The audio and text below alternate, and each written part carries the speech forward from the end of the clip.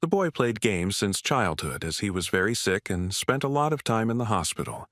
It was boring to just lie down, and this became an important part of his life. And this time the hero was playing a mobile game, but suddenly he was defeated and began to complain about the NPC artificial intelligence. But if you do something for a long time, you get tired of it, and one day it just becomes uninteresting to play. Neither puzzles, nor RPGs, nor first-person shooters, nothing could interest the young man. The story and lore were simple and stereotypical. The system had no depth, and there were no unique games. But suddenly he found an RPG indie game with 2D pixel graphics which had long been unpopular. It was called Dungeon and Stone. The game was only in English, and in general the hero didn't really like such games. But it was free, so despite everything, the guy, out of boredom, decided to download and install it. There were many types and classes here, but the young man didn't have much hope for the game and didn't plan to spend much time in it, so he chose at random. He noticed that he hadn't played a vertical scrolling game in a long time and began to take his first steps in and get used to the mechanics. So, without even noticing it, the hero spent the whole day in the game, and the room began to be illuminated by the setting sun. Only by looking at his watch did the guy realize how late it was. The game seemed incredibly interesting and exciting to him, despite its graphics. Dungeon and Stone had a few mechanics that could be called either interesting or shitty, the first being that you absolutely needed an NPC ally. And the second one implies that after death, the player has to start the whole passage from the beginning, and at first everything seemed very funny, but with each death, the guy became more and more angry and could no longer contain his anger and began to scream loudly, but the doctor quickly calmed him down. The hero apologized for his behavior and, despite the negative emotions, continued to play because he was so stubborn that he decided to complete the game at any cost. Dungeon and Stone was so unpopular and a failure that there were no tutorials for it in either Korean or English, and so the young man decided that he would complete the game on his own. Time flew by quickly, and the hero continued to play and work in the civil service at the same time, despite the lack of time. He entered university, graduated, got a job, and was already working full-time. Life went on as usual. And all this time the hero continued to play Dungeon and Stone, but he could not complete it, and kept dying and starting over, dying and starting over. But then 9 long years passed, and finally the guy was close to the end he had been striving for so long. He reached the final boss room of the entire Dungeon and Stone game, and was incredibly happy about this event. He was so overwhelmed with emotion from this simple picture of a door on the screen that he couldn't hold back his voice. Filled with joy and pride, he wasn't sure that anyone had made it here. The hero shed tears of joy, because he had been working towards this for 9 years. But he gathered his courage and agreed with all the pop-up notifications when entering the room. Among them was a strange window with information that he might never return. And the guy decided that it was just because it was the final boss. While waiting for the loading, the young man thought that he would hardly pass the first time, and now he needed to collect as much information about the enemy as possible. He also assumed about his features, ultimate attacks, and so on. The hero also allowed himself to dream that thanks to all his experience and preparation, he would be able to defeat the main boss the first time. The download was complete, and new notifications appeared, among which was one that made the hero surprised and even scared. And it said that the training was complete. But what made him go crazy was the Korean language in the notifications, because he thought that Dungeon and Stone only had English.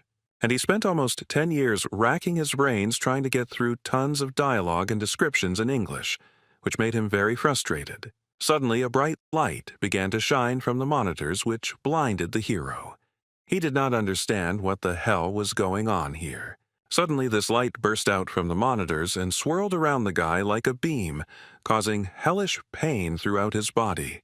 A moment later, the hero's body disappeared without a trace, and the rays rushed back to where they came from into the monitors.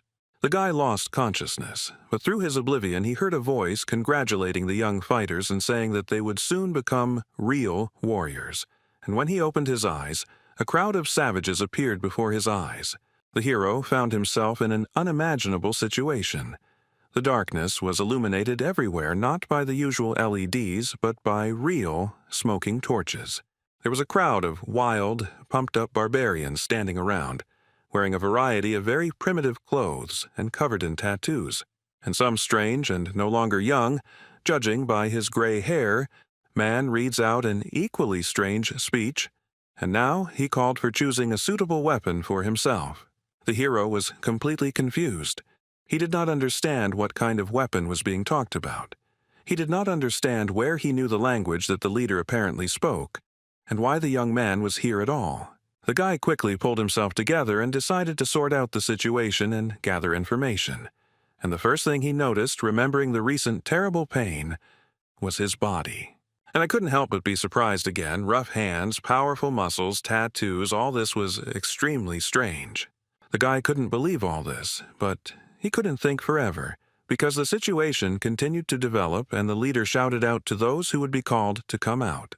Despite the complete confusion and lack of understanding of what was happening, the young man began to observe the situation, because a cry was heard calling a certain third son of Vannon, Karak, and the barbarian standing in front of the young man walked forward.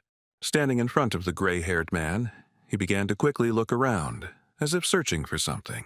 It soon became clear that the young barbarian was choosing a weapon, for he picked up a double axe and raised it upward, to which the chieftain praised his choice. And with all the power of his mighty lungs, he declared him a warrior. After which he shouted the next name in the same style, only now it was Fenelon's second daughter, Einar. And then a strange thought came into the hero's head because he remembers something like that. This is a familiar situation for him. The young fighters choose their weapons and are recognized as warriors, the boy thought as the ceremony continued. And with the leader's words about blessing Raphonia, it was as if a city from his fantasies and memories appeared before his eyes. An incredible guess pierced the guy's head, his pupils narrowed, his breathing became intermittent, and cold sweat appeared. This is the world of the game Dungeon in Stone. He chose a barbarian as a starting character and just played for this class. The hero simply couldn't comprehend how this was even possible. Heavy thoughts occupied his head. Completely focused on his thoughts, he didn't even notice how the rest of the sounds of the ceremony seemed to be muffled. But suddenly, the hero heard the barbarian standing nearby say the name of the game, which aroused serious interest in the young man. He was different from other barbarians because he had horror on his face. His eyes were darting, and he was afraid of everything. The guy realized that he was not the only one who got into the game and that this barbarian was the same player as he was. Suddenly, a threatening voice was heard very close by, asking who dared to open their mouth. Raising their heads, the two young barbarians saw the figure of the leader towering over them. He had a threatening look, and his very appearance inspired terror. The hero was feverishly thinking about how the chief had ended up here so quickly and unnoticed, but his occupation was interrupted by the chief's question, asking if it was he who had done it. The guy shouted out decisively, denying it and trying to hide his fear, excitement, and worries. The hero glanced sideways at the barbarian standing next to him, mentally blaming him for what was happening. The leader realized who was guilty, and turned his terrifying gaze on him, to which the barbarian tried to apologize hesitantly. And he asked if this was all really Dungeon in Stone, and there was horror in his eyes, cold sweat running down his forehead. But the young barbarian's words were interrupted by the chieftain, who simply swung his fearsome axe without the slightest mercy. The hero looked in horror at the place where the head of someone as unfortunate as he had recently been, and could not move from the fear that gripped him. Despite the emotions that overwhelmed him, the guy stood straight and tried not to show anything on his face, because he could become the second victim. Without taking his eyes off the hero, the chieftain reported that Kadua's son, Orm, had been captured by an evil spirit. Seemingly satisfied that the second barbarian was okay, the chief turned around and walked back, ordering everyone to forget the evil spirit's words along the way. The ceremony continued, and the hero thought hard and realized several things, namely that people like him are called evil spirits. If someone finds out about them, they kill them, and that his head could be lying on the ground. The following names of the barbarians were heard, and the guy realized that he had one small problem. He didn't know his new name. There was no character screen, but the hero was able to figure out what to do. He would just wait 2 seconds after each name and then go. Of course, it could be the name of another evil spirit, but he would have to take a risk with that. After some tense anticipation, the next name was called Jandel's son, Björn. The hero quickly glanced at the crowd of barbarians, but none of them moved, which meant it was time to take a risk. 2 seconds passed, but no one came out. And if so, it was time to cast aside fear and doubt and go to the merciless leader. Gathering all his will into a fist, and not showing a single emotion on his face, the hero confidently stepped towards fate, hoping that this was truly his name. The guy crossed the distance between him and the leader and stopped. Now he would decide whether to live or die. The man's menacing eyes, as if glowing with a golden color, carefully examined the guy in front of him, eventually meeting his gaze. The hero looked firmly, without showing a single emotion. This continued for some time until the leader decided something for himself. He smiled, turned to the young warrior, and with a wave of his hand, ordered him to choose a weapon for himself. The hero expressed his emotions with a small grin and thought about the fact that Jandel's son, Bjorn, was now his name. But now the guy was faced with a second important decision, so he tried to calm down and pull himself together. Bjorn looked at the racks of weapons, thinking along the way that barbarians had no talent for magic, but they had outstanding physical abilities. He's going to pick something that will help him as a beginner, so the weapon he chose is this. The shield, and the boy was sure that this was the best choice. The cry of the chieftain sounded, declaring Bjorn a warrior. Meanwhile, the guy's computer continued to work in the house, but not as usual, and by itself, it acquired the status of Björn Jandel. The hero went into recollections of how, during his first game as a barbarian, he chose a two-handed sword because it looked cool. But he died too much and too often, and could do almost nothing to the monsters he fought against. He couldn't figure out how to play a barbarian at all and increase his survivability, because he died over and over again. Then he tried out a variety of weapons that would be suitable for a barbarian. These were double axes, huge hammers, a flail, and many others. It was a very unstable build, because every fight was like the last, and he barely survived, leaving the fight on his last breath. But one day, while browsing through the wares in a gun shop, he noticed a simple shield, and an interesting idea came to his mind. And the barbarian should definitely be a damage dealer, because they are tenacious and strong, and although dwarves are better suited as tanks, his class also has everything needed for this role. The hero didn't like this fighting style because it required training, but he didn't want to waste time, so he decided to try it. And surprisingly, with such a strange build as a barbarian with a shield, the guy managed to fully implement this playstyle in a serious fight with one of the bosses, a basilisk, and defeat him. And although in reality the graphics and dry lines of what was happening on the screen were not at all impressive, in the player's head, all this turned into an epic battle with a huge monster. The player realized that this was complete MBA. But in reality, he summed up his thoughts and memories by saying that this was the most rational decision he could make now, and he would not regret it. Björn was brought out of his thoughts by the loud voice of the chieftain, who ordered the gates to be opened, which the adult barbarians immediately began to obey. Today, young fighters who are going through the coming-of-age ceremony are sent to the labyrinth, and among them is the hero himself. Their destination was just beyond the gates, in the city of Rafdonia, and the leader ordered the warriors to go forward, for in this city their fate would be determined. After these words, the crowd of barbarians ran in disorganization through the gate, and with them ran the son of Jandel. The hero decided to run with them for now so as not to stand out, although he was not sure if they even knew where to run. After running around the city for some time, the barbarian who ran first reported that they were lost. At this, the rest of the crowd began to resent, and it was necessary to choose a new leader, and Bjorn thought to himself that they were no better than this leader. To which the ashamed leader lowered his shoulders, calmed everyone down, and was about to say that he was handing over his position. But in the middle of his speech, he was interrupted by a barbarian girl. and she said that she would be the leader, to which the others supported her and shouted the name of Einar, the second daughter of Fenelon, and also that she was wise. The hero remembered her name and they continued their search, but very soon the girl reported that she was lost. The barbarians were outraged and began to quarrel with each other for the right to the place of the new leader, and Bjorn thought that at this rate they would never reach the labyrinth, but he did not want to attract attention and lead them himself. Then the hero turned to the former leader girl, Einar, to which she decided that he had come to condemn her. But Jandel's son explained that he wanted to tell her how to get to the labyrinth, to which the surprised girl asked how to achieve this. In response, Bjorn pointed his index finger at the group of adventurers and explained that they simply had to follow them. The adventurers looked at the group of barbarians with disdain and mocked them, and they were also sure that they would not find the way.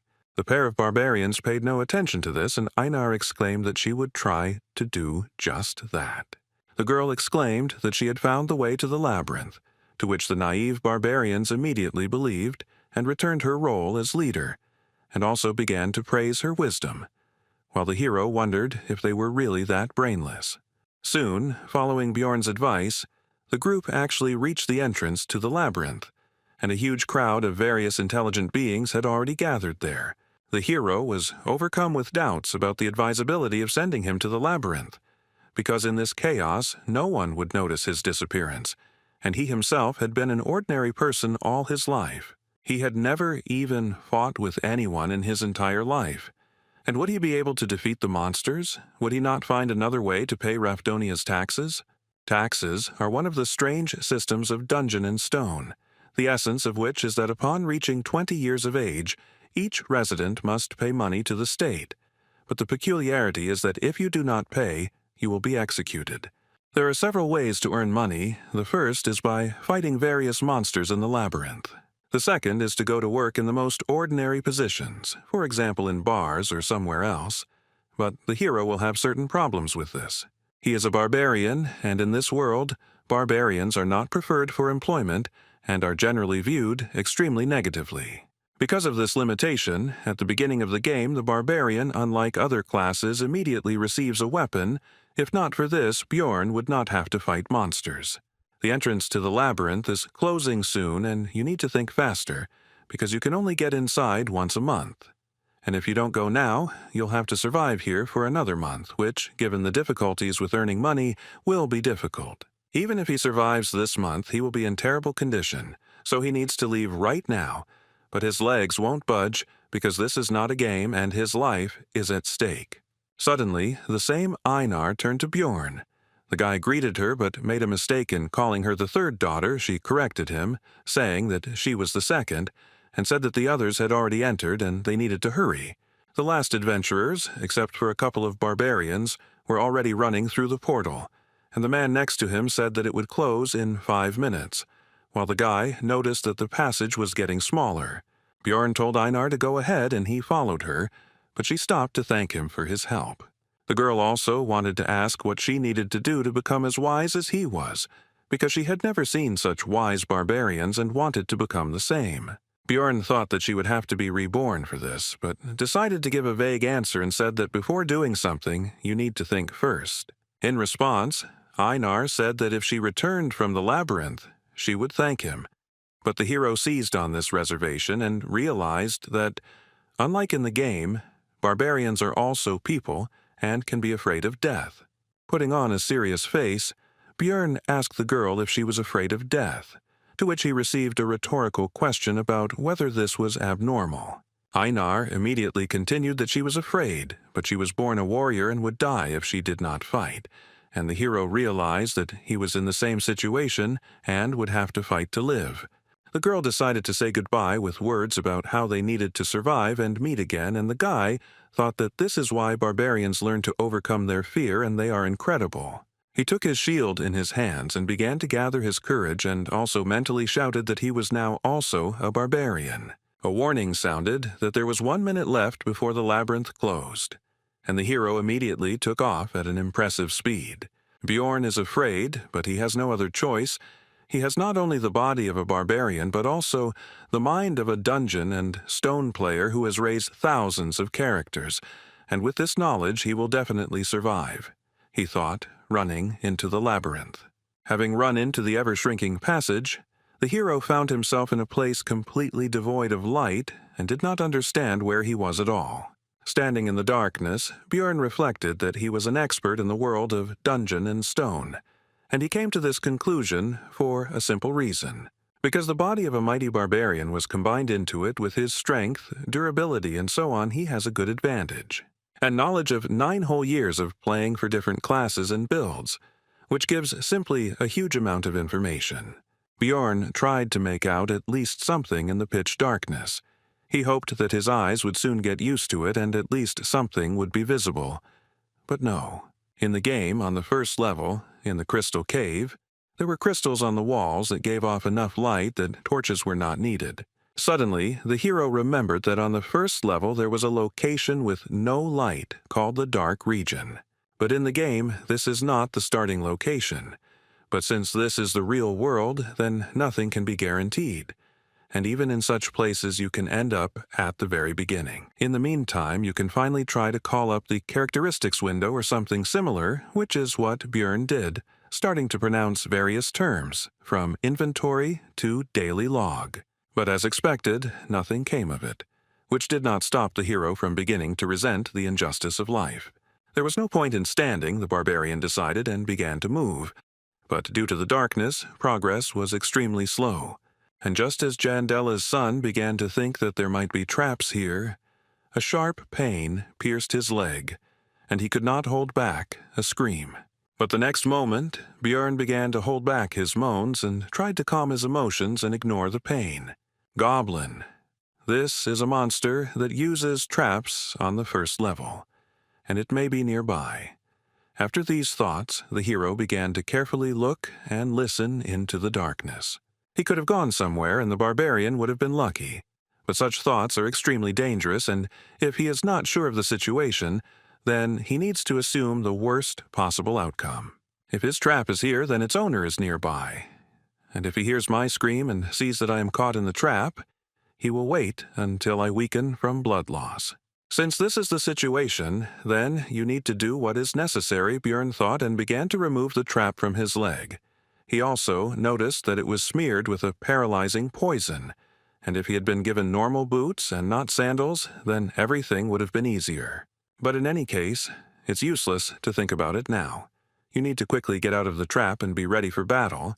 Your leg is numb. Because of the paralyzing poison, it's not even scary. The hero began to aggressively shout at the goblin to come out, because he didn't want to leave the vile creature behind him. But everything was quiet. Suddenly, the goblin really was gone, but even if he behaved like an idiot, he would be an idiot who survived. Björn thought and said into the darkness to stand still, and he himself would leave. His mind was clouded by the loss of blood, but the barbarian continued walking when suddenly he heard someone else's footsteps. Although the hero now knows that the goblin is here, he still can't see anything, and he decides to try running. After running a bit, Björn suddenly stopped and turned around. The goblin's steps also died down. He was pursuing, but keeping his distance. In the pitch darkness, the goblin's vile laughter was heard. He waits for the victim to bleed to death and rejoices at the imminent dinner, not even hiding his voice. Then Jandel's son decided to pretend that he was completely weak and fell on the cold floor of the labyrinth, waiting for the goblin. The goblin came a little closer and began to carefully examine his victim and, as he thought, soon food. But the goblin was careful and smart enough to check if the victim was alive by throwing a pebble at the head. The monster's intelligence surprised Björn quite a bit, and he even thought that he was definitely smarter than the barbarians, while the object of his thoughts continued to throw pebbles. The goblin began to approach the victim when, unexpectedly for the hunter, he himself became the prey. Björn tried to throw his fist straight at the green-skinned creature's face, but missed, which even amused the monster a little. But the next moment, the hero felt as if his body began to move on its own, which was completely unexpected. This body is very different from his past. Instincts are highly developed in it, and the hero could even feel how his opponent moves. These thoughts went in parallel with how the goblin received blow after blow. With a loud, wild growl, The barbarian beat the already lying monster who could no longer resist. How could the puny green-skinned one compete with the mighty barbarian? And now, the hour of the final blow had come. Bjorn was not going to spare the monster, because what was the point? Even if it had intelligence, it was not even close to human. Besides, it would not spare the barbarian himself. A short time after death, the monster's body began to evaporate, just as it happened in the game. In place of the corpse, there was only a small red object. It was the currency used in the world of Dungeon and Stone. To be more specific, it was a 9th-class magic crystal. His price is just a piece of bread. And for this, Bjorn Yandel went through such a dangerous situation. This is a place where labyrinths and monsters exist that, after death, leave items and disappear. And outside the city, there are other places familiar to the guy from the game where life goes on as usual and other races coexist. This is definitely the game world that the hero knows about. But he can never consider this reality a game. And with these thoughts, the barbarian continued to move through the labyrinth. The barbarian has been crawling in complete darkness for a long time now, but the bleeding still refuses to stop. The rejection of the human method of movement begins to bear fruit, because this way the guy does not use his injured leg and he moves faster than you might think. And the most important advantage is that it is now impossible to step into a trap, and Bjorn is ready to endure inconvenience for the sake of survival. Continuing to move, the hero thought that bleeding was very dangerous and he couldn't stop, because he needed to find someone who would help him with the wound. In such a dangerous situation, Bjorn remembered a guy like him who was killed by the leader at the very beginning, and began to wonder if he died or woke up in his world. And he also realized that it is in such cases that faith helps.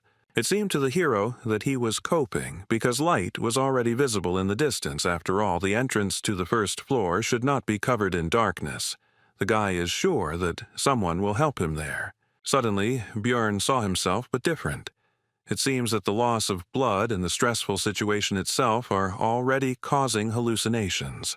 The figment of the imagination began to tell that no one would save the miserable dying barbarian because he was not a beautiful girl or an intelligent man, but a savage that no one needed.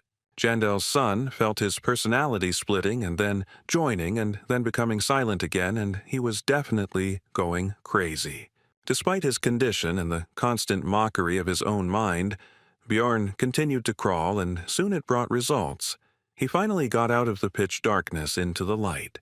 Almost immediately, the young warrior noticed a group of adventurers, and one of its members noticed the dying man himself.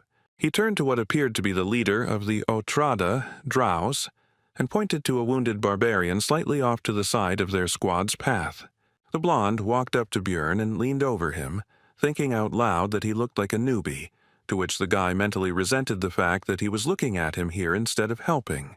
Draus continued his thoughts and said that it was suspicious because this newcomer had arrived here before them, and Jandel's son could no longer even speak from weakness.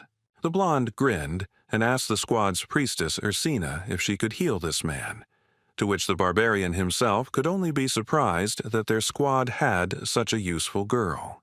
Bjorn had already managed to rejoice at his salvation, when the woman destroyed his hopes with her cold refusal. Then he asked the adventurer, Patsran, who had noticed the barbarian, if he could give him his potion, to which he pointed out the value of the potion, and the blonde added that he would pay for it later. Besides, there were quite a few of them.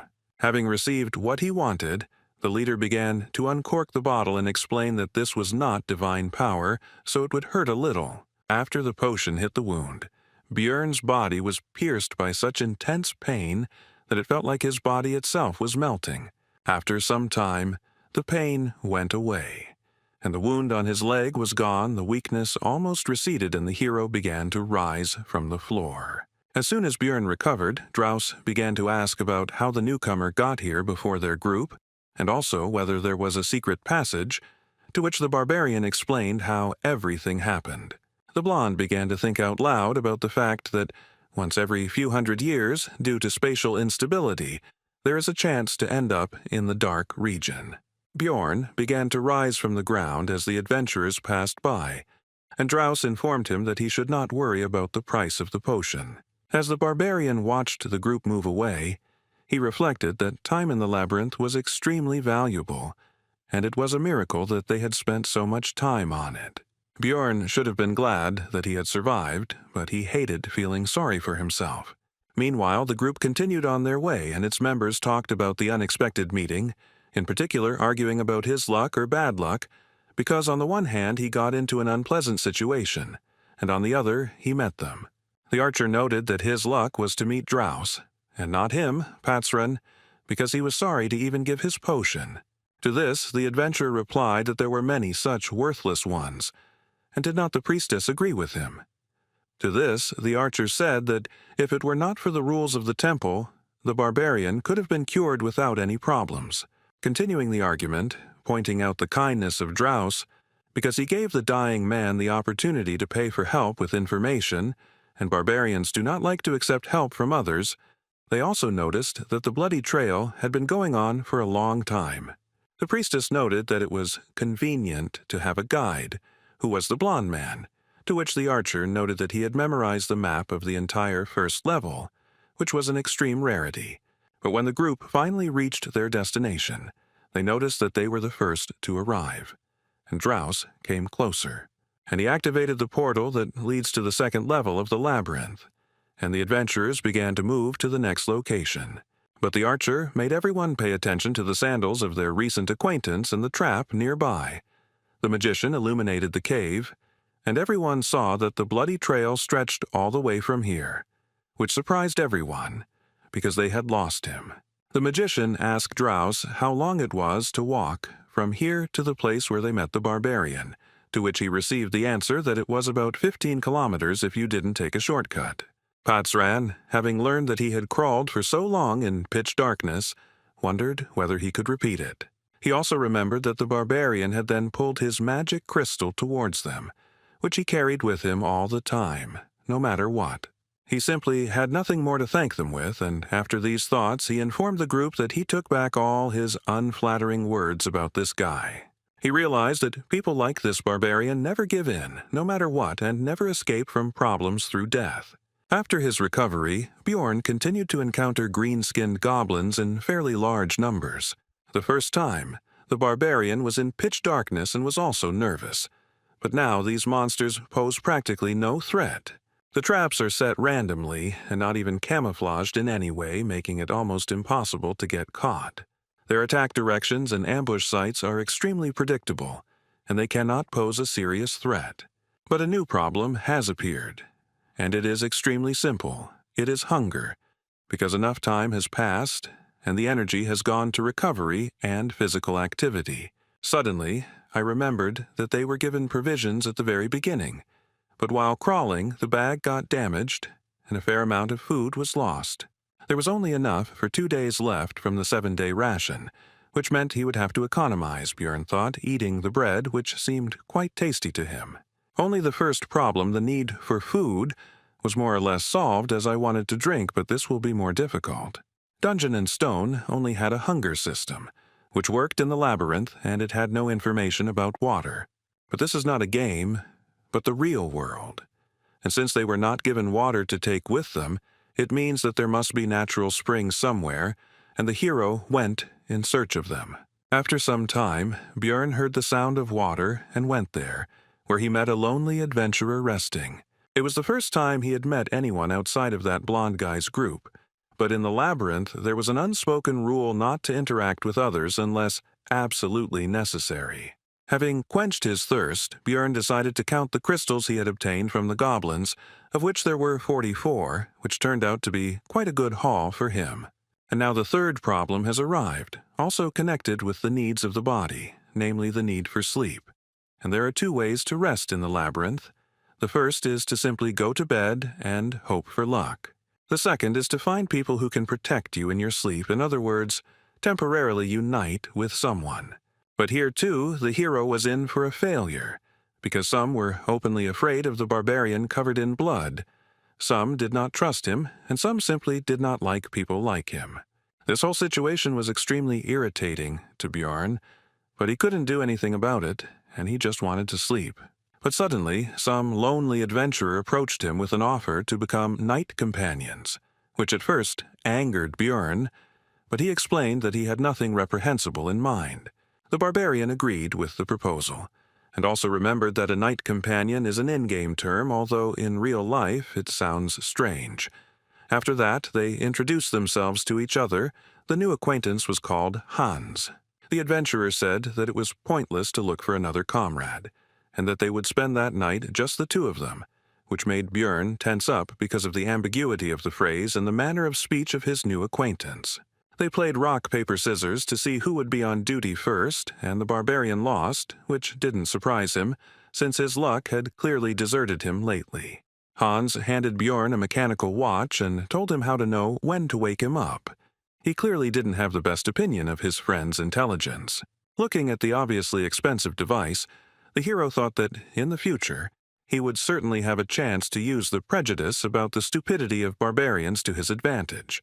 Looking at the sleeping Hans, the warrior wondered if all adventurers behaved so carelessly and whether he would lend him his sleeping bag.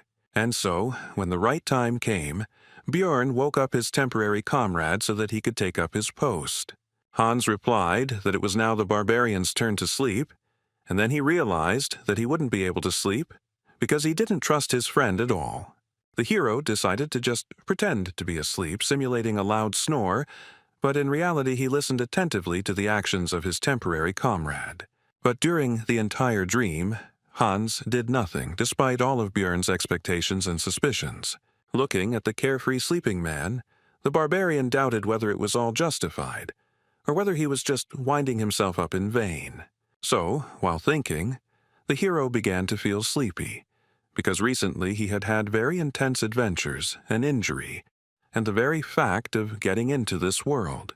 Björn was brought out of his sleep by a sharp cry of his name. It was Hans, after all. 2 hours had already passed, and now it was his turn to be on duty again. And he did not argue with his night companion since nothing had happened and sent him to sleep. And although intuition told me not to trust this man, the facts said otherwise because he was the first to turn to him when the barbarian was in a difficult situation. He didn't scold him for his mistake, so he could sleep. But suddenly Björn woke up and saw Hans hanging over him with his huge hammer, who was surprised at his light sleep and said that he should sleep a little longer. The next moment, the adventurer's weapon rushed straight at the barbarian's head with impressive speed. But not enough, because Björn had good enough speed and reaction to dodge and jump away from the opponent. Hans clearly did not expect such agility from the barbarian, and now he was confused and did not know what to do next. Björn was furious about the attempted murder, and Hans began to try to justify himself, which only made the big guy even more angry, because he thought his people were so stupid. Quickly closing in on the enemy, the barbarian delivered a blow similar to an uppercut, but with his metal shield right at the man's chin. Hans's jaw was strong enough to continue his excuses. He tried to stop Björn, saying that he had an explanation. The hero didn't even listen to him. He was thinking that, unlike the goblin, he didn't die from the first blow, which meant that he needed to hit again. The barbarian immediately put his thoughts into action, delivering a direct attack with his shield right into Hans' face, likely knocking out a couple of his teeth. He flew away from the force of the blow, but before he could recover, the terrifying figure of Björn appeared in front of him, the mere sight of which made him lose all will to fight. Hans began to beg for mercy, but the hero was not concerned with these screams. He was interested in the reasons for this vile attack in his sleep. The man began to explain that he needed magic crystals, and the hero could not believe that they tried to kill him for this. Seeing the distrust in Björn's eyes, Hans continued that he also wanted to take the shield, since the barbarian's equipment was considered to be of very high quality and was quite expensive. The hero decided that this man was hiding something else, and decided to loosen his tongue by kicking him in the head. Putting his foot on Hans's body, Björn threatened that this was the last chance to tell the truth, but he decided that this was not all, because in the world of Dungeon and Stone, killing an adventurer is a serious crime. Then the would-be assassin confessed that he also needed his heart. The barbarian's heart they sell for a good price, and he heard that it was an ingredient for some new spell. Then Björn realized that for this man, he was like a goblin, just a very difficult but also valuable prey. The barbarian also learned that Hans had not attacked the first time only because he also wanted to sleep, and the former knight companion asked that since he had told everything, would they forgive him? At first there was a few seconds of silence, and then Björn explained that he would probably meet more people like him later, and he was not going to forgive anyone. These were the last words that this man heard. 2 days had passed since entering the game. Despite his first kill, the hero tried to find some positives. Among them was that he received new equipment. These were shoulder pads, a backpack, a hammer, and leather boots.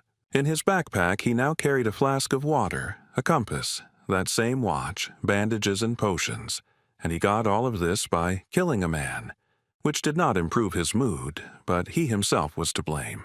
With the new weapons, it became much easier to kill goblins, and during the fight, the instincts of the body took over, which on the one hand felt like being in someone else's body, on the other hand it made it easier to fight.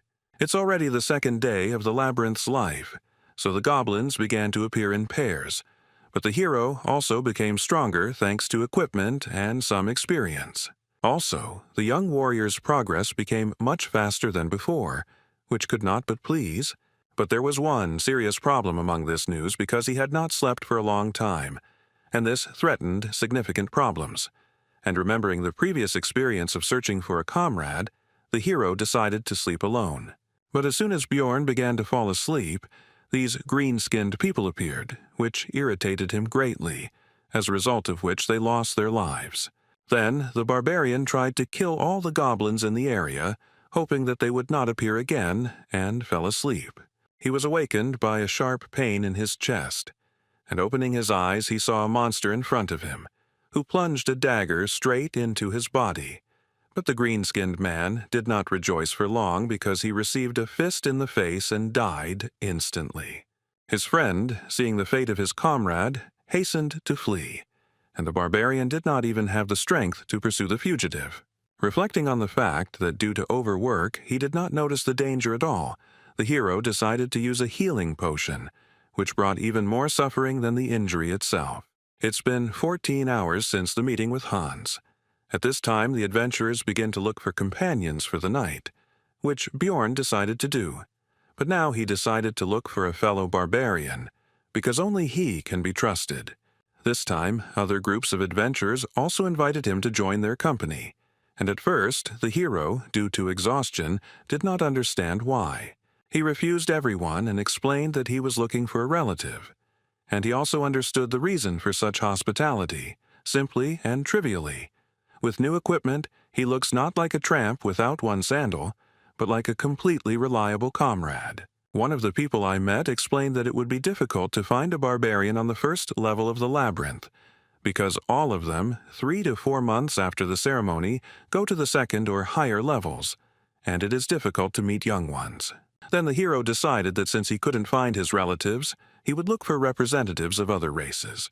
For example, elves who kept their promises or dwarves who were as lively as he was. But not people. They wouldn't attack other adventurers, blinded by the thirst for profit, Bjorn thought, and after an hour of searching, he was lucky enough to find the elf sitting right on the floor of the cave, with a bow and quiver lying nearby. The barbarian asked the elf if she was alone, to which he received a tense silence. She was clearly afraid of the big guy who had suddenly appeared. Bjorn also noticed that the girl was wounded in the stomach, and it did not look like the damage was caused by goblins, so he asked if a human did it. The elf suddenly fell to her knees and asked for mercy, which greatly stunned the hero. Her eyes began to water and she continued to beg for him to let her go, and also said that she had a little brother at home. Bjorn just stood there the whole time, thinking that in the game all the elves were very cold and very different from this representative. In order to calm the elf down, the hero tried to smile kindly, which clearly didn't work out, and on the contrary, he scared her even more and even added that he didn't plan to kill her, as if an even worse fate awaited her. The next moment, the girl burst into tears and began to say that she knew that the warrior opposite her was a barbarian, but he did not have to kill her. At this sight, the hero could only marvel at the bad reputation his fellow humans had, and he could only guess how they had earned it. Bjorn decided to throw the elf some bandages and some herbs that he didn't know, but the pointy-eared one recognized them. They were the healing leaves of licho. When the girl asked why he was giving it to her, he replied that there did not necessarily have to be a reason for helping, although in fact, he wanted to make as positive an impression as possible. When the elf finished bandaging the wounds, the couple decided to introduce themselves to each other. The possible friend's name was Erwin. Sitting down opposite, Bjorn asked the reason for her fear of him, to which she simply replied that it was because she was an elf and he was a barbarian. And she explained in detail that their races had fought with each other about 10 years ago, which made the hero surprised and made him think about how much time had passed since the situation that was presented in the game. But then Erwin said that enough time had passed and now there was peace between them, and she did not hate his people, and also did not want to fight with them. In response, Bjorn said that he also held no grudge, which made the elf happy, and then asked her if she would like to be his companion for the night. Erwin was wary of the barbarian, but remembering that people like him value their military honor, she asked him to swear by it that he would not harm her, and seeing the displeasure on the big guy's face, she assured him that she would swear by her tribe.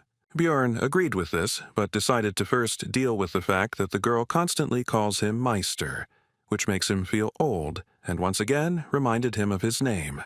When this question was decided, the barbarian and the elf began to pronounce mutual oaths, and the full name of the pointy-eared one turned out to be Erwin Fornaci de Tercia. Bjorn decided that he would sleep first, and gave the girl the watch that he had gotten during his last attempt to spend the night, lying in the sleeping bag that used to belong to Hans. The hero thought that he would never have thought that it would be so difficult to get the opportunity to sleep, and also that he needed to pretend to sleep a little. But he didn't succeed, and soon Erwin woke him up, because 2 hours had already passed, and he decided that it was the power of the pillow and the backpack as a pillow. And he decided to let the elf use these things for sleeping, because this way she would also certainly not be able to pretend and would fall asleep. And she, it seems, was no less tired than he was. This made Erwin extremely happy. She could not even imagine that such a barbarian as Bjorn would take care of her. As soon as the elf laid her head on the backpack, she immediately fell asleep, and the hero began to guard the sleep of his night companion. Bored, Bjorn sank into his thoughts. Memories of his past life began to penetrate his head, and as a result of his reflections, he came to the conclusion that even if he could return, there was nothing to do there anyway. The barbarian and the elf swapped places a few more times, and soon it would be time to go their own way. But looking at the sleeping Erwin, the hero thought that he could unite with her in a group, but would have to share the crystals. Suddenly his thoughts were interrupted by a pair of adventurers who came out from around the corner of the cave, preventing him from seeing them in advance. As they approached, Bjorn immediately took a fighting stance, and one of the unexpected guests asked about his relationship with the elf.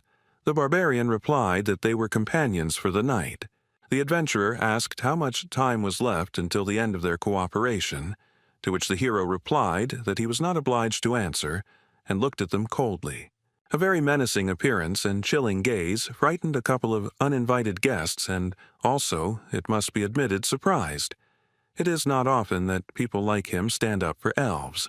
Having assessed their chances of winning the battle with the mighty barbarian as negative, the adventurers hastened to move away.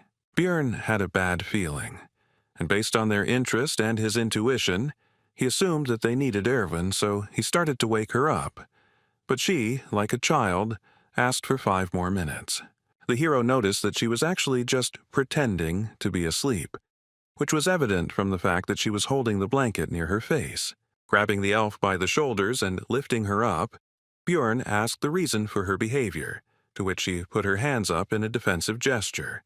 Erwin replied that if she stood up, the guy would leave her alone, and the hero understood the situation, because they were just temporary allies, nothing more. And as soon as the elf opens her eyes, the oath will end, the barbarian continued to think.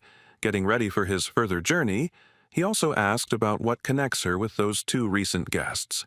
She answered that nothing. But Bjorn noticed that they knew her from somewhere, and Erwin had to admit that they were from the same clan as the people who had wounded her. This could be seen from the symbol on their clothes. They were from the Crystal Union. The hero began to think that this promised big problems because there was a whole group of them, but looking at the worried girl, he could not leave her alone. Bjorn told her to get ready and that they were leaving, and the delighted elf asked if he would help, but the guy replied that first they needed to listen to her story. Erwin said that she was with their squad as companions for the night, but at night she felt something and woke up, and upon awakening she saw a man approaching her. Continuing to run away from the place where they spent the night, the girl said that only later she found out that he was the director of their clan, which operates on the first level of the labyrinth, and since then she has been persecuted. They are helped to coordinate their actions in her search by stone transmitters, magical devices that allow them to communicate at a distance of up to 300 meters if they are synchronized. The hero began to think hard. They are the equivalent of walkie-talkies. They are a bunch of people. There is nowhere to run. If he abandons Erwin, she will die. Bjorn asks why they continue to pursue her if she has done nothing significant. Perhaps to silence her, to which the girl hesitantly replies that there is a compelling reason, and, feeling awkward, she began to tell that when she ran away she threw her knife somewhere and that this is what happened, and she fell silent. And after a pause, she continued to talk about how he had ended up in a so-called bad place. At this news, an unpleasant guess appeared in the barbarian's head, and the same unpleasant emotions appeared on his face. Smiling awkwardly, Erwin ends the story by saying that she heard that the director was so injured that even potions couldn't help him return everything to how it was. But after a few seconds, the emotions left her face and she reported that they were being followed and the distance was 150 meters.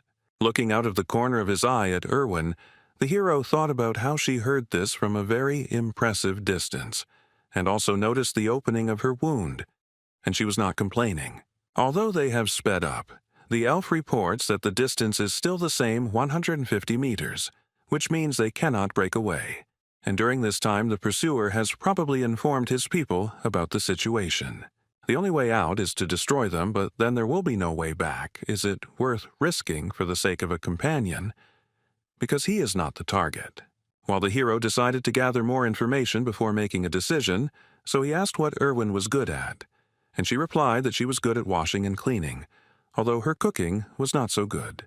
When asked if Bjorn meant battle, the elf replied that she was good at archery, which was understandable, but she also had mastered the magic of the spirits of the element of fire. When asked whether the girl had killed anyone, the answer was negative, but she tensely assured that she was quite capable of doing so. The hero had made up his mind, so he asked if Erwin would become his ally until he left the labyrinth, on the condition that she would only get 10% of the loot, to which he agreed. When the distance was clarified, the answer came back. 100 meters, which means that the pursuers are faster, so something needs to be changed, and Bjorn said that they are changing direction and ordered the girl to call the spirit. The fiery spirit illuminated their path to where the hero did not expect to return so quickly, to the dark region, and as soon as they had gone deep enough there, an order was given to cancel the summoning, after which they were left in the darkness. The pursuer had his own source of light, which left him in plain sight, but he could no longer see those he was pursuing, so Erwin gave a short order to shoot. A moment later, an arrow, torn off the bowstring at great speed, pierced the enemy's head and got stuck in it. No one can live with such injuries. The barbarian tried to cheer up the elf after the first kill. Coming closer, Bjorn picked up the stone transmitter, after which he began to listen to the negotiations of the opponents, from which he learned that in connection with the loss of the man they had killed, everyone was ordered to gather in the Goblin district. The barbarian had hoped for a decent haul, but received only a bag of crystals, 2 knives, and 1 potion from his belt, and also plus the leather armor that Erwin took for herself, because it's better than what she had before. When Bjorn asked how to use these stone transmitters, the elf replied that there should be a button on the side. Soon a voice was heard from the magic object, telling that one of them had been killed by a barbarian and a pointy-eared one, and a reward of 1,000 gold had been announced for the latter. This news did not please Erwin at all. Rather, on the contrary, it caused feelings of fear and uncertainty. Bjorn, however, did not lose his head, ordering the spirit of fire to be summoned, because they would be moving through the darkness to go to the second floor, which surprised his companion. Erwin hastened to clarify that the level they are at now and the next one are fundamentally different.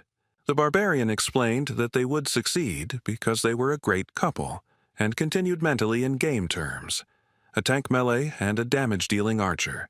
Besides, in any case, it would not be possible to earn much here. But Erwin doubted it, because this was their first trip to the labyrinth, and she made a comparison that they were running from goblins to end up in an orc's lair. But the conversations coming from the stone transmitter about what the clan fighters would do to the elf if she was captured made the girl decide that it would be better to go to the second floor than to stay here. While moving through the dark region, or alternatively known as the Goblin Lair, the pair talked about how to get to the second level, and Bjorn told them that on the way north they would definitely come someday. After all, based on his knowledge, the dungeon is designed in such a way that, by continuing to walk into the darkness, you will reach the portal in any case. Soon, a goblin trap appeared on the couple's path, which Erwin immediately noticed thanks to her excellent eyesight. Based on the fact that they encountered the trap quite late, Bjorn decided that he was unlucky to encounter it at the very beginning, and while the hero was lamenting his failure, his companion said that she would disarm the trap. The barbarian called out to her and told her not to use the fire spirit for this purpose, to which the elf agreed with an uncertain look, inwardly surprised at how he knew about her plan. As soon as the girl came closer, those who had set the trap jumped out of ambush. The monsters decided that she would be an easy target, but they were wrong, and a moment later, an arrow pierced the head of one of the greenskins, causing him instant death. The second goblin tried to strike with his claws, paying almost no attention to the death of his kinsman. But the attack was unsuccessful. The elf turned out to be too fast and agile, and before the monster had time to understand what was happening, his, as he thought, victim was already behind him with a drawn bowstring. A moment later, Erwin was already relaxing, and the bodies of the goblins evaporated around her, leaving behind their prey. The elf asked the barbarian if she had done well, to which she received well-deserved praise which made her seem to glow with joy. Erwin handed over 2 magic crystals to Bjorn, after which she said with shining eyes that, at this rate, she too could earn something. From the stone transmitter came information about the update of data regarding the elf. Now the reward had increased to 2,000, and alive or dead, and the barbarian tried to console his companion. Suddenly, Erwin noticed a new danger in the darkness ahead: ghouls, which surprised the hero, because according to his information, such monsters should live in the south, not the north. The meeting made the guy think about the strange experience system in Dungeon and Stone, which consisted in the fact that EXP is given only when a representative of a new species is defeated, and there is no reward for a repeat kill. After closing the distance, the ghouls turned their ugly heads towards the living, and in their eyes one could see only hunger and no glimmer of reason. These monsters are faster and stronger than goblins, but they are still only rank 9 monsters, so they don't pose much of a threat. Plus, he's not fighting alone now, which makes the battle even easier when you have a comrade covering you. The pair walked north until their 3rd day ended, and soon they came across a long trail of blood and a piece of bread. At first, Bjorn had an unpleasant guess that he did not want to believe, but soon it was confirmed, because they found the very same trap, next to which lay one sandal. And very close by there was an already open portal. Remembering what the hero went through when he could have simply crawled back a dozen meters, he was overwhelmed with emotions. Soon all other feelings were driven out by the barbarian's rage, and Bjorn gave vent to it by hitting the floor, which frightened his companion. The girl took the guy's anger personally, so she asked what she did wrong, and moisture began to gather in the corners of her eyes, but the hero calmed her down, saying that it was not because of her. Erwin then put all the factors together in her head, including the bloody trail, the pieces of bread, the sandal, and her companion's reaction, and she said in a mournful voice that he had been through so much, which made the barbarian wonder if she had really guessed what had happened. But it soon became clear that Erwin had come to the wrong conclusions. She thought that the hero had lost a precious comrade here, and uttered a phrase about the certainty that he had gone to paradise. Having gathered their courage, the pair of the elf archer and the barbarian tank went through the portal straight to the second level, which is called the Goblin Forest. The next moment they were transported to a new area, but no one could have expected that they would appear not on solid ground, but above it. Upon landing, the hero noticed that he felt as if he had been chewed and spat out by a giant frog. Irvin also said that she was surprised herself because she had never heard of such a thing before and her friends had not told her about it.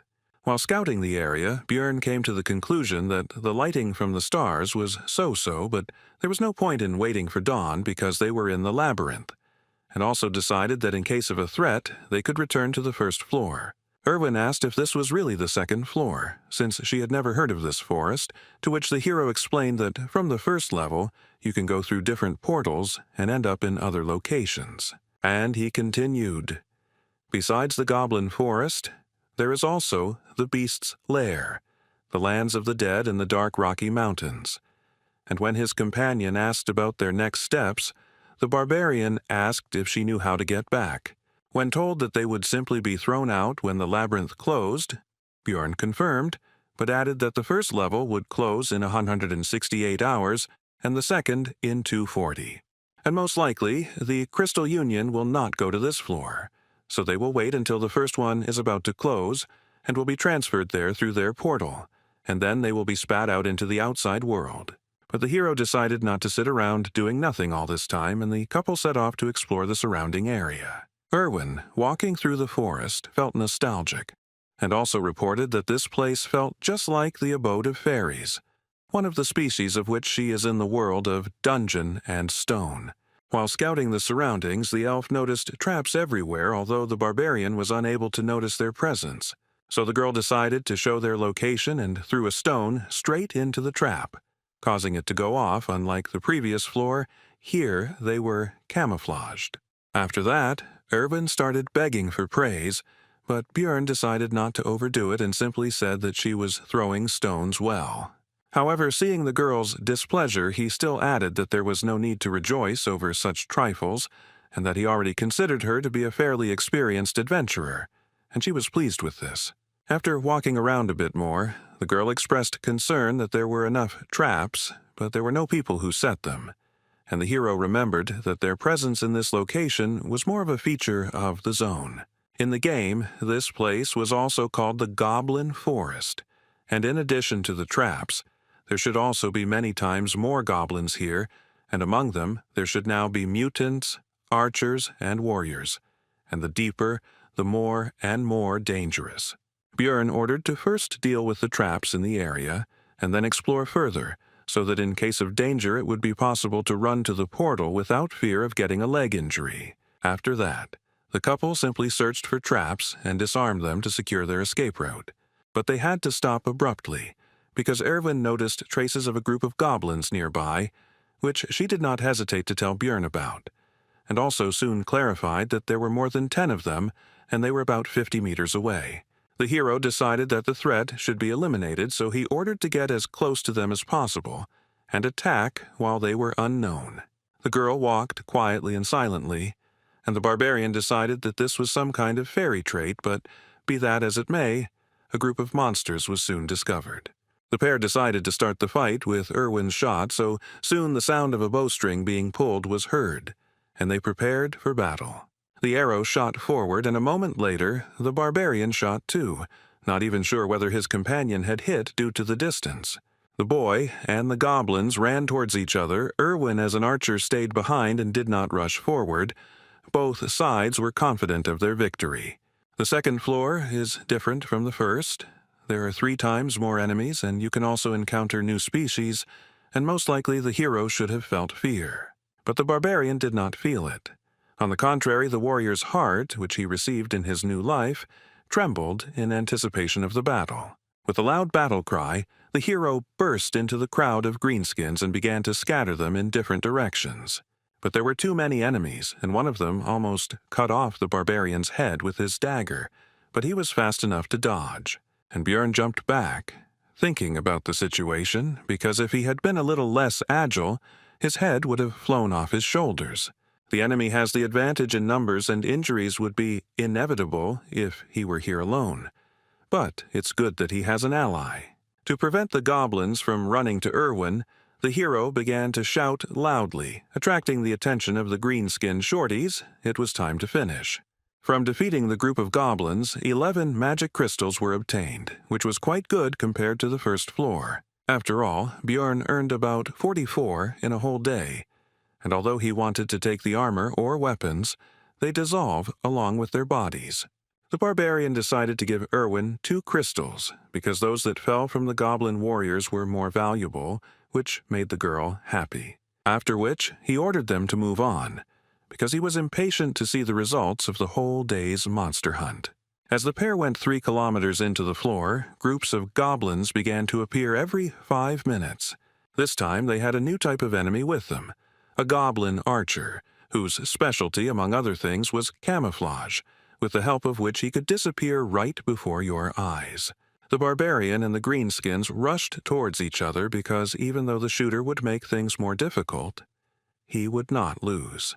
While the battle was going on, the archer took an advantageous position in the bushes and began to aim at the hero. And now the right moment for the shot arrived. But thanks to the excellent reaction of the new body, the guy managed to notice the arrow flying straight to the target. At the last moment, Bjorn was able to dodge the dangerous projectile without receiving any injuries, after which he began to search for the shooter's location.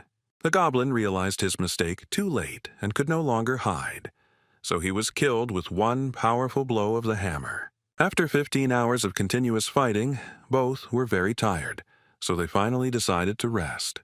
This time, Bjorn was the first to take up duty because despite the fact that they were very well prepared, the elf could not boast of the barbarian's endurance. It seems that it has already become a tradition to reflect on duty, and this time the hero did not break it.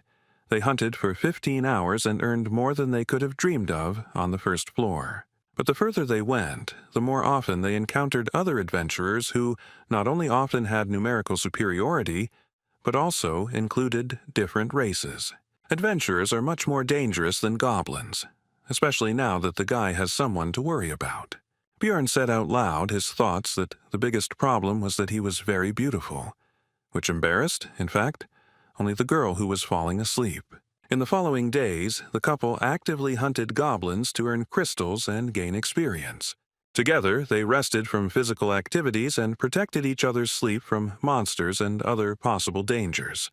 So the 6th day of their stay in the labyrinth passed, and the 7th came.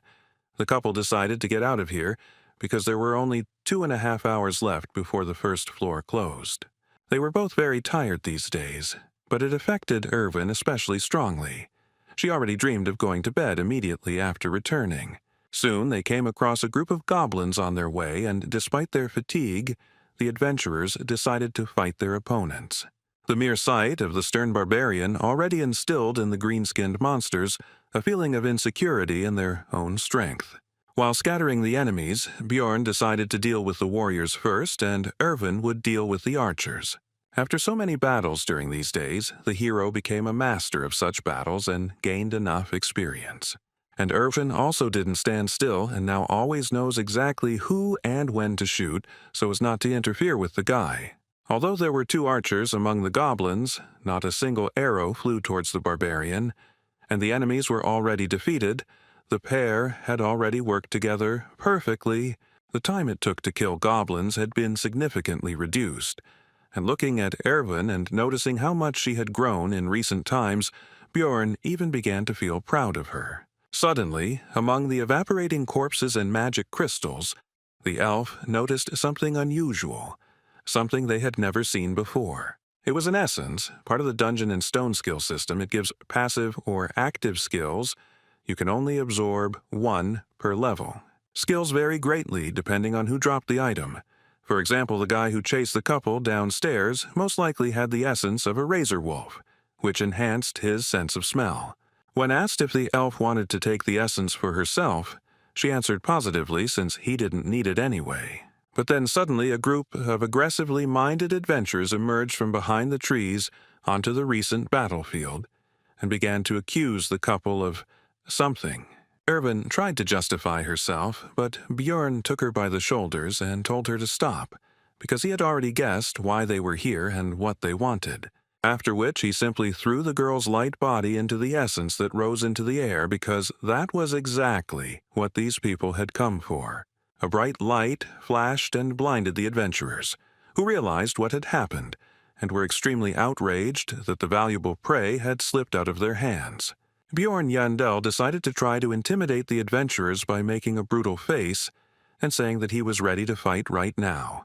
After some time, the couple was already running through the forest towards the portal to the first floor. The guy ordered his companion not to slow down until the portal itself. The four adventurers still did not risk encountering them, but Erwin asked if they would pursue them, to which she received the answer that they were hanging around near the portal, which meant they were going to leave this place. And also, there are only 4 of them. They have the same tactics as their couple, to which Erwin praised the guy's intelligence. Soon, the girl reported that there was a group of goblins ahead, and they were running straight towards them. Bjorn realized that he would not be able to simply get around them. This was suspicious because goblins usually don't behave like this, and they didn't want to run into them now, when the pair's goal was the portal, so the barbarian ordered to change direction. But before the girl could answer, a projectile flew towards her, and Bjorn pulled her out of the way by the collar. Rubbing her injured neck, Erwin noted that she herself would have dodged the goblin's arrow, to which the hero responded that it was a crossbow bolt, which meant it was those adventurers.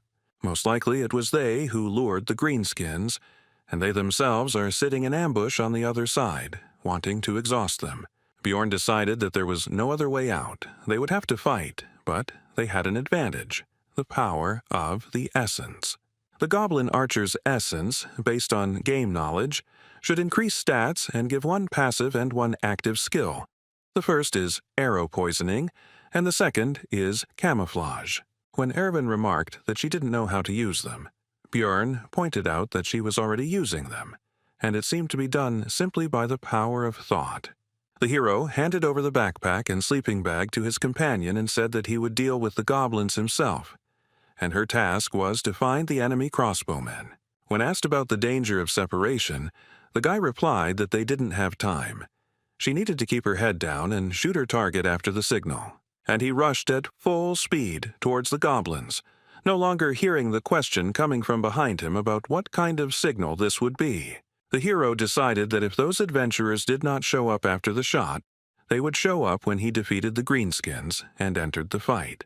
There were more than 10 of them. 2 of them were warriors. It was more difficult to fight without support. There were no archers in sight. But suddenly one of the shooters showed himself by shooting at the shield, which means you also need to watch the arrows. Taking advantage of the hero's distraction, one of the goblins snuck up behind him and plunged a dagger into his body. Without Erwin's help, alone against a group of enemies, needing to watch out for goblin arrows and not forgetting about the crossbowmen, the situation is extremely lousy. More and more wounds appeared on the warrior's body, although none of them were serious. But there were more and more of them. A crossbowman suddenly intervened in the battle. At that moment, 2 projectiles, an arrow and a bolt, flew at Bjorn. Both could not be blocked, and there was no way to dodge. The hero decided to defend himself from a more powerful crossbow shot, and he will have to take the goblin gift on his body. The arrow pierced right into the elbow, and it also turned out to be poisoned. Now 1 arm is not working, which means I will have to choose what to throw. The hero decided to leave the shield, because although it would be easier to kill goblins with a hammer, the real threat comes from the crossbowmen, and without a shield it will not be possible to defend against a bolt. The battle with the greenskins became even more ferocious and difficult, but despite the advantage they had gained, the monsters could not win. Very soon, there were only a few goblins left, and they decided to run away. This man had instilled fear in their little hearts. As soon as the battle was over, how did the adventurers who had been watching the hero's battle all this time show themselves? The crossbowman was not with them, the barbarian noticed, and their leader began to ask about Erwin's whereabouts. But the hero was not going to answer and simply said to attack. There was nothing else left anyway, because he was not going to give up. The adventurer gave a speech about how, although the barbarians had a lot of energy, This representative of theirs already had enough wounds, and now they would defeat him and find out where the elf had gone. Finally, the leader said to imagine that they were fighting a huge monster. The group rushed towards the hero. Choosing a unique gesture for this world, suitable for giving a signal, the guy decided to raise his hand higher and put out his middle finger.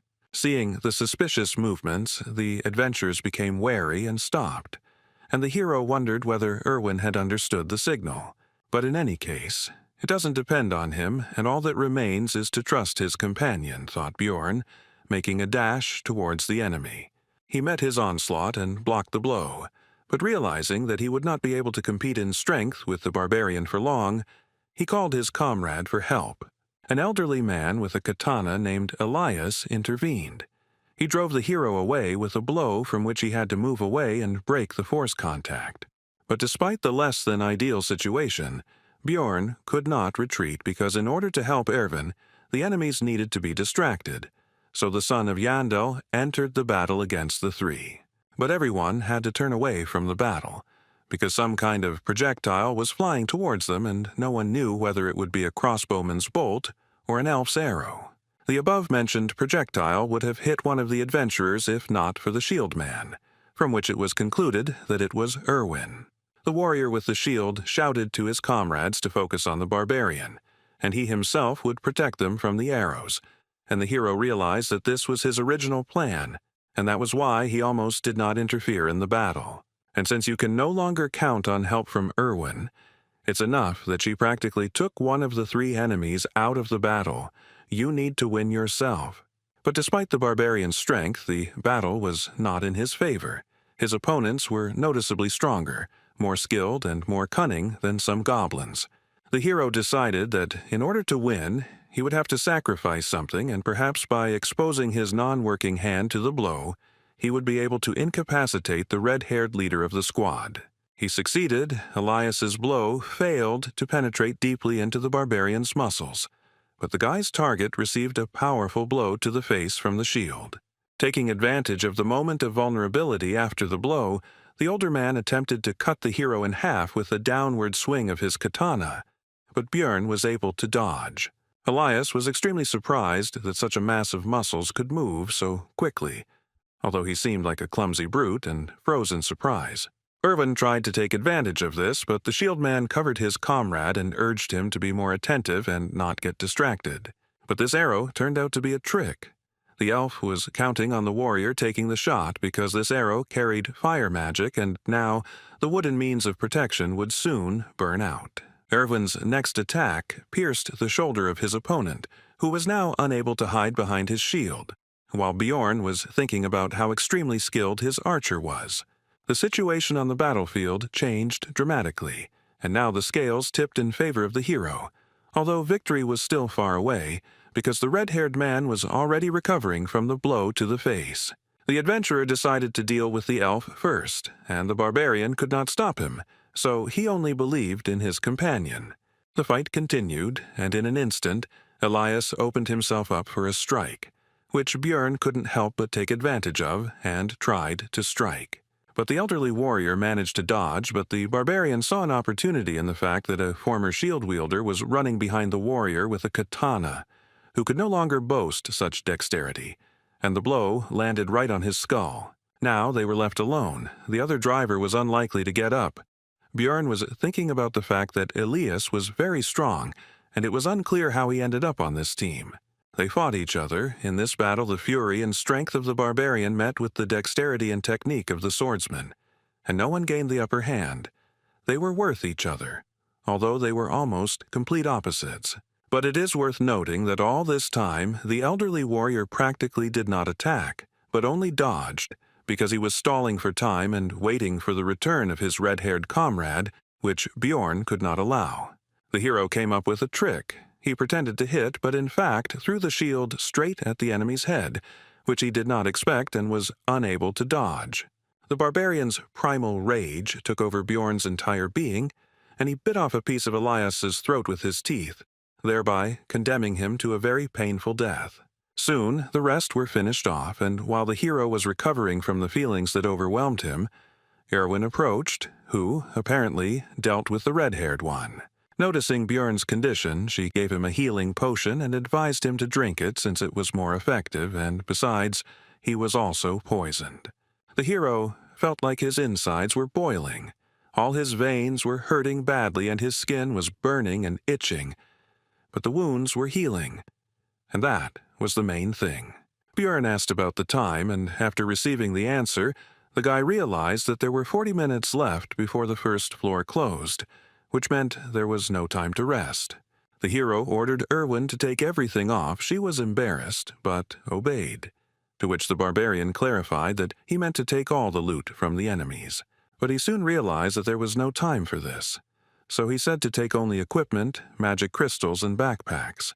By the time they finished sorting through the trophies and ran to the portal, there were only 50 seconds left before the first floor closed. After the transition, the hero landed unsuccessfully again, but Erwin showed her agility, and she also said that it was fun. Björn wanted to meet and talk with his companion on the other side, but he couldn't get the name of the tavern out of his memories of the game, and there was less and less time left. And only in the last seconds, he remembered that it was the Black Whale, about which he hastened to inform his friend before they were transported. And finally, after going through many dangerous situations, the hero finally returned to the city, to Rafdonia. Although it was expected, since all the adventurers appeared here at that moment, Björn was still surprised by their number. In the labyrinth, time does not pass like in the city. No matter how much time you spend there, you still return at noon the next day. So the hero immediately moved the hands of his pocket watch to the correct position. Making his way through the crowd, one of the barbarian comrades, Karak, son of Vanen, hurried towards Björn and shouted his name along the way. Soon the rest of the relatives began to gather nearby, and the one who found the hero was very popular in their circle. The entire disorganized crowd of savages headed out of the square, and Björn decided not to lag behind and not stand out from the group. Soon, all the barbarians began to take turns exchanging magic crystals of various values for money, while simultaneously finding out who had managed to earn more. The woman behind the counter worked extremely quickly and professionally. Her vast experience was clearly visible. It turned out that the hero had earned significantly more than the others. The amount was over 180,000, which was significantly better than the others, in connection with which the relatives began to congratulate one of their own. The barbarian did not hesitate and accepted the praise, and also raised his hammer and shouted that he really was the best warrior. Others also noticed that he returned with better equipment, which only added to the joy. The savages began to throw Björn up in the air and chant his name, but the workers of the establishment did not like this noise, so they were soon calmed down. Soon, the group of barbarians left the building and sat on the stone steps, waiting for everyone to receive their money. And the hero decided that he would follow the others, because he did not yet know the local layout. While examining the city, Jandel's son noticed a small detachment of elves, and among them he managed to discern Erwin. The girl also noticed her friend and waved awkwardly to him. Björn also greeted his friend and quietly asked to meet tonight. And despite the distance, the sharp ears heard everything. But the attentive elven eyes of one of the group of adventurers noticed the couple exchanging glances. So the attentive person asked if Erwin knew this barbarian. But only the pointy-eared can boast of excellent vision. So Karak also noticed what was happening, and asked Björn about his acquaintance with this girl. Both began to deny the connection between themselves. As soon as the two groups turned their attention to each other, it became possible to notice with the naked eye the enmity between the two peoples. The tension grew. The last barbarians left the establishment just in time, and Björn hurried his relatives to leave, since in such a situation it would not be possible to have a normal conversation with Erwin anyway. Walking through the streets of Rafdonia, the hero noticed touching reunions of relatives who had returned from the labyrinth. But also, everywhere there were grieving people who were unlucky enough to lose loved ones on this day. They cried, blamed themselves or others for what happened. Many did not wait for their parents, children, brothers and sisters, and loved ones that day. The hero had already seen all of this in the game Dungeon in Stone many times. But looking at all of this in reality, and not in a 2D picture, caused completely different emotions. But be that as it may, life went on so soon the barbarians reached the tavern, where they began to celebrate their successful return with the spoils. Bjorn didn't like all this because he followed them because he thought he might accidentally miss some necessary step, and not for this reason. Therefore, he decided to leave without even trying the drink, and some of his relatives decided to see off the most successful warrior.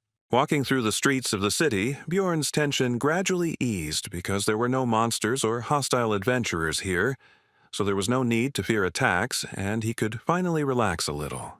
The hero became interested in the clothes shop. He wanted to buy himself a clean shirt, but his things needed to be cleaned of blood and other dirt.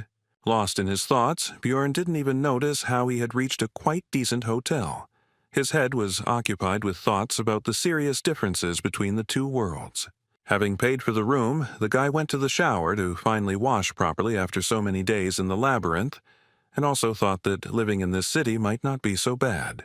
But lying in bed, the hero admitted that he was deceiving himself, and had done the same thing before, because in fact he wanted to go home, even though no one was waiting for him there. And with these heavy thoughts, he fell asleep. Bjorn woke up already at night and decided that now was the time to go meet Erwin, so he started getting ready. Having asked a local resident about the Black Whale Tavern, the hero received the answer that this place had had a different name for 10 years already.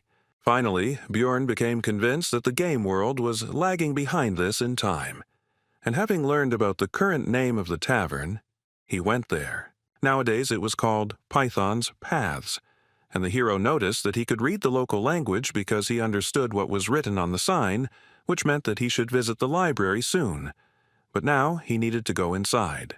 The tavern had a good atmosphere, there were many customers, and finding Erwin here would certainly not be an easy task. But the hero was lucky. The girl was the first to notice and call the guy, but there was another elf sitting next to her. He had seen her during the day. She was clearly in a negative mood, and when asked who she was, the answer was that the pointy-eared one was Erwin's older sister. When the guy asked if she had a name, he answered Tessia, which was part of his girlfriend's full name, from which it was concluded that she simply did not want to introduce herself normally. The hero asked why she was here, to which the girl flared up and said that it was because the barbarian invited such a young elf to such a tavern, and she continued that the meeting was scheduled for last night. But the guy never showed up. He's just an insensitive barbarian. The hero was surprised why it was last night, and Tessia thought that he was just making a fool of himself.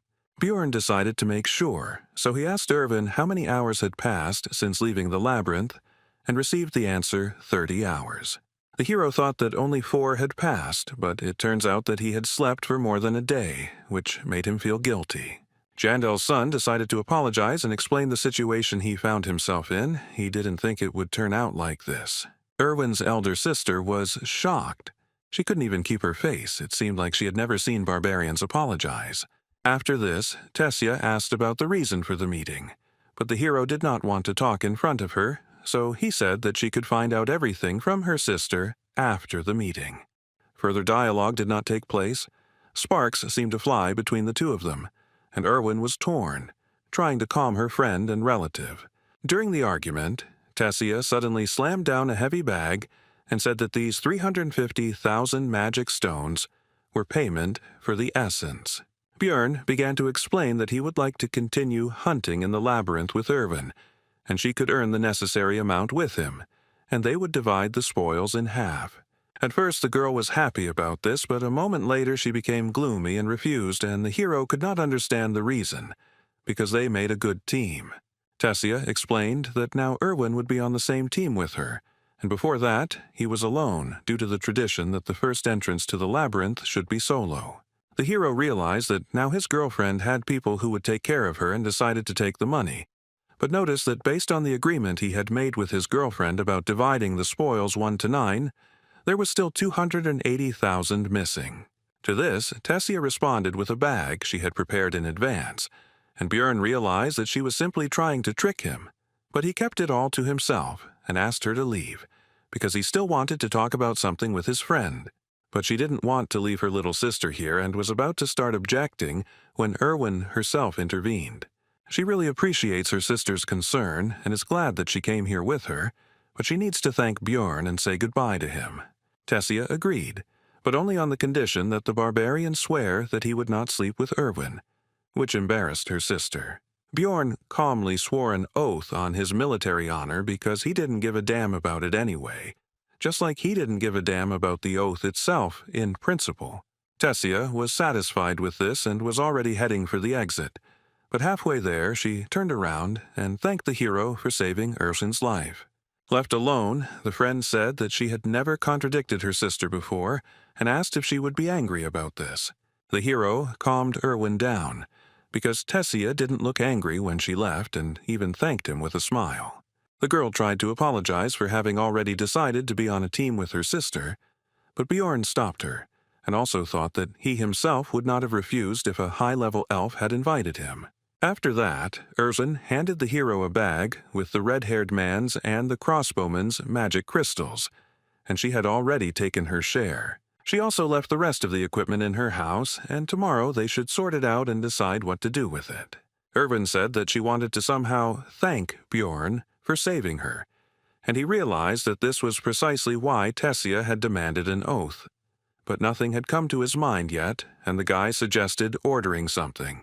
The girl's eyes lit up, and she said that she had deliberately not drunk anything yesterday so that she could share her first return drink with the hero. It is a special drinking tradition that involves having something to drink upon returning from the labyrinth, and for young elves it is quite important. Erwin was a little worried that this wouldn't be Bjorn's first return drink, but the hero said that this would actually be his first as well.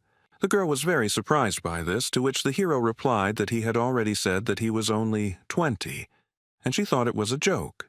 Soon the table was covered with all sorts of dishes, because Bjorn had slept all day and was terribly hungry. The couple spent their time culturally drinking the first return drink, and it didn't take long before the table was almost down. Bjorn decided it was time to take a break, and announced that he had come up with a way for Erwin to repay him for saving him. The elf decided that she already guessed what the guy would ask for, so she suggested going to his room. But what awaited her was not at all what she thought. The barbarian decided to check how the essence affected the girl's characteristics. And in real life, an increase in the flexibility parameter by +4 is not particularly noticeable, the hero thought, watching the elf check her hand. Erwin asked if he really thought she came to the room to check her stats, to which the guy replied that you can't check your skills in the city, and some people were clearly disappointed with this development. Although the game Dungeon and Stone had only 3 main characteristics, these are strength, spirit, and abilities, but each of them had hundreds of other parameters. The guy spent thousands of hours studying them but still couldn't understand the effects of some parameters. Looking closely at Erwin, the hero thought that the goblin essence should have increased her obsession parameter, and he didn't know what it was doing. When asked whether she had felt any obsessive thoughts or lack of restraint, the girl replied that she suddenly really wanted cookies, although she had never liked them before. The hero concluded that this characteristic strengthens desires and in the future some other unknown effects may appear, but his thoughts were interrupted by Erwin, who said that she wanted to lie down. Soon, Bjorn woke up and thought about the oath he had made to Tessia not to sleep with her sister. And then I decided that it didn't matter because you meant a completely different dream and I continued sleeping. The next morning, the pair decided to sort out the equipment of the dead adventurers. Erwin asked if the barbarian was going to sell everything, to which he agreed, but specified that he would leave a couple of things.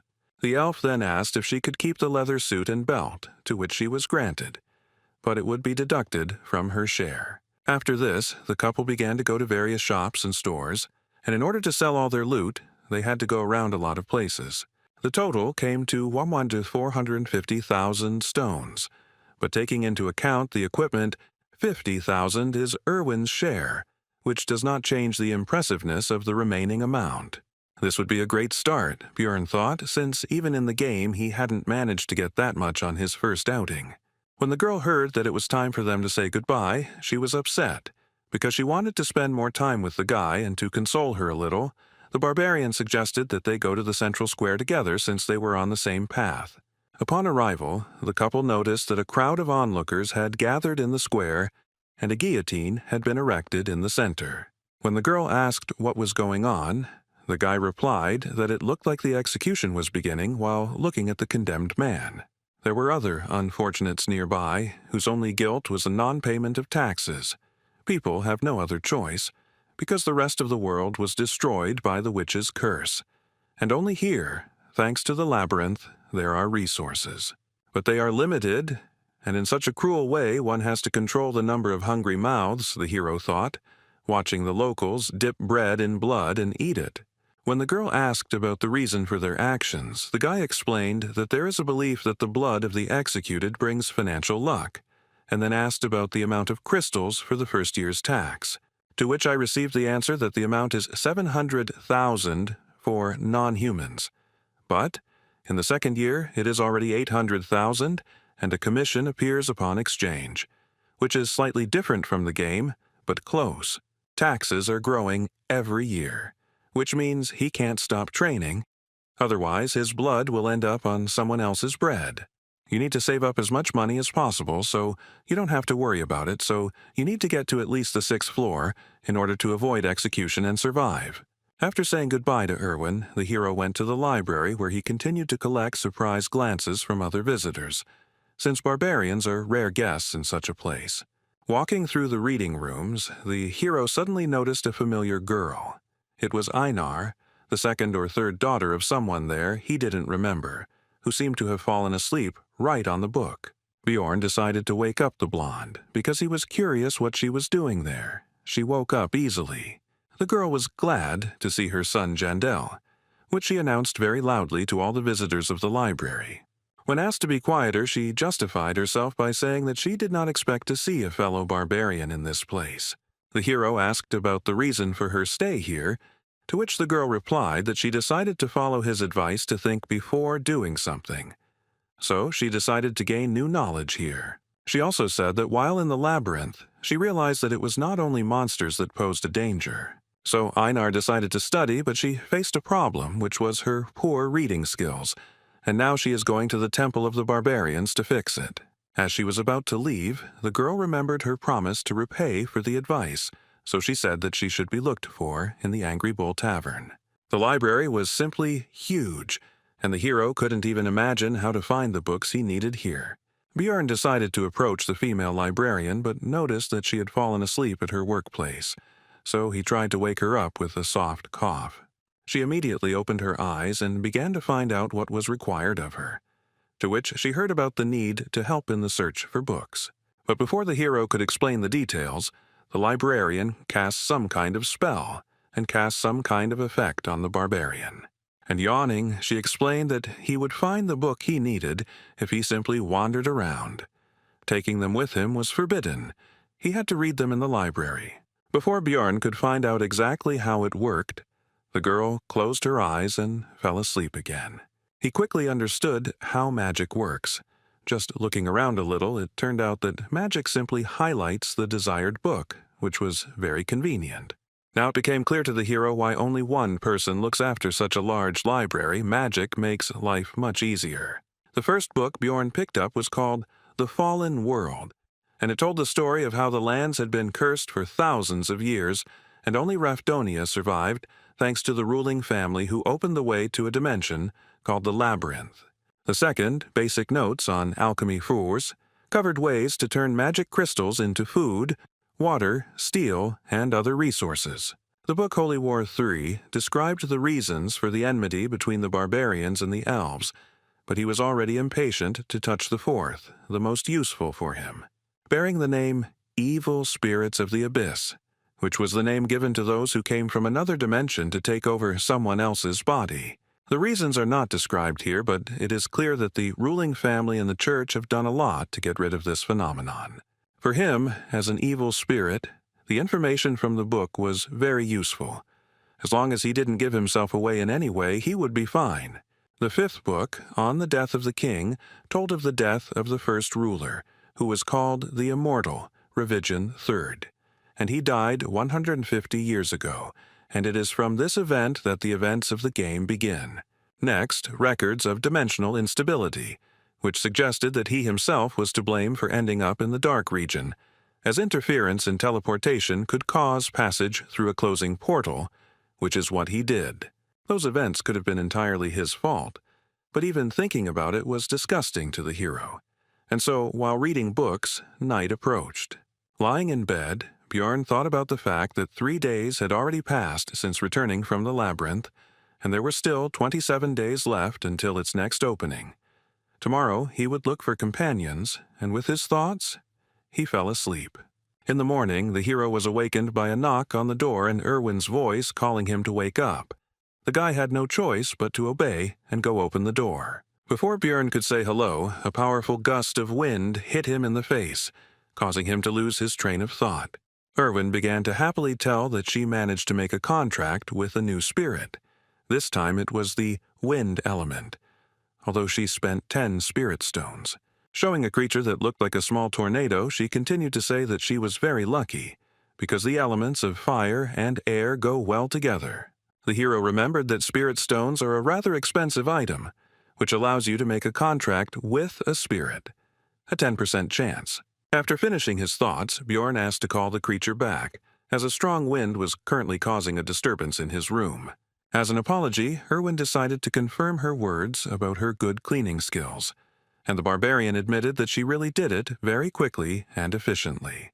After this, the hero asked the girl about the reason for the visit, because she has more important things to do, for example, preparing for the trip to the labyrinth. Erwin explained that she wanted him to be the first to know about her successes. Based on these words, Bjorn decided that he was her first friend or something like that. The barbarian said that he would live here for a long time. So if the girl had problems, she could come, and he himself thought that they could very well remain friends, despite the fact that they would be on different teams. Erwin, sitting on the bed, beamed at these words, and the hero thought that having many connections is always useful. Having said goodbye to the girl, the hero went to the Angry Bull Tavern, where the barbarians were staying. One of the relatives told them all sorts of things as they walked through the establishment. In particular, that they lived 10 people in a room of 5, but paid only 300 crystals. Soon they met the one for whom Jandel's son had come here. It was Einar, Feneline's second daughter. When asked why he needed her, the hero explained that he wanted to fight her for training. In response to this request, Einar explained that there was no point in spending her debt on this. She could just go to the site, and she was not against training in her free time. Bjorn didn't want to put this matter off for later, so he suggested that the girl fight right now. It didn't take Einar long to defeat the guy. It was just a crushing defeat. She was very good, which meant he would not waste his time in vain, so the hero was not going to limit himself to one duel and demanded another. The fights continued one after another. Einar emerged victorious from each one, but Bjorn was not upset because she was very strong. The main thing was that he learned. The moon had already risen in the sky and both fighters were tired, so they decided to finish training. Looking at the girl, the hero found her very strong, smarter than the other barbarians, and she was also unlikely to betray him.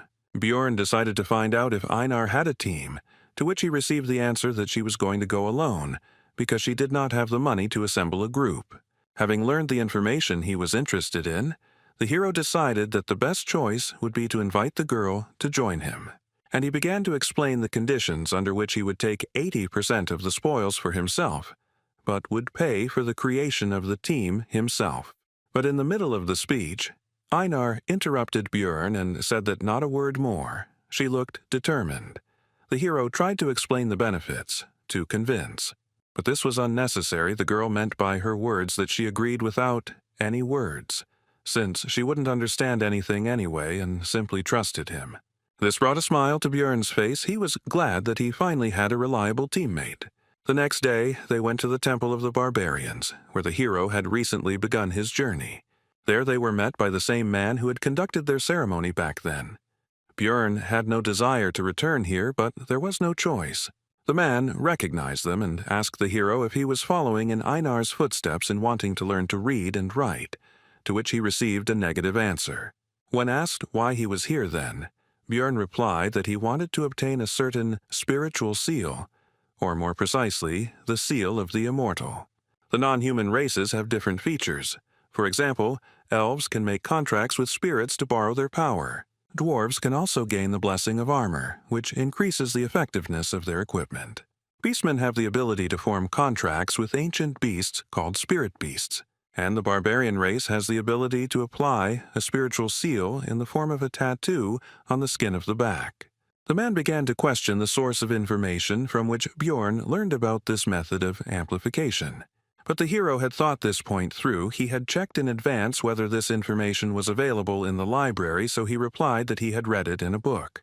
The man laughed at this and patted the boy on the back and also said that he was proud of him and Einar. The chief noted that he had no reason to refuse, but the cost of this service was 800,000 stones. To the rhetorical question of whether the newcomer could handle such a sum, the hero answered in the affirmative, which surprised both his companion and the man opposite him. The chief became serious and asked where the young warrior got so much money. It was very suspicious. But the hero thought this through too and began to talk about how he was lucky to meet a wounded elf in the labyrinth. He used her as a slave and took away the magic crystals he obtained and also gave her essence. And upon returning from the labyrinth, the guy forced her sister to pay for the provided item. With his story, the hero greatly pleased both the leader and the barbarians who gathered around to listen to his story. As a gift for his good mood, the man gave Bjorn 2 coins worth 100,000 stones each. The hero shouted that he would continue to bully these useless elves in order to become a cool warrior, and the more he looked at his new relatives, the more he became imbued with their spirit. Spiritual seal is a kind of strengthening technique, the purpose of which is to fill the body with special ingredients that will give special strength. Barbarians tattoo newly born children when their souls are still pure, so that the paths of the soul are visible even after they grow up. So every one of his kind has tattoos. The shaman gave the young warrior a chance to think better, because he would not be able to choose another spiritual seal, but would remain with this one until the end. The seal of the immortal is the main requirement for a tank barbarian. Other seals are also very useful, but the hero has already made his decision. Getting the tattoo was excruciatingly painful, and Bjorn was already shuddering at the thought of having to go through that again in the future to level it up. Its effect was a significant increase in natural regeneration and physical characteristics. At parting, the guy thanked the shaman, which surprised the latter because for the first time he saw a warrior who thanks people like him. At this news, Bjorn hurried away as quickly as possible, hoping that his unusual behavior would not reveal his nature. The next morning, the hero went to the shopping district to buy the necessary equipment, thinking along the way that thanks to training with Einar, it became clear that the sword would not suit him. Bjorn plans to focus on learning shield techniques, so the weapon should be easy to handle. The hero's choice fell on a medium-sized mace, the cost of which is 220,000 magic stones. The barbarian also took half armor for 360,000 and a custom helmet, since he couldn't fit into the usual ones, for 170,000. After that, time flew by. Although the days were full of worries, they very quickly became routine. At 7 in the morning, he woke up and had breakfast with Erwin. After that, Bjorn stayed in the library until 4 in the evening, which greatly surprised other visitors, and the librarian slept constantly. After this, the guy goes to different taverns to listen to the conversations of other adventurers. He does this in order to obtain information that cannot be found in books. After this, around 5, Bjorn goes to the barbarians to fight with various relatives, with whom he began to fight a week later. After regular training, the hero even began to defeat Einar sometimes, and his efforts began to bear fruit. He succeeds in this because the girl, although strong and skilled, has direct and predictable movements. He told her this, but it has long become her habit, which she is unlikely to easily correct. At 9, Bjorn returns home, washes up, and meets Erwin again to have dinner with her. They finish around 11, after which the elf leaves. But this time she reminded them that the labyrinth opens again tomorrow. The month has passed extremely quickly. The next day, Bjorn and Einar went to the Explorers Guild to establish a magical connection. Its price for rank 9 seekers is 15,000 and it works for 24 hours, but it is necessary so that after teleportation, you end up next to each other and not in random places. The hero decided to order an expensive dinner, a whole feast for 800 stones before entering the labyrinth, which made his partner happy. Having finished with the last things to do, the couple headed towards the square, where the rest of the researchers were already waiting for the portal to open. Suddenly, a group of barbarians burst in here. They were newcomers who had just come from the coming-of-age ceremony. Their appearance brought a pleasant nostalgia to Einar. Even though only a month had passed since she had been in their place, and Bjorn thought about how they managed to find their way every time in an unfamiliar city. Soon it was possible to enter the portal, but the hero stopped his companion and said that he wanted to check one of his guesses. The portal became smaller and smaller. Einar began to worry, but Bjorn was still waiting for the right moment. And so, when the security guard at the entrance shouted that it would soon close, the guy rushed forward and shouted for the girl to do the same. The next moment, the hero's guess was confirmed. They found themselves in the dark region, as he thought. To his companion's concern about what was happening, Bjorn explained where they were, and said that this time he had torches, and the last reservation surprised the girl a little. Right in front of them was a passage to the second floor, and thoughts flashed through the hero's head that every gamer should know how to use bugs to their advantage. Without delay, the portal was opened, and the first person to do so also received some experience as a reward. This time the location was different. The dark ground, the remains of stone structures, and heartbreaking screams indicated that this was the land of the dead. But unfamiliar feelings distracted Bjorn from examining the area. He felt as if something was moving through his veins and filling his body. The barbarian shared this with his companion, to which he replied that according to the description, it looked like an increase in the level of the soul, that is, an increase in the level of the character, as it was in the game. He now has more energy to use skills and can also have 2 essences.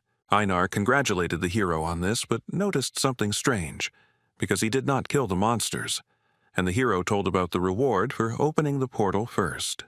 In this world, experience can only be gained the first time you kill a certain type or subtype of monster, so the further you go, the harder it is to level up.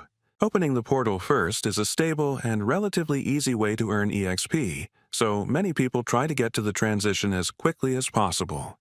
Bjorn told Einar that this would be their secret, and if anyone asked, it took them 2 days to get here. Sooner or later, other explorers will get here, so you need to get away, because they will wonder how the newcomers got here faster than them. The hero tied a torch to his helmet, and the steel did not heat up due to its magical nature. Although this method has long been used by adventurers, the guy still felt a little ashamed. The land of the dead contains various types of strong undead-type monsters, unlike the goblin forest. But there are no traps here, so it's a bit easier, in other words, an ideal place for 2 barbarians. The first enemies the team encountered along the way turned out to be a trio of ghouls, but this is only because it is only the first day. On the third, their number will triple.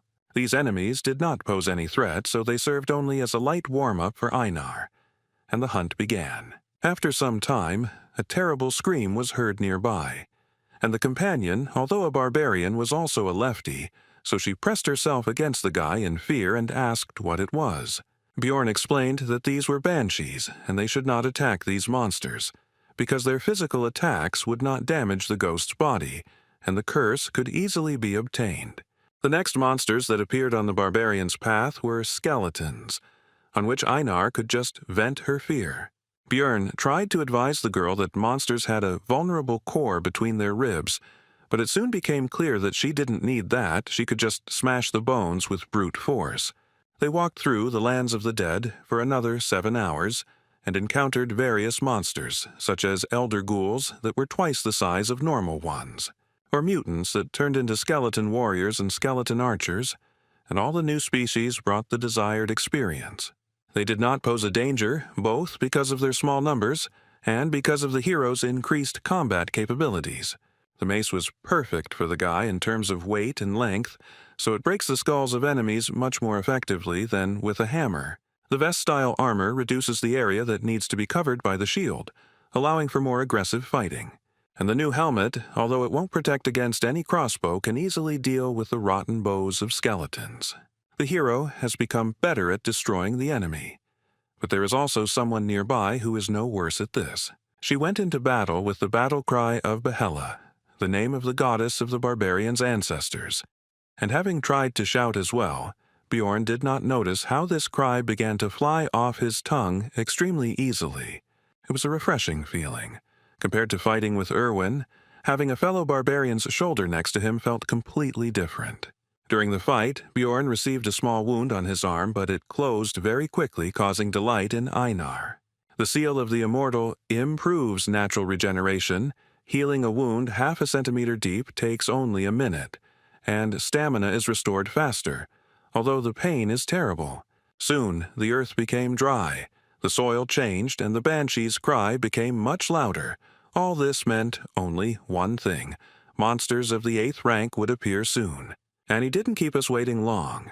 It was the demon of death who somehow miraculously managed to quietly approach the couple almost right next to each other. The monster looked more terrible than Bjorn had imagined, but fear did not stop the barbarians, and they rushed into battle. Einar attacked first, and while the monster blocked the blow, the hero slipped past and found himself behind the enemy. But the maneuver was useless, because the creature's body was so hard that the blow felt as if it were a stone, and not the flesh of a living creature. Despite the lack of visible damage, the demon still tried to kill the impudent barbarian, but the latter was fast enough to dodge. But we shouldn't forget about Einar, who decided to take advantage of the monster's distraction and struck the creature with her huge sword. But the weapon was unable to enter the monster's body, and the young warrior was thrown further away by the attack. The death demon in the game had high defense, but the guy didn't think that in reality it would be such a difficult opponent, and even small scratches on it healed extremely quickly due to the body preservation skill. But soon the situation worsened even more, because the monster used its active skill for summoning ghouls, which was called the Call of Death. Bjorn ordered Einar to deal with the dead first, while he would distract the monster. Weaker attacks could be easily taken on the shield, especially with the physical stats boost from the Seal of the Immortal. More powerful attacks had to be dodged, using all possible agility from one's body. Bjorn was quite successful in distracting the death demon, although he was unable to land any blows, but that was not necessary. Soon, Einar was able to deal with all the ghouls and immediately went to help her partner. She slipped behind the monster's back and prepared to deliver a devastating attack with her monstrous weapon. The next moment, the warrior struck the death demon with her sword, but the strong skin withstood it. When the monster was distracted by a new target, Bjorn had the opportunity to attack in the same place where Einar had hit, which he took advantage of. Finally, the battle began to turn in favor of the barbarians, and they finally managed to inflict serious damage. But, not paying attention to the pain or possible problems from a head injury, the demon drove his opponents away from himself. The team couldn't keep up with the monster's regeneration. It recovers too quickly thanks to its passive skill of body preservation. Already thinking that they wouldn't be able to cope with the demon and would have to return to hunting 9th rank monsters, the hero saw that Einar had grabbed the enemy's leg in an attempt to upset his balance. This seemed like a great idea to Bjorn, and he hastened to support his companion in the attack on the monster. And in the end, the barbarians managed to drop the monster on its back. Now it's time to quickly take advantage of this. But it turned out that there was no hurry, because nature, or whoever created the demon of death, did not think of a way for him to get back on his feet after falling. Now the barbarians can take advantage of their advantage, and the monster began to feel like a victim. The pair of researchers began to joyfully beat and cut the helpless enemy, who not long ago seemed to them, if not invincible, then at least an extremely difficult opponent. After defeating the demon, a very large magic crystal remained in its place, which made Einar happy.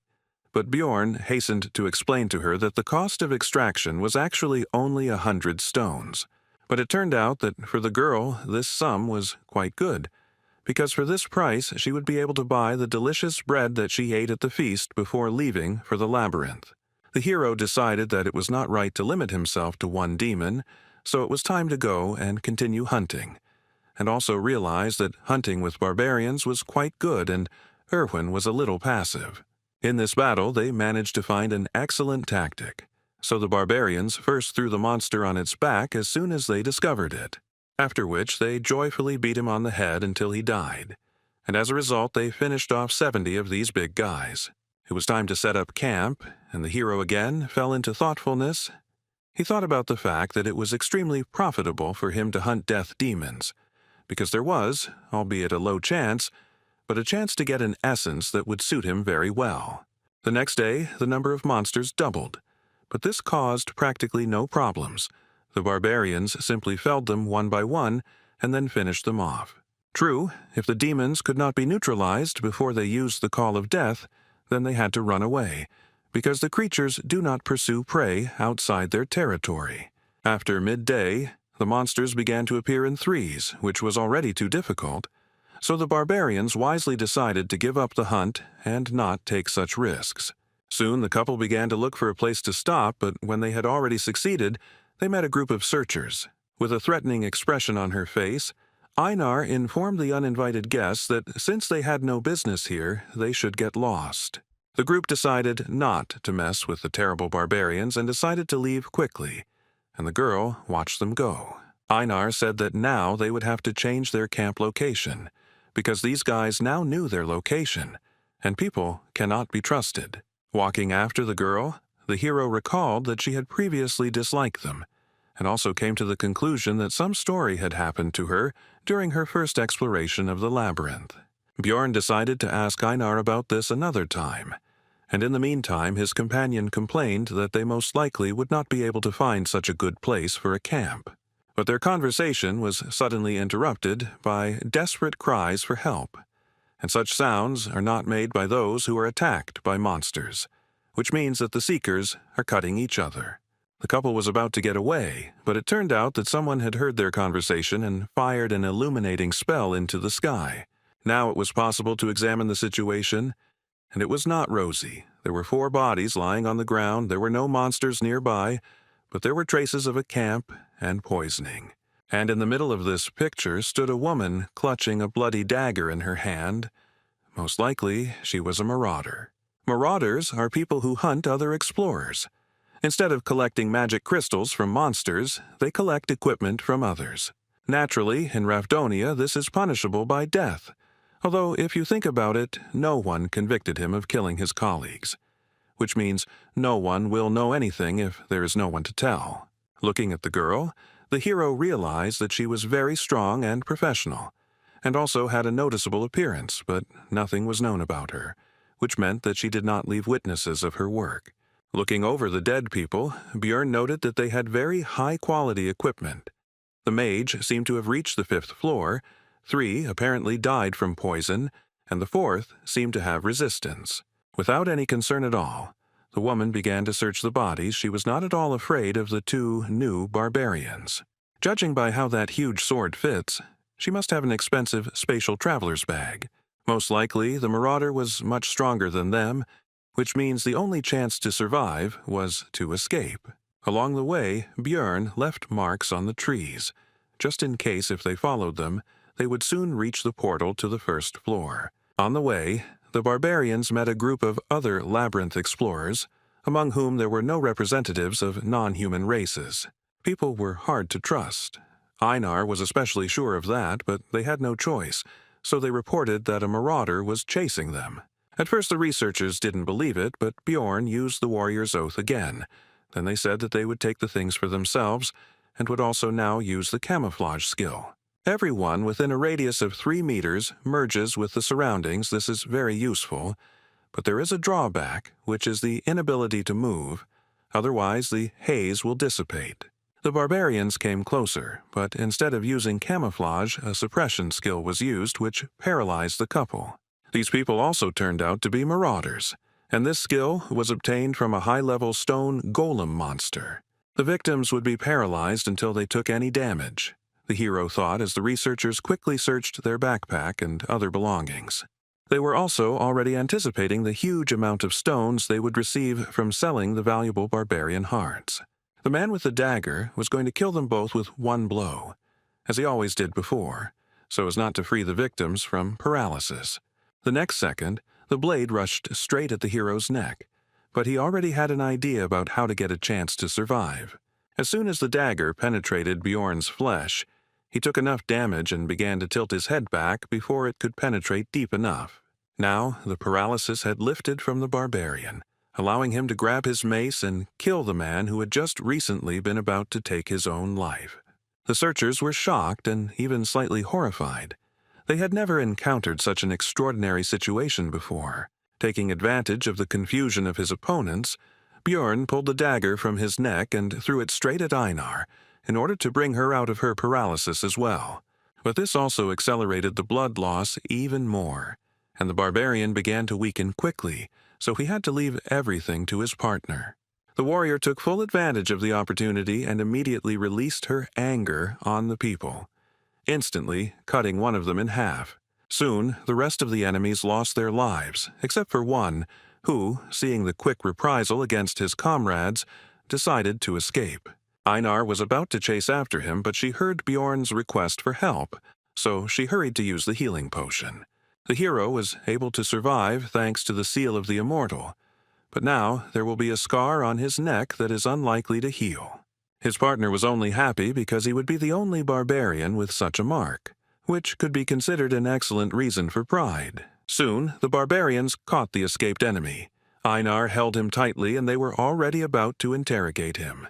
But suddenly, from behind their backs, a small dart flew at the man, which killed the man almost instantly. All this time, the female marauder followed and watched them. They were never able to break away, which is an extremely bad sign. If they couldn't escape, then the only way out was to fight, so the barbarians rushed towards their new enemy. Even though they are newcomers and this woman looks very experienced, they have the advantage in numbers and should have a chance to win. The next moment, the marauder dodged the young warrior's blow without any noticeable difficulty. And then she took on the dagger and attack of Bjorn, who, although he expected something like this, hoped for the best. Since she can compete with him in strength, it means she has probably absorbed more than one essence, and this once again confirms how high a level it is. Since the barbarian cannot overcome her in a normal confrontation with force, he will use his superior mass and start pushing.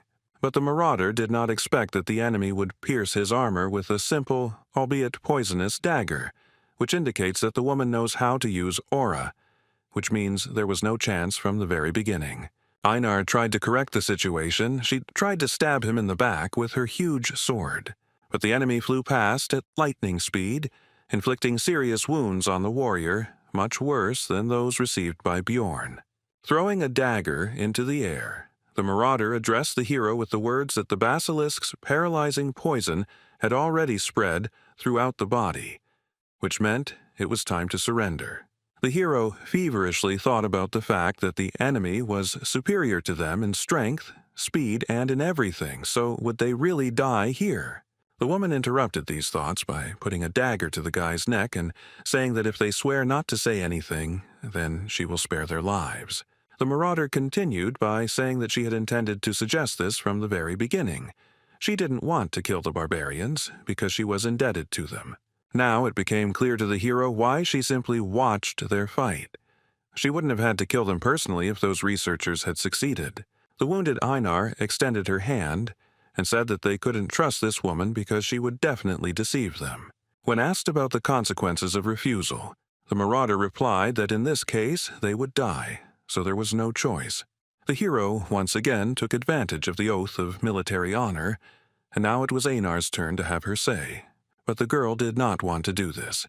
It seemed that her dislike for people was extremely strong, as was the pride of wine, and even in such a situation she could not agree with this. Since Einar has spoken her word, it means the woman has no other choice, and today the warrior will leave this world.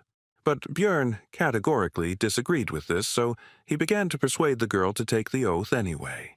He desperately reminded her that Einar had said earlier that she would follow all his orders, she just needed to trust him. The warrior did not want to swear by her military honor, but still gave in to her partner's persuasion. The marauder was satisfied with this and was about to leave, but the hero finally asked what floor she had reached, to which he received the answer that she had reached the 8th, which meant that there was no hope of victory.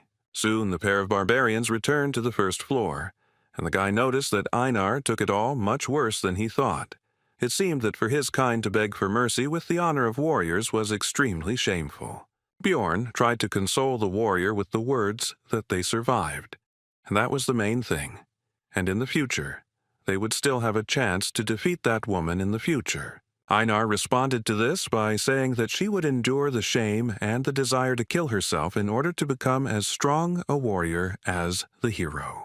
Seeing his partner's attitude toward this situation, the hero understood that he would hardly ever understand her feelings. And the reason for this is simple. He is not a real barbarian. They began to rest, and Bjorn again plunged into thought. After these events, he was morally destroyed, although Einar was even worse. The guy felt about the same as he did on his first trip to the labyrinth, when he hoped for help from that blonde guy's group. When the priestess refused to heal him, and the swordsman threw the potion as if his life was worth nothing, as if he were a wounded dog, although he was happy to survive, he cannot forget that feeling. Bjorn believed he was making the best choices in the situations he faced, focusing on survival, and he didn't understand what he could have done wrong. As soon as the hero got into this world, a man was beheaded before his eyes, and then unpleasant things continued to happen, and the barbarian decided that something needed to be changed. He had a new plan. Bjorn woke up Einar and asked her if she would agree to try to become stronger if it involved great risk. The warrior agreed, because if they didn't achieve this, they would most likely die anyway. This life will always be filled with chaos, no matter which path you choose. So it is better to attack first, Bjorn thought, and told his companion that they would go into the rift. The team headed to an area that was also shrouded in darkness, but there were 4 types of monsters there. In addition to the goblins and ghouls they had already encountered, there were gnomes and razor-maned wolves. Soon, an ancient monument appeared before them, and when Einar asked what it was, Bjorn told them about the memorial to the man who first found the labyrinth, dedicated to Deiflon Grandel Gabrielius. The hero said that he was going to open the rift and asked to keep it a secret. His partner agreed, but asked to tell what it was. Roughly speaking, it is a labyrinth within a labyrinth. In the game it was called an instanced dungeon, which was cleared by a selected number of characters. To open the rift on the first floor, you need to place the magic crystals of 4 types of monsters on the memorial. And with the stone of the death demon, 1 specific instance for 5 people will be opened. The difficulty depends on the number of participants, and the hero was interested in who else would be included in their temporary cleanup group. The rift is a passage to another reality that appears randomly on each floor, and they also have a recovery time, and the passage on the first floor opens once every 3 months, according to city time.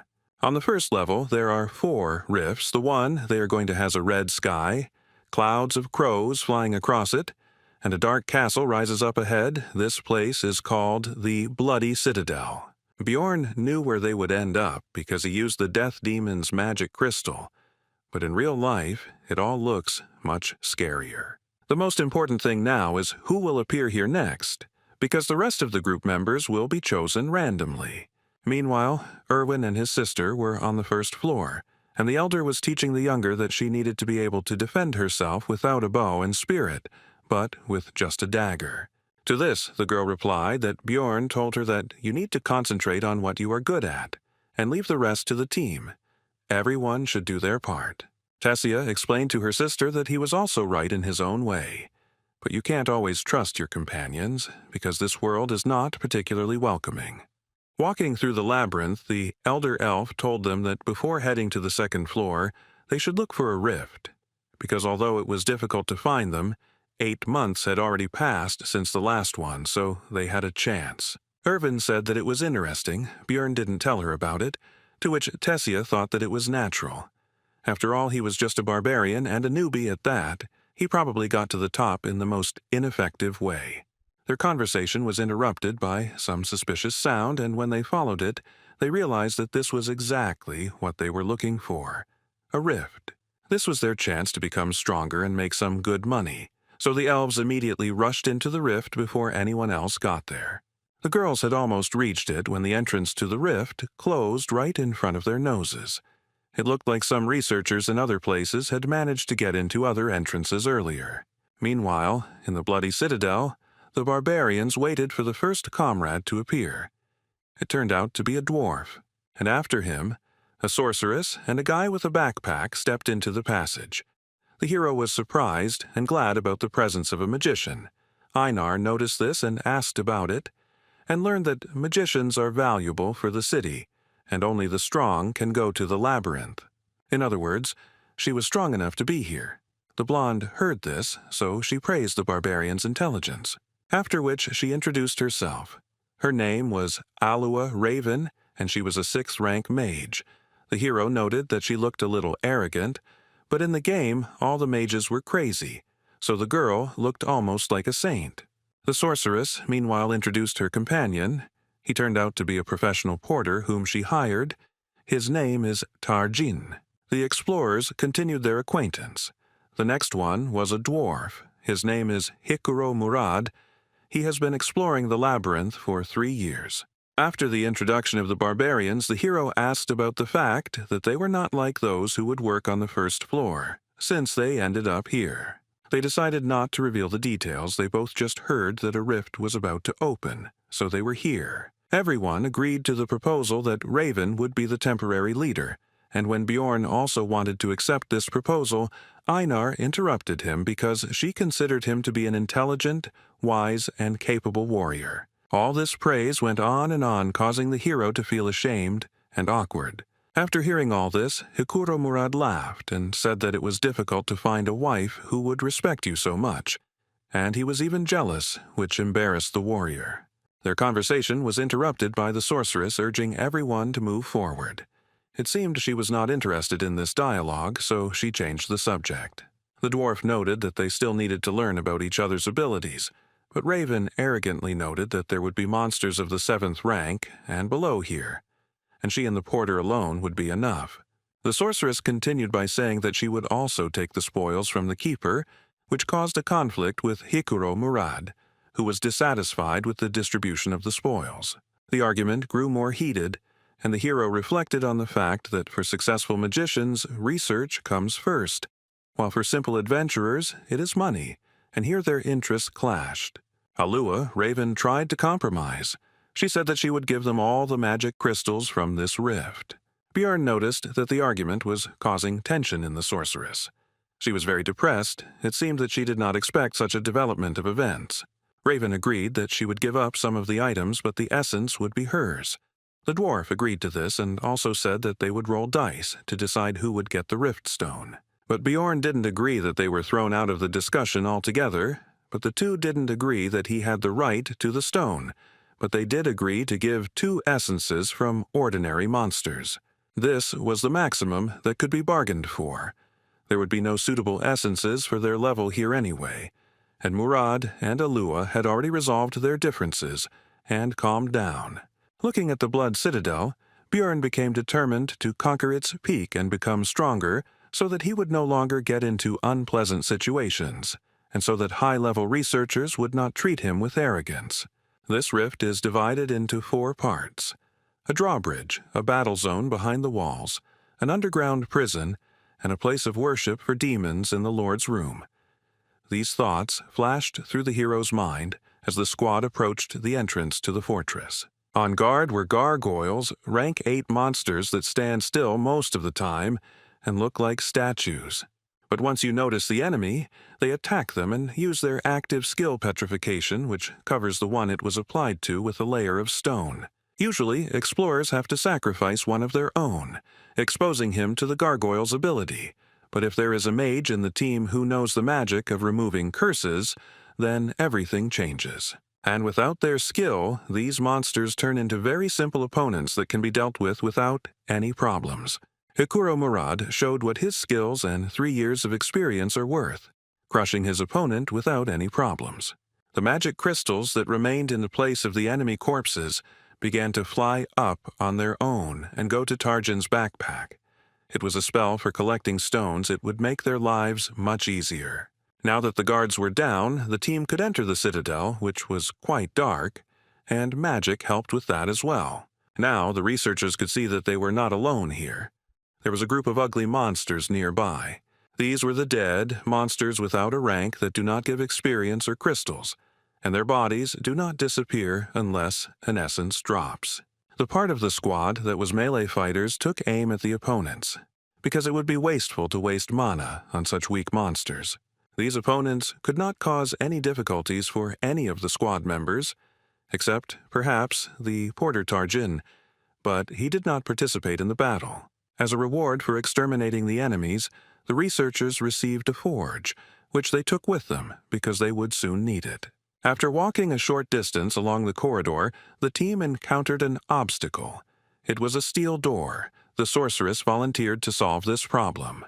It's unlikely that anyone else would have been able to overcome this obstacle with brute force, but a huge fireball is a completely different matter.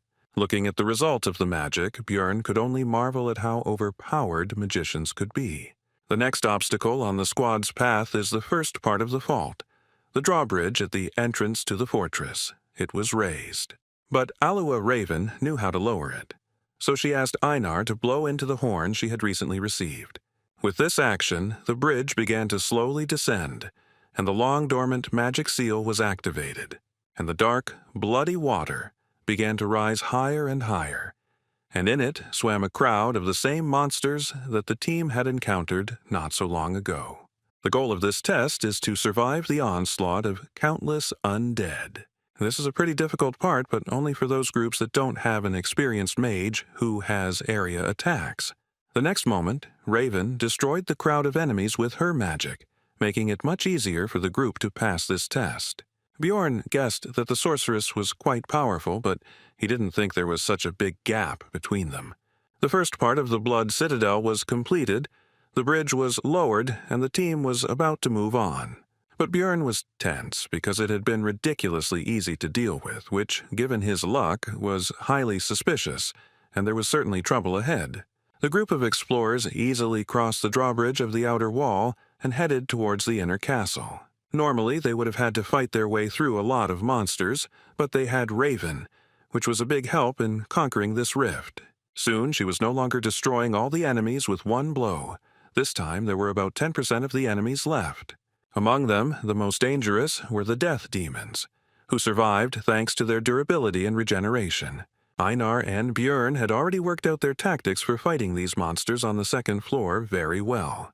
This sight greatly surprised and discouraged Hikuro Murata, but the barbarians seemed to be having fun. Raven also decided to contribute to the victory over the monsters by hitting them with the spell Worsening Wounds, which negated the monsters' regeneration. Without one of their greatest strengths, the death demons have been reduced from fearsome foes to mere lumps of meat. Having seen the possibilities of magic, Einar understood why wizards are treated specially, which she told Bjorn. The dwarf supported her in this matter.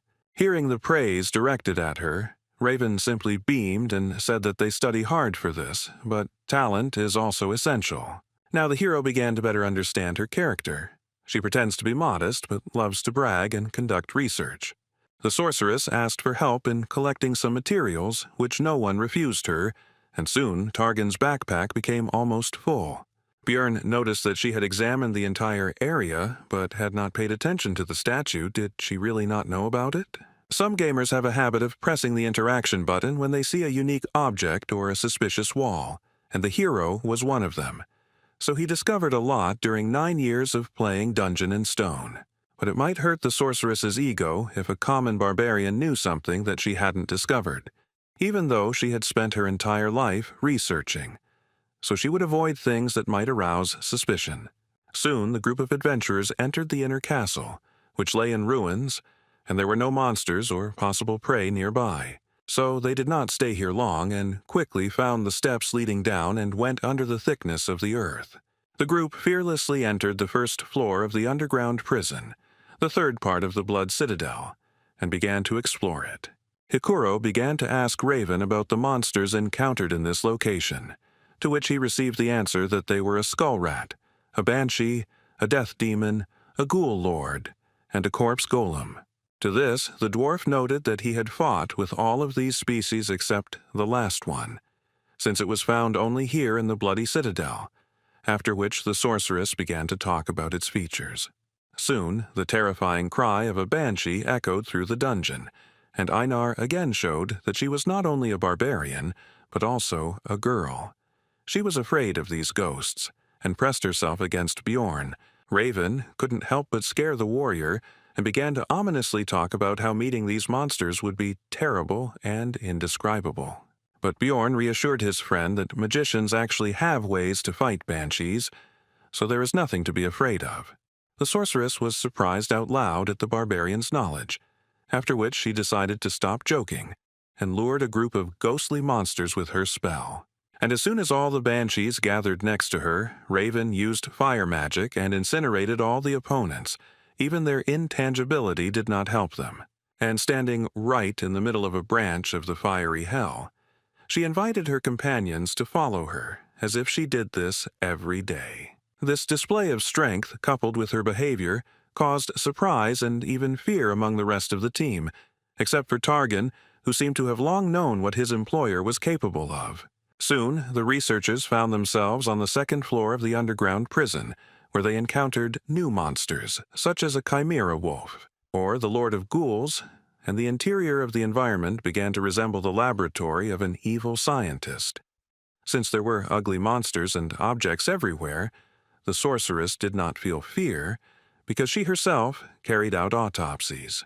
Alua, Raven, had previously researched the first floor's rift maps, so she knew where to go and had no problem finding the secret door behind which the corpse golem's lair should be. Having prepared themselves, the group opened a passage, behind which they were met by endless piles of corpses, and a terrible smell instantly filled their nostrils.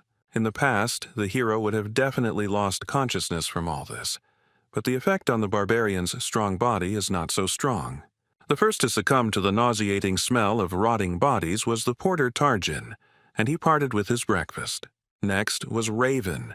She was used to looking at something like this during autopsies, but it didn't change the disgusting smell. Björn, Einar, and Hikuro were more resilient, so the squad moved on with the melee fighters in front and the rest behind them.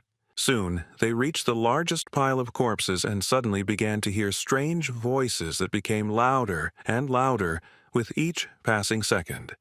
And soon it became clear that these were the bodies talking to them. It turned out that this pile was the monster that the group came here for, the first boss, the corpse golem, awakened. The terrifying appearance coupled with the human-like voices caused fear in Hikuro, and he froze in place, as did Raven and Tarjan. The hero had thoughts about how they had always pretended to be tough, but now they were useless, which meant he would have to sort things out together with Einar. Dungeon and Stone is a niche game, but it has details that could appeal to anyone. One of them is the terribly realistic illustrations that look like photographs. They often flashed on the internet. The hero was once again faced with the fact that no matter how plausible the pictures were, reality was on a completely different level. Alua, Raven, still couldn't recover from her dissection experience, so she wasn't just useless, but also a burden that needed to be protected. Hikuro Murad, a dwarf who had seen many terrible monsters during his 3 years of exploring the labyrinth, was no better. Tarjan, the porter, who looked quite stoic especially for his role, was also of no help, which was to be expected. They all treated Björn and Einar like trash because they were newbies, and in the end, they, the barbarians, were the only ones left sane. And the corpse golem was not going to wait for the researchers to come to their senses, so it attacked them, releasing acid mixed with corpse poison from its body, from which the warrior protected herself with a broad sword. But Hikuro didn't defend himself in any way, and the splashes hit him right in the eyes, taking him out of the fight in an instant. Raven couldn't recover and was still vomiting. She couldn't even stand on her feet while Targan tried to help her with something. Seeing the dire situation, Bjorn ordered Einar to take the dwarf with him and go protect the magician, and he would try to distract the monster until the others came to their senses. The hero knew the boss's attack sequences from the game. He preferred to throw a corpse bomb at distant targets. But up close, he used his vile semblance of hands to catch opponents in order to absorb them, making them a part of himself. The vile corpses that made up his body stretched out their arms in an attempt to grab the living one. shouting out various phrases along the way which instilled fear in the hearts of the researchers. Bjorn couldn't get too close, otherwise the golem would hit the mage with long-range attacks, so he had to stay at a medium distance all the time, balancing on the edge. After some time, the hero's efforts were rewarded because Raven was able to gather her will into a fist and strike the monster with magic. Watching the huge wall of flames, from behind which came the screams of the undead bodies being burned, Bjorn was impressed by the power of the spell, as it alone ended the first phase of the boss fight. The outer body of the corpse golem was destroyed, and the second phase, the skeleton golem, had arrived. This was not the end yet. Einar and Bjorn rushed forward because now the monster had no long-range poison attacks, and the two barbarians had every chance of destroying it. With their brute force, they would crush its bones. It wasn't long before they managed to break through his chest bone plates and reach the golem's vulnerable core in the center, and the monster was defeated. At the sight of his death, as a reward, a beautiful ball of energy quickly formed. This was his essence. Elite monsters that do not appear in the regular labyrinth are highly valued by explorers, as they can be used to obtain valuable experience, which is very difficult to earn. Various magic rings, amulets, earrings, and other things that can be obtained from the Rift Keepers are also very good loot. But still, the main value of these instances is that the chance of essences dropping increases several times. After finishing his thoughts, Bjorn informed Einar that it should go to them, since they had contributed the most to defeating the boss. He himself wanted to get 2 essences, from the Death Demon, which gives powerful regeneration, and from the Wolf Chimera, which gives strength. Corpse Golem Essence is also good for a tank. It slightly dulls perception, but increases bone density by 55, as well as weight, which helps to knock down the enemy and reduces damage from enemy weapons by 21. The pain resistance is also useful, and the extra strength and poison resistance are a nice bonus. But the main problem is the essence skills. The active skill Flesh Explosion deals a lot of damage, but the price is your health points. The passive skill Acidic Bodily Fluid turns blood into acid, and with each injury will damage equipment, reducing its durability. The essence is good, but you'll have to spend a lot on potions and equipment. Bjorn concluded his thoughts and told his partner that the loot wouldn't dissolve for another 30 minutes, and for now they needed to help the dwarf with healing. Soon, Hikuro was as healthy as before. He felt shame and regret for his behavior, and only thanks to Einar he saved his life. But it seemed to him that he had already seen all sorts of monsters, but the hero was irritated, because due to mental problems they almost died from a monster, with which otherwise they would have dealt without problems. Alua Raven had more or less recovered, so it was time to discuss payment. He said that it was thanks to him that their group survived this fight. So as a token of gratitude, he demanded that they take the Rift Stone for themselves, since if it weren't for it, everyone would have died, after which a tense silence ensued. The silence was broken by Hikuro Murad. He supported Bjorn, because he was in great debt to his partner Einar, and also, in principle, to him himself.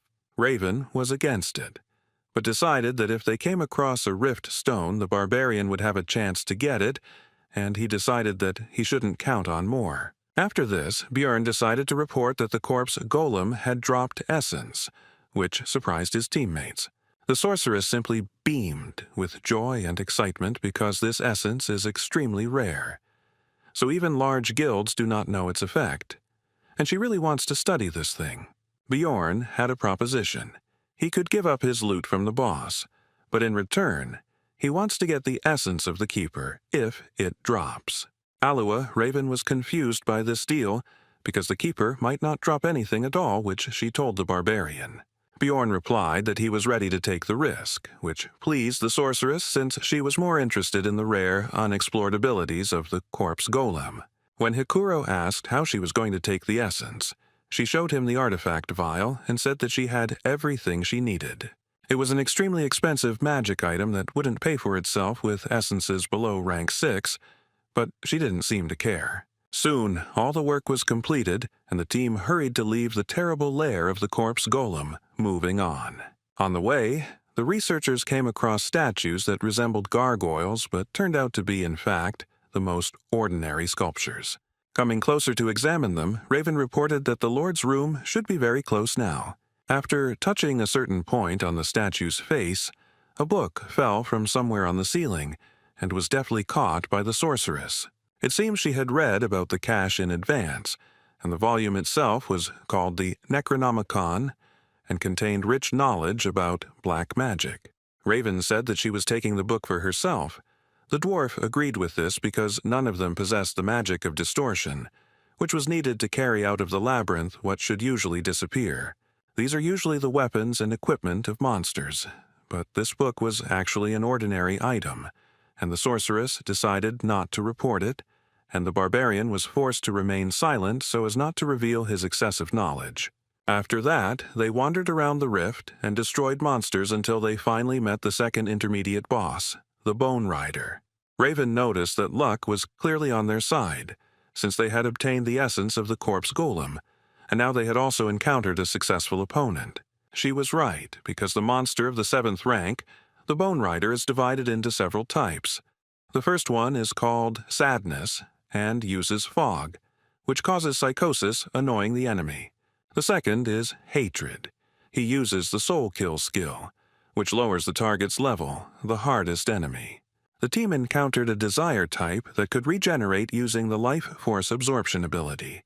Normally, this would cause some problems, but the party's mage knew the spell Worsening Wounds, which could negate the effect of his skill. Without his main advantage, the boss was unable to cause any problems and was soon defeated by the researchers. And they were lucky again. The second elite enemy dropped essence, which happens very rarely.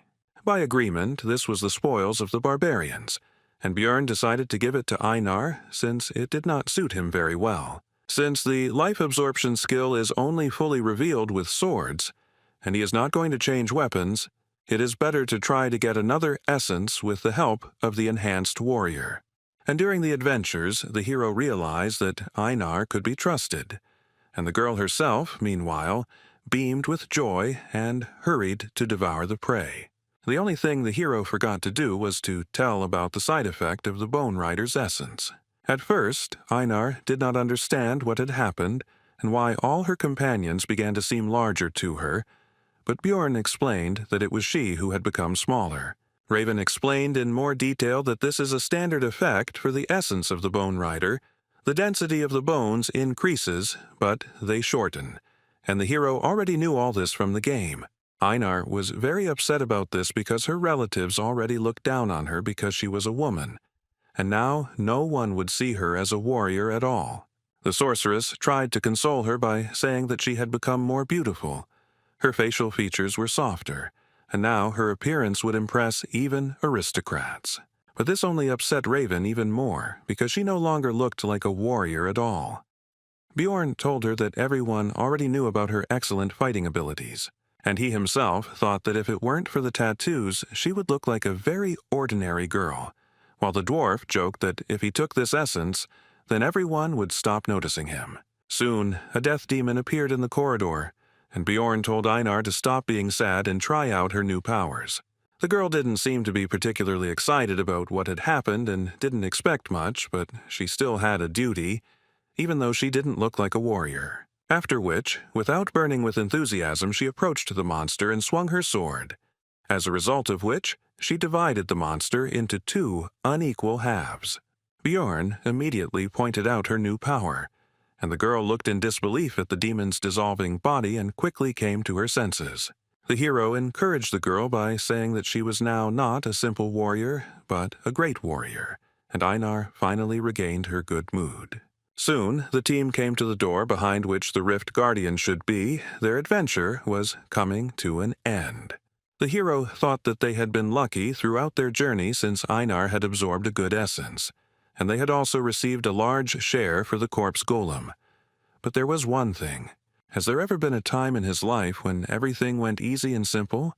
What could be the worst-case scenario in this situation? After all, it was always like this for the hero. It just seemed that everything was fine, but then he would receive a new blow from fate, as happened, for example, with his personal life and his arrival in this world. Maybe someone would call it luck, but not him. For the guy, it was the same trouble, only even worse. He was brought out of his thoughts by Hikuro, who was about to open the doors, and Bjorn finally noticed one peculiarity. The handle was red, so he tried to stop his comrade. But the danger was discovered too late. The door itself opened all the way. The master of the Bloody Citadel woke up from a deep sleep. And it was not the Death Rider that was usually found here, but a vampire.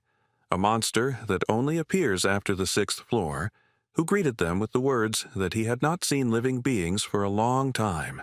And also an advanced mutated version, with intelligence and a named monster, the Vampire Duke Kambormir. In general, monsters are divided into 4 categories. The first is mutants, which do not change race or characteristics, but receive a new class, such as goblin swordsmen or goblin archers. Advanced monsters rank significantly higher than the average for the floor.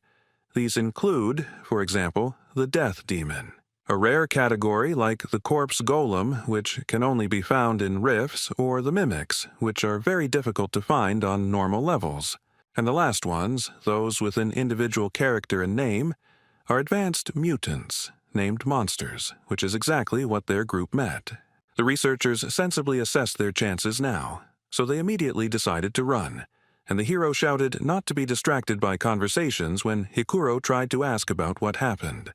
While running, the hero thought about the essence of the monster.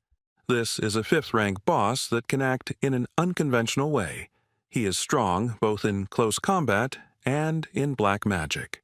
The conversation was brought up again by Raven, who was surprised that the Guardian had become an advanced mutant, since this had never happened before, and the hero could understand her surprise. After all, even he, having spent thousands of hours in the game, had never met the Vampire Duke, and only knew about him because he saw him on the stream. Even in such a situation, the sorceress could not suppress her curiosity, so she asked how he guessed about the trouble, because he said to close the door in advance. Bjorn couldn't come up with an explanation for his gaming knowledge, so he blamed it all on his well-developed intuition. And he understood everything thanks to the red pen, because he had tried many times to find the Vampire Duke himself. And when he watched the recording of his appearance again, he was able to notice this small difference from the usual riffs. Bjorn partly blamed himself, because if he hadn't been distracted by his own thoughts, he could have noticed this in advance and changed something. But now it was useless to think about it. Hikuro noted that they wouldn't be able to leave without finishing off the Guardian anyway, so shouldn't they turn around and fight? To which he responded that they needed to get to a place with sunlight. But their conversation was suddenly interrupted by the voice of the vampire in front, who said a phrase about ill-mannered guests. It was one of the spells of black magic, spiritual form. A frightened Raven began to prepare some kind of spell, and before using it, she called on everyone to close their eyes. After using magic, the vampire disappeared, which surprised Einar greatly, but it was clear to everyone that everything could not end so simply. Spiritual form is one of the spells available to vampires. It allows them to move quickly, but their real body remains in place. Only with the help of release he can switch the real and spiritual bodies, and they would have been in huge trouble if Raven hadn't reacted in time, but they gained about 3 minutes. But it seems that the meeting with Kambormir did not pass without a trace for the group. He somehow managed to cause internal bleeding to the sorceress, which surprised the hero because vampires do not have such an ability. This means that the boss has the essence of another monster, which the hero does not know about because in the video, the player did not have time to not only win, but even do anything, so he could not show his techniques. Bjorn interrupted his thoughts and urged everyone to continue running towards the exit, to which the dwarf noted that only Raven knew where to go, as she was studying the map of the Blood Citadel. The hero shouted that he also knew, which surprised Hikuro, and the latter asked how he knew this, since this was the barbarian's first trip to this rift. Bjorn replied that he had simply memorized the route, thinking to himself that he did not want to seem like a suspicious barbarian, but right now survival came first.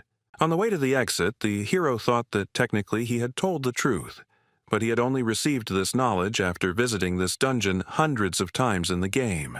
Soon, the exit was already visible ahead, But the vampire duke was also already close, and, if such words are appropriate to apply to the undead, was practically breathing down their necks.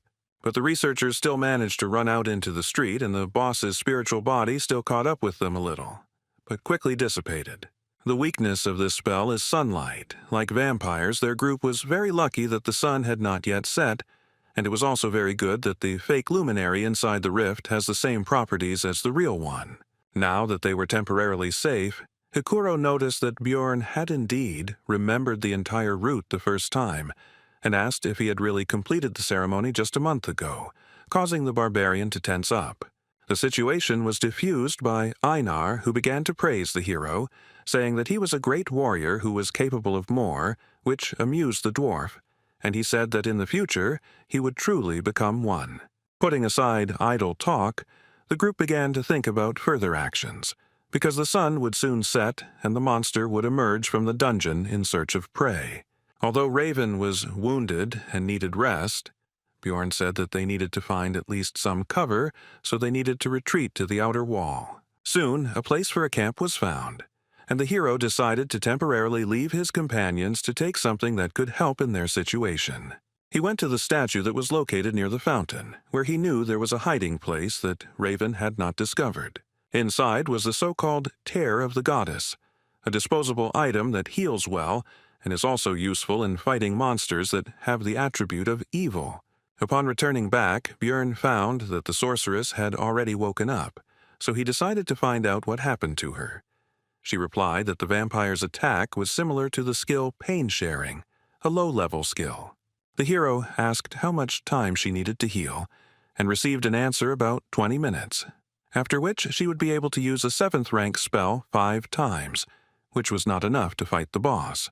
Then Bjorn asked about the presence of solar-type magic, and although in this world it was rude to ask a mage about his arsenal of spells, he took advantage of the reputation of barbarians. Raven accepted the uncouth savage's behavior and replied that she knew the Sunspot Sphere spell. This is a 6th-tier magic that is similar to a normal fire sphere, but instead of fire, it has a solar attribute. When asked if she could use the attribute strengthening spell at the same time, the hero received the answer that only if she had enough mana, which needed to be pumped up for 10 minutes. Bjorn interrupted her explanation, telling her to prepare for 30 minutes to increase the power, and he would try to delay the monster for that period, while she should not interfere and save mana. At first, Raven meekly agreed, but then she came to her senses and began to be indignant at the fact that the hero was acting like the boss, even though she was supposedly the leader. Hikuro supported Bjorn's plan, because in this adventure he got to know him well enough to trust him, because he has a keen eye for human nature.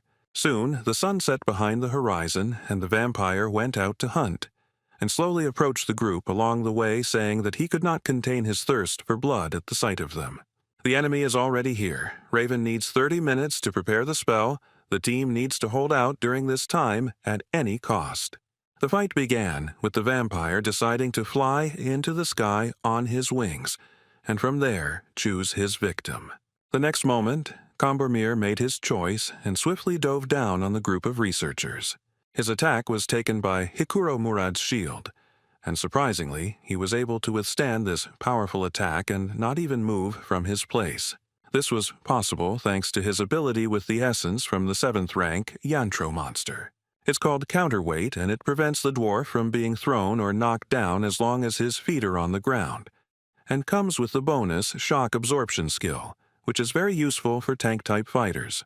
A pair of barbarians rushed to their comrade's aid with lightning speed, because despite the excellent ability, it would not be possible to use it forever. Einar came from the left and tried to hit the monster with her huge sword, but the enemy was too fast and cautious to fall for this attack. The truth is, what he didn't expect was that Bjorn would already be waiting for him behind him, and the vampire flew his body straight into his shield. The hero struck with his mace, and Kombormir no longer had time to dodge, so he took the attack with his crossed arms. The force of the blow dragged the monster along the ground for several meters, but it did not appear that it had sustained any significant damage. But the hero experienced the use of the pain-sharing skill, and the vampire was not even embarrassed by this attack. The next moment, the entire body of the Rift Guardian began to transform into terrible six-eyed crows. Soon, a large flock of birds appeared in the place of the enemy, heading straight for the research team. The dwarf used his second essence from the living armor, emergency restoration, and the barbarians defended themselves without any special abilities. When hit, the crows were torn to pieces. Blood splashed everywhere, which allowed the enemy to use another of his skills. It was a sacrificial seal that enhanced the vampire's physical abilities depending on the number of victims within 100 meters. Cambormir also had skills such as Eternal Life, which increases regeneration proportionally to lost health points, and Bloodmaster, which allows you to obtain a skill from the victim's blood. Vampires rely on these three skills to make them very strong, but they also have black magic, which allows them to, for example, turn into mist to avoid physical attacks, transform into crows that cause an explosion upon impact, as well as splatter blood, which helps the monster in applying the seal, as happened recently. They can also use blood to summon various disgusting creatures to help them. In short, a vampire is a high-ranking monster with frightening characteristics and abilities. While the hero was thinking, the world did not stop in place. The battle continued all this time. And now Hikuro missed the monster's blow, and he immediately tried to develop his success by attacking Bjorn, but he managed to put his trusty shield under attack, and looking at the enemy's strength, the hero remembered that this was exactly why everyone abandoned the game when they reached the 6th floor. There were still 5 minutes to wait, and the dwarf, who was the main force in the battle, was defeated. Einar and he himself were exhausted. Then a plan appeared in Bjorn's head, and he immediately ordered his partner to take Hikuro and retreat back, and he would hold off the vampire. He wouldn't need the weapon anymore. This wasn't a battle anymore. A feverish thought flashed through his mind, and the hero quietly uttered the cry he'd learned from Einar Behela. After this, the vampire duke pierced the barbarian's body with his long claws right through the armor, and the hero began to drink the health potion, healing the wound right in the fight, mentally urging the enemy to continue. Seeing this, Raven was confused. Was the barbarian really going to take potions the entire fight to survive? Her thoughts flashed through her mind. She had never heard of anyone fighting like that because it made no sense. It was just absurd. After all, the pain from taking potions is already very strong, but it becomes even worse if the wounds are serious. But the hero did not fall from pain shock, and therefore more and more empty flasks fell to the ground at his feet. The potion's effects were already causing smoke to billow above his body, but he didn't stop and continued to fight despite the terrible pain. In such a situation, his heart could stop at any moment, but Bjorn even manages to block some attacks, and even moving in such a state is already a miracle. Of course, he can't block every attack, but he didn't miss any of those that were aimed at vital points. It was now, looking at what was happening, that Raven understood the expression she had once read in a book about how the real value of a barbarian was not in his physical strength, but in his strong mind. Tarjan said that the situation was becoming too dangerous, so it made sense to get out of here, but the sorceress responded sharply negatively. Because there was nowhere to run, they were locked here until they killed the monster. Raven wondered what she was doing. Even a young barbarian could think rationally and make rational decisions. But what was she, a wise sorceress, doing? She made a decision, so she sent Tarjan to help Einar with healing the dwarf, so that the warrior could quickly return to the battle. As Raven rummaged through her backpack, she thought about how mages weren't just about firing spells from afar. They were also supposed to analyze the situation based on their knowledge and choose the best path for the team. She found what she was looking for, that very test tube, and made the best decision in this situation, in her opinion, because she wants to live. Raven conjured a number of magic circles that increased accuracy, helped with range projection, and performed automatic targeting. And when everything was completed, she threw a vessel with essence at Bjorn with magical telekinesis. This should help in defeating the Keeper. The test tube shattered on the barbarian's armor, and he instantly absorbed the loot from the corpse golem, which instantly increased many of his stats. When fighting the vampire, the hero's head became empty, and his vision became clouded. He had to choose what to sacrifice and what to save. He forcibly threw away his weak heart and fought with all his might. He had to ignore such insignificant things as his arms and legs and protect only his vital points. But suddenly, something changed. The picture of the battle changed. The vampire duke's claws couldn't cut through the bones. Could it be that he was fed essence? The hero thought. It was painful for Björn to think about how he would have to change his training and development plan because of this, but if we look at the current situation, it is a very fortunate development. After all, the doll that was beaten one-sidedly can now move, and even such a small thing increased the guy's chances of survival by an order of magnitude. The thought flashed through the barbarian's mind that he couldn't just keep taking damage, and suddenly someone seemed to hear it, and a restoration potion hit him in the back, increasing his regeneration. It was Raven, who had already come to her senses and seemed determined to use up her potion reserves in this life-or-death battle. If he can regenerate at the same level, then there is still a chance the immortal barbarian mode is activated. Björn no longer cared how his muscles were being cut, because the main thing was that his acidic blood from the essence of the corpse golem would cause damage to the vampire, and the damage will be immediately healed with the help of Raven's potions. So he doesn't care about his own wounds. He just needs to keep fighting.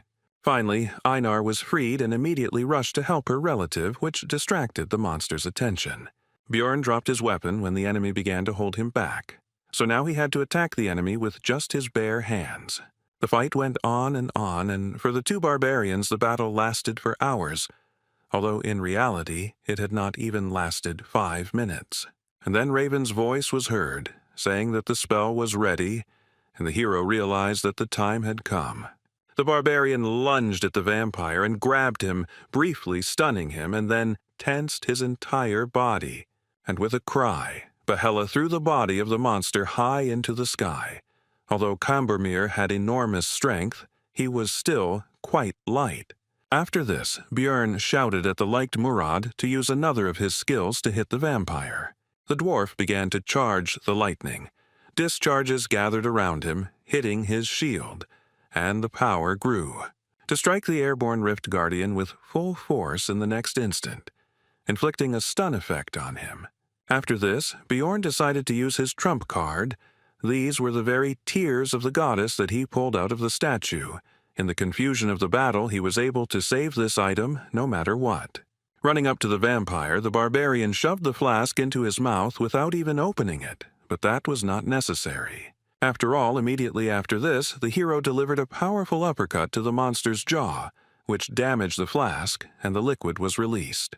At the place where the item was destroyed, Grace was formed, which temporarily sealed all of Duke Kambermir's resistances and increased the damage dealt to him. The monster's intense shock changed its stunned status to paralysis, leaving it temporarily defenseless.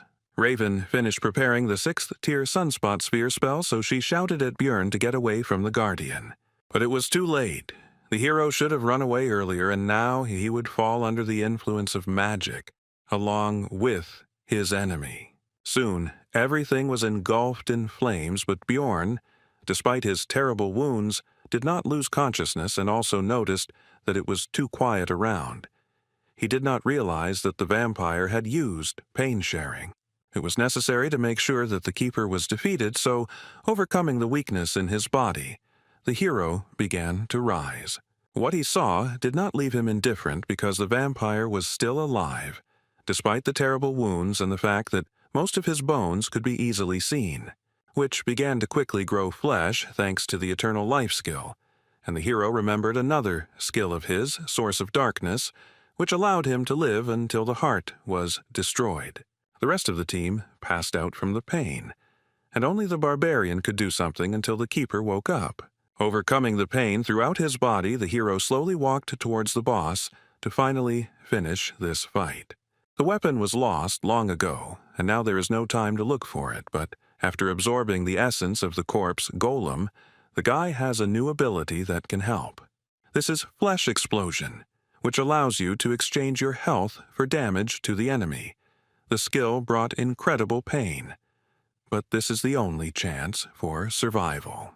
His instincts screamed at him that he was already at his limit, but the hero would still die if he did not continue to fight. So he continued and continued. It was impossible to stop for a second because then the monster's regeneration would turn all efforts into dust. And Björn, meanwhile, held on solely by the strength of his spirit. Soon, overuse of flesh explosion meant there were no more arms left, but he had to keep dealing damage. The hero then decided to use the rest of his body, so he leaned on the monster with all his weight and used his skill again. The creature died. It was not in vain that he fought to the end. The level also increased, but in this game, there's no healing from this event. The only thing that can save him now is the loss of essence, which is possible, since the chance is 33%. And the hero was lucky. The essence was immediately absorbed, thanks to which death did not overtake him today. And in the meantime, a line about an abnormal growth rate appeared on the guy's monitor in his world. The manager is watching him. The first thing Björn saw when he woke up was Einar's face, and he also realized that his head was lying on her lap. The first thing the hero did was ask about the whereabouts of the rest of the team, to which he received the answer that they had left 3 days ago. But now it was more important whether he himself was okay, since the barbarian had been unconscious for 4 days. Björn immediately rose to his feet with alarm, because it turned out that this was already the 7th day in the labyrinth. And only after that did he pay attention to his body, surprised that he did not feel any changes or injuries. He also noticed that something was missing, so he asked Einar where his pants were, to which he received the answer that they were too damaged and had to be torn off. And his partner also encouraged the barbarian by saying that he had nothing to be embarrassed about, because she already knew that Björn was a great warrior, and he himself mentally asked her to stop. The hero cast aside his embarrassment and asked about what had happened during these days. Einar replied that Hikuro Murad had taken the numbered item, and Raven Alua had taken the rift stone. Björn thought about the fact that since he survived, it meant he absorbed the essence of the enemy, and this meant that they had all 3 items of the keeper, and the warrior was indignant that they had actually agreed on something else. But Raven was very insistent on her right to possess the rift stone, because she had huge expenses, and the dwarf withdrew from the discussion, leaving them to sort it out themselves. And then the sorceress said that Björn had already taken the best thing, so he would not complain that this thing did not go to him. The hero realized that it seemed that she was the only one who realized that the guy had absorbed the vampire essence, and also mentally agreed with her sorceress because Raven had spent her potions, test tube, and golem essence. Einar continued the story by saying that the sorceress then walked along the rift and collected various items, and then simply walked through the portal, without even waiting for the barbarian to wake up. After that, Björn thanked the girl, saying that he was glad to rely on her, and she replied that they were partners, so it was natural. The hero decided that even if Raven had gutted the place, some items should still have remained. But before starting the search, he decided to dress up, so he asked the warrior if she had any extra clothes. Soon, all the business was completed and the barbarians returned to the city. There were a lot of problems this time, and the guy hoped that at least the profit would balance it out. This time, a little more than 230,000 stones were earned. But the hero did not complain, because he was able to absorb 2 essences.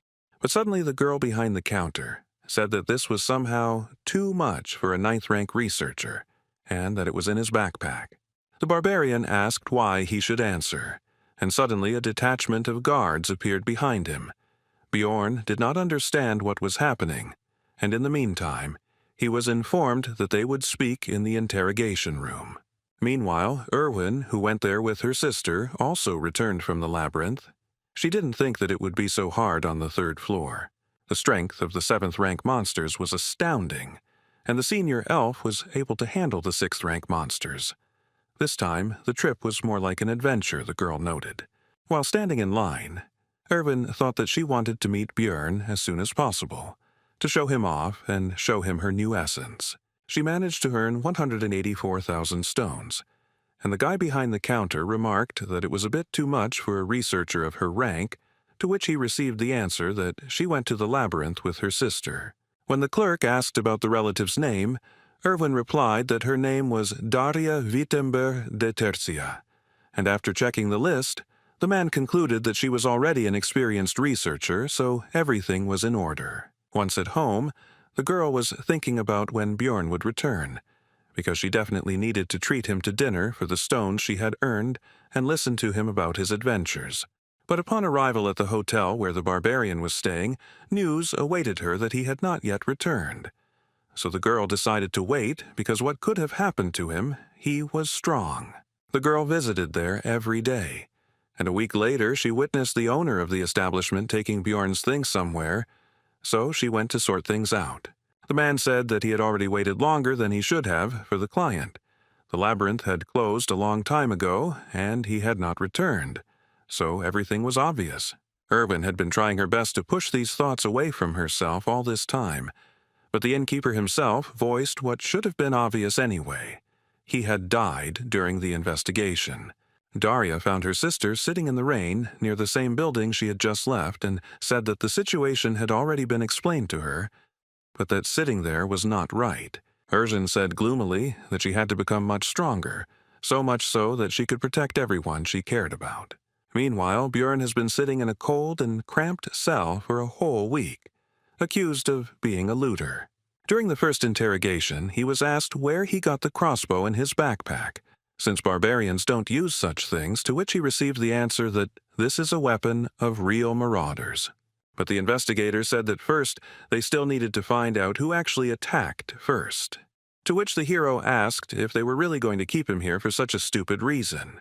After all, there is an unwritten rule not to ask questions of researchers until there is strong evidence, no matter what they bring. But it turns out that the rules have recently changed. Now, low-ranking ones are checked. This is done to reduce the number of looters, the man opposite finished, and the hero realized that they decided to pick on everyone who has no connections, but a lot of loot. But his thoughts were interrupted by the continuation of the interrogation. Bjorn explained where he got the crossbow from. It was loot from the group of marauders that he and Einar met on the second floor. But he did not mention that girl, because she might understand that he was possessed by an evil spirit if he broke the barbaric oath. When mentioning his survival after being shot in the neck, the interrogator asked where his scar was, but it turned out that the vampire essence had even healed that, so there was no evidence. The hero tried to talk about the rift, to explain that the neck simply regenerated, but he was laughed at, because everyone knows that vampires are never found there. Bjorn became angry and demanded that in this case a magician be called to check the veracity of his words using memory magic. The investigator said that only researchers of the 7th rank and above could ask for this, so the barbarian offered to pay such a wizard from his own pockets. The man replied that they would take the money after his death anyway, so spending it on something so useless was pointless, but he still deigned to call a low-ranking mage from the guild. 2 days later, the wizard arrived, but was unable to pass through the hero's powerful mental barrier, so he said that a more powerful colleague from the tower needed to be summoned. The investigator said that he couldn't call such important people for such a trivial matter, and when Bjorn mentioned Hikuro and Raven, he didn't even listen. The man offered to surrender and then continued to pressure him to confess. The next morning, the 7th interrogation took place, to which the interrogator brought an object that was immediately identified by the hero, and the man reported that they had received significant evidence. It was the same communication stone that the barbarian had taken during his first campaign, when he was with Erwin and they were being pursued by a certain clan. The investigator said they checked the unique number to determine its ownership and received evidence from the Crystal Union. With this irrefutable evidence, the barbarian's guilt is now proven, so the execution will begin in 3 hours. The point of no return has been passed. Words can no longer solve this matter, but if Bjorn simply breaks down the bars, he will still be wanted as an escaped bandit. Then there is only one way left to prove his innocence. He will definitely find a way to survive. Everything was decided. The next moment, the hero activated his flesh explosion skill, which destroyed the grid holding him back. The young guard didn't expect this from a 9th rank researcher, and he himself was only a newbie, so he was at a loss. Bjorn simply knocked the man out with a kick to the head. Now it's time to get out of here. Right on the guard's belt was a bunch of keys to the cells of this prison. These could be used. After all, there are plenty of prisoners here who can create the chaos that is so necessary now, which will be a great help to the hero. Surely a significant portion of them committed some crimes, but the innocent researcher doesn't care about that now. Soon all the prisoners came out of their cells and then began to shout the word barbarian. And someone soon added freedom, and a chorus of voices began to chant the phrase barbarian freedom. Directly above them, the usual life of the Explorers Guild continued. Visitors and employees not yet even suspecting what had happened on the floor below. Their peace was suddenly disturbed by a crowd of prisoners who broke down the doors and began to wreak havoc. One of the guild workers called on the researchers to help subdue the criminals, for which there will also be a reward. The hero understood that the former prisoners would not hold out for long, since they did not even have any weapons, and only some were able to get hold of some improvised means. So he rushed to the second floor. Bjorn had a plan. He didn't just want to escape, so he instantly passed this floor. But at the entrance to the third, a small detachment of guards blocked the way forward. The barbarian extended his hand to the side and used flesh explosion, and then acidic blood mixed with pieces of flesh and bone rushed like rain onto the first floor. All of this fell directly on the crowd of prisoners along with the researchers, which allowed the hero to activate the sacrificial seal, which enhances physical abilities depending on the number of victims. They give their bonus at a distance of 100 meters, but this will be quite enough. The mighty barbarian received even more power than he had before. Bjorn rushed forward with a Behela cry, and the magical doping allowed him to literally drive his opponents into the ground.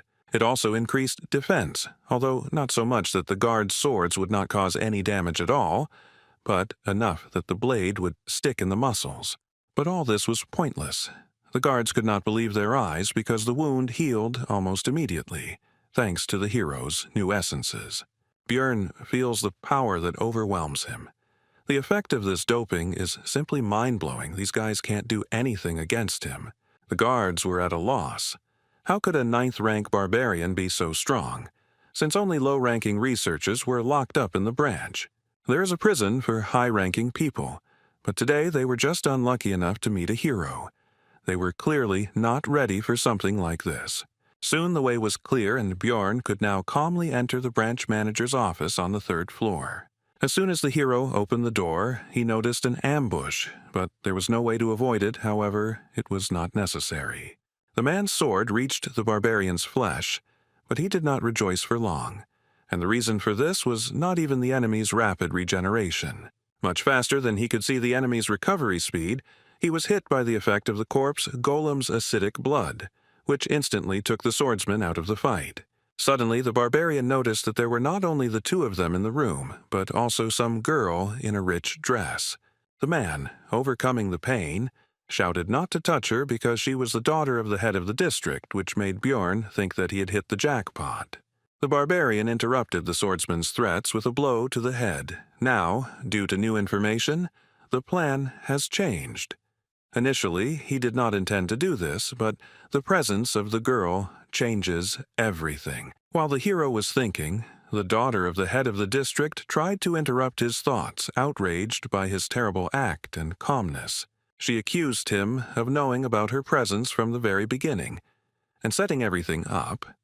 Bjorn became irritated by this and shut her mouth. The guards burst in, but did not dare to do anything. Because the barbarian had the head of the district's daughter in his hands, then the hero demanded that they bring him the investigator who was handling his cause, the leader of the Crystal Union, and the magician from the Magic Tower. But that wasn't all. Bjorn went out onto the balcony with the hostage and took a deep breath, because it was time for the next point of the plan. The barbarian shouted his battle cry, attracting the attention of the onlookers so he could deliver another blow to his enemies. There were enough people nearby, and the hero began to loudly talk about how he was a 9th-rank researcher whom the guild tried to frame and kill, and also swore that he was innocent. The bastard set him up. He didn't do what he's accused of, and now their leadership won't be able to hide such a grand event. Now a lot of people know what's going on. Meanwhile, a respected old man from the Tower of Mages received a message from the branch manager that some psycho was wreaking havoc and they needed a wizard, and the elder decided to send Raven Alua there, and also clarified that the one who arranged this freed the prisoners and took the daughter of the head of the district hostage. The sorceress agreed to go there because she still needed to find someone, and she was also curious to take a look at this crazy man. Upon arrival at the Explorers Guild, Raven fulfilled both of her wishes, although she was not particularly happy about it, and the barbarian simply clarified whether she was the mage they had sent. The sorceress was confused, so she shouted out what Björn Yandel was thinking when he did all this, and she continued to be indignant about whether he really thought he had several lives, and she was also curious who it was, and it was the hero again. But Bjorn interrupted her, asking her to use the memory check magic faster. The sorceress agreed, only if in the future the barbarian fulfilled one of her requests, he accepted the conditions. But the spell didn't work. Then Raven asked if he had any equipment against psychological spells. The hero answered negatively, and the hostage, meanwhile, tried to understand what was happening. Their dialogue was interrupted by an investigator who ran into the room and immediately rushed towards the branch manager, apparently not even noticing the others present. He asked what could have happened here since they had taken care of most of the prisoners on the first floor. And only after that did the investigator notice the others, and immediately pointed at Bjorn and shouted that it was he who had caused the disturbance, to which the manager replied that he was already aware of this. And he continued his explanation, saying that this barbarian speaks of his innocence, and it was precisely the investigator who was conducting his case and what evidence there was. The man in glasses began to say that no one had set him up, because it was impossible. Too much evidence proved that the barbarian was a marauder. The first piece of evidence is that he brought too many magic crystals for a 9th-rank researcher. Also, in his backpack there were various equipment such as a crossbow, swords, a shield, which seemed to have been stolen. The investigator also found the owner of the message stone that was found on the barbarian and received information from the Crystal Union that Bjorn Jandel was killing innocent people and stealing their things. The hero noticed that this testimony was not only from a member of the same clan, but had not yet been verified by magic. This news surprised the branch manager, and he asked if these words were true. The investigator screamed that this was because the barbarian continued to lie about being wounded in the neck and surviving, and also said that there was no scar because he had absorbed the vampire essence.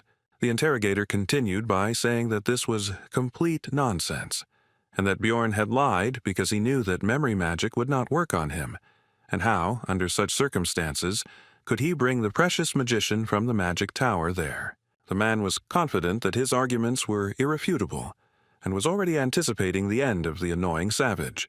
But Raven indifferently reported that the information about absorbing the vampire essence in the first-floor rift was true. This news surprised the head of the branch and the investigator, and the latter, stuttering, asked what she meant. The sorceress explained that she had been there and seen everything with her own eyes, and ironically asked what to do now, since he would not be able to verify the truth of her words with magic. The interrogator did not take this information seriously and told Raven that even if she knew the barbarian, she did not have to protect him with lies. But the blonde sorceress interrupted the man and threateningly asked if he really doubted her words. And, without changing her tone or facial expression, she continued to talk about whether investigating the cases of low-ranking researchers with his pitiful powers had forced the investigator to look down on magicians as well. The interrogator, after Raven finished speaking, immediately fell to the floor and began to make excuses and ask for forgiveness. This was because the wizards of the magic tower were close in status to the aristocrats. There were many different schools of magic, but they united into a group to protect their rights. A simple guild worker dug his own grave. Bjorn finished his thought, and the branch manager suggested that they stop this argument already. After all, even for her, a sorceress, this might have seemed absurd if she had not been aware of the situation. Raven made an indifferent face and said that there really had never been vampires on the first floor before, to which the man began to thank her for her understanding. As a loud "no" came out of her mouth. This was not something that the manager of the branch of the Explorers Guild should say, placing special emphasis on the last word. And she continued her explanations by saying that even now, many years after the discovery of the labyrinth, there are still mysteries that have no answers. One can never predict what might happen there. So how can a man be confident in the impossibility of anything and at the same time head a branch of the Explorers Guild? Again, emphasizing the last word. The hero, looking at the girl's passionate speech, could confidently say that she really was a magician to the core, and also ruthless even to a very influential person. Suddenly, a man entered the room accompanied by guards, who immediately introduced himself as Niall Urbans. At first, Björn couldn't understand who it was, but soon everything became clear, because his hostage shouted the word father, which meant it was the head of the district. The Explorers Guild is run by clans, uses command spells, and trades information for the benefit of other explorers. Its management system is simple. Each of the hundreds of branches has its own leader. Above them, one step higher in the hierarchy, were 13 regional managers, one of whom was the man who had just entered here, and at the top was the guild master. The guards behind Niall Urbans pushed a man forward, and the high-ranking guest himself said that this was the one Bjorn had requested. The barbarian's face took on a gloomy expression, and he asked this man if he was the Crystal Union member, Hartz Jr., who had made false accusations against him. Without even listening to his excuses, Raven immediately used memory-reading magic and reported that the man had lied.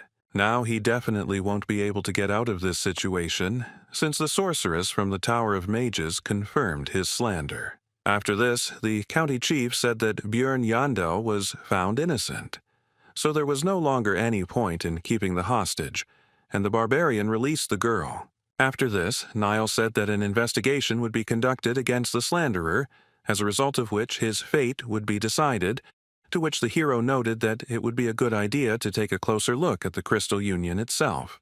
Urbans agreed to this, and also added that the investigator responsible for his case would also be fired, to which he began to justify himself by saying that he had acted according to the rules.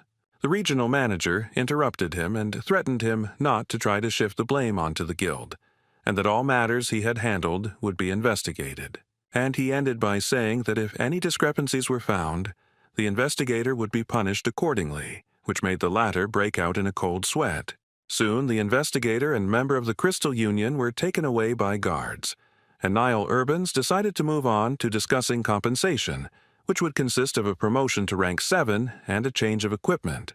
But this did not suit Bjorn, because he himself could advance to the 7th rank with the help of the essence of a vampire guardian, which he was quick to report. Niall tried to say that the barbarian only had 2 months of experience, to which the hero said to bring him a researcher of that rank, and then it would become clear who was stronger. Bjorn was immediately engulfed in barbaric rage and, with a cry of Behella, demanded an opponent, to which Urbans tried to calm the hero down, and explained that this had simply never happened before. Unexpectedly, Raven decided to support the hero. They met eyes, and the girl smiled at him, after which she began her speech. The sorceress stated that she was sure that there was no researcher here who could resist a 5th-rank vampire and return alive by absorbing his essence, so Niall was forced to agree. Then Björn demanded money as compensation, or to be more precise, 5 million stones, which may be a bit much. But he, as a stupid barbarian, can afford to start bargaining with this figure. But unexpectedly for both him and the branch manager, Niall Urbans, although with displeasure, agreed to these conditions. Björn thought that it might be related to the presence of Raven here, who just now demanded another 1,000,000 stones as a reward for her services. Could this really be the influence of the Tower of Mages? Soon, all the issues were resolved, and the barbarian and the sorceress went to the latter's laboratory, which was in disarray. The girl offered the guy some water to drink, although it was from a test tube, but that's simply because there are no mugs here, and if he doesn't want it, then she can offer basil concentrate. The hero did not risk drinking this liquid because, most likely, this flask had previously contained strange liquids and monster organs. Putting the vessel aside, Björn asked why he had been invited here to the magic tower. Raven reminded that the barbarian had promised to fulfill one of her requests. The hero had only agreed because he was in a hurry, and there was nothing wrong with making friends with a mage. Bjorn agreed with this. The main thing was that it was within his power. The sorceress was happy with his words and said what she wanted. It turned out that Raven wanted to study the essence that the barbarian had absorbed, and also explained that there was some benefit to it for him as well.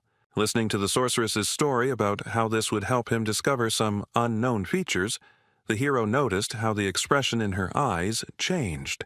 One could see a desire for knowledge in them. The corpse golem she wanted to study was indeed rare, but it was nothing compared to the vampire essence, since it had never appeared before, or there was no one to tell about it. And then the hero guessed something, so he asked if her words when signing the agreement were true, and were precisely because of this. We are talking about the moment when Raven studied the agreement between the Explorers Guild and Bjorn, which contained a clause about the secrecy of everything that happened. The sorceress then demanded that a clause be added about not revealing that the barbarian had absorbed the essence of a 5th-rank vampire, and he was grateful for her attentiveness. The hero was right, and the girl said that in any case, now let him come once a week and help for about 3 hours for 6 months. Bjorn said that he agreed to 3 months and to share the results of Raven's research with him, to which she said that he survived thanks to her, and therefore he should be grateful. Looking at her, the hero thought that, in principle, this is true, but this is a separate topic because in order for the cooperation not to end in a short time, the guy must show the girl what kind of person he really is. Bjorn stood up and told Raven that she was the one who should pay the money, which confused the sorceress. Thinking that anyone who doesn't stand up for their position is just an idiot, the barbarian loomed over the girl and said that she actually fed him the essence of a corpse golem. Raven tried to push the hero away from her and asked how that could be a problem since she gave him his powers for free. Bjorn said that she fed the essence for her own survival, to which the girl replied that she saved him as well. The hero responded indifferently that he didn't care. Raven had to pay 10 million because that was exactly the amount needed to remove the essence in the temple. The sorceress asked in bewilderment why he was getting rid of such a precious thing, and exclaimed that he was a crazy barbarian. Bjorn explained that it was not the essence he wanted, meaning it had caused him serious damage, to which the girl responded that she had heard about the value of this thing to researchers. The hero said that this is the mage's biased opinion. Since they cannot absorb essences if he does not believe, let him ask other adventurers. Raven said that he was just sure that she didn't know any other explorers besides him, but that wasn't true. He should just wait a little. After this, the sorceress took out a magical communication item from somewhere and called a certain Patsran to resolve their dispute. The girl asked him how he would feel if someone fed him an essence he didn't want, to which he said the answer was obvious. To begin with, Patsran would be very angry, because despite the possible value and uniqueness, the essence, which was not in the plans, would only interfere. It's hard for mages to understand, but researchers can't just absorb everything and hope to move up the floors that way.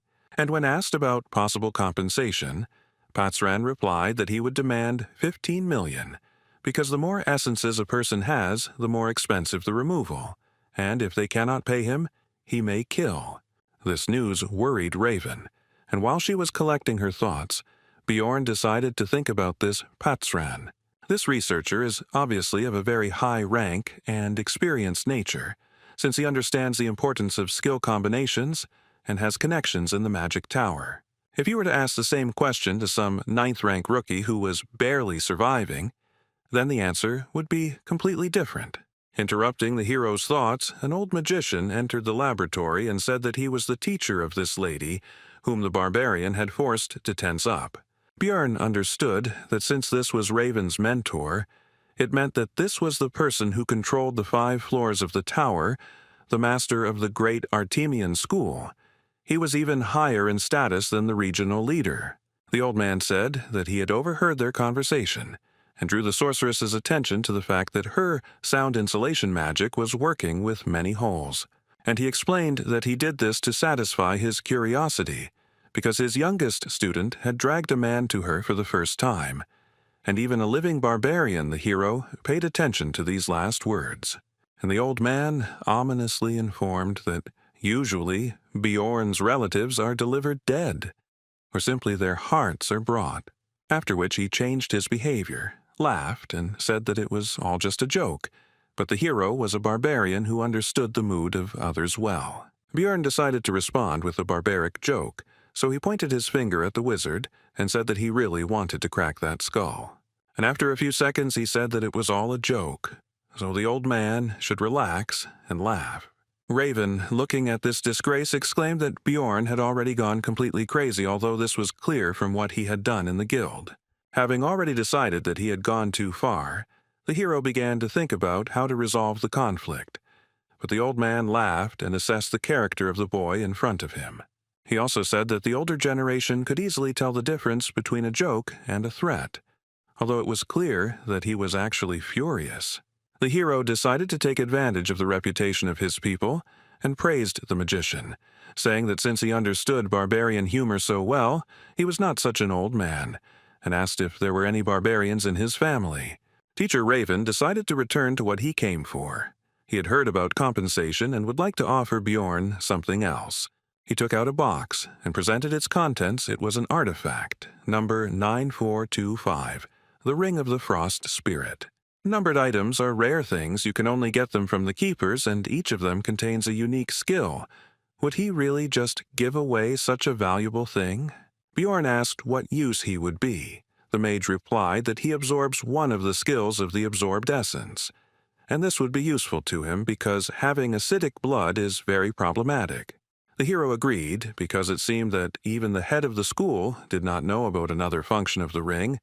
He was escorted to the exit by Raven, who reminded him not to forget about helping in research. The sorceress tried to ask her master for forgiveness, but he said that the item was useless anyway.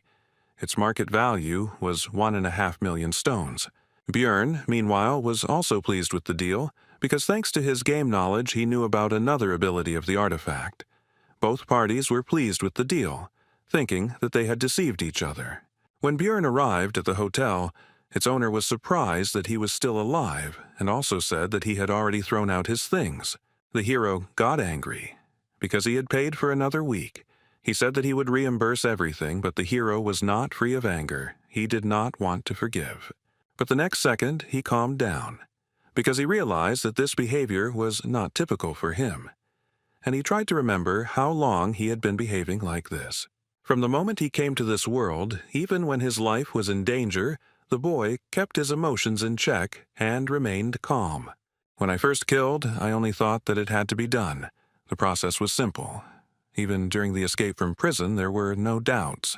Remembering the argument with the old man from the tower, Bjorn knew that 29-year-old office worker Lee Han-soo would never do something like that. It seemed to the hero that these were all just changes under the influence of the surrounding reality, but the discomfort continued to grow, and now he is sure that after each battle the body's instincts break out.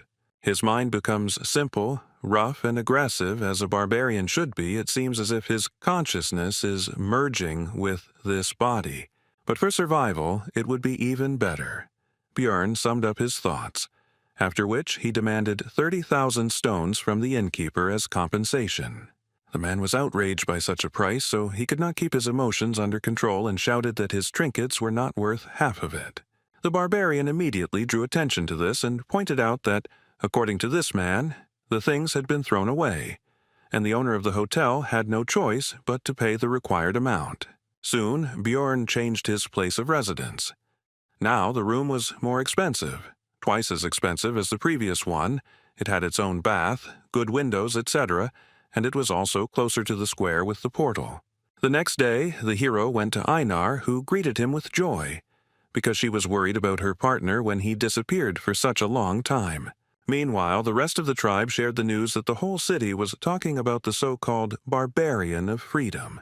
Bjorn realized that this was all about him, so he asked cautiously for details, in particular about the name of this hero, to which he received the answer that no one knew about it, which meant that the guild was somehow able to maintain his anonymity. But the rest of the barbarians were not interested in this. They were simply happy and proud that such a man appeared in their tribe. He fought alone against 100, refuted false accusations. The relatives admired these actions, and the hero did not think that this would become such big news. and also hoped that it would not lead to serious consequences. Afterwards, Björn and Einar went to Karmelby, a middle-class area with many craft shops and merchants. Here, the team sold the loot and equipment of the hero himself, which turned into scrap metal, resulting in 800,000 stones, of which 300 went to the warrior. Einar suddenly became surprised by something and drew Björn's attention to how people had put clouds on a stick and were eating them. Of course, it was just cotton candy. The hero decided that it would be a good idea to treat the girl to both sweets and just lunch, while the warrior could not believe what humanity had come up with. But soon, Einar's mood worsened. She thanked her partner for treating her as before, because the other barbarians now avoided her and did not see her as a warrior. And lately, some guys have started to hit on her, trying to get her attention, which had never happened to her before. Einar finished pouring out her experiences by asking Björn for forgiveness and saying that she would not be able to go to the labyrinth with him. As a result, the girl left the group, and although her problems were very important to her, they were not the main reason. The main reason is that the elder of the sacred land, a famous swordmaster, noticed Einar's talent. Therefore, the warrior decided to study the art of the sword under his command in order to become much stronger than she was now. When asked if the swordmaster could go to the labyrinth with them, the girl replied that there would be special training, so they couldn't leave the sacred lands for 6 months. The hero understood what kind of training this was, so he decided that Einar really shouldn't miss such a chance, and she herself said that she couldn't ask him to wait for her. And she doesn't necessarily ask to take her back when the time comes, but she will try and come back so strong that she will no longer pull Bjorn back. He couldn't hold her back because during the second exploration, she was defeated by the marauder, and she also had to use the oath. In the rift, Einar could only watch as others took the initiative while she remained at best in the background. It all hit her hard, so she agreed to the training. Bjorn will have to look for new companions, although there is an option to go on his own, because he has grown a lot in 2 months. Namely, he absorbed 2 essences, thanks to which his characteristics have greatly increased. But from the 3rd floor, it is impossible to travel alone, because as the floors increase, the absence of other roles in the team becomes critical, so finding comrades is a necessity. The hero needs companions of a similar level to climb higher and hunt higher-level monsters, and his first target for recruitment was Raven. After completing the research, Björn spoke about it, but nothing came of it. She didn't even listen and refused. She demanded to invite her only if the group was larger, everyone at least 6th rank, and there must also be a priest. Raven told him to put this nonsense aside and handed the research subject the result of this very research, which he began to study and came to the conclusion that he already knew this from the game. The growth of characteristics, among which the most prominent were regeneration, magic resistance, and soul power, as well as all of his active and passive skills, he studied and tested, except for Bloodmaster. This allows one skill of the one whose blood is absorbed to be temporarily used, Source of Darkness, Sacrificial Seal used when escaping from prison, Eternal Life. He increases regeneration depending on damage. Before Bjorn left, Raven decided to inquire about what that thing was that the hero had shoved into the vampire's mouth during the battle in the rift. The guy decided not to say anything and said that the situation was quite chaotic then, she probably messed something up. The sorceress began to say that she saw everything with her own eyes, but the barbarian interrupted her, saying that he was hungry, after which he quickly ran away. Raven was unhappy with this. She realized that Bjorn was hiding something, so the girl intended to find out everything on her own. To this end, the blonde headed to the huge library of the Magic Tower with confidence, to find answers in the books, which she did. She read that it was similar to a goddess's tear, a consumable relic of unknown origin that, when destroyed, bestowed a powerful holy blessing on the surrounding area. 150 years ago, during a dimensional collapse, Cardinal Andron used 3 such objects to save the Holy Pope, and it was never mentioned publicly again. Suspicions grew stronger, because how could a barbarian who had recently undergone the ceremony know about the location of the relic, as well as its effect? Upon arriving in his room, the hero began to think about another artifact, the Golden Mask, which drops after defeating the boss of the Bloody Citadel when many conditions are met. It changes the wearer's face for 30 days, the number of uses is 5. The item dropped for him in the game, but there was no point in changing the appearance of a 2D character, so he sold it. But this is reality, which means that in the event of a clash with the forces of law or with someone extremely influential, this may come in handy in the future. Meanwhile, Daria Wittenberg de Tercia, Erwin's sister, sat in the tavern, calmly eating and resting. But she was drawn to the conversation of the other visitors as they talked about the Crystal Union and its disbandment in just one night. This clan created a huge information network with the help of communication stones and offered various services to newcomers on the first floor. It grew very well. At first everything went well. Some people found salvation there, but soon the Crystal Union became mired in disgusting deeds, mocking and doing terrible things to newcomers. Take, for example, what almost happened to Erwin the elf did not want to admit, but if it were not for the barbarian, something terrible could have happened. Daria finished her meal and was about to leave, but decided to listen to the curious information when she heard that they fell apart, because of some barbarian of freedom, because it seemed ironic to her. The researchers talked about the recent incident in the Explorers Guild, and one of them said that the rule about increased search for marauders among newcomers will be revised due to the growing problem. They continued their conversation, and when it came to the fact that it was a 9th-rank barbarian, Daria decided that it couldn't be a simple coincidence. If this barbarian of freedom is that same Bjorn, then the situation with his disappearance becomes completely explainable, the elf thought, heading home. But should she, in that case, tell her sister about her suspicions, who still can't get over the shock? The next day, Bjorn Yandel went to the Explorers Guild to find out about the gathering teams active above the 3rd floor.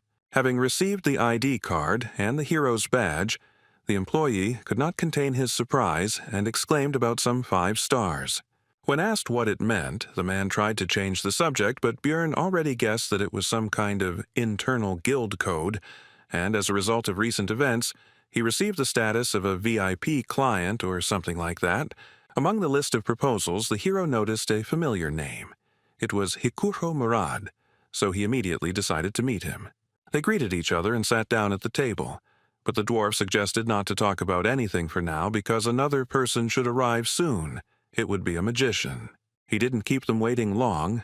He immediately introduced himself. His name was Lior Wabdvalki, and when Hikuro asked if he was the one they were waiting for, the wizard replied that it would be good luck to meet another sorcerer here and now.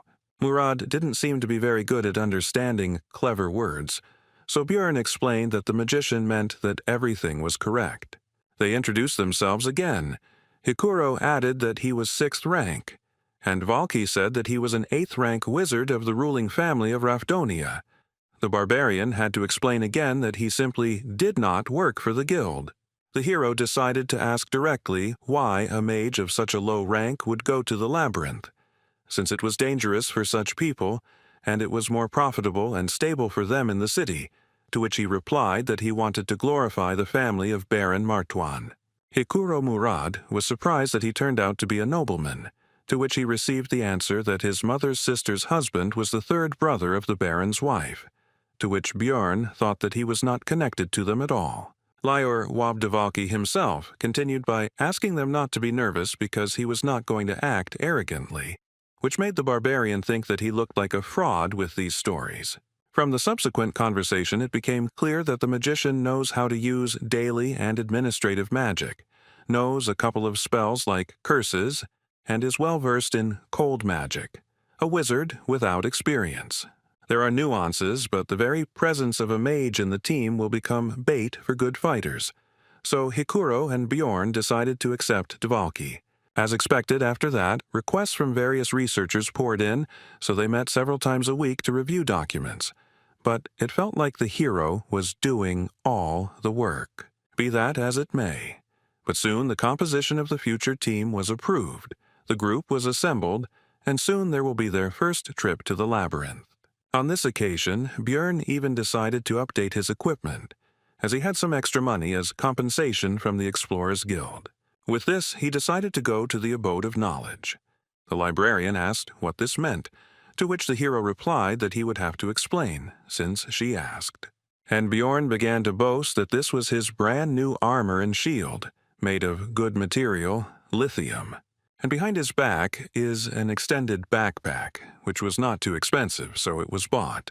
But the indifferent Miss Librarian took a step back and said that the hero would be complained about by other customers, so he should not come in armor anymore. Bjorn was already returning home when he noticed one of the barbarians who was simply sleeping in the alley, but he would not have paid much attention to this if not for one thing.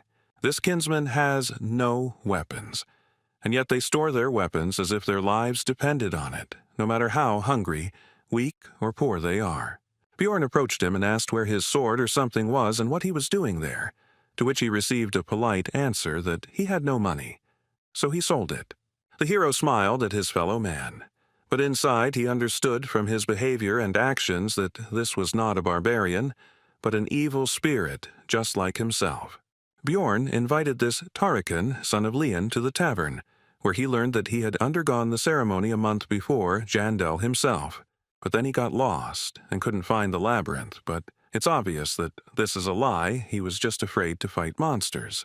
It would have been easy to escape, but the problem is, in the consequences of this decision, he probably couldn't find any work because no one needs barbarians.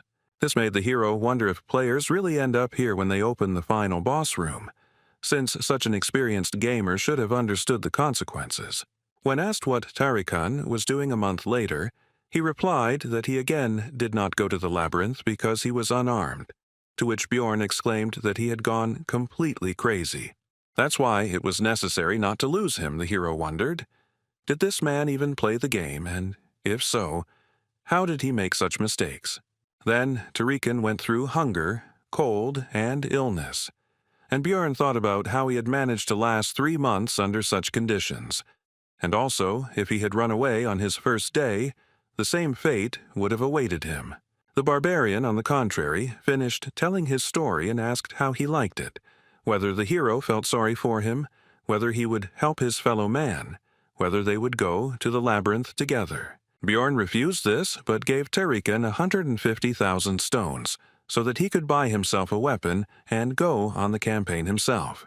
When his relatives said that they should meet again next time, the hero responded with a sharp refusal, saying that he didn't care what would happen next, but that he shouldn't even try to look for him. Already in his room, Bjorn analyzed what had happened, and his behavior. He had behaved disgustingly. Did he remember the past? A logical person would say that this Tarikan is nobody to him and the hero is stupid for giving him his money, but an emotional person would be angry at the weak help to that barbarian. Both points of view had a right to exist. But Bjorn believed that he had made the best decision, and now he could only hope for the survival of an evil spirit like himself. Soon, the newly formed team set out on their first expedition into the labyrinth. The squad's wizard, Lior Wab Dvalki, an 8th-rank mage, 25 years old, was inspired and ran around everywhere. Brown Rothmiller, human, rank 7 researcher, 34 years old, 8 years of research experience, seems to be the most normal member of their group. Hikuro Murad, a dwarf, a 6th-rank explorer, a tank, and the leader of the group. And right next to him stands the second tank, Bjorn himself, a 7th rank. The last one is Misha Karlstein, a 7th-rank beastwoman, 25 years old, 5 years of experience exploring the labyrinth, and someone also said that she is the 13th princess of some tribe. She has a strange habit of saying nya at the end of her lines. She claims that it is an innate trait, but the hero has never encountered this. Thus began their team's first exploration of the labyrinth, and under Rothmiller's leadership they reached the portal to the 2nd floor in 10 hours. It was a good result, although someone still came earlier than Brown was unhappy. Soon the group entered the portal. Bjorn regretted that he could not use his method, because he does not trust them. This time the team got to the location of the beast's lair, in which, as can be understood from the name, beast-type monsters were found, and there was always a terrible smell here. But almost all members of the group could handle him except for the newcomer Woba Dvalka. He felt bad. he vomited. This caused an attack of disgust in Misha. Since Rothmiller had an essence that was related to the sense of smell, Björn asked him how he was feeling, and he replied that he had gotten used to it during his entire time exploring the labyrinth. The beast's lair is a canyon, so you'll have to find a way through a natural labyrinth. There are no traps here, but a guide is needed even more than in the goblin forest. The local monsters could not become a problem due to the strength of their team, so they became only a source of experience for the hero, because he had not encountered local species before. Thanks to Dvalka's signal magic, 4 people could sleep at once, which meant 6 whole hours of sleep for Björn. When the magician asked why he should be on duty at all if he had his magic, he received the answer that the spell only works on monsters. But Valky didn't get the hint, so Hikuro said outright that the explorers could be much more dangerous than the monsters, which was clearly not what the naive wizard expected to hear. The 3rd floor is a huge space called the Pilgrim's Path. On the 2nd floor, everyone ends up in different locations depending on the portal they choose, but on the next floor, they end up in the same place again. On the way, the squad started talking about each other's experiences. It turned out that it took Misha a year to get to the 3rd floor, while Björn had only been here for 3 months. The girl and the dwarf also had a playful spat about how she was more experienced than Hikuro, but was still at rank 7 while he was at rank 6. Their quarrel was interrupted by Brown Rothmiller. The hero thought that it was because of his habit of working alone that he reacted so sharply to noise behind him. Soon the team moved to the 3rd floor of the Pilgrim's Path. They came out on a location called the Hill of Steel Rocks, and almost immediately, Björn, as the squad's tank, had to block the attack of a massive monster, although usually no monsters live right next to the portal. The enemy was not alone. Hikuro began to hold back the 2nd one. They were strong, and if it were not for the hero's lithium shield, it would have been bad. The dwarf had worse equipment, but he compensated for this with skills. He restored the damage with emergency recovery, and he also had the essence of the same monster, so he used its counterweight skill, which gave resistance to knockback. Thanks to all this, even a small dwarf could resist a huge monster called an Iantro, which was not so easily restrained even by the barbarian Björn. This power struggle did not last long. The team's mage, Lior Wab Dvalki, used an 8th rank spell, Corrosion, on Murad's opponent. The effect manifested itself almost instantly. The monster's tusks began to melt. Hikuro instantly saw an opportunity to attack, which he took advantage of. He delivered a crushing blow from above straight down to the Iantro's head, finishing him off. And Misha decided to help Bjorn's opponent using her agility. She jumped into the air straight from the barbarian, after which she attacked the monster from above. The fight was over. It was suspicious to meet monsters right next to the portal, so the hero asked Brown to check the area for people nearby. Then Rothmiller used his heat search skill. No one was found, but he informed Bjorn that their scent was still strong. They were a maximum of 2 minutes away from here. Then the barbarian assumed that these people were watching the fight, and then left. When Hikuro asked if this was a staged attack, Rothmiller replied that they were not specifically interested in their group, as luring monsters to the portal was a common tactic among marauders. Misha Karlstein suggested catching them and beating the crap out of them. Besides, they could give a good reward for them, as well as for the equipment of the scoundrels. The group continued their discussion, also considering the murder option, and listening to all this, Dvalki began to understand that this was not a fairy tale or an interesting adventure, but a harsh reality. The team continued on their way, talking about what had happened along the way. In particular, the conversation turned to the fact that there were not many opportunities to encounter marauders, which surprised Björn. The hero immediately asked about this, and it turned out that, for example, Misha met with them 8 times in 5 years, while the barbarian met them 5 times in 3 months. To this, the rest of the group could only say that Bjorn seemed to have no luck at all, and the dwarf said that 150 years ago the situation was very bad, but lately the number of marauders has been less. Soon the squad decided to set up camp. It was not a very convenient place, but it was on the border of the location, where there were fewer monsters, which was more important. At the halt, Hikuro decided to inquire about Dvalka's condition, because he looked so-so, and at some point he stopped talking much, although before he never closed his mouth. Then the wizard replied that his fantasies of adventure had been destroyed. Perhaps he would be called naive, but the fact that researchers kill their colleagues in pursuit of money cannot be called a fairy tale. Dvalki continued by saying that in that case he would sooner or later have to kill a person, so he had been preparing himself for this all the way. Then Bjorn asked about his success in this matter. The magician replied that he was ready, but was not sure that he would really be able to do it when the time came. The hero noticed that the magician was full of confusion and fear, had determination without self-confidence. Bjorn decided that this was much better than people who acted confidently and then started to cry and wail when faced with death. Brown said it was important not to overestimate his strengths, and it was good that Wob seemed to understand everything. But now he asked the team to give him some time. He wants to show something. The group climbed to a higher ground and were treated to a beautiful sight. And Rothmiller reported that no one knew the nature of this magical phenomenon, but the reasons were not so important when you saw something like this. Soon the light disappeared, and the labyrinth was filled with the usual darkness. Everyone went to bed, but Bjorn remained at his post. But Dvalki also did not fall asleep soon. It seemed he was thinking about everything that had happened during this time. The next day, the hero analyzed his development. The amount of experience earned was about 50. 150 were needed to reach level 4. It would take a lot of time, but there was no rush because there was another slot for essence. The barbarian's thoughts were interrupted by Brown Rothmiller, who said that they had reached their destination and that the orc settlement began here.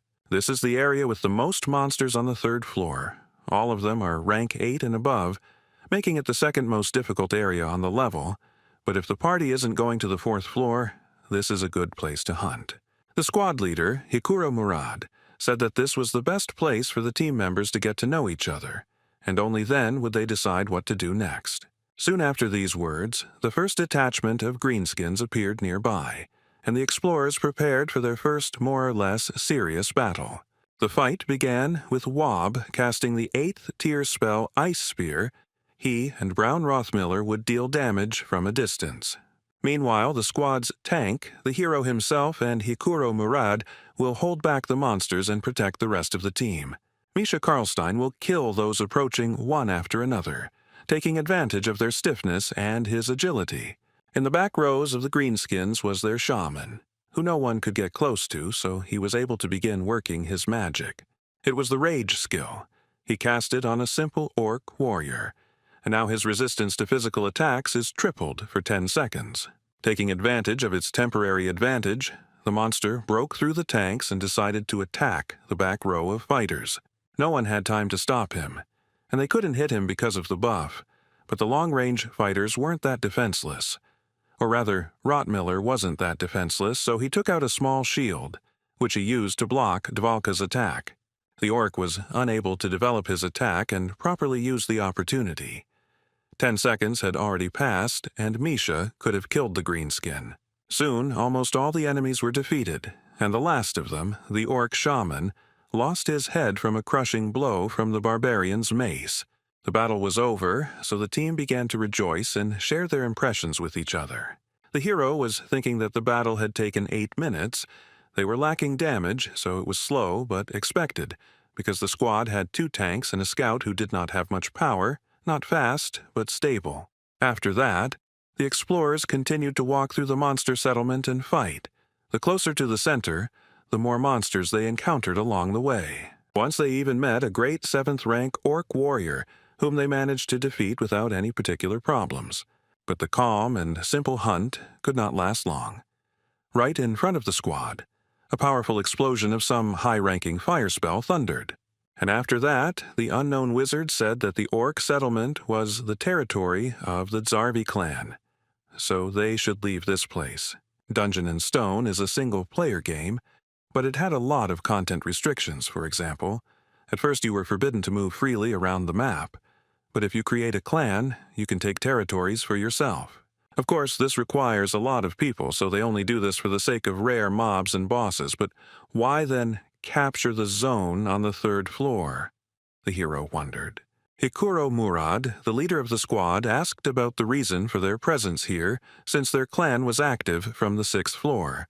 But the magician was not going to explain anything, which he said. Then the dwarf said that he knew about the granting of territories to clans for their merits, but he had not heard that this place belonged to Zarvi. Whether it was the responsibility of the team leader or the famous stubbornness of the dwarves, it doesn't matter, but he decided to take the hard way. While the two were arguing, Misha, for some reason, tried to hide behind the barbarian's broad back, but it was pointless. The beast man, who had been standing next to the magician all this time, turned his attention to her and asked if she was stupid, at which the cat came out of her hiding place and said his name, Talon Orafring. The guy demanded that they not call him that outside, and the wizard said that since she was his sister, an exception could be made for her. But Talon refused, saying that he couldn't explain, but it was a family problem so his father wouldn't mind. The magician agreed, but said that he could at least explain the reason why she was being driven away from here. It turned out that they urgently needed the essence of the great orc warrior for internal clan reasons, and if everything went well, then next time this zone would be free, so they would be grateful if they left. And he continued that there would be no monsters left anyway, so it would be better for their team to leave.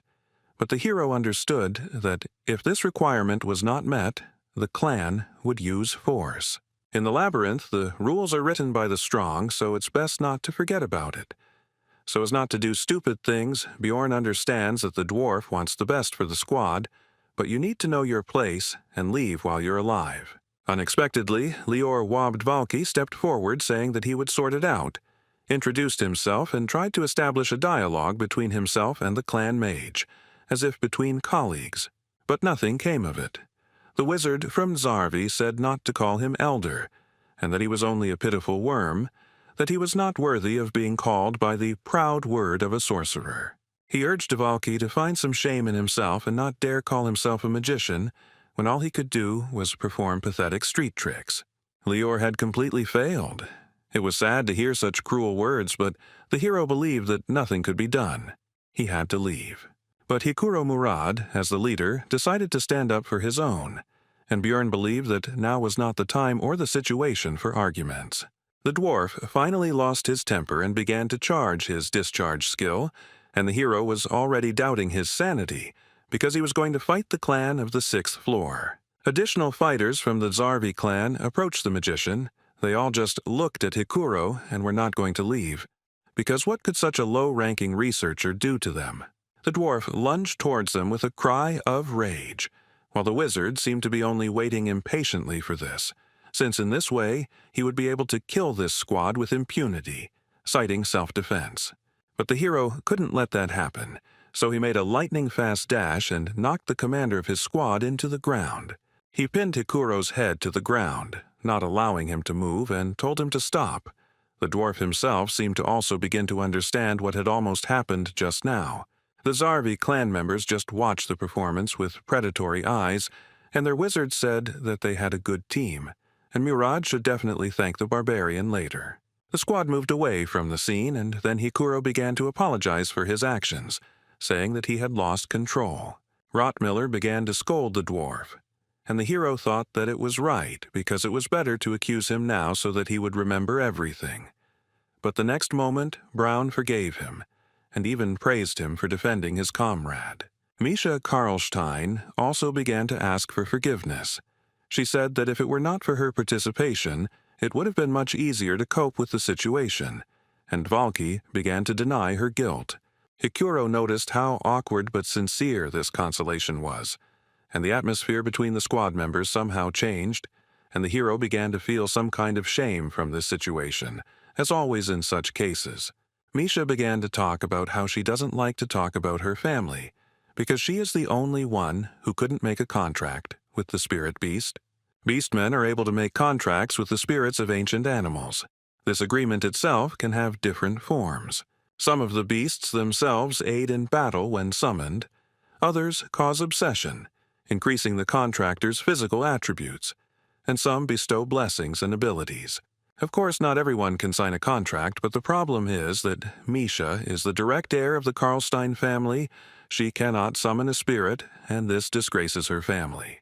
Meanwhile, the girl continued her story by saying that as a child, she had good relationships with her brothers and sisters. But when she became an adult and was not chosen by the spiritual beast, then everyone began to ignore her, and also called her a half-breed. They say that she has dirty blood. Misha's mother died immediately after giving birth, so there was no one to tell the truth to. The girl could not tolerate such an attitude, so she left home and learned to fight, and that's how she became a researcher. The dwarf and the beast woman had a touching scene, with the former feeling sorry for her and the latter saying that he reacted to the recent event in this way because he considered them true partners. The hero felt worse from the sweetness of this moment. He mentally asked to stop this conversation, but this was not destined to happen. Hikuro decided to tell his story too. Murad dreamed of becoming a blacksmith, but he lacked talent and was unable to complete his preparatory training for 10 years. That's one of the reasons why he became an explorer after he was 30. He needed money for taxes, so he had to run away. Lior Wabdvalki was completely moved by all this. He shouted out that he considered himself the most untalented, and also decided to talk about his failures, about how he was able to become a magician thanks to his family status. But he didn't have the talent to enter the magic tower. If he was a real magician, then that person from the clan would have shown at least a little respect. Hikuro began to console the boy, telling him that the old man was just a bad guy and that Wab was a great sorcerer.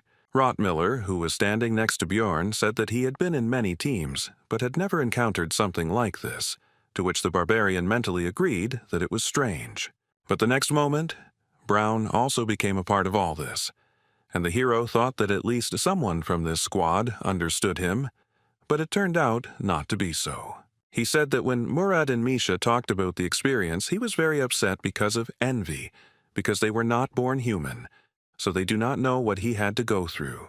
They were surprised by this, and they asked the question, don't human researchers have advantages because they can become magicians, priests, elementalists, and open the aura? The hero mentally noted that this was only available to the talented, but he remained silent, while Hikuro laughed and noted that it turned out that they had a team of losers, and if so, they would cover for each other's shortcomings. There was harmony between the squad members. Everyone encouraged others. Dvalki promised to do everything possible to be useful. Misha encouraged everyone to try, and Murad expressed hope for long-term cooperation. They all laid out their problems and supported each other, and now all eyes turned to the hero. Now it was his turn. This made Bjorn tense up. They were all looking at him so strangely, waiting for something. Would they throw him out if he didn't say anything, and what should he say at all? These thoughts were rushing around in his head. In the end, the barbarian could not think of anything better than to shout loudly that he was left without a mother, after which there was silence. His comrades looked at him strangely. The hero was still tense and decided that this apparently was not enough. Then Bjorn started screaming again, but this time about how his mother died when he was born, and his father went into the labyrinth and never came back when he was little. And now he is an adult, but he cannot see them even if he wants to. The hero fell silent and began to wait for the other's reaction to the speech. Also, technically, it was all true. Einar told him about it. Rottmiller noted that it was hard for him at such an age, and Misha decided to apologize because she complained about the difficulties in her family, and for him everything was even worse. Dvalki decided that the hero was just pretending that everything was fine, and Hikuro offered to replace his parents if he wanted. Bjorn shouted that everything was okay, but inside he was screaming for them to leave him alone. The shame inside him was beyond all bounds. Somehow, the hero became the most pathetic member of the group, but he didn't care, and it wasn't like he actually had a mother. In fact, he is a barbarian who uses his knowledge from the game as an advantage over other researchers, and has already reached rank 7 in a measly 3 months. Although, if you think about it, he is a loser who somehow ended up in another reality, where he is considered an evil spirit who are killed as soon as they find out about them, and he has already been on the verge of death. While Bjorn was thinking about how shitty his life was, and was being consoled by Misha and Dvalki, Hikuro and Rothmiller discussed the group's next steps, eventually deciding to go to a location called the Witch's Forest.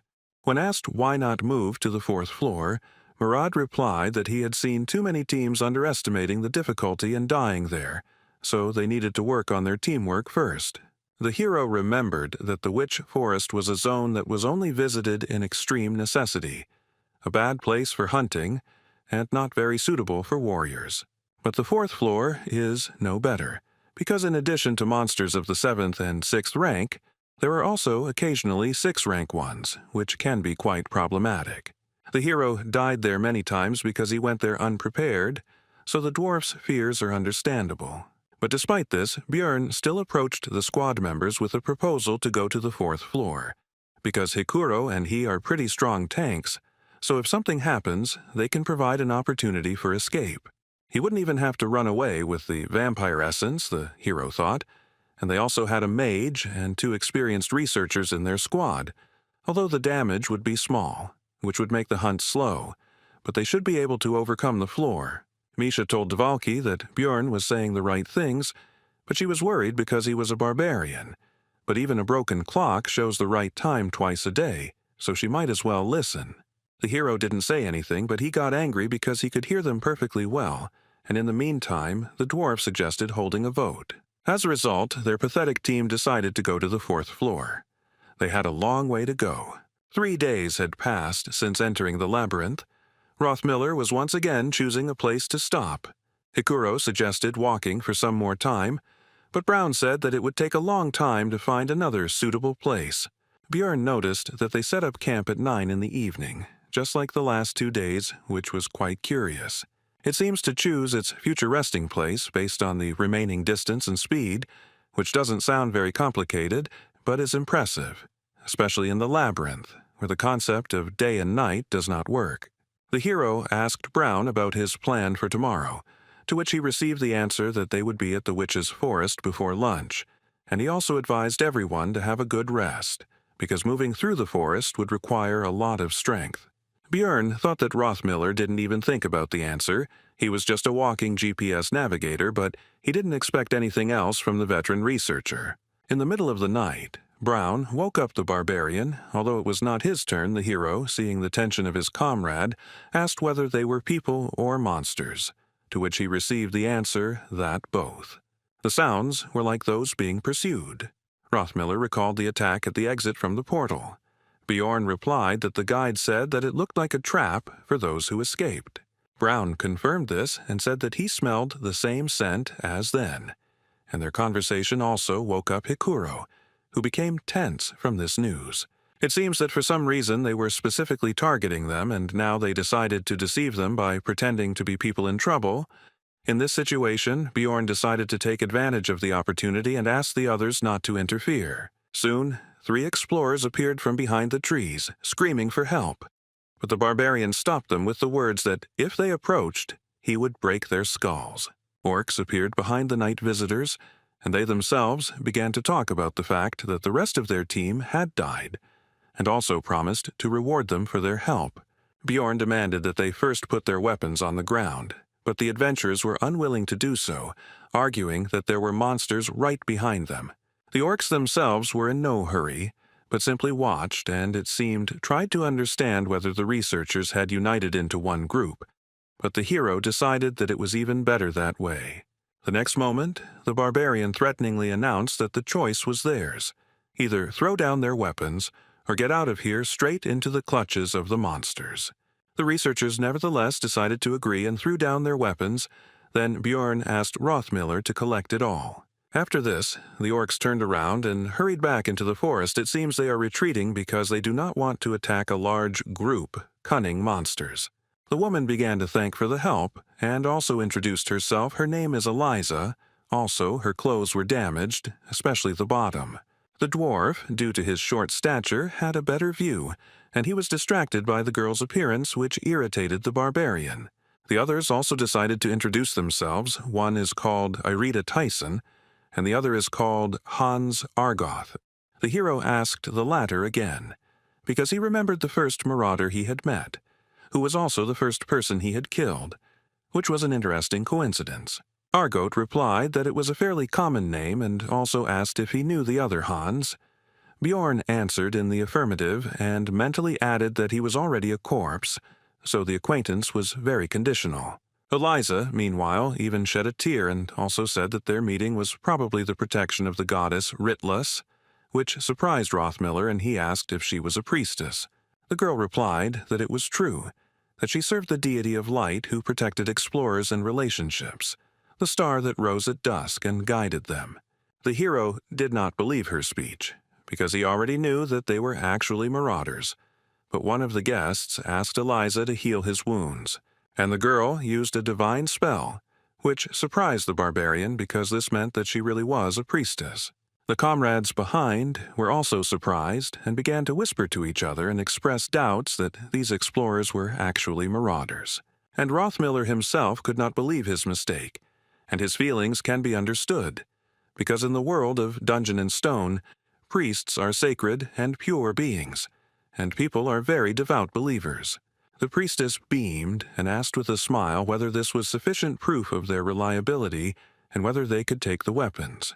But Bjorn answered negatively, and thought that all this only works for people, and he is a barbarian, a different race, and also a different religion. The hero demanded a reward from their team for saving them because even though they were using a holy attribute, he didn't care, but the priestess asked about the amount of the reward. Bjorn demanded 2 million stones, but they did not have that kind of money, so the girl asked to give it to them when they got out of the labyrinth. But the hero said that he only trusts those who belong to his tribe, and if they do not have the required amount, then let them give in things. Armor will be just right. Soon the night guest's gear was neatly stacked nearby. This was part of Bjorn's plan to first take as many items from them as possible. The researchers had already relaxed, but the hero, thinking that in any game you need to kill the healer first, had already raised his mace over the priestess's head. The girl's head was broken. Blood splattered everywhere, and both the teammates and comrades of the dead woman were shocked by what they saw. The barbarian, however, responded with a grin and an apology, and explained that his hand had twitched, and it also seemed to him that they might be marauders, and he could not help himself. Irita and Hans began to panic. They said that they would die now, and all because of this crazy savage, but they were looking somewhere down. Soon one of them was enveloped in some kind of dark purple haze, and he began to die quickly. Hikuro asked Dvalka if this was his magic, to which he received a negative answer. Suddenly, the seemingly dead priestess, whose body lay behind Bjorn, stood up and, in an inhuman voice, remarked that this was strange. Her face was covered in blood from the wound. Her eyes were red and her head was turned at an unnatural angle. She asked the barbarian how he knew she was an enemy. The hero only wondered whether his life could be normal, and why everything couldn't go peacefully. Eliza's resurrection from the dead clearly left no one indifferent, and Rottmiller and Misha froze as if they had seen a corpse golem. Bjorn, saying that he would sort everything out, rushed forward and hit the priestess on the head with his mace again, and he also realized that since she had come back to life, there could only be one answer to the question of how this was possible. This is a hidden class that can be unlocked upon reaching the 5th floor, the Karui priest who has a huge number of combat spells and curses. It also allows them to use dark and light magic at the same time, allowing them to disguise themselves as ordinary clerics. Of course, there are also weaknesses, for example, the fact that Karui is an evil god, and if such a priest is found out, his head will be cut off immediately. Also, for full use, it is necessary to regularly sacrifice living creatures. Apparently, for this reason, she became a marauder, because it is easier to find prey in the labyrinth. The hero was taken out of his thoughts by the fact that the second researcher was also quickly killed by the same dark purple haze. The mist gathered around Eliza, forming a skull mask across half her face, and she stated that she had lost 2 useful servants because of their group. The hero, it seems, decided to unbalance her, so he said that she had a bad upbringing since she blames them for what happened, because it was she who killed Hans and Tyson, and now he will avenge them for their comrades. This speech discouraged not only the priestess but also the barbarian's companions, while he himself was anticipating the amount he would receive for equipping the dead. Suddenly, corpses began to rise from the ground. Now everything was not so simple. Because this is the skill of the priest, Karui call of death. Usually he calls the dead, but with the bodies of subordinates, you can get stronger undead. The new enemies were held back by two tanks of the squad, namely Bjorn and Hikuro, using their standard tactics. Misha, as usual, attacked the enemies, using the cover of her comrades. She delivered attacks with daggers with the poison attribute, and Wabdavalki began to throw his ice spears at his opponents from afar, just as their group had done before. They now understood each other without words. Teamwork was now at a good level. But there was one problem with all this. The undead have quite a high resistance to ice and poison, so the attackers couldn't deal normal damage. Then Rottmiller decided to use an incendiary mixture. It took some time to find it in his backpack, but soon the bottle went straight to the enemy. The living corpse was engulfed in flames, which was their weakness, and he even screamed piercingly despite his dead state. But with the statement that it was all useless, Eliza took advantage of the team's distraction and used the dead man's flame spell. It immediately began to absorb the fire in the surrounding area, which negated almost all of their group's successes. The only attack that could work against the undead was rendered useless, and they had no way to use the holy element. Then the hero came up with another plan of action and shouted to his comrades to deal with the priestess, and he and Hikuro would hold off the reanimated corpses. Bjorn took their weapons and armor in advance, so they should be able to buy themselves the time they need. Brown, Davalki, and Misha rushed towards Eliza, leaving the rest to the tanks. The Beast Woman ran ahead as the fastest. But the trio's path was blocked by a new spell from the priestess of Karui, and something began to appear from the darkness on the ground. It soon became clear that these were shadow guards, and they would have to deal with them in order to get to Eliza herself. The Trinity began to fight the new enemy, but the priestess was not going to just stand and watch, so she began to prepare her magic. She cast a curse on Misha, which prevented her from escaping in time from the attacks of two shadow guards. But suddenly Hikuro intervened in the battle and covered the girl, instantly destroying one of the opponents. When the Beast Woman asked him what he was doing there, he replied that Bjorn had told him to help in their battle, which meant that the barbarian was currently holding off both of the undead alone. The servant Karui became angry at her failure to kill the researchers and shouted at Hans and Tyson that they were supposed to be protecting her. The hero, holding the two dead men, grinned cheekily, looking into her eyes, and said that they were a little busy right now. Eliza realized that she was losing and, saying that she would not forget this humiliation, began to rise into the air. After looking at the hero one last time and telling him that he would never get out of here alive, she left the battlefield using one of her skills. Looking after her, Bjorn understood that they had almost won, and she had run away at the last moment, harboring a huge grudge against them. The next moment, the barbarian felt extremely ill. The priestess left him with her entire arsenal of curses, of which there were over 15. It's good that Davalki understands them, the hero thought, after which he turned to the magician with a request to remove the negative effects from him, to which he only hesitantly asked again. Then Bjorn said that Wab claimed to understand this magic, but he replied that he only knew a couple of spells from this school, but did not know how to remove them. This was very bad news because physical characteristics could be permanently reduced if the curses were not removed by magic or holy power. Soon the squad was running as fast as they could towards their destination. Hikuro asked how Bjorn was feeling, to which he replied that everything was fine, although in fact it felt like he was dying. It was all because of the negative effects. If it weren't for the vampire essence, which gives resistance to magic and darkness, he would have fallen off his feet long ago. The rest of the crew were also cursed, but they only received 2 or 3 rather than over 15 like him. It was extremely unfortunate that out of all the effects, he received one that hits stamina, but does not affect vitality, which is why high regeneration does not help. In the game, the character stopped moving when his stamina dropped below 10%, and since he was moving there should be about 30% left, he had no idea that it was actually 5%. Soon, the area around changed dramatically. It became very gloomy. The team finally reached their destination. It was the Witch Forest. 5 hours ago, immediately after the priestess's escape, the squad discussed the battle that had taken place, and the hero noted its enormous danger, as well as the fact that none of them could have dealt with it one-on-one. Björn said that if they hadn't taken the weapons and equipment and attacked first, some of their group would have died in an instant. Misha's eyes lit up at this, and she shouted that reliable barbarians are the best. She had doubts. But the hero simply went and smashed Eliza's skull. Björn asked Rothmiller if he could track the priestess, but he replied that there were no traces, so it was impossible. The hero informed everyone that she would definitely try to finish what she started before the labyrinth closed, because they would be able to reveal her, to which Devalki said that they did well and could do it again.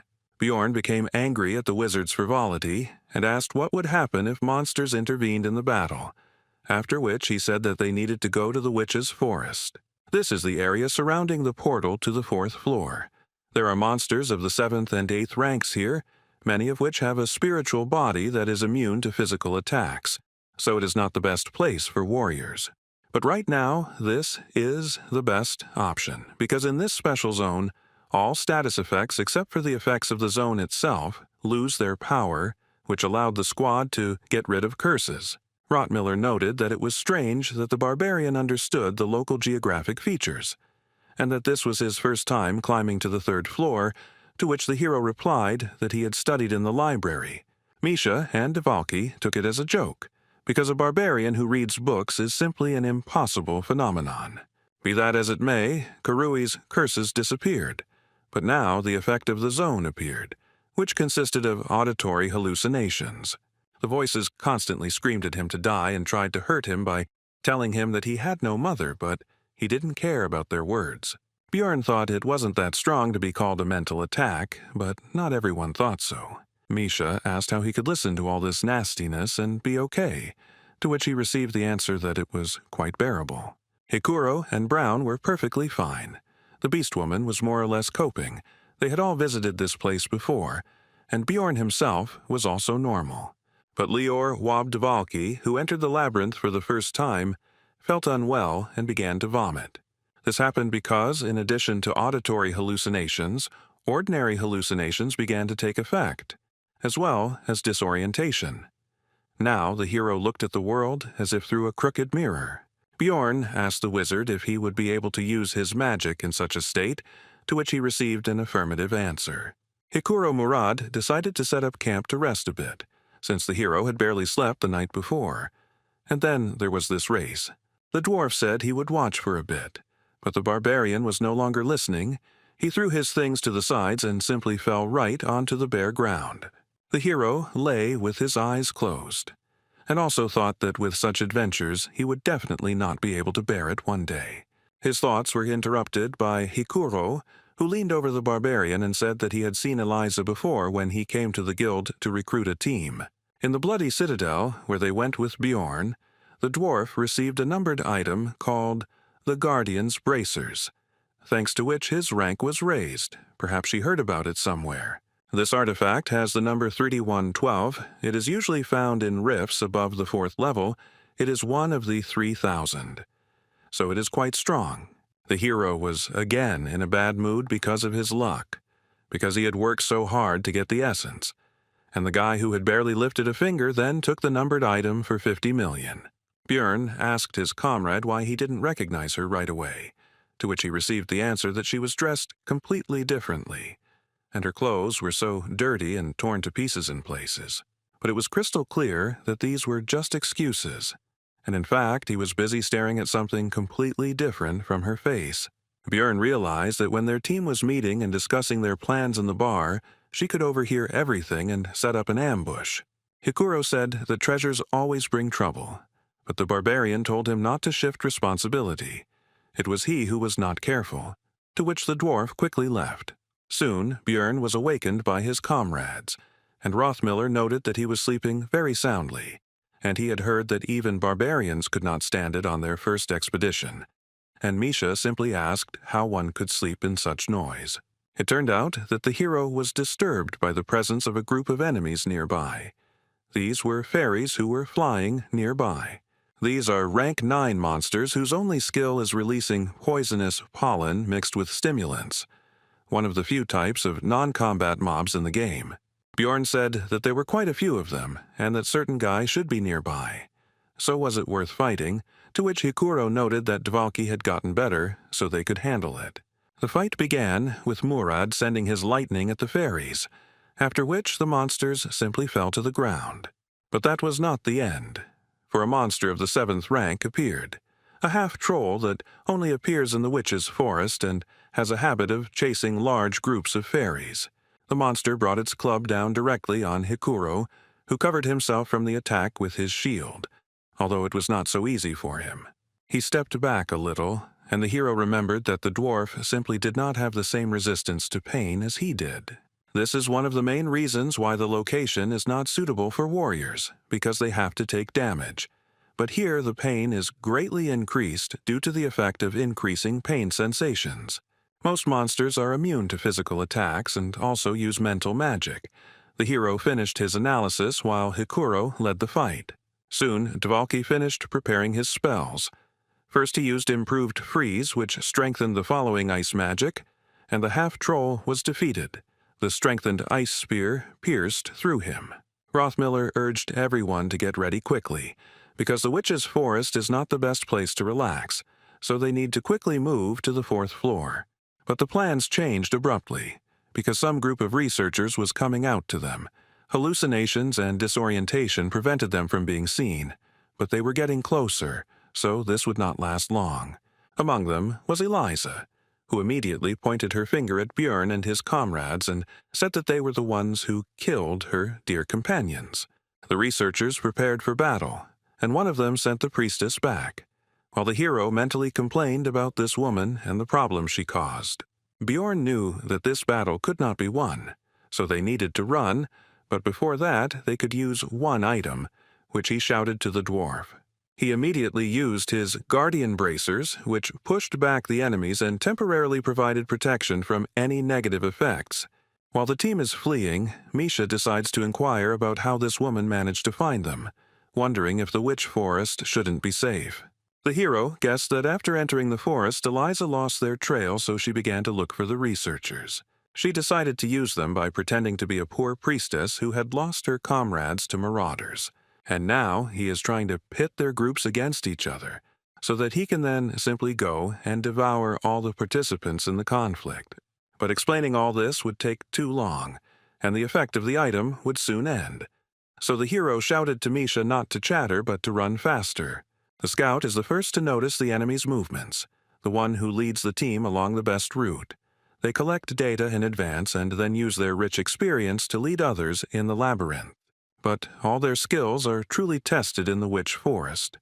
Rothmiller's key strength is smell because he has enhanced his sense of smell with special essences, and in this place he copes surprisingly well. At a certain level of sensitivity, one can even smell mana, which now helps Brown in planning his route. But the enemy also had a good scout, who closed the distance at every opportunity, so they needed to speed up. Now it all comes down to who gets to the portal first, but the problem is that they are all tired, especially noticeable for Misha, who may be fast but is not particularly resilient. Soon the girl tripped over a stone. Bjorn immediately rushed to her aid, but she said that it was just a cramp, so let him run on. The hero saw that she was lying. It was actually a sprained ankle, so he decided to take the beast woman on his shoulder and carry her like that. And when Bjorn turned around, it turned out that his comrades had already managed to run further, apparently not noticing their absence, while Misha began to lament that he should not have stopped and run further. The barbarian called the girl to calm down and said that it was better to stay where they were, because Rothmiller should soon notice that they were missing and would return. The hero himself, although he calmed Misha down, was not completely okay himself because the situation was becoming very dangerous due to the fact that the witch forest could not be passed without a scout. The beast woman began to ask how long they would have to wait here, but her question was interrupted by Hikuro's cry, which rang out across the surrounding area. The girl got scared and asked her friend what they should do because they had to help the rest of the team. Bjorn replied that relying on sounds in this area was a bad idea, and that attacking them meant that they would not be able to return for them, and they would have to move on their own. When asked what is most important in an emergency, the hero would not choose water, food, or tools, although these are important things, but strength of spirit. Right now, Misha clearly missed her. She was screaming that she didn't want to die like this, that she had worked and tried very hard, and it would be too pitiful. The hero told the girl to calm down, and mentally added that when you find yourself in such a situation, you need to accept reality and not deny it. Misha began to blame herself for this situation because if she had not fallen, then this would not have happened. But Bjorn shouted at her to listen to him because they needed to focus on the present. He told her to drink the potion from his backpack so that the girl could walk on her own 2 feet, to which she, having more or less calmed down, agreed. Soon they stopped to rest a bit, and Misha began to lament that she couldn't believe that she had swallowed the potion while riding on a running barbarian. She even managed to think that she would die on his shoulders. Sitting by the fire, the hero thought that 4 days had passed in the labyrinth, so it would only get more difficult, and now only the 2 of them had to hold out until the labyrinth closed. The worst part is that most of the monsters are spirits which they can't attack, meaning they really need attribute power. Then the hero made a decision and first of all asked Misha if she was married, to which she noted the strangeness of this question but still answered that she was not. Then Bjorn continued asking, but this time about whether she had any beliefs that she shouldn't show her naked body to men she barely knew. The girl, embarrassed, replied that circumstances vary. The barbarian said that this was great, after which he took off his helmet and began to approach Misha, and she shouted at him not to approach and that in general she was not ready for this. But he simply put a ring on her finger and said that he was keeping it for the person to whom he could give it. All this surprised the girl. She did not understand what was happening. Bjorn told Misha to swear by her guardian god, and in exchange for this he would always be by her side. And he continued by saying that from the moment she accepted this ring, then he himself would take an oath on the honor of a warrior that he would support her, and he hoped that the girl would promise the same. Embarrassed, Misha asked him about his seriousness, and then explained that it was a bit unexpected, but it was the first time she had received such an offer, so it wasn't that she wasn't happy. And then she apologized and said that she didn't think of him in that way, and then she tried to explain something else, but she was constantly embarrassed and spoke incoherently, so the hero didn't quite understand her. In the end, the blushing beast woman shouted that she generally preferred thin men, and he, a stupid barbarian, had no masculine charm at all. Bjorn explained that there was a misunderstanding, he didn't mean it, but simply asked to become his comrade, which is why he gave the ring. Misha immediately felt somehow better, but the hero continued to talk about how she could refuse it at any moment. But then she would have to return the same ring or 15 million stones. The girl began to complain about the price, because it was too much money for a simple decoration, so she began to inquire about the reason. Bjorn said that this ring could fulfill her cherished wish, and mentally thought that if he had not played Dungeon and Stone, he would never have done this, but now he is going to awaken Misha. Number 94 Tasfurv, the Frost Spirit Ring, a numbered item that the hero received from the master of the Artemian school. At first glance it can be considered almost useless, but after destruction it had a special effect. He did almost no damage, but after all the years of playing the guy couldn't help but learn this secret, and he figured it all out. If it is worn by a beastman who has not yet made a contract with a spirit beast, a special event will occur and the ring will be destroyed, fulfilling special conditions. This would remove the seal of Scotty, the spiritual beast of ice, and right now, all this was happening. Now the spirit offered Misha a contract, which she could not refuse. Soon the contract was concluded, and the girl could not believe that it all happened so simply. And she also asked Bjorn where he got this ring. But if something like this exists, then why did her father never tell her about it after all these years, the beast woman asked sadly. The hero replied that he most likely did not know about this effect, because the magicians had been trying to understand it for a long time, and had only recently unraveled the secret. Then the girl asked how he knew this and repeated the previous question. Bjorn said that before all this talk, Misha should get dressed, after which he pointed towards her clothes, and also said that there was some useful equipment from the marauders there. The girl noticed that he was also wearing new clothes and asked why she was naked. The barbarian replied that he undressed her himself, because during the ritual all equipment is destroyed. Then Misha indignantly asked why it was necessary to ask about her husband. Björn said that if he had been, it would have made him very angry. The girl was angry that he thought about such things, but he did not think to warn her. He replied that he was in a hurry. But despite all the negativity, Misha quickly calmed down from the words that she should say something, and she sheepishly thanked the barbarian. The hero asked if that was all, and the girl, after thinking, decided to share with Björn something personal from her past. Misha said that she once tried to commit suicide, but her father found and saved her. The barbarian said that in that case she should be grateful to him, but she was not sure about this and continued the story. When the girl woke up, he said that if she wanted to die so much, let her do it in the labyrinth, and not disgrace their family. The hero realized that her relatives were even crazier than he expected, and Misha said that it was then that she became a researcher, but not because she wanted to die. She simply ran away from that house. She thought that she could become famous and strong, even without a spirit, and then her father would pay attention to her. She doesn't know if he will accept her with such an unusual contract, but it is a good thing anyway.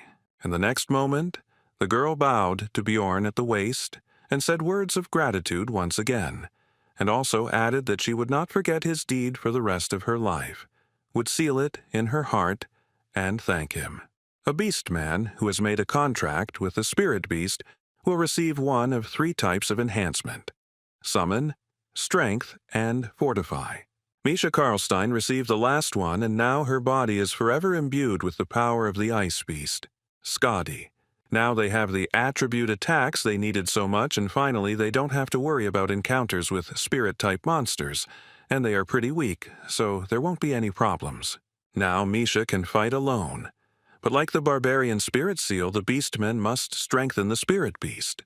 The girl is only in the first stage, so she cannot yet add an attribute attack to her weapon, but she used to be a martial arts master, so she can fight with her bare hands. But the Witch Forest is too difficult for one person. The monsters were weak, but there were many of them, so the partners had to run away. The hardest stage of survival is just beginning.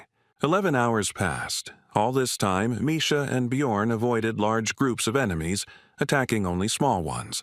Thus, many were defeated. Despite the difficult situation, the researchers did not stop collecting magic stones, and the hero was simply happy that they did not encounter any 7th-rank monsters or Eliza. But now, another problem appeared. The Ring of Frost Spirit was destroyed, and now the corpse golem's passive skill became active again. The acidic blood began to corrode the equipment. Even the lithium breastplate and shield lost their shine. Although they were made of 2nd-level materials, it would cost a lot of money to repair. Also, during all this time, the partners failed to find a single attribute essence, so Bjorn could not inflict any damage on the ghostly monsters. Misha was forced to cope with this alone.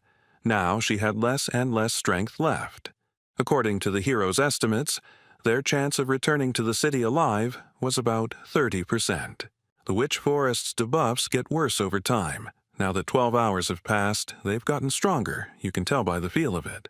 Bjorn decided to tie a rope to himself and Misha, so that if something happened, they wouldn't lose each other. He also asked the girl about her knowledge of the increasing negative effects of the zone. She already knew everything. In addition, they are now also affected by the Witch's Eye status, which is why it is considered that one should not linger in this place. After all, if you stay in one place for a long time, a rank 7 monster, Canivaro, will appear, and the time it takes for it to appear is reduced with each level of the effect. It had been more than 60 hours since the team split, or more than 50 since entering the forest. The Witch's Eye had reached level 5, and the other debuffs had also increased. During this time, the road was not found, and Misha and Bjorn cannot stop to rest, because at this level of effect, Canivaro appears in 10 minutes. It would take about 15 to kill one, so if they didn't keep moving, it would first turn into an endless battle, and then defeat would follow. The only thing that could be done in such a situation was to stretch a rope between them, because that way they could find each other if someone fell behind or fell. This morning, Misha's condition finally worsened. It wasn't because of illness or wounds, it was exhaustion. The barbarian had to slow down, but the rope continued to tighten. The girl could no longer maintain even a very slow pace. The hero believed that perhaps most of the damage was related to the hallucinations she was seeing. Björn told Misha to climb on top of him so she could close her eyes and rest a bit, maybe even fall asleep. The girl tried to object, but the barbarian simply picked her up and placed her on his shoulder. Usually, she would have resisted, but now she had no strength left at all. Another 17 hours passed. All this time, Björn carried Misha. Except for moments of battle, the effects of the zone intensified again, including the witch's eye. The hero felt that he himself was also already at the limit, and if they failed to find a certain thing before it was too late, then everything could end badly. But suddenly, Björn's thoughts were interrupted by a familiar voice. It was his ex. She was not at all like the illusion of the forest. The guy had a feeling that he would feel warmth if he touched her, and she, seeing his gaze, asked about what he had already managed to imagine. Björn noticed that she behaved exactly the same way in life, which meant that his memories were probably used as a basis. The ex skillfully manipulated the hero's weaknesses, made him get excited even in such a situation, and then told him to leave the beast woman and choose her. The guy already succumbed to her words. But Misha intervened in the situation. She delivered a powerful uppercut with the power of the attribute to the enemy and sent him flying. The hero, while his partner was fighting, slowly came to his senses and began to assess the situation sensibly, realizing that it was still some kind of illusion. Misha, meanwhile, continued the fight, apparently winning without any particular problems, even using only hand-to-hand combat.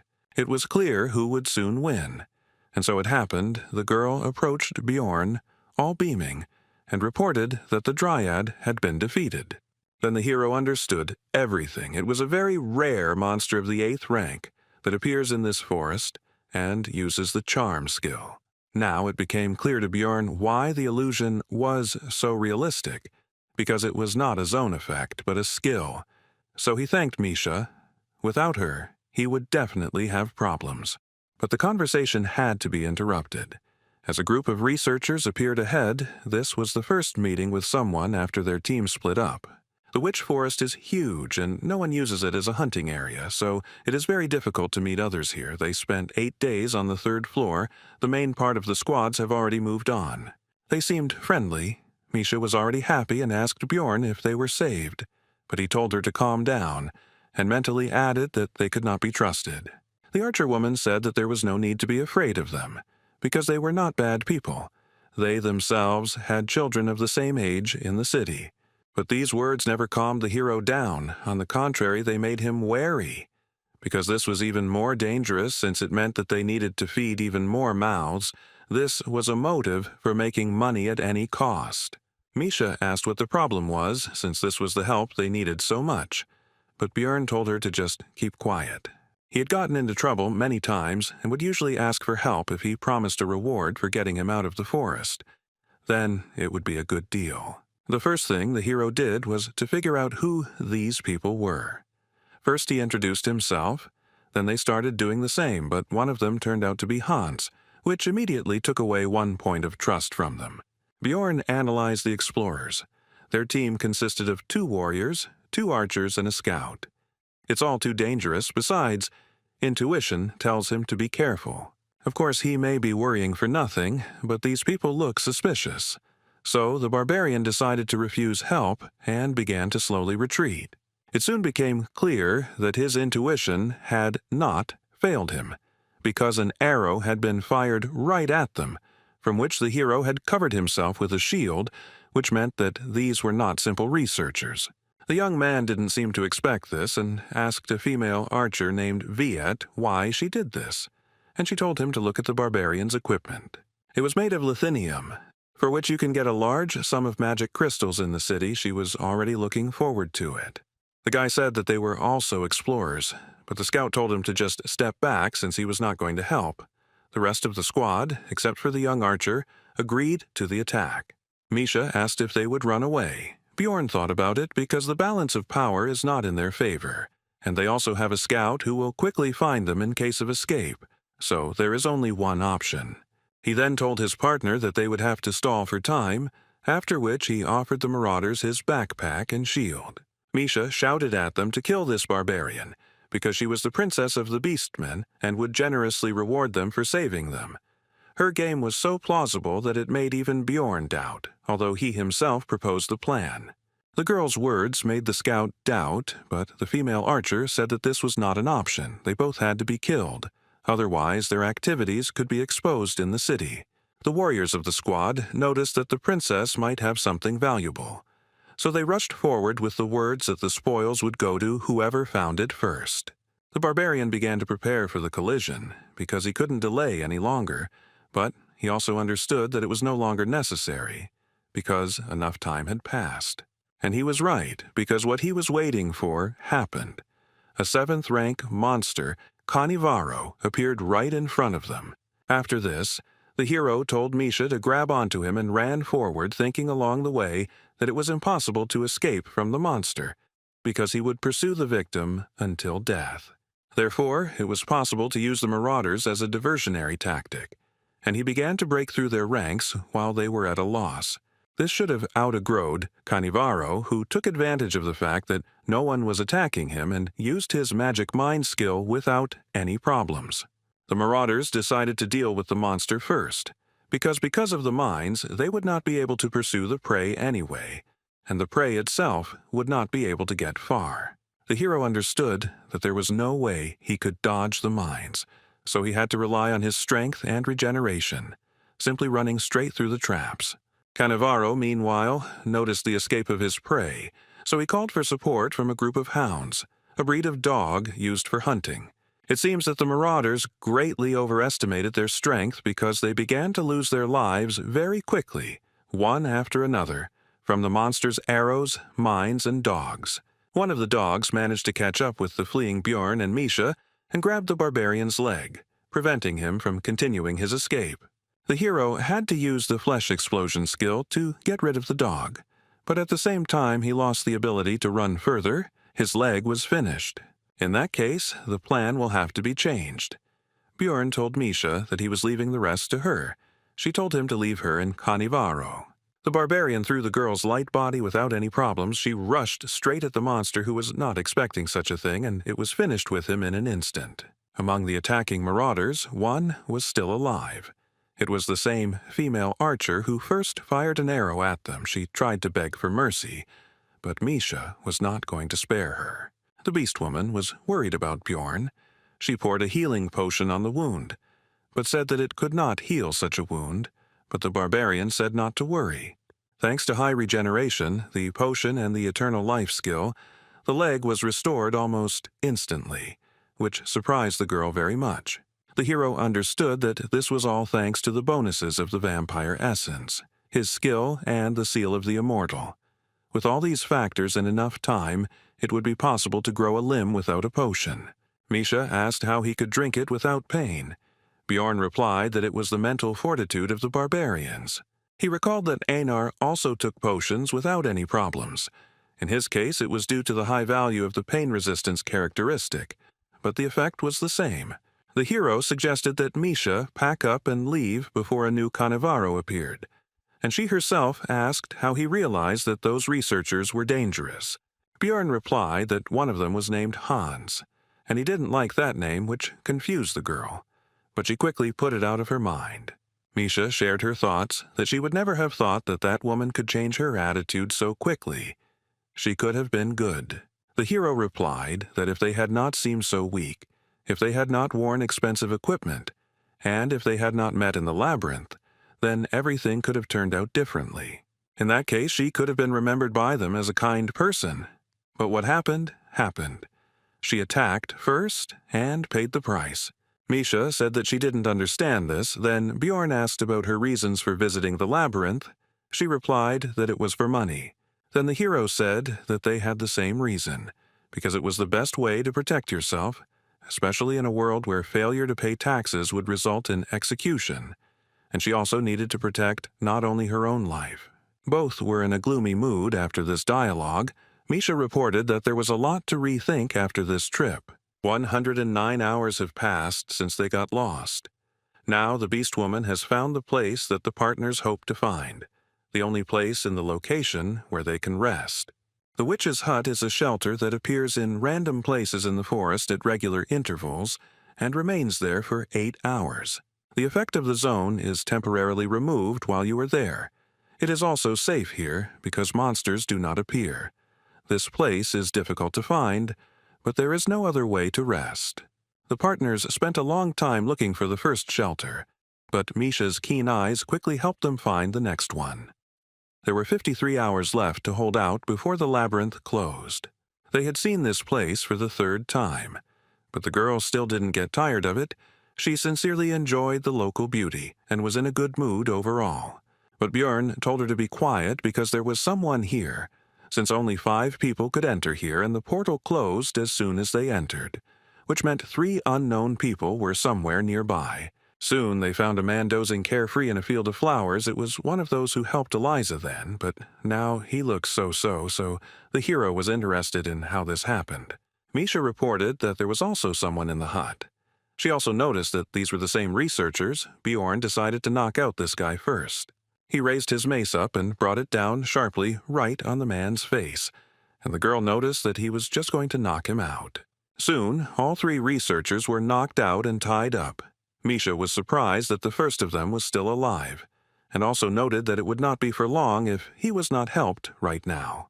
Then Bjorn poured a healing potion on all the captives and they quickly came to their senses, both due to the healing and due to the pain they were experiencing. The chief immediately recognized the barbarian and began to explain that he was not guilty. He began by saying that when their group caught up with the hero's team, there were only 3 of them, after which a quick fight took place. They didn't want to chase them through the entire forest again, so the first thing they did was shoot a guy who looked like a scout, but he immediately clarified that the wound wasn't serious, just a scratch on his shoulder. Then they were thrown back again by some kind of light. Bjorn understood that it was Hikuro who used his numbered item again. When they came to, their scout had an ice spear sticking out of his head, which meant that, at the right moment, Dvalki was still able to kill the man. Looking at the captives, the hero thought that the rest of the team seemed to have managed to escape, and that the scream that he and Misha heard after the separation was due to Rothmiller being wounded. The man, meanwhile, continued his story by saying that due to the loss of the scout, they could not continue the pursuit and simply wandered around the area. The problem started on the 2nd day after his death. Eliza showed herself. They understood everything only after she absorbed the life force of one of the researchers. The girl turned out to be a priestess of Karui. The man started to justify himself by saying that they had been deceived. So it was not their fault and they had not intended to kill anyone for no reason, but Bjorn told him to shut up. Then tears began to flow from the man's eyes and he began to apologize and say that they had been very stupid to fall for the deception, and he also promised to compensate for all the damages and beg for mercy. Misha told the hero that she would accept any decision he made, and he himself was thinking about what to do with all this, because even though he had already killed people, back then they were freaks who attacked first. They were not worthy of living. This case was different. They caused problems, but no one died. It was completely different. Bjorn wondered if it would be right to kill them. It was as if 2 images appeared in the hero's head, one for good, the other for evil, but not in the usual image of an angel and a demon, but in his current, savage and former, from the past world, form. The barbarian said that whether it was right or wrong didn't matter. The main thing was that they could create problems in the future, so it would be easier to kill them. The good man said that you can't kill people because of one mistake, so why does he doubt because sparing them would be the right thing to do? But the hero decided that the last statement only applied to his past, the civilized world from which he came, and not to this cruel and merciless one. Bjorn asked Misha's opinion on the current situation. She replied that she couldn't trust them, whether it was a mistake or not, but they tried to kill, and now she understands that this cannot be forgiven. Then the hero's mind cleared, as if a fog had been dispelled, and he remembered the expression that in Rome they obey Roman laws. Otherwise, he himself would end up in the grave. Whether it was a mistake or not, he had a feeling that they would repeat it at the first opportunity. So pity was thrown aside and the explorers lost their lives. The hero, when he first opened his eyes in a new world and in a new body, realized that Björn Yandel was not only his new name, this is also his new essence, the essence of a barbarian which he must correspond to in order to survive. Misha noticed his worries by his trembling hand. The hero replied that everything was fine, she shouldn't worry. It would be better if she collected the things of the killed researchers. This was soon done, but Misha was disturbed by the sight of Bjorn dragging the body to the fireplace and starting to push it straight into the fire. She asked him about what was happening. He replied that it was necessary. The fire consumed the corpse unnaturally quickly, meaning that everything was as it was in the game. The witch's hut had accepted a new victim and would now be open for another 8 additional hours. Misha was still not sure that Björn was okay, but he didn't answer, and the only thought that popped into her head was that they had 2 more so-called logs, which meant 24 extra hours. The hero pulled off his helmet and asked his companion if she was going to rest, but she simply remained silent. She was clearly uncomfortable with what was happening. Since she did not answer, the barbarian said that he slept on the bed first, after which he fell face down on the pillow and thought that sleeping on the bed was very good. But in reality, he was only unsuccessfully trying to distract himself from the thought that he was increasingly renouncing humanity and accepting the life of a barbarian, and that life was not punishing him for this, but, on the contrary, rewarding him. All night long, the hero dreamed about his past life, namely work, meeting a girl, dating her in his future life, calm times.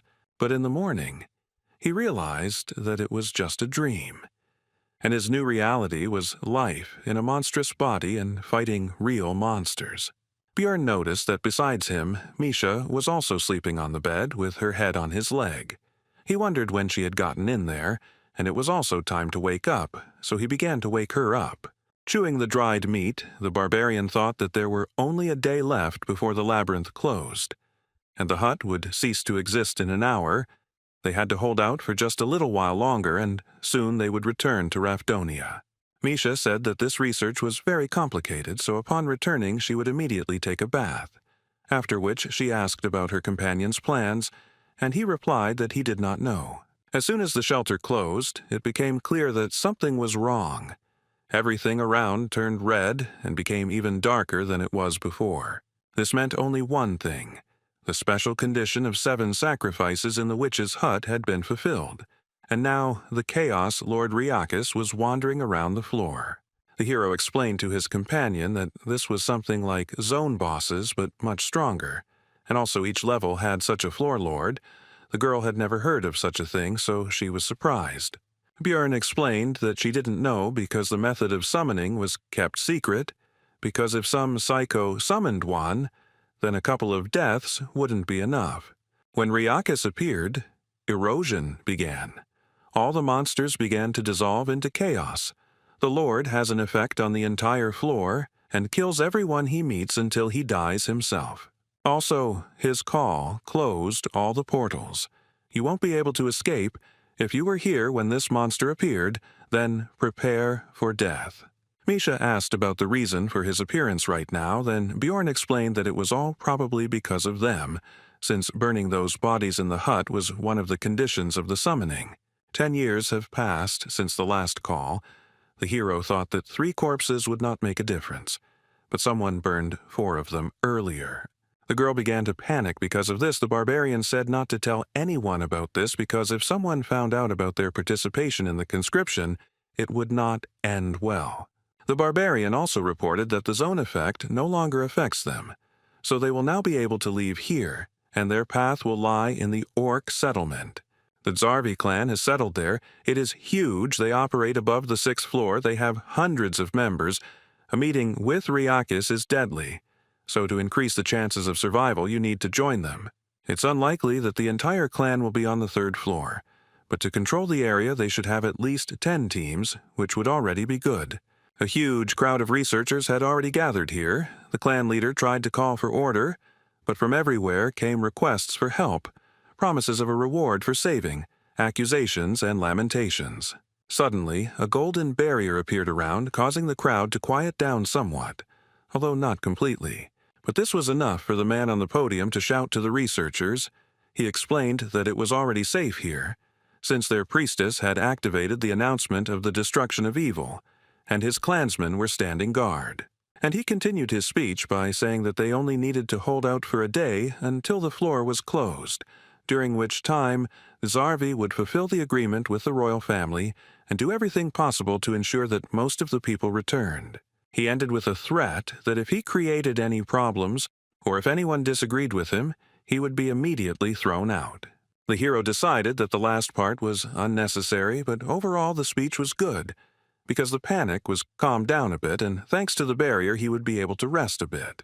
Announcement of evil destruction is one of the main skills of priests, which creates a safe zone for explorers and keeps monsters out. Misha and Bjorn were resting by a tree. The latter decided that they were not going to drive them away, but they needed to be on the alert, because some problem might arise. The hero asked the beast woman how confident she was in her ears. She replied that she was not sure, but some people say that they like them.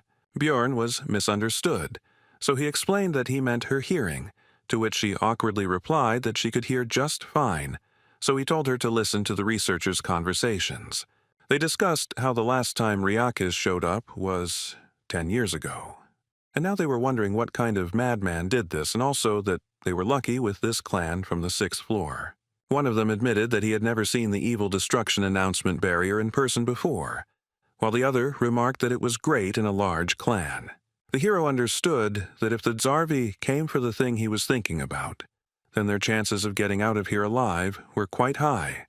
After some time, Misha leaned against Bjorn's shoulder and fell asleep, but soon the barbarian decided to wake her up.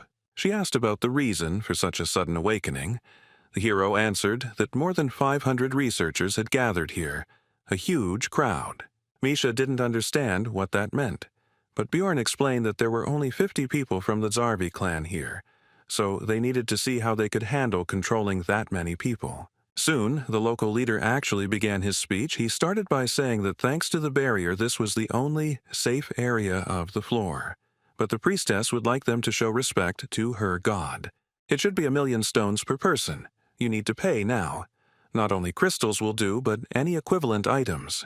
The hero admitted that it was a smart move, since not every researcher would have such a sum on hand. And in this way, it would be possible to take away some of the equipment from people to simplify control. The man on the podium, meanwhile, said that this is not only respect for the god, but also payment for protection. They may lose some equipment and potions, but there's nothing to worry about because they will protect everyone. The hero understood that, in fact, there were enough reasons to worry, because the barrier, although powerful, was not comparable in strength to the floor master. They were unlikely to kill him, but for now they had to obey the rules. So Bjorn asked Misha to take the things they didn't need.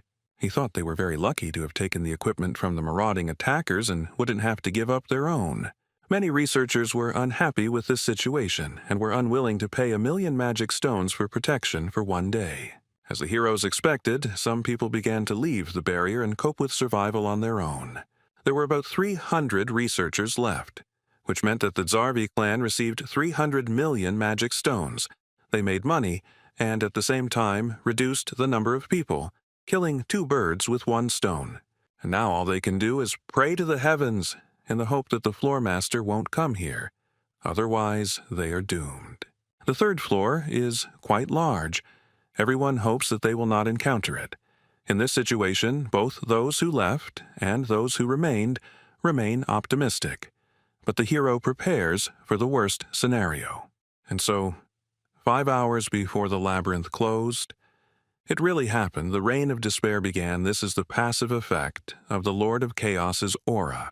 This skill not only deals damage to the area, but also turns it into an erosion zone that removes all effects. It also reduces magic resistance, deals minor damage, and can cause confusion.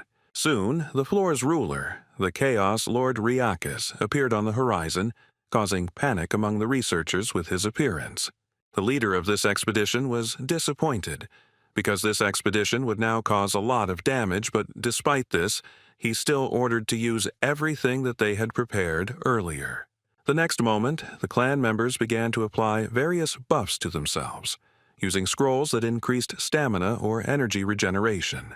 Also used was the numbered item Banner of the Lord of the Sun, which imbued the weapon with the attribute of holiness, the light of the god Ursium. The hero was stunned by the number of different consumables that were used at that moment, because not even a minute had passed before things worth tens of millions of magic stones had been used and disappeared. Bjorn realized that they were going to destroy the Floor Lord, and for the first time he was glad that he wasn't the only one preparing for the worst. There are many experienced researchers gathered here who have walked on the edge of a knife more than once to become who they are now, and it is not only a matter of luck, which means that they really should have a chance. The majority of people were amazed by the size and power emitted by the monster. They did not believe in their survival. Watching the battle of the Zarvi clan, the hero began to understand how game raids differ from those that happen in the real world. For example, the fact that tanks and melee attackers always try to avoid direct combat, they can barely deflect even the lightest blows from the monster. Also, warriors have to return to the front line of the battlefield immediately after treatment, even if their body is in terrible condition. But perhaps the most important difference was the multiple deaths of the explorers, who could no longer return to the battle. The current situation is that the melee war was instantly crushed, and the 3 ranged ones were hit by Riakis' breath. Such losses immediately lowered the morale of the rest of the people. They don't understand what they're talking about because the clan is doing everything possible to fight the war, holding back the Floor Lord, and the mages are suppressing him. Suddenly, spheres appeared around the boss, and the expedition leader immediately forbade attacking him because first he needed to focus on new targets. Bjorn was glad that the clan knew about his features and the second phase, but the other researchers did not understand why they did not attack Riakis, did not understand their actions. About an hour passed, 11 people died. 20% of Zarvi's force, it's not scary. The worst can still be avoided. It's still possible to hold out until the labyrinth closes. However, the real problem is that ordinary researchers start to panic, and this will not lead to anything good, even though they have reasons for it. After all, every time Riakis became enraged, someone who had paid for protection died, and the hero believed that it was their own fault, since they came so close to the battle and did not monitor the situation at all. Misha told Bjorn that things looked really bad and asked if they weren't going to do something, but he said what he thought. One man in the crowd said that they could no longer just watch. They needed to intervene in the battle to increase their chances of survival and protect themselves from the monster. At first, they countered that the clan had taken their equipment, but very quickly the crowd's eyes turned to the pile of armor and weapons they had paid Zarvi with. Realizing where all this could lead, Bjorn immediately told Misha that they were getting out of here right now. Now that the entire clan was busy fighting the boss, only 2 guards were guarding the equipment, they decided to negotiate through dialogue. But the panicking crowd did not listen. They attacked even the high-ranking and experienced researchers. But the numerical advantage was on their side. Soon, the clan fighters were defeated. The hero knew that things would only get worse, since ordinary fighters had no idea how to properly fight Riakis, so he urged Misha to run faster. Soon, spirits of chaos appeared on their way, but there was no time to fight them. They needed to run away, so they turned in the other direction. But it was all useless, because soon they were swallowed up by complete darkness, which meant that the Floormaster had swallowed all the spheres and used his ultimate skill. Evil Cleft is a reactant skill that appears after absorbing 10 spheres. The radius of action is 5 kilometers. The term is 45 minutes. If you do not have time to escape, then death awaits you.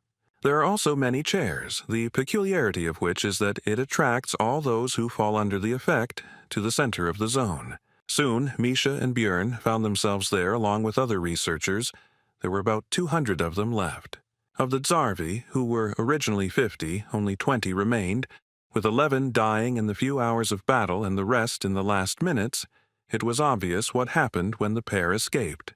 Now the clan fighters were aggressive towards the other researchers.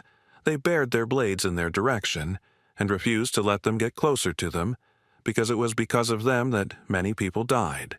They also said that they should be grateful that they were not finished off immediately, and that there would be no protection now. The ordinary researchers were at a loss, and then one of them said that they needed to get out of here as quickly as possible, otherwise everyone would die. He had read about this in ancient texts. He also said that they needed to get out of the 5-kilometer zone. There would be monsters in their way, but if they acted together, then they would have a chance of salvation. Björn understood that the main problem was that if you move away from the center, the clones of Riakis and the spirits of chaos will attack like crazy. More than half of the researchers left, but the hero and the girl were not going to bet on such low odds. They would bet on what looked more reliable, on the clan, so they headed there. But Talon blocked the way. Bjorn started the conversation in a friendly manner and asked if they had received the essence of the orc hero. He first answered that they had, but then came to his senses and asked how he knew this. Meanwhile, the vice-captain of the Zarvi clan, Iraz Migraine, was later informed that 23 people had survived, including 3 priests, 6 mages, 12 ranged attackers, and 2 warriors. He was especially saddened by the fact that only 2 fighters survived, many of whom died when the commotion occurred, and many were unable to get support from the others.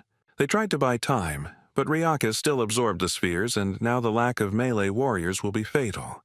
Only 2 of them will be able to clear the way for everyone else, especially this spear swordsman. The vice-captain was constantly asked to give orders, asked about something, reported new problems, everything was very bad. Iraz Migraine could not come up with a plan of action, but suddenly a cry from the entrance to their temporary camp distracted him from his heavy thoughts. The vice-captain asked who it was, to which the fighter replied that it was a barbarian from Karlstein's sister's team and that he had somehow learned the information that they needed the essence of an orc hero, and he said that he could clear a path with her help. Then Migraine used his skill survival instinct, which can highlight targets that can increase this very chance of survival, and Bjorn glowed brightly. Iraz's application saved from many situations, and now it said that this barbarian was a chance for salvation, so he came closer and first of all asked the name of the guest. After that, he introduced himself and asked how he knew about the essence of the orc hero. Bjorn replied that it was an assumption. But why else would such a respected clan occupy a zone on the 3rd floor and take so many expensive consumables with them?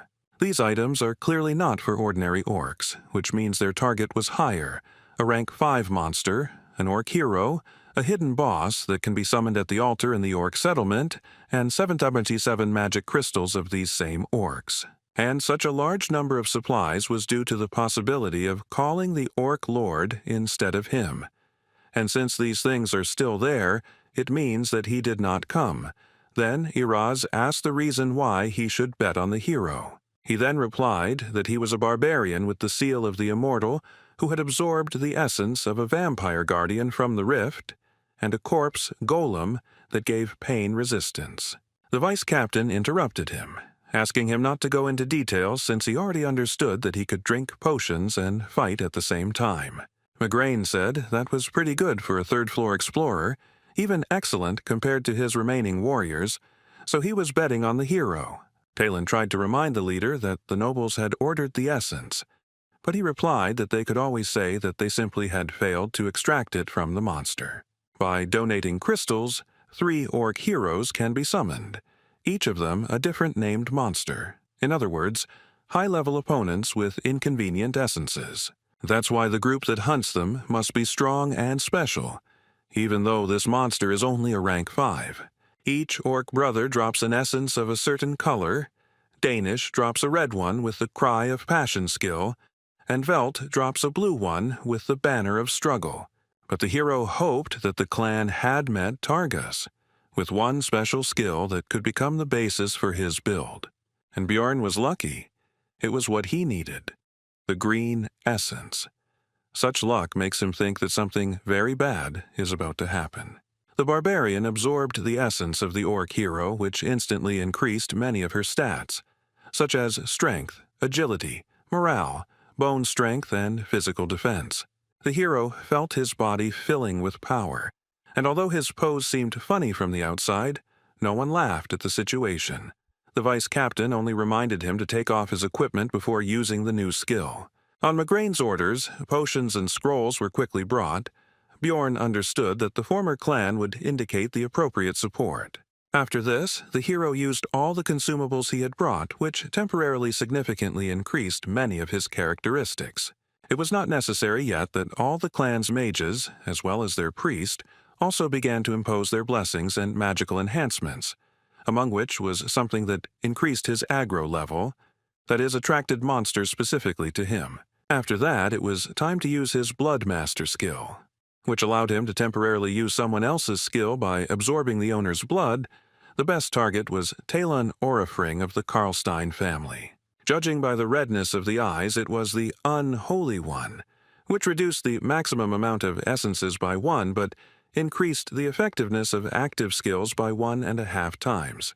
After that, the hero finally used the skill he received from the Orc hero's essence. It was Gigantification, which increased his body size, his aggro level, and his physical characteristics. All his clothes were torn, the people around him had different reactions, but the blushing Misha covered her eyes with her fingers, and then peeped through them. Hiraz Migraine decided that the hero needed to cover himself with something, so he ordered several cloaks to be brought, and soon the preparations for the exit were complete. There were 30 minutes left before death, so the giant barbarian, with a cry of Behela, rushed forward at maximum speed. Behind him ran 23 members of the clan, Misha, and 40 researchers who decided to stay here. They were allowed to join in exchange for all the equipment.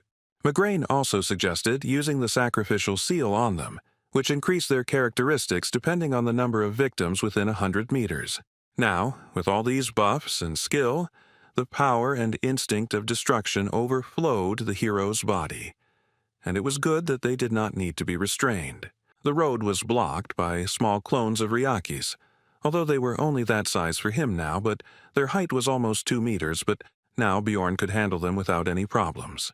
These creatures carry damage to the person who destroys them, and even a barbarian with overinflated pain resistance still felt the numbness, which is why it is very important to have a tank in the Evil Rift.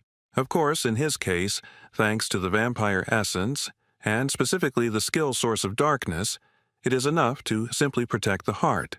But for others, be he a famous swordsman, mage, or priest, all this will be useless. All the monsters attacked only him, because gigantification increases aggro proportional to body size, and barbarians are already very large, so it is very difficult to imagine his level.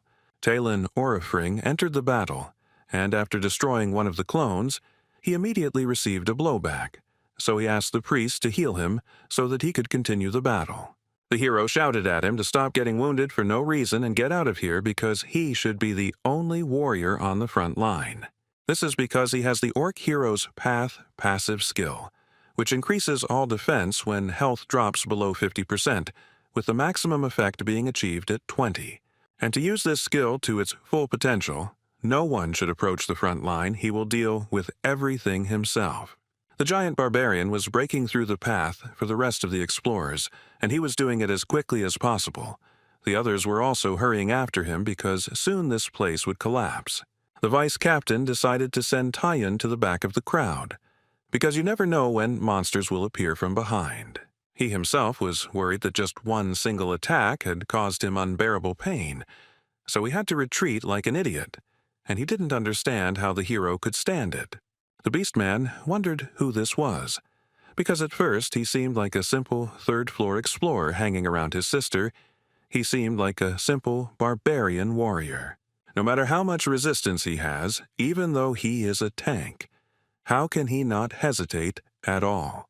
In the crowd of researchers, conversations began to break out about how it was true what they said about the barbarians, that in bravery there was no equal among them, and also that with such a person in the clan, they would be like behind a stone wall. They were surprised that he was still unknown, and no one knew his name. They were afraid to think about what they would do without him. Mac Klana noted that if there was a barbarian hero among them, the famous Balkan, then Bjorn would most likely be like him, while Tyon thought that everyone would soon be talking about him. Soon, the exit from this location appeared ahead, so everyone gathered their remaining strength and hurried to leave it as quickly as possible. Immediately after leaving there, Bjorn's soul power was depleted and the gigantification skill was immediately cancelled, and he began to return to his usual size. A few seconds later, when not everyone had yet managed to leave the zone, an explosion was heard that destroyed the entire orc settlement and those who remained inside. They were very lucky that gigantification ended immediately after their exit. It's a real miracle that they managed to escape. But Iraz Migraine said that it was too early to relax, because after escaping from instant death in the evil cleft, one of the survivors would be chosen as prey. The chance that it would be Misha or Bjorn is 1 in 15. And again, the hero's failure showed itself in the video. The partner was chosen as a victim and could no longer move. The so-called prey is a person who is affected by the paralysis effect and becomes the sole target of Riakis. In other words, he will pursue her until her death. Iraz Migraine offered to help protect her, but on the condition that the hero would want to join their clan. Bjorn replied that he couldn't work with the others yet, to which the vice captain expressed his regret and said that he hoped to meet him alive in the city, to which he replied that if he got out, he wouldn't mind. Iraz replied that he had a gut feeling that he would succeed, and as a parting shot he ordered his subordinates to give her buffs that would speed up her movement speed and improve the restoration of her soul power. Bjorn said words of gratitude, to which the vice captain replied that it was not necessary, because if they died, Riakis would run after them, and they would serve as a diversionary tactic, so he also had an advantage in this. There were 15 minutes left before the floor closed. The Chaos Lord had awakened, and the hero hoped to hold out for that time, so he quickly ran away from here. The roar behind them was getting louder and louder. Misha understood that they would soon die like this, and it was also clear that they were chasing her, not Bjorn, so she asked him to stop. And she explained that he had done enough for her, and he didn't have to die for her, because they weren't that close.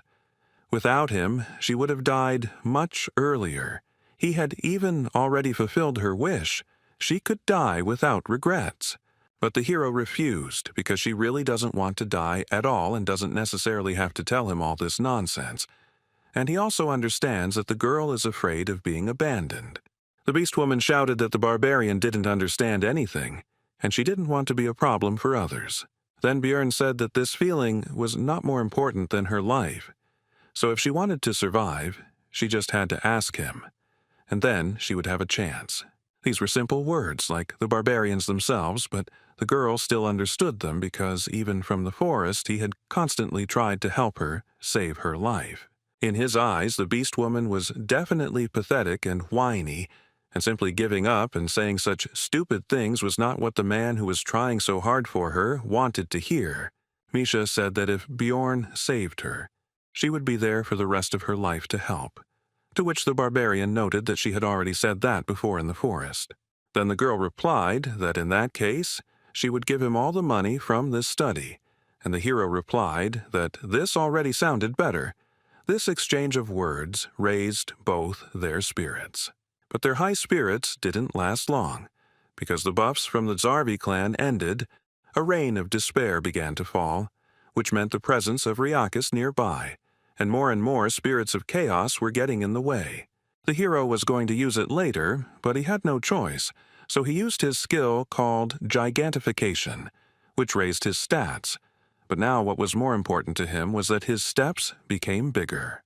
With the remaining soul power, the skill would last for another 2 minutes. And there were 200 seconds left before the labyrinth closed. Bjorn told Misha to give the countdown.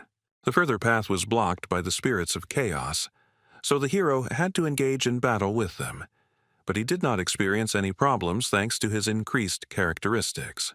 There were only 90 seconds left before the labyrinth closed. But things became more complicated because they were now within the radius of its deadly breath. On the plus side, some of the chaos spirits also died from Riakis' actions, as he cleared the way for them to escape. But there was no point in thinking about it because he was already at a sufficient distance that he could simply take and lower his paw directly onto the giant barbarian. Fortunately, he managed to jump away. The huge floor lord, the Chaos Lord Riakis, was at an impermissibly close distance. He carried a deadly threat, and his size allowed him to simply crush Bjorn even under gigantification. In this situation, Misha again began to persuade him to leave her, but the barbarian was unwavering because she would die in this case, while the girl believed that it was not worth it, and he himself should save himself. The hero told her that he would not break his promise, and also thought about who would return the money for the ring. He also said that they would not die today, they would get out of here alive. But their conversation was interrupted by a blow from Riakis, which instantly deprived the barbarian of his hand.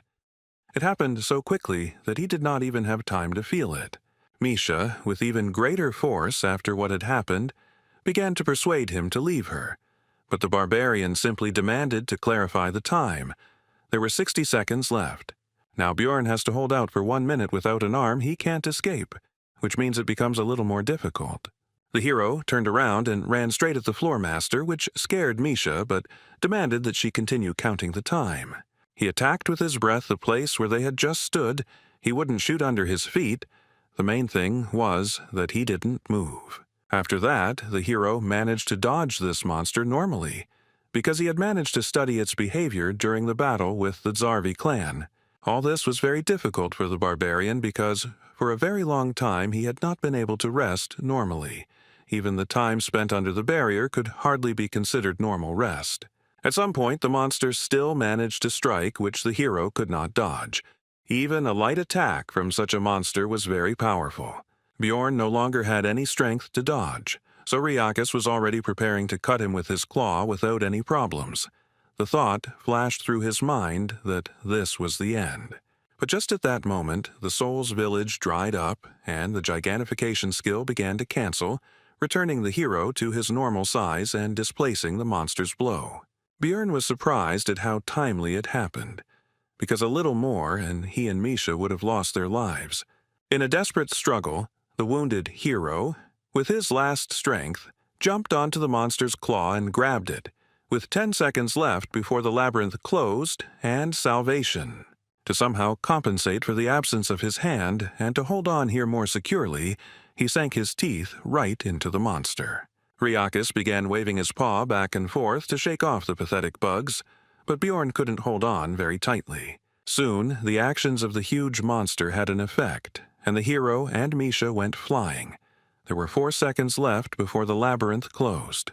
Riakis showed that despite his size, he remains very agile, grabbing his prey out of the air and then wanting to devour it. The hero smiled because he understood that the enemy would not have time to do anything, because right now his mental countdown was approaching 0. Meanwhile, the residents of Rafdonia were waiting for the researchers in the square. They were wondering how much money their families would bring this time. The children were simply waiting for their parents. Soon, the portals were opened, but the townspeople were faced with a picture they did not expect. Many people were injured and were now simply lying on the ground. Misha came to her senses. She immediately heard the words of those around her about the need to quickly call the guild and so on, but she only paid attention to how they talked about the seriously injured barbarian. The girl immediately pushed her way through the crowd and saw Bjorn, who was lying on the ground and showed no signs of life. Her heart sank into her heels. She was already expecting the worst, but when she put her ear to his body, the beast woman heard his heartbeat, which immediately caused tears of joy to flow from her eyes. Soon, talk about what happened on the 3rd floor began to spread through various taverns and other places. The victims of the tragedy numbered in the hundreds, and the survivors said that they got out thanks to one barbarian who got to this floor in 3 months of research. His name is Bjorn Yandel. He was given the nickname Little Balkan. It didn't take long before this news reached someone high up. He didn't remember such a rapid growth during his entire career, and besides, the hero's essences go beyond the scope of simple researchers. There have been similar cases in history. They were intelligent, born under the star of a special destiny. They were forever remembered by everyone as heroes. The man was interested in who the researcher who interested him, Bjorn Yandel, was, such a hero or an evil spirit. 2 days passed, the hero finally woke up, and the first thing he decided to do was gather the whole team and discuss everything that had happened. Everyone was happy to see each other alive. Rothmiller began to apologize because if he hadn't been wounded, they wouldn't have had to abandon Misha and Bjorn in the forest. But the barbarian interrupted him because first they should place an order. The hero inquired about the events that had happened after their separation, and Hikuro then told him that with the help of his emergency recovery skill, he was able to use the Guardian's bracers without recharging. When they ran far enough and healed Rothmiller, they tried to find the missing team members, but nothing worked. And then they ran into the priestess of Karui again. This news excited Misha, so she demanded to continue the story. It turned out that the group had to run to the 4th floor, taking advantage of the entry restriction. This level is called the Sky Tower. The color of the portal that leads there changes periodically, and those who enter before it changes begin to climb 100 floors together, and there are also safe zones there.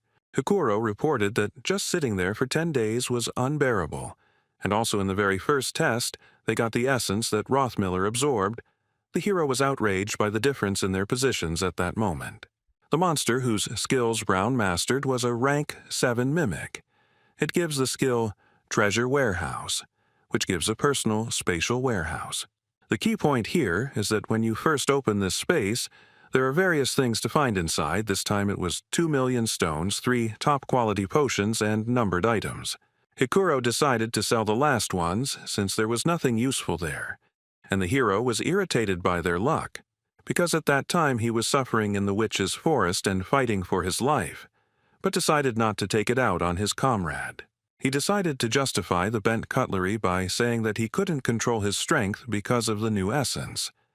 Misha said that she hadn't noticed this in him, but Murad changed the topic to the adventures of the girl and the barbarian. After this, the hero told about all their misadventures and the struggle for survival, while leaving out some details that he decided not to report. This impressed the others. Rothmiller decided to congratulate Misha on signing a contract with the beast, because she was very worried about this, and also asked about what merit Bjorn had in this. Then the girl said that she would not have survived without him. The dwarf was surprised to receive a new essence, and also that the protection fee was only 2 million, so as an apology, since they were somewhat responsible for this, they would provide 1 million. Dvalki regretted that he was not there himself because this was the greatest and most amazing story of those he had heard, and Hikuro supported him in this, and also added that he was worthy of the title of Little Balkan. The hero was surprised by this, to which Murad explained that this was his second name, which was a comparison with Balkan, a barbarian hero of the previous era. Bjorn was not happy with the fame that had fallen on him, which had come too quickly, because this was not a game, but reality. Now his name would become famous, and he would receive too much unnecessary attention. Misha interrupted the ongoing conversations and suggested moving on to the most important thing. It was necessary to discuss the distribution of the spoils from the labyrinth, as well as the reward for the message about the priestess of Karui. In the end, Bjorn and the girl received 7.65 million stones, but the barbarian took everything for himself because his partner promised to give him her share. After that, several days passed. The hero had a lot of things to do. He picked up the equipment that was sent for repair, replenished consumables, and even dropped by the auction house. And all this time, Misha went with him. The barbarian did not understand why she was constantly hanging around him. She must have her own things to do. He thought that it might be about the money he took. Maybe she regretted it. The hero also decided to invest money in Misha's growth because now she is his main comrade. His thoughts were interrupted by the fact that the girl was going to go to her family, while she looked like she did not want to talk. Bjorn decided that this was her family business and he couldn't interfere. He encouraged his partner and she told him goodbye to eat right, eat vegetables, and so on. She began to take care of the guy after what happened. On the way home, the hero thought that he himself, with his characteristics, can move further along the floors. But before that, he needs to strengthen Misha, update her equipment, get essence, improve the contract. On the way, Bjorn accidentally came across an execution process. At first, he was going to move on, but he heard onlookers discussing that this time an evil spirit was on the chopping block. After that, he could not pass by. The man sentenced to death turned out to be an acquaintance of the hero named Tarakan. the son of Lien. It turned out that he had not bought the weapon with the money he had received earlier. The poor fellow was terrified. His eyes caught sight of Bjorn's figure in the crowd, and he tried to shout his name, but it was impossible because of the gag. Then the barbarian turned away, unable to look. A moment later, the execution took place. The hero understood that he could well have been in his place. He decided to think about it at home, but some guy called out to him and started asking where he came from and suggested Europe, Asia, and America. He continued speaking, and the barbarian thought that this could very well happen, but he did not expect it to happen so soon. True, for this case he had one prepared answer, and it goes by the name of strategy Einar. He made a stern face and said that there was no need for complex words, after which he demanded to speak directly. The blonde praised his acting and said that he was not to be feared, because they were all here because of this damn game. Bjorn drew attention to the incorrect pronunciation of the last word. The guy continued to speak. He admired the hero's successes, after which he said that they have their own alliance. But the barbarian interrupted him and asked if he was an evil spirit. He answered in the affirmative, after which Bjorn shouted loudly into the sky and said that the leader of the tribe taught to immediately kill people like him upon discovery. After this, the hero simply rushed at the blonde with his fists because that is exactly how a real barbarian should react. Soon, Bjorn was sitting in the garrison. The guard first decided to thank him, because his younger brother would not have gotten out of the labyrinth alive without Yandel. The hero accepted his gratitude, after which he asked how much longer he should sit there, because he was hungry and unhappy that he had not managed to finish off that evil spirit. The man was about to answer when another guard ran through the door and said that the detainee had a certificate of a hunter of evil spirits, which immediately interested Bjorn, but he did not show it.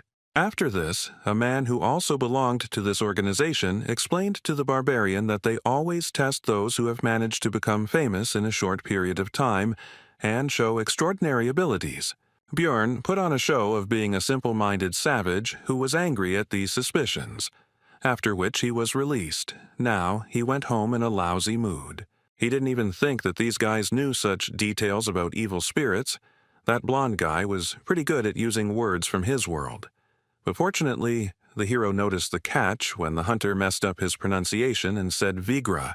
If they had reached such a level, then it was no wonder that Tarishan had ended up on the chopping block.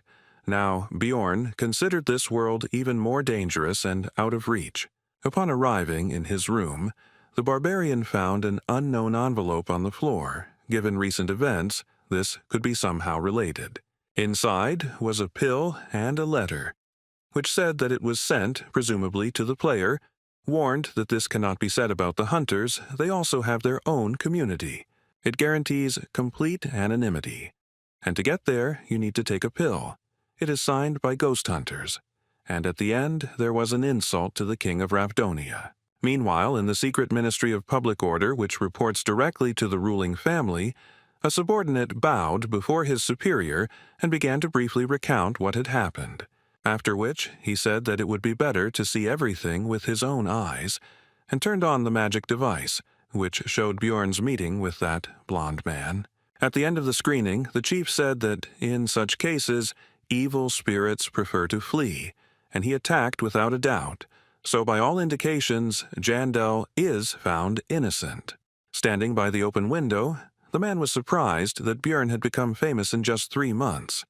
He thought that fate might have prophesied a hero's path for him, and that was good, because the city had always lacked talent. The barbarian decided that yesterday's letter was not a fake, but in any case he had to show potential observers that he did not understand anything and wanted to get to the bottom of the truth. So he went to the magic tower. He went to the only competent mage he knew, Raven Alawa, who said that this is what all researchers get when they become famous enough. She also felt sorry that it had not come to her because she would have immediately checked the letters, which had now disappeared. She would have been curious to read what the evil spirits were writing in these letters. Raven also told about the pill. It was made by an extremely talented magician who must have mind control magic, other dimensions, and deep knowledge of alchemy. By swallowing it, you can enter a special world of spirits. Only the mind gets there. The body remains in place. This happens at midnight on the 15th day of each month. There, they most likely exchange information. And those who tried to get in there later died in a pool of bloody vomit. Bjorn asked about the possible toxicity of the pill, but Raven said that the magicians had studied it a long time ago, and there was nothing like that in it. Then the hero asked the reason for the death of these people.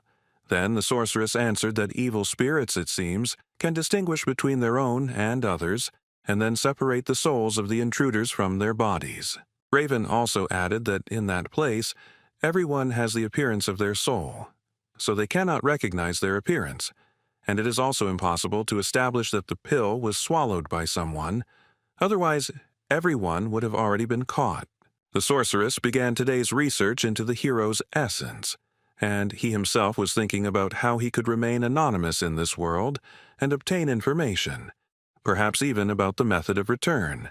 Maybe take a risk. After this, Bjorn weighed all the risks and possible benefits before deciding to swallow the pill, because if it was so dangerous, the community would not have created it. However, he wasn't going to accept it right now because anonymity was anonymity, but the sender of the invitation probably had a way to find out who had joined. For example, it may be that he is the only one who received such a letter in a certain period of time. Then he will be immediately found out as soon as he joins, so it is better to wait 3 to 6 months. 15 days after the labyrinth was closed, in one of the laboratories on the upper floors of the magic tower, a mage asked a certain Queen of Souls if a newcomer had joined, and she answered negatively. He had to send the delayed letters further. The wizard was disappointed that it was again not the one he was looking for, although he took the shield at the coming-of-age ceremony, but it was not the player. Bjorn didn't notice how time flew by.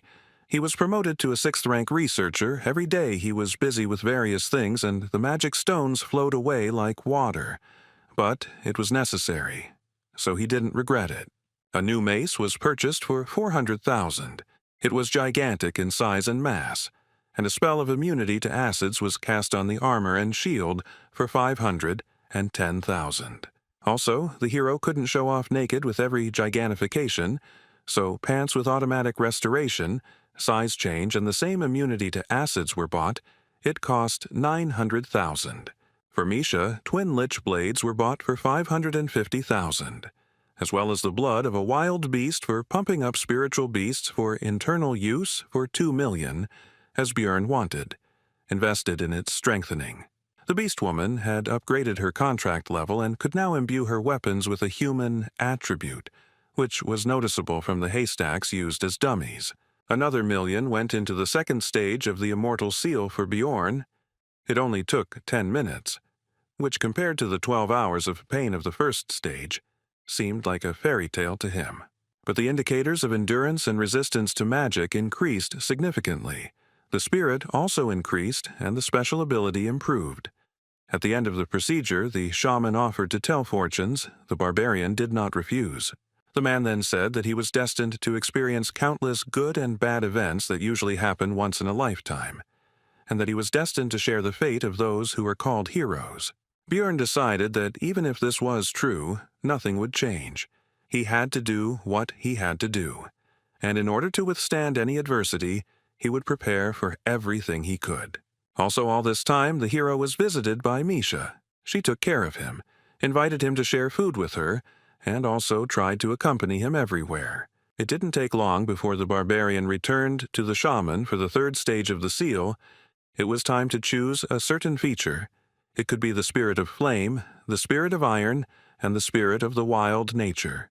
Bjorn chose the latter. It cost 2 million stones. In addition to the stats, it increased his threat level and gave him the skill Wild Splash, which also increased his threat level in exchange for giving a bonus to Constitution. To attract the attention of a crowd of monsters and at the same time increase the body's endurance, this is what, plus gigantification, this is best suited for a tank. The hero did not think that he would achieve such success in 3 months. The shaman said that last time he did not tell everything about Bjorn's fate. He also needs to always and everywhere beware of those who are filled with resentment. There will be many of them. If you dispel their grievances, then you will receive luck, and vice versa. The hero overcame the third stage of the seal and was about to leave, when Einar appeared from the bushes, calling him to her shelter, because she should not be seen. The warrior said that she heard from the elder about his new nickname, Little Balkan, and now she is burning with curiosity, so she asks to tell him how he got it. Bjorn told his story, and Einar was pleased that the hero had joined the team because she was worried. But now she wouldn't be, because he was not alone and Hikuro seemed reliable to her. Jandal was concerned about the girl's condition as she had become very thin, so he asked if the elder was starving her, but she explained that she was undergoing muscle compression. Suddenly, a loud voice rang out around the area, asking if Einar had run away again, so it was time for the warrior to leave before her mentor became even more angry. Finally, the girl said that she was glad that Bjorn had become more handsome, because before his face was filled with anger, which she did not consider bad, but now he looks relaxed. These words surprised the hero. Later, the barbarian visited the library where the girl, who had never initiated conversation before, said that he had become a celebrity, but the hero simply said goodbye. Earlier, he would have tried to get closer to her to get benefit from the magician, but now it makes no sense because he has become stronger. And there is already a magician in the team. This is rationalization. After all, his priority now is survival. He is not in a position to delve into other people's souls. His moral principle rejects idle curiosity. This is why the hero always treats the people around him with caution and weighs every action they take. That is why he always focuses on their possible value to himself and thinks about using them for his own benefit. That's why Bjorn killed people when they posed a threat, was ready for betrayal at any moment, and thought about how to get the most out of any situation. But at some point, this thinking cracked. He kept his cool and acted for himself alone, until that situation on the third floor happened and the barbarian risked himself for her. He changed. And Einar noticed it. The hero began to catch himself more often wanting to do something useless. His body changed, something else changed.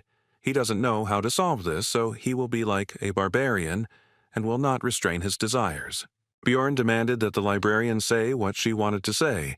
She asked how he knew about her intentions. He replied that he could see it in her eyes. The next day, the barbarian went to the Promise of Flowing Water Cafe.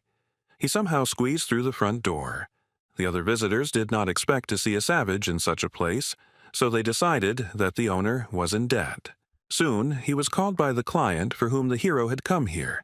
It was Shavina Amur, a 7th-class officer of the Administrative Department of Revision, and also a friend of the librarian. The girl asked him what he should get, to which he replied that he would like to have beer with meat, since he was not a fan of sweets. Obviously, there was no such establishment. It was just a little revenge for the invitation here. After that, he asked to get down to business. Shavina was surprised that he didn't know anything because the librarian, whose full name was Ragna Litaniel Peproch, was supposed to tell her. The woman explained that the mission was to patrol the sewers. Usually they have a trusted squad that is engaged in catching tax evaders and other criminals, but they died on the 3rd floor. The hero had suspicions that these were again hunters of evil spirits, so he asked about the reason for his invitation because there were more suitable researchers for this, to which Shavina admitted that it was simply a matter of his high popularity, and she was also curious to meet Little Balkan in person. After which she said that she would order cookies to go and asked permission to tell her colleagues that he had given them to her, to which the barbarian hesitantly agreed. Emor said that the reward was only 200,000 magic stones, but if they worked together, Bjorn would show himself to be a qualified person in the eyes of other guilds and departments, and people would consider him reliable. Shavina thought that the hero was already up to his ears in tasks with his fame. But in fact, his title in this matter turned out to be useless. People did not consider the barbarian a good worker. So he agreed. He soon left, and the woman thought about how she hadn't met anyone interesting for a long time. The conversation with Bjorn calmed her thoughts, and Ragna talks about other people. It's high time for her to find new friends. 2 days later, the entire team of losers gathered again at the entrance to the sewers. Devalki complained about the stench. Although he expected it, he did not think that it would be so strong. The guard who escorted them asked them to be careful and not to lose the map. Helmets with flashlights, the latter also have recording devices built into them, so they would definitely need to be returned later. Initially, Bjorn was supposed to go alone, but at a team meeting he told about the task and Hikuro immediately decided to join. He could not miss this journey because it was full of ghosts and he did not need money.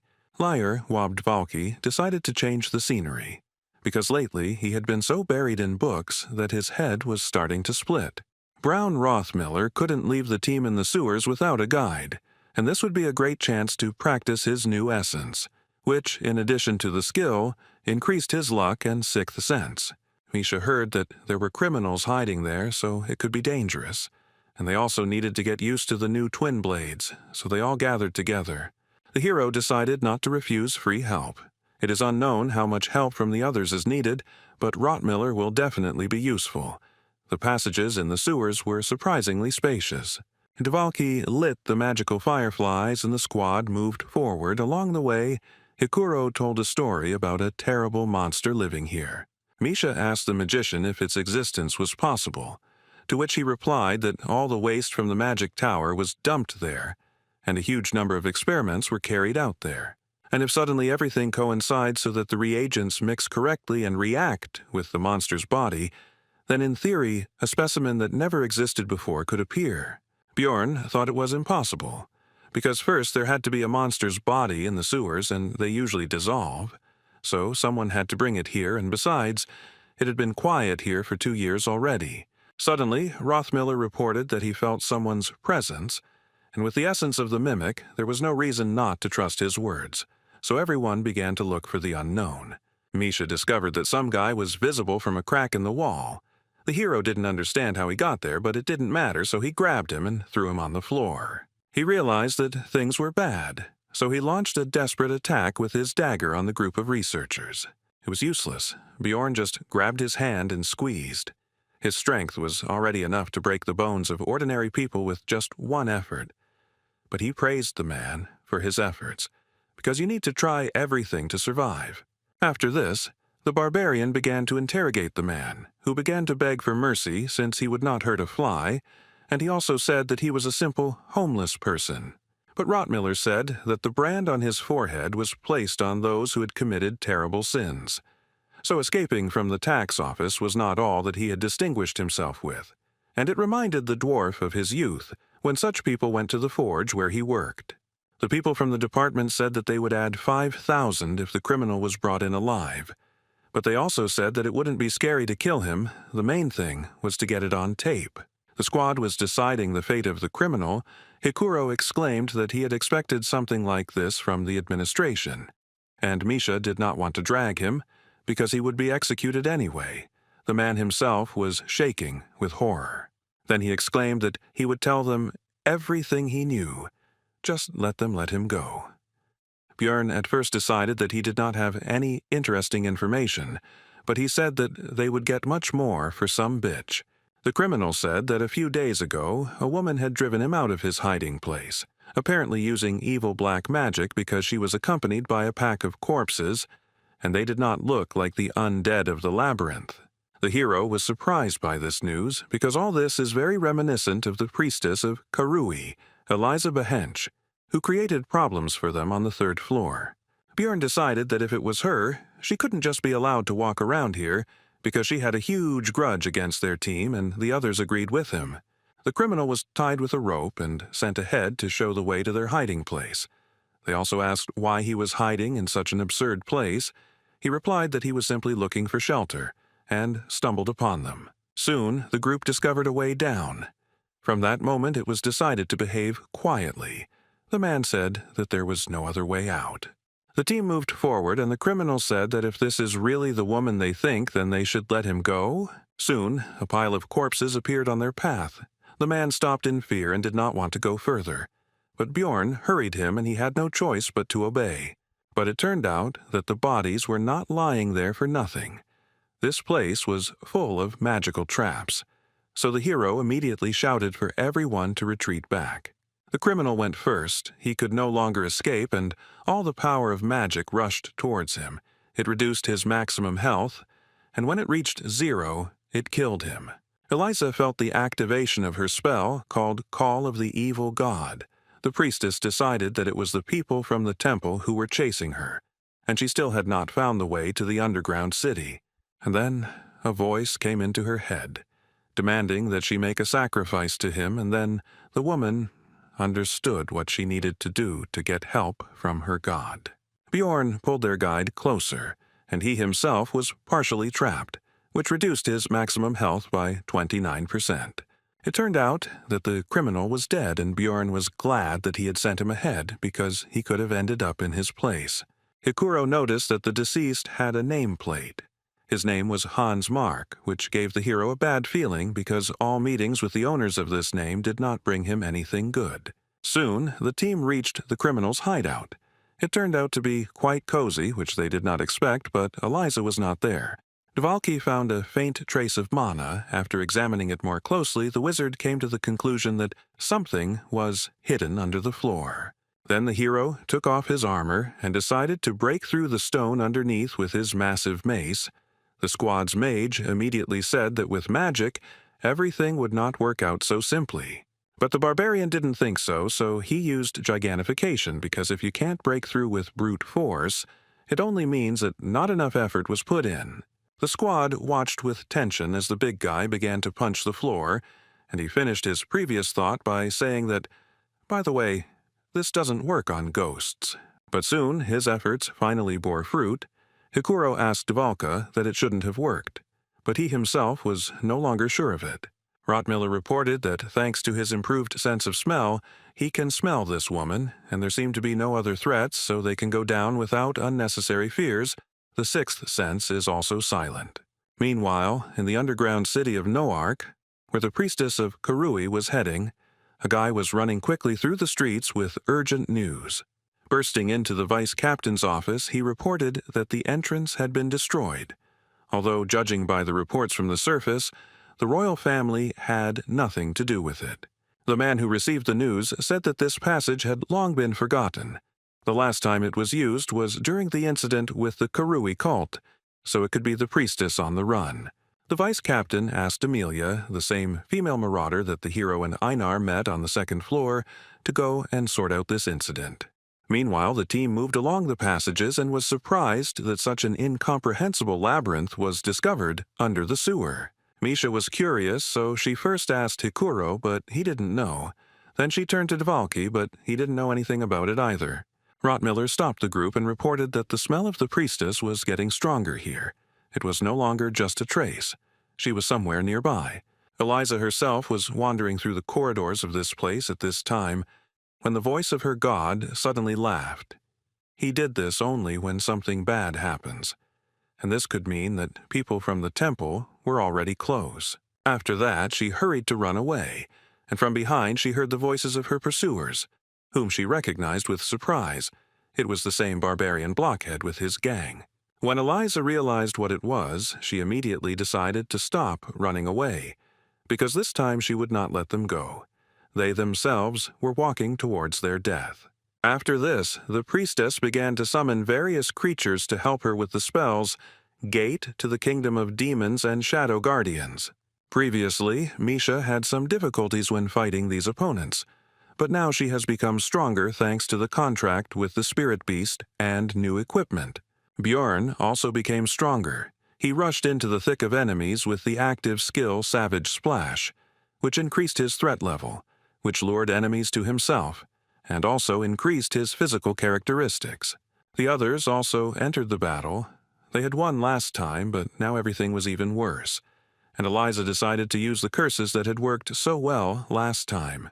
But Dvalki used the 7th rank spell Radiance, which removed all the effects with the evil attribute. It was the hero who asked him to learn a spell against this magic, and he went and learned a mass cleansing magic. Bjorn broke through to the priestess and tried to strike her, but she used the spiritual form spell, the same one that had caused her to fly away last time, and it also gave resistance to physical attacks. But Dvalki was ready for this too.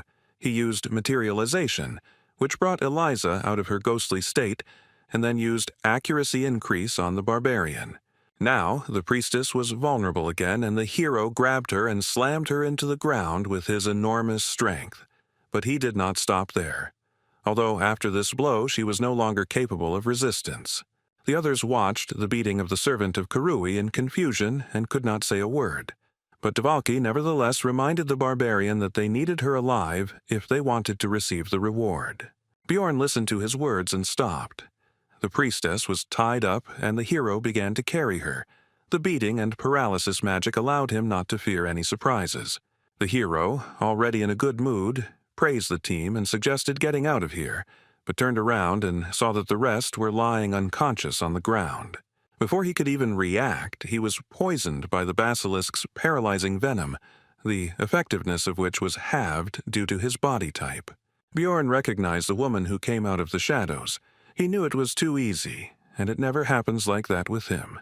The marauder was surprised that the barbarian could still move. She praised him, because he had become noticeably stronger since the last time. After that, she looked at the hero's unconscious companions and assumed that he was not running away because of them. Although he could, and Bjorn himself decided that she had come here to tie up loose ends.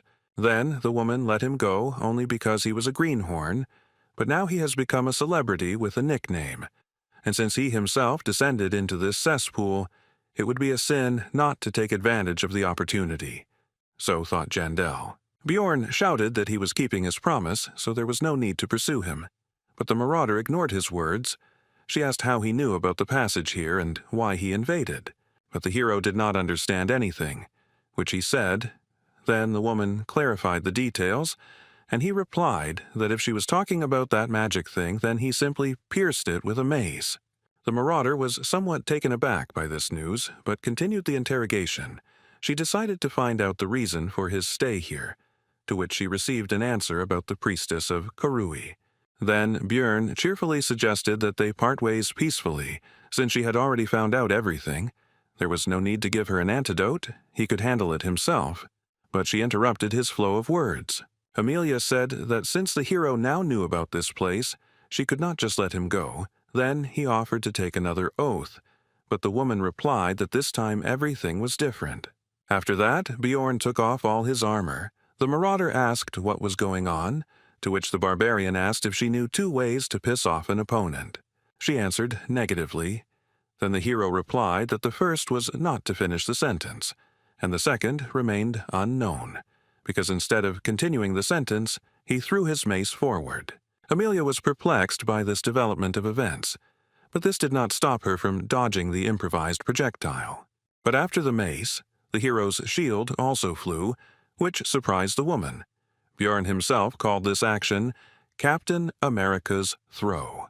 Amelia was flexible and agile enough to dodge this as well, and the thrower himself rushed forward after the projectiles, hoping to deliver a crushing kick. But, as Bjorn expected, the opponent was too experienced and agile. Neither the blows nor the attempts to grab her achieved their goal, but that was not all. The hero decided to act unexpectedly. He used gigantification, thanks to which he was able to reach the woman who did not expect this. After that, he was still able to strike the enemy directly on the head, but it did not seem to bring the expected damage. She snatched the dagger and enveloped it in an aura, which was very dangerous. Such an attack would easily cut off his arm. So Bjorn had no choice but to use Flesh Explosion, which also splashed the enemy with acidic blood. The woman's view was now not as good, but she still continued to advance, but this time she was no longer able to dodge the kick. The hero was delighted and surprised by the success. He had already decided that he had a chance to win this fight. When the opponent's voice came from behind, it was the self-replication skill he instantly understood. Amelia said that she heard about Bjorn absorbing the vampire essence, so he should survive this too, and then use the Asura strike skill.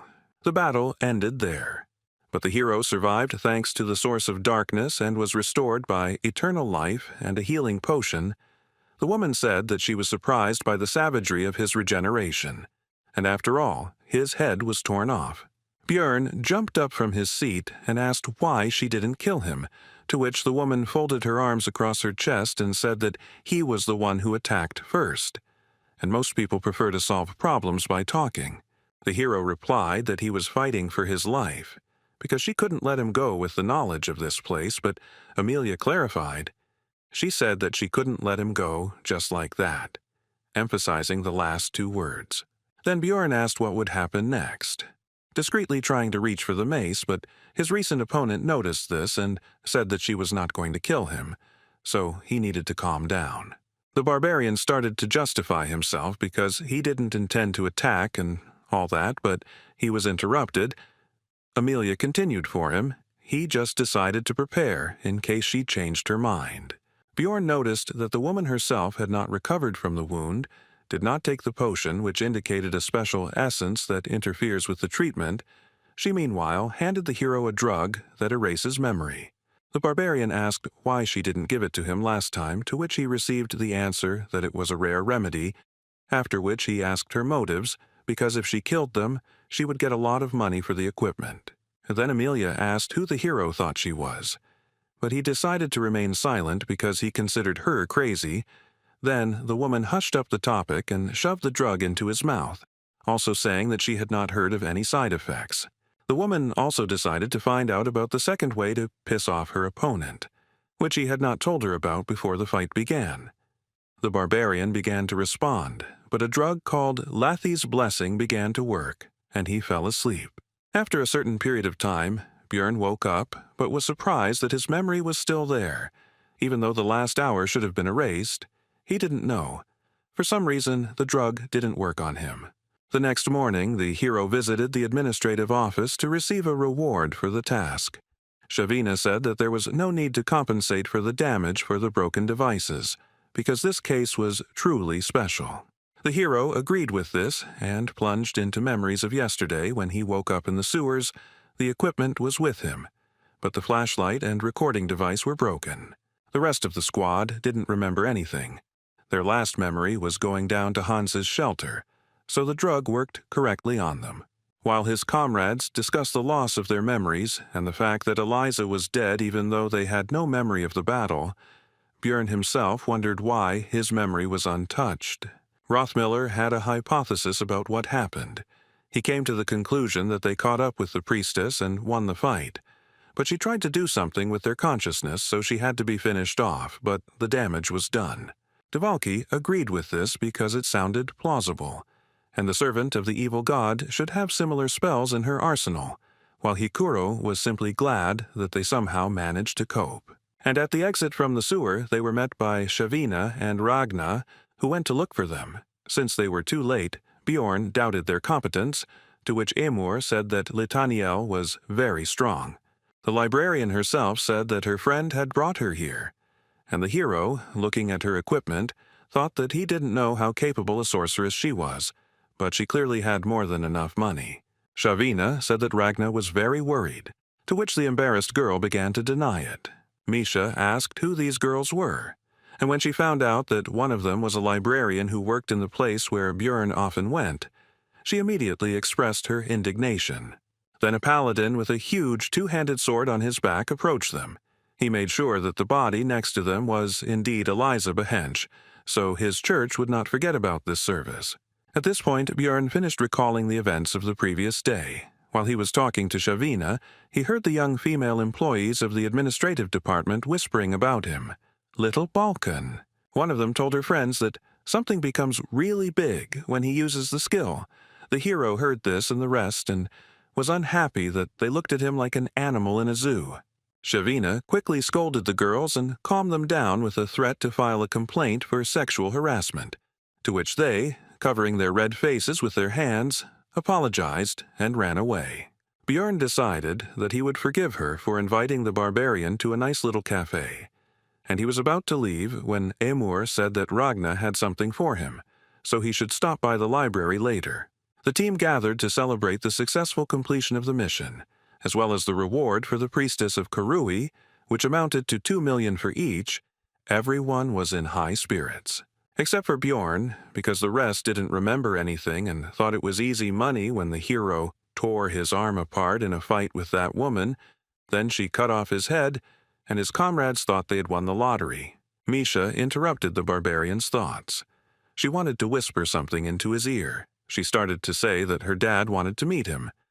But suddenly, a loud voice rang out, and she was not heard. A guy came up to the table. It was Hans Hodge. He once advised the hero to go to the guild after Einar left the team. Maybe it was because all the Hanses Björn had met so far were assholes. But this man didn't give him any good feelings, so the barbarian chased him away. Not even a minute had passed when the Muzans burst into the tavern door. They belong to the organization of knights of noble origin of the same name. They are very powerful. The hero had already decided that it was all because of the meeting with Hans, and that they were bringing him bad luck. But it turned out that this time the problems had not overtaken him, but Dvalki, who was taken into custody for insulting the dignity of the nobility. 3 hours later, outside Mosland's office, the team waited at the gate for the investigation to be completed. Everyone in a mood that was the exact opposite of what they had recently experienced in the tavern. Hikuro had already asked the others whether Dvalki would survive, but when the wizard finally came out to them, everyone rushed to him to find out the details of the incident. Half an hour later, in the tavern, the magician said that he would have to leave the team, after which he decided to explain the details, starting with the fact that his older brother is Baron Marchuan, but Wob himself is not quite a nobleman. He is the son of the previous baron and a servant, and since the wizard turned out to be a disgrace to the family, immediately after birth, he was adopted by the third brother of Baroness Tirva, although only on paper, in reality he was raised by his mother. Hikuro didn't understand what this had to do with their team, to which Dvalki replied that his father had died a year ago, and his second brother had taken the vacant place. And after the death of the former baron, his eldest son died like everyone else in the indirect line of succession, and now his brother sent Moslins to him as a warning so that he would not stick his neck out and live in the shadows. He believes that he was angered by the fact that he had become part of the team as a good researcher, especially considering the presence of a celebrity in the squad. Bjorn clarified that Dvalki was leaving them out of fear of his brother. The wizard answered in the affirmative, but also added that in exchange for dropping the charges of insulting the nobility, he was forbidden to enter the labyrinth. The team members agreed to continue the discussion tomorrow. Rot Miller went one way, and Hikuro and Wob decided to talk some more. The hero decided to go to the library because he had business with Ragna. Misha wanted to go with him since she had nothing to do anyway, but Björn drove her away and also said that since she had a lot of free time, then let her train. He was in a bad mood because of the change of plans. Soon, the hero arrived at the library, after which he said that he and Ragna had not introduced themselves, after which he began to, in fact, introduce himself, to which the girl replied that she obviously knew his name anyway. She said that she was closing the place soon, but Bjorn said that he didn't come here for books and offered her to join the team as a magician. She refused without thinking. The hero with an innocent face said that since the librarian was such a worthless sorceress that she couldn't even enter the labyrinth, then nothing could be done. But Ragna didn't rise to the provocation, so Björn had no choice but to retreat. It was time to take an interest in what, as Shavina said, there was something for him here.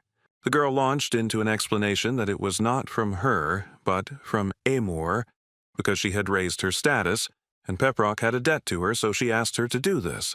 The hero was not sure of the need for these excuses.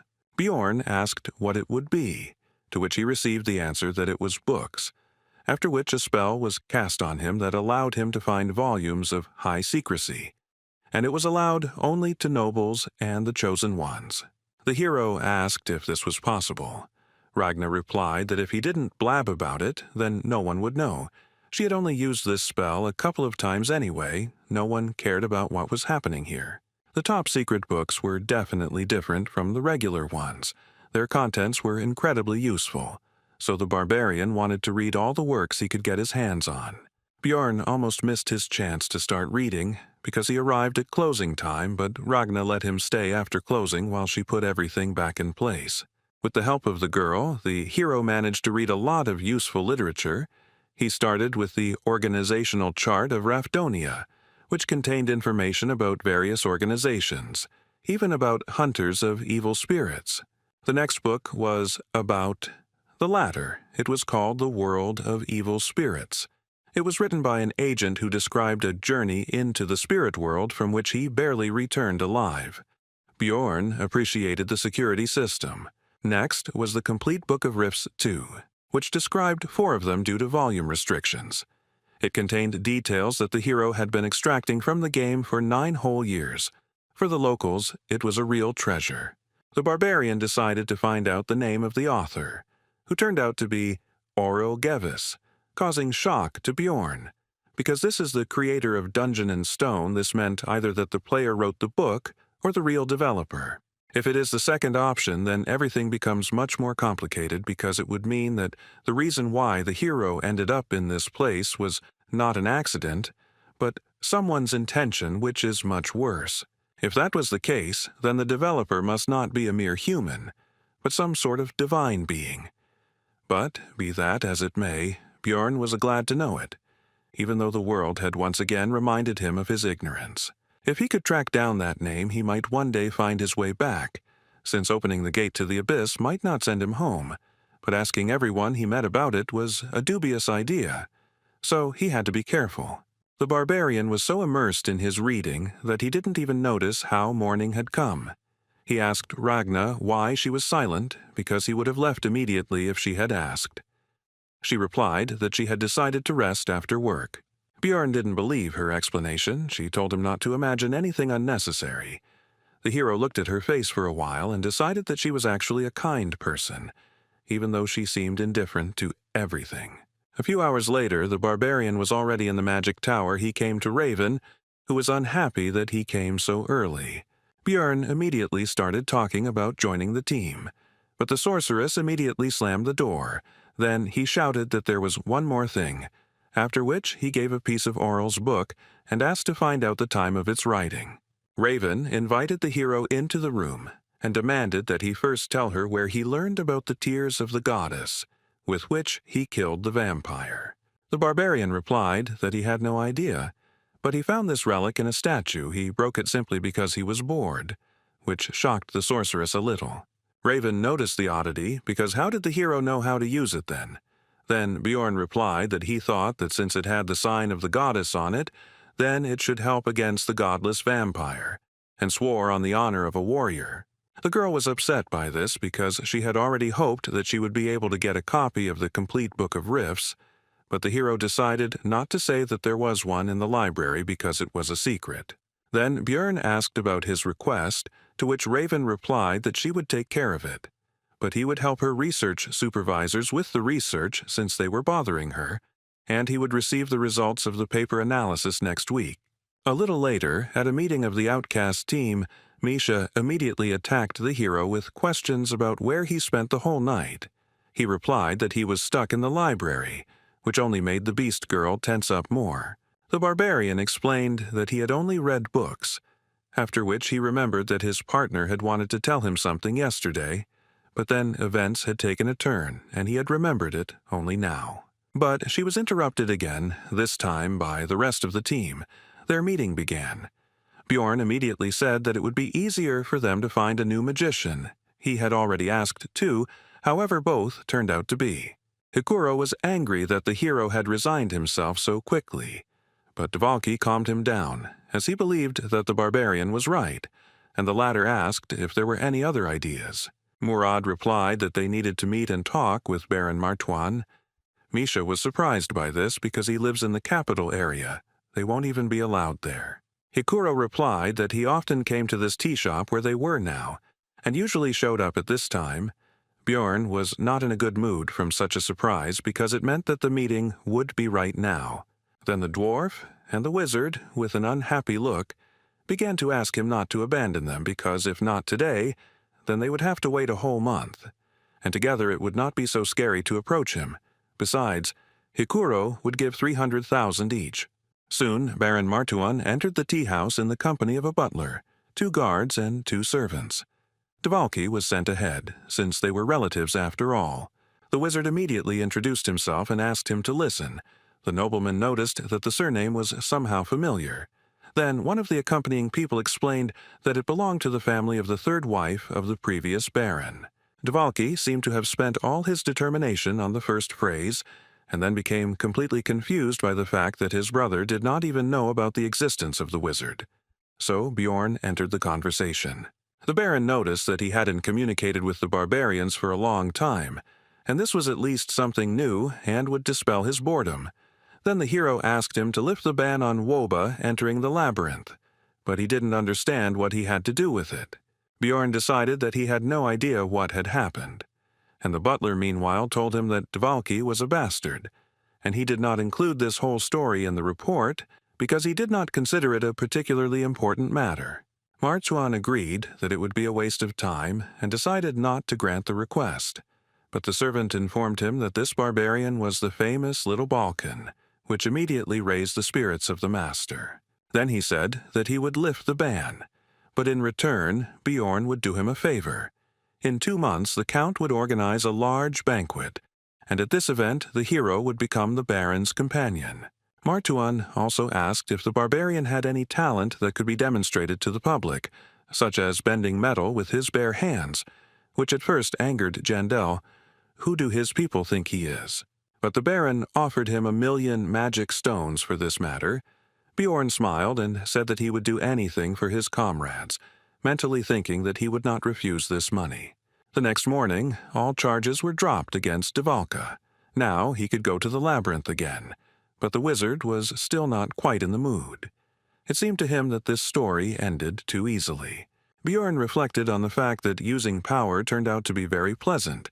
He decided to start making plans to achieve a higher status, although for now he was satisfied with his current level of influence. Then Hikuro began to distribute the promised magic stones, but the rest of the squad refused the money, and the barbarian was embarrassed to agree to the reward alone. After this, the dwarf thanked Bjorn for humbled his warrior pride and agreed to the Baron's offer. The hero himself did not understand why he would refuse 1,000,000, how his relatives lived at all. Hikuro said that he would definitely repay him. But Dvalki interrupted him because he owed the barbarian. Both tried to convince each other, and the object of their discussion himself said that he did not need it. Time flew by quickly, and the day of the opening of the labyrinth arrived. Bjorn again came across a new group of relatives whom he helped to get to their destination. He also gave them a great deal of advice, from how fire burns to warnings about the dangers of evil spirits and marauding people. And they were happy to learn from the famous Little Balkan. The barbarians joyfully saw the hero off on his journey and wished him luck. Hikuro was touched by his sincere concern for the newcomers. Bjorn replied that he was simply helping in any way he could, since learning only from one's own mistakes was quite harsh, and the dwarf agreed with him. The hero also recalled how a few days ago he met with Karak, the third son of Fanun, who reported that the rest of his relatives had mostly died, because due to traditions they had not been properly taught.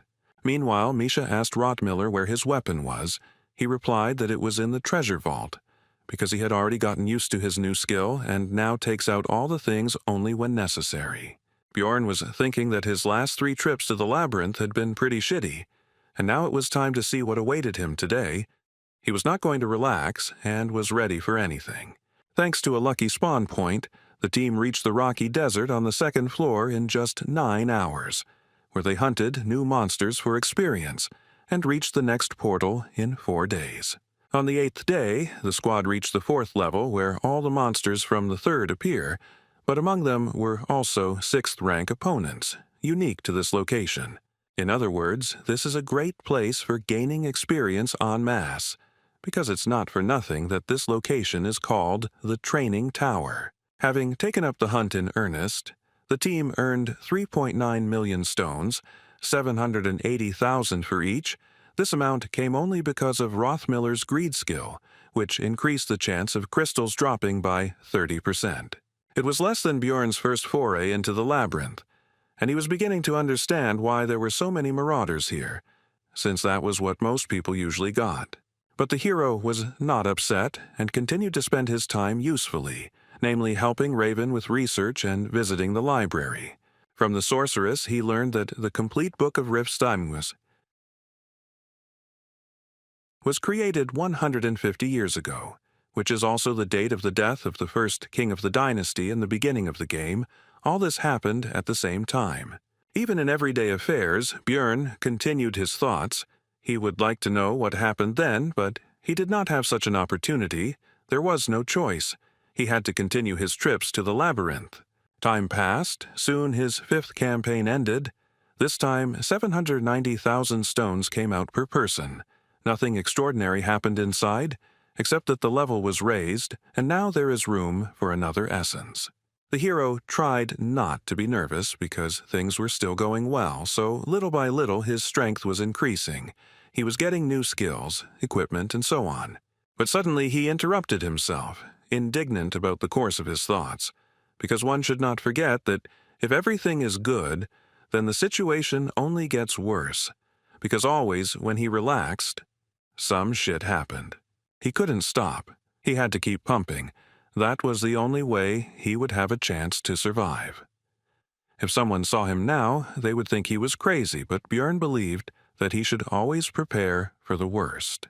The next morning, Misha noticed that something had happened to the barbarian, because his gaze had become somehow cruel. Then he decided that this was only his personal problem, that he could not sit still. The hero thought that he needed to improve, but his thoughts were interrupted by the girl's offer to touch her ears, which surprised Björn greatly.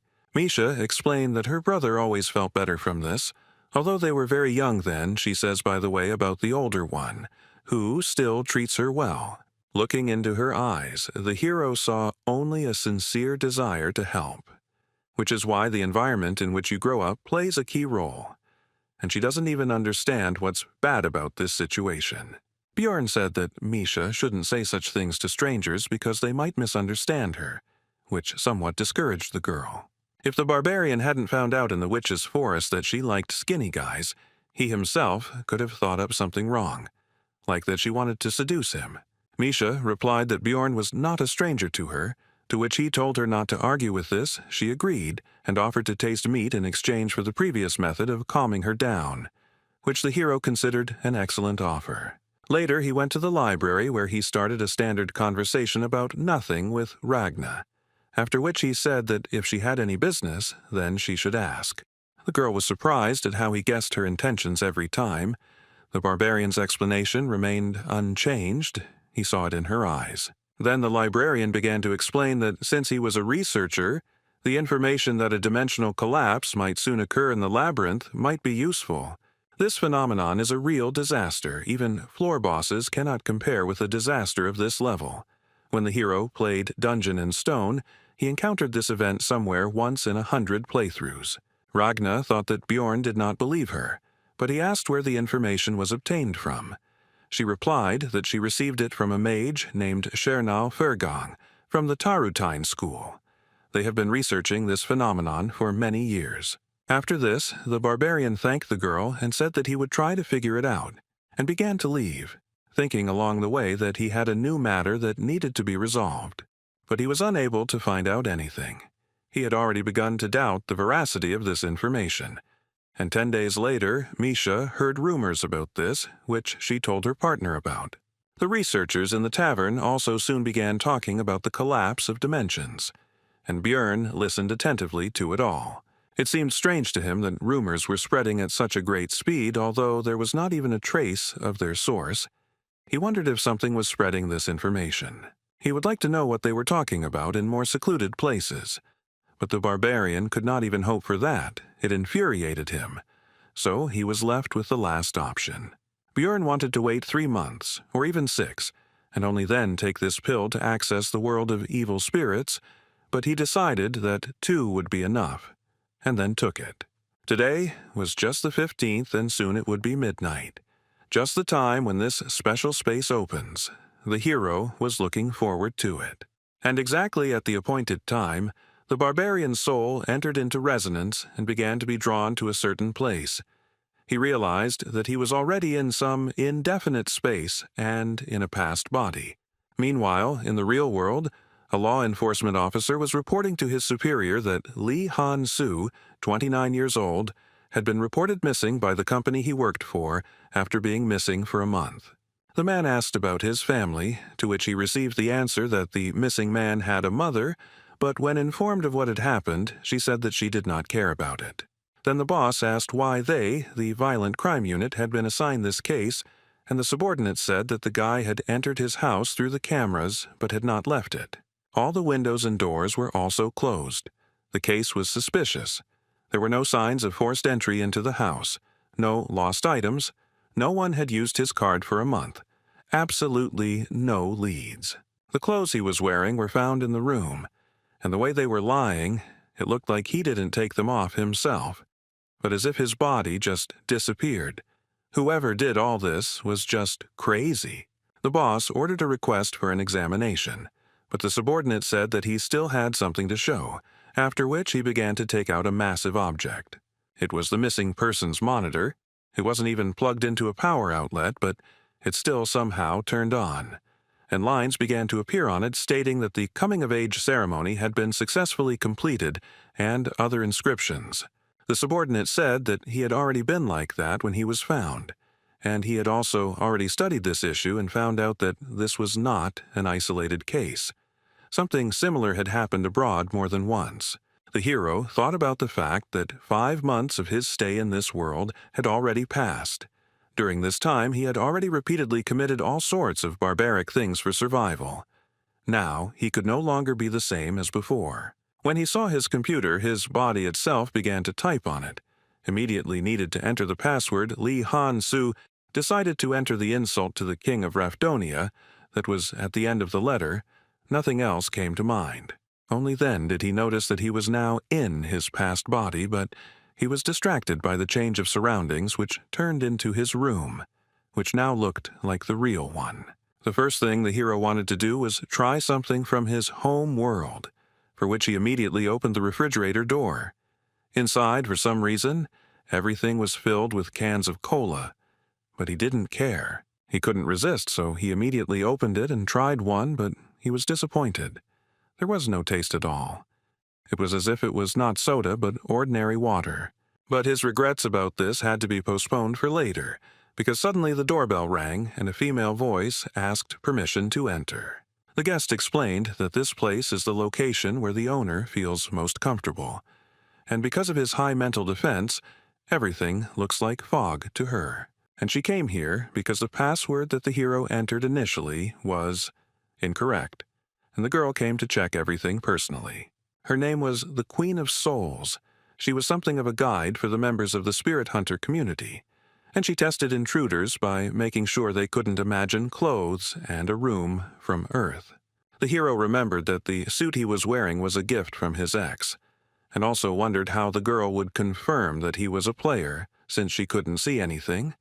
But she told him not to worry. He was now a member of the community. He decided that there were other ways to check since he was acknowledged, and the Queen of Souls continued by saying that now they would no longer use the method of killing by separating the soul from the body, as they do with NPCs. After that, the girl taught him how to use the community forum, which looked like a regular forum, actually. First he had to create a nickname, but his usual one was already taken by someone. Then he wrote it a little differently, and the Queen of Souls asked if he was a fan of it, which surprised the hero because he didn't understand what they were talking about. Immediately after that, the girl began to dissolve into thin air, and as a parting word, she said that if he needed help, he should just make a request. All of this made Lee Han-soo feel like he had been trained. It wasn't difficult to figure out the community. There were different rooms with different names.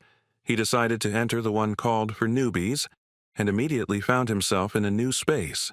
The leader asked where he was from. The hero replied that he was from Korea. The man continued the conversation by saying that everything here was not decorated yet, since they had few points, after which he asked to make the nickname visible.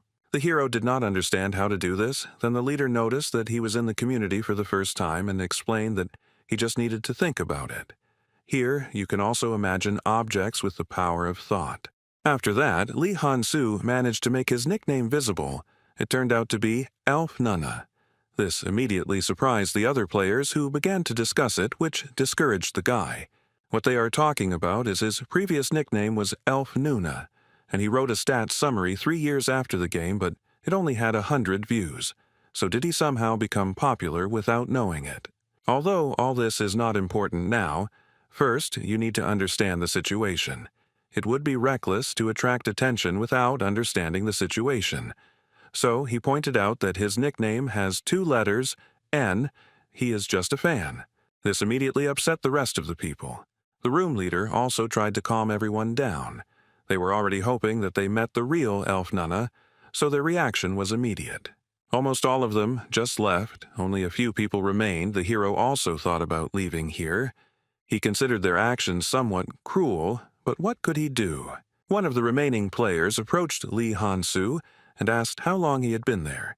He decided to lie that it had been a year, because he would probably find the situation strange if he knew the truth.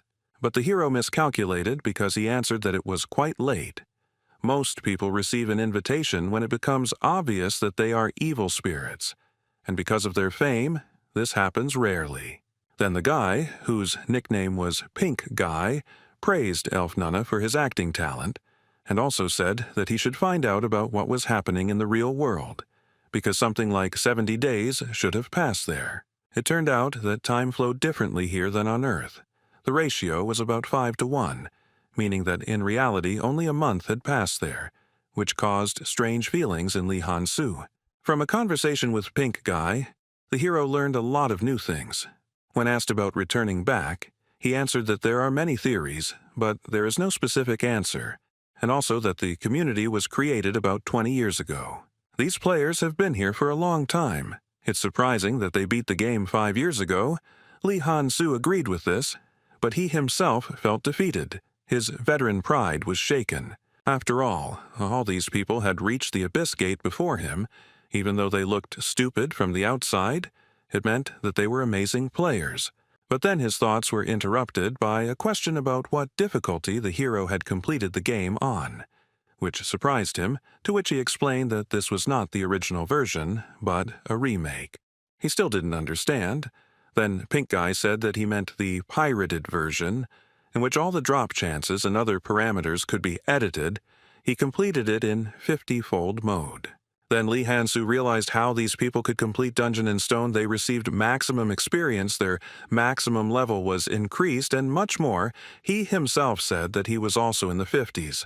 Meanwhile, in the real world, a woman reported to the old man that they had erased all traces, and nothing would appear on the news either. So he asked what had happened to that man. The subordinate replied that he was ordinary in everything. The old man continued that this was so, but besides the game he was slightly evil. But besides that, he managed to defeat the legacy of Aurel Gevis. The woman said that 5 years ago the world was perfect but was sent to the trash because no one could cross it. The old man continued by saying that this man still managed to do it, so it was not a mistake. The man was curious about how far Lee Han-soo, a man who had gone through what everyone thought was impossible, could go. Meanwhile, the hero finished the conversation with Pink Guy. It turned out to be useful in many ways because, in addition to useful information, the guy got a conversation about all sorts of crap, which relieved a lot of stress from him. The monitor didn't show the usual time. It was counting down the minutes until closing.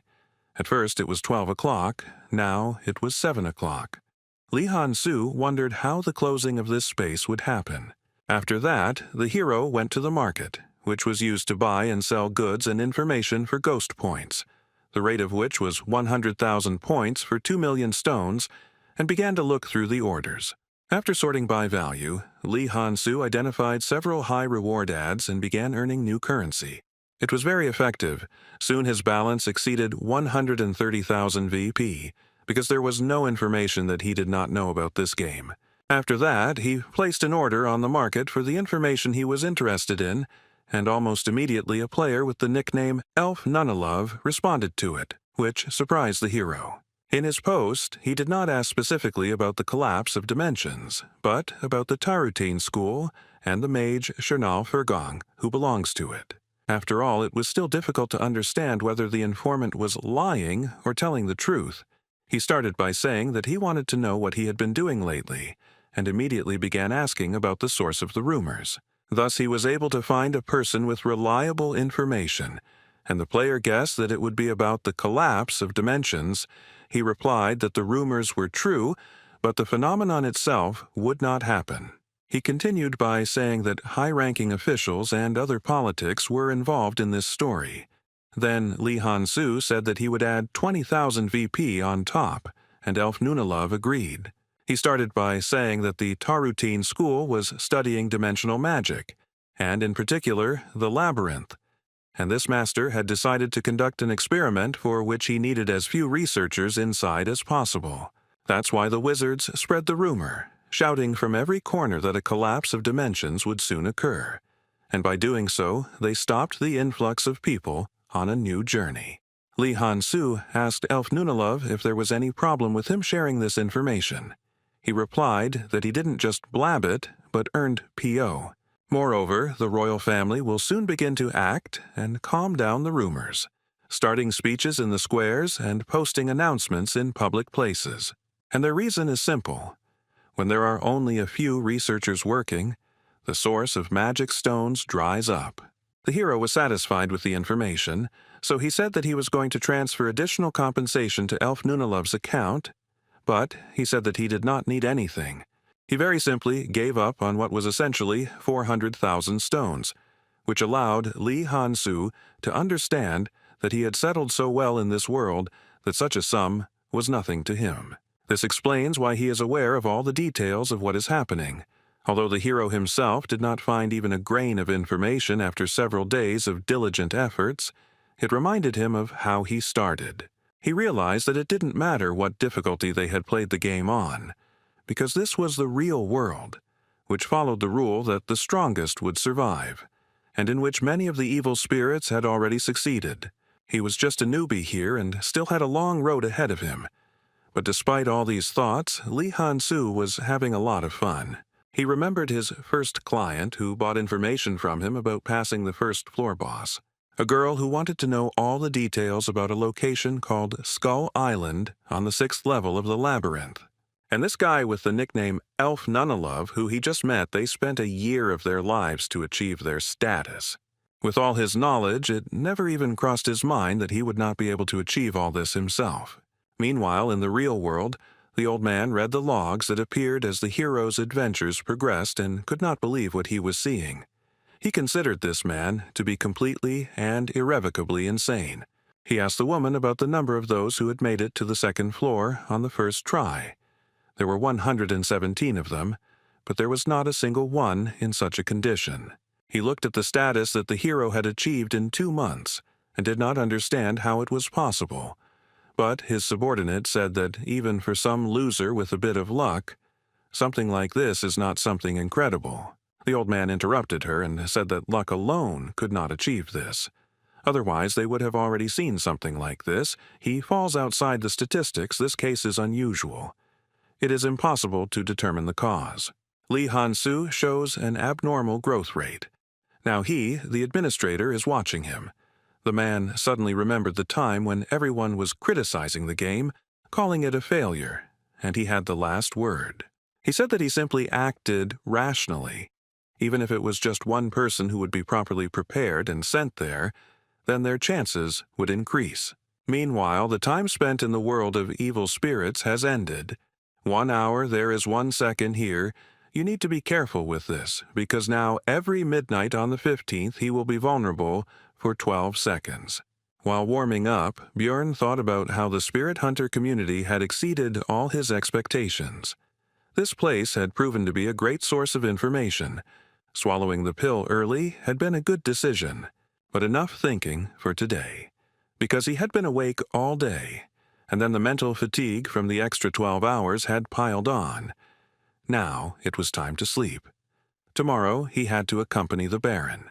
At noon the next day, Björn was given a suit that the aristocracy thought would be appropriate for a barbarian to wear to their event, and he set off for the first quarter, the imperial capital, Carnon. He led a column of mounted knights and carriages, and along the way, he thought about how he needed to quickly sort this out, and then stopped by the heavenly auction house. His legs were already aching, because the journey was long. The Baron's butler approached the hero with a remark that he was obliged not to turn his head, but to look straight ahead and keep his back straight, since he was honored to lead the cortege of the respected Lord Martuan. Björn thought it was his own mistake. What else did he expect when he let the barbarian go ahead, so he was not going to listen to this man's lectures?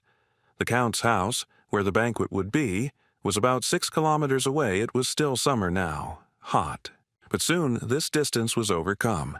The hero met the Baron, who was beaming with joy, because for the first time so much attention from the guests was focused on him, and he had only just arrived. After this conversation, Martuan went about his business. Bjorn was left alone among the nobles. One boy asked his parent to buy him the same barbarian. The latter felt uncomfortable, like an animal in a zoo. He was about to leave when one of the knights approached him and praised his endurance, since he had walked the entire way in that outfit without stopping, after which he suggested that they step aside for a conversation. The barbarian agreed. They walked away and sat down on a bench. The hero asked the guy why he didn't chat with his own people. He explained that he himself had been a researcher in the past, so the others treated him so-so. After that, they introduced themselves to each other. The knight's name is Karls Erimor. He seemed like a good guy to Bjorn from the very beginning. This was because he did not show the arrogance typical of the other nobles. Their conversation was interrupted by the butler. He again had complaints about the hero. This time, he did not want to see him idle. The new acquaintance said that he was relaxing with him at his own request. Then the man leaned towards the barbarian and began to whisper that it was time to end the rest, because the rest of the people would see the big guy sitting there. The latter did not understand what the problem with this situation was. Then he shouted into the hero's ear that the nobles would consider him an ordinary weakling. So he needed to rise up, no matter who he was, but today he should be considered a warrior with iron blood. Bjorn remembered the reward for attending this banquet, so he became determined and stood up abruptly. If this butler wanted to see a real savage in action, then he would show him. He is a warrior with iron blood, a barbarian who has rejected civilization, a child of the wild who has rejected civilization, which he proved with a mighty cry in honor of the ancestor goddess Behela, which attracted the attention of the guests. The butler got angry at this prank and asked the hero about the reasons for his sudden action, to which he replied with a bright smile that he simply suddenly wanted to shout. After this, Bjorn, as befits a true savage, began to grab various dishes from the tables, mostly meat, and, in the literal sense, devour them. Of course, there was no talk of any manners or etiquette. This fueled the interest of the nobles who were watching the barbarian. They began to discuss what they saw, his wild lack of restraint, how he gnawed even bones, and also the fact that he could not even control himself. All this attention and their reaction was exactly what the butler wanted. He was sincerely happy about the situation, when suddenly the hero's strong hand was on his shoulder. Chewing the bone with his teeth, the barbarian threateningly addressed the man, saying that he was burning with the desire to break his shiny skull. The butler immediately broke out in a cold sweat and, stuttering, asked if he was going too far with his jokes. With a loud crunch, the bone in Bjorn's teeth was bitten through, and he said that these words were not a joke. This was his sincere desire. The butler had already managed to forget all the obscenities that the barbarian had committed in the Explorers Guild, but now he remembered it and was horrified. After that, he hurried to get away from there. This whole situation made Karls Erimor laugh. He didn't even think that this man could have such an expression on his face. The knight asked if Bjorn's teeth were in order. I received the answer that he was quite strong, and the hero was in a good mood, because this banquet was finally beginning to come to life. For a while he enjoyed what was happening, like a true barbarian, but soon curious nobles began to approach him. For example, 2 girls who asked to touch his hand, he did not refuse them. The ladies were pleased with what had happened, and as they walked away they discussed their impressions. And now a married couple of elderly noblemen approached the hero. They asked Bjorn to shout some more, to which he activated his barbarian opera mode and melodically chanted the name of his people's ancestor goddess, Behela. This reminded the old couple of their youthful days, and soon new nobles rushed to the hero with their requests. Now Jandel felt like those mascots in animal costumes at various events. Bjorn did not refuse them. Meanwhile, the knights began to discuss his behavior. One called him not Little Balkan, but a little clown.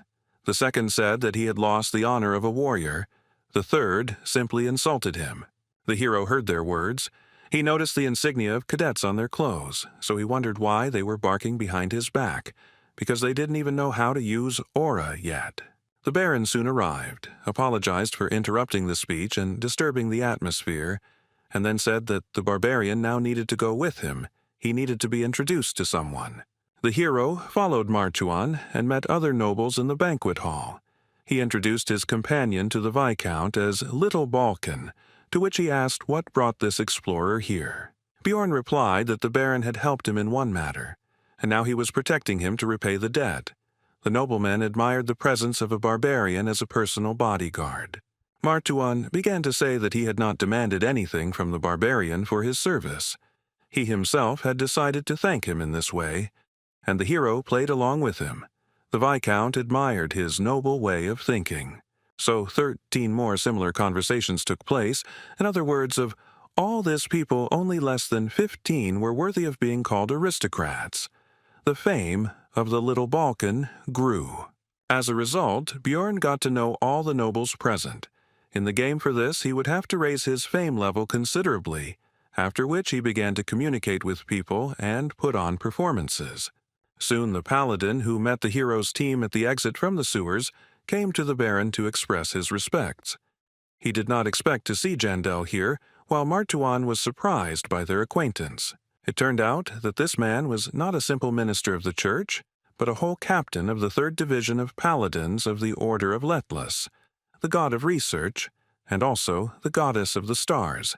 His name is Paul Krovitz. While Bjorn was surprised that someone like him was earning extra money by collecting corpses, he said that the hero could always come to their organization if he needed help, because they would remember his deed. The Baron and the rest of the nobles were unaware of the reasons for this, so Krovitz told them about the capture of the priestess of Karui, and also added that they valued their relationship with Sir Jandel. The hero's fame grew even more. The nobles were delighted, but soon it was time to get ready because Count Ferdehilt, the organizer of the banquet, arrived. He wanted to meet Bjorn. This caused a bad feeling. When they met, the elderly man shook Jandel's hand and said that he had long dreamed of meeting him, but the barbarian thought this was strange since he had only become relatively famous quite recently. Even in the game, such an event was not triggered until quite a long time had passed, and the Count was sticking to him, meaning he wanted to appease him, which made the hero uneasy. Ferdehilt suddenly said that, looking at Bjorn, he had a great idea. He offered the barbarian to participate in a dueling competition of knight cadets, which discouraged Jandel. The hero had a bad feeling about this sudden quest, but he still agreed to it, because he was promised 2 million magic stones just for participating. And for the victory, there was a prize. It was a numbered item. 7 the necklace of Garfus, which turns the crystals placed in it into a random substance, can only be found in the cracks on the 5th floor. Very rare. In many ways, this artifact is similar to the Frost Spirit Ring. It also has a low number, and the unique property is considered not very valuable, which is why it is considered useless, and it also has a secret. The hero remembered his recent worries about the future. Now he decided to send it all to hell. He was still tense, but he decided to accept his fears and move forward. He was not going to avoid problems. The Baron said that Bjorn didn't have to win, just hold out long enough to keep his reputation intact, but the barbarian said he could smash his opponent's skulls in 10 seconds. Martuan said that if he wins, he will give an additional 1,000,000 stones as a reward. Jandel did not expect such financial injections. His body was suddenly filled with motivation. He will do everything possible to win. However, he couldn't calmly wait for the duels to begin, because as soon as the Baron walked away, a pack of rats approached him. Those 3 cadets who had insulted him earlier while he was busy communicating with the nobles. The one who called him a little clown was outraged by the hero's speech about victory in 10 seconds. He believed that the barbarian had forgotten his place after the clowning he had arranged. The second, who said that Bjorn had lost his warrior's pride, advised the barbarian to pray that they would not become opponents, because he would rip his throat out in 10 seconds. The third one, who insulted the hero, did not have time to say his line because he was interrupted by Jandel, who asked the knight cadets if they had any serious problems with their heads, after which he said that they pounced on him like a pack of cowardly rats, and even a baby warrior would not act like that. The knights were offended by this statement, but Bjorn shut them up again, pointing out that their courage had only awakened when the Baron left, and that this was their honor and dignity. Before they could respond, the barbarian began to shout to the whole area that the cadets had attacked another participant in the competition in order to try to scare him with their numbers, and added that they had problems with their heads. The surrounding nobles, of course, heard all this, so they began to discuss the situation. Some began to say that knights should not behave like this. They were ashamed of it. Therefore, the 3 cadets hurried away, and the hero said goodbye to them with the words that the next time they met, he would solve all their problems with their heads. He hoped that they would understand his hints. Soon the tournament itself began. The participants came out and fought each other, and when it was Björn Yandel's turn, he realized that his hopes were justified.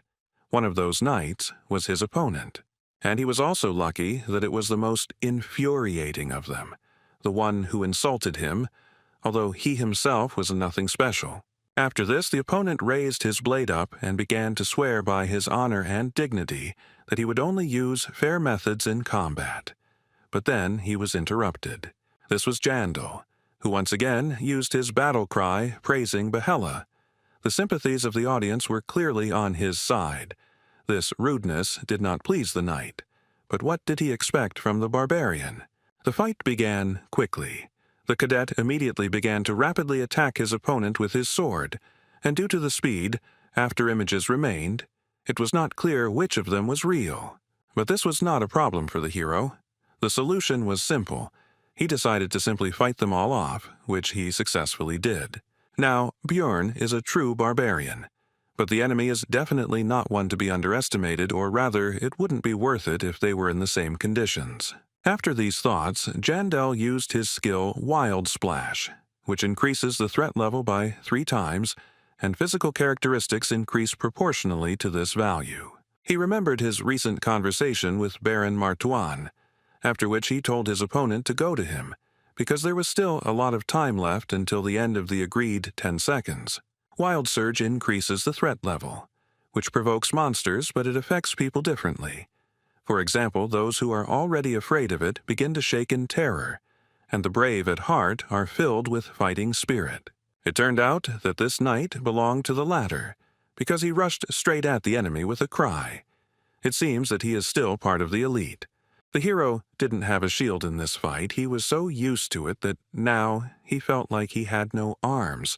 The latter, by the way, was what he had to defend himself with from the cadet's attack. But it didn't do much damage. The blade cut through the barbarian's skin, but didn't go too deep. The enemy didn't understand how that was even possible. The hero, seeing all the worries on the enemy's face, explained that he was simply too weak, while simultaneously pulling his hand back and yanking it, splashing blood. A certain amount of red liquid got into the knight's eyes, and it was acidic due to the essence of the corpse golem. After such a move, the enemy no longer posed a serious threat, so he was grabbed by the neck and lifted into the air. At the same time, the hero reminded him of his promise to solve his problems with his head. He definitely had problems, and if someone has them, then the easiest way is to get rid of the cause. Any barbarian would agree with this, and if not, then okay. After these thoughts, the knight was cured, if you can call it that. After the battle, Bjorn decided to visit the temporary infirmary of the followers of Letless to find out about the condition of the defeated man. The priestess said that he would live, but the barbarian should have been more gentle. The hero replied that he did not expect such weakness from the enemy. He was a knight, after all. The blow was delivered not even with an axe, but with a fist. He did not expect that he would be knocked out from such a jab. The priestess noticed that it was not a jab. The cadet's brains were already flowing. Bjorn replied that since he remained alive, then we count the knockout. At that moment, the girl experienced a semblance of the stupidity of 3 barbarians at the same time. The knight soon came to. He decided that he had to go to the competition. The minister of the church explained that he seemed to have lost some of his memory due to the injury he received in the duel, but it should return soon.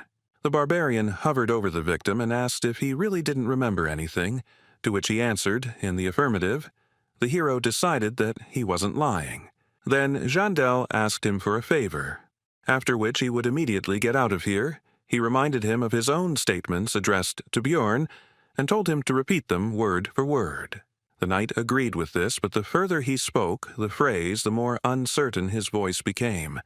And soon he fell silent altogether, grabbed his head with his hands and exclaimed that he remembered, but there was no joy in his voice. Bjorn was pleased with the patient's memory return. He smiled and encouraged him to continue speaking. This made the cadet quite tense. He was already covered in sweat while speaking, but now there was more of it. The knight knelt down right in his bed and began to apologize, admitting his wrongdoing and asking for mercy, while the hero said with satisfaction that his problems with his head had passed. The cadet was horrified. In an attempt to save himself, he crawled under the bed. The girl was stunned and kicked the barbarian out, and he himself was satisfied because today he had healed injuries that even the priestess could not heal. As it turned out, the Baron was just looking for Bjorn. He asked where he had been. He replied that he had been visiting the knight with whom he had fought. Martuan was surprised by this act, because in battle he had beaten the enemy without mercy. Jandel refuted his thoughts. He said that if it had happened in the labyrinth, then that cadet would not have left alive, but as it was, he expected that he would be stronger, since he was so slow. The hero asked about possible problems. The knights were from noble families. The Baron replied that there would be no problems even because of deaths. If such did appear, he would sort it out. He should focus on victory. The barbarian was pleased with this answer, so he said that since that was the case, he would crack open all their skulls. And in the next battle, Bjorn was again pursued by Luck. This was also one of that trinity of rats. This representative of them then spoke about the loss of military honor. As soon as the start of the duel was announced, the knight began to accuse his opponent of lack of shame, because he entered the ring after the previous dishonorable beating, and warned that this battle would not be so easy. He still didn't attack, but continued his speech. He began to say that the barbarian's previous opponent was the weakest of their three. But the hero was not going to conduct a dialogue here. He moved forward. The knight didn't have time to react to Bjorn's sudden attack right in the middle of his speech, so he got hit right on the head with an axe. The battle ended in 3 seconds. The treatment of the problems with the head continued. After his victory, the barbarian again shouted the name of the ancestor, goddess Behela, and it came out so naturally to him, as if he had been in this body all his life. The spectators of this competition were only delighted by the bloody spectacle. Many shouted the name Little Balkan, but there were also many who shouted the phrase Night Crusher. The hero was surprised that they actually enjoyed watching someone get their head smashed in, and he wondered which of them was supposed to be the savage here. After that, fight after fight continued. Bjorn invariably emerged victorious. His reputation grew, and in the semi-finals he showed the audience how spines are broken. The only thing the hero regretted was that he never met the third rat, and he was the only one who had not yet undergone physical therapy and had not been cured of his head problems. But soon this unfortunate omission was corrected. It is also worth noting that the second one also survived after the opening of the skull. All of them expressed a desire to join the faith, apparently thus saving themselves from Bjorn. During the break, the Baron approached the hero. He praised Jandel because he was truly amazing, after which he asked where he knew the latest technique from. He could not answer, because he saw it in cartoons. So Bjorn got out of it by saying that he needed to rest before the next fight. The Baron bowed out, and the barbarian realized that this would be his last opponent. It turned out to be a cadet who had sworn allegiance to Count Ferdehilt. The hero had previously observed his battles. He had the essences of an orc warrior, a giant golem, and a cyclops. This was a typical combo to increase strength. Before the fight, Jandel took off all his equipment. The enemy could not help but notice he asked about it. The barbarian answered that it was somehow uncomfortable for him. Then the opponent decided that it was difficult for him to constantly fight with such a load. He was already worried that it would be too easy and was glad that this fight was taken seriously. After the fight began, he called his opponent to him, but his attempts were obvious to Bjorn, and judging by the way he relaxed, The hero came to the conclusion that it was not in vain that he did not reveal all his cards until the very end. At first, the knight was almost certain of his victory, but soon the smile on his face, as well as his face itself, froze. He realized that something had gone wrong. He raised his head higher and higher. A shadow gradually moved over his face, and his posture became more and more tense. The hero used gigantization and wild splash. The first increased the threat level and physical characteristics proportionally to the increase in size, and the second increased the same parameters, but without turning into a giant. This was a great combination of skills that greatly increased Bjorn's main stats. Now he was like a monster himself. Perhaps the threat level had increased so much that it had affected even the experienced knight. Or perhaps he was not particularly brave. But whatever the case, he began to tremble in fear before the colossal barbarian. The enemy did not stand there in a stupor for long. He could not gather his courage, but threw his sword to the ground and, screaming for salvation, rushed to run through the crowd of spectators. Bjorn was never upset by this development of events. It was easier for him, so he just stood and watched the events unfold. The referee soon shouted that one of the participants had left the battlefield. These words made the knight come to his senses. He returned to the arena and said that it was not on purpose and asked for another chance, but he was denied. The count at this moment made a truly terrible impression. He asked his cadet about how long he would disgrace his name. This even made the hero doubt the correctness of using gigantization. Meanwhile, Erwin still thought that Bjorn had died in the labyrinth back then, and all this time her only goal was to gain more power to protect what she had left. She practically never left the room. Her condition left much to be desired. The elf was truly obsessed with all this. She believed that with power, she would be able to save the lives of her loved ones and gain everything she wanted. Her thoughts out loud were interrupted by the door opening. Erwin's older sister, Daria, was standing in the passage. She looked worried because she heard some muttering, which she asked her relative about.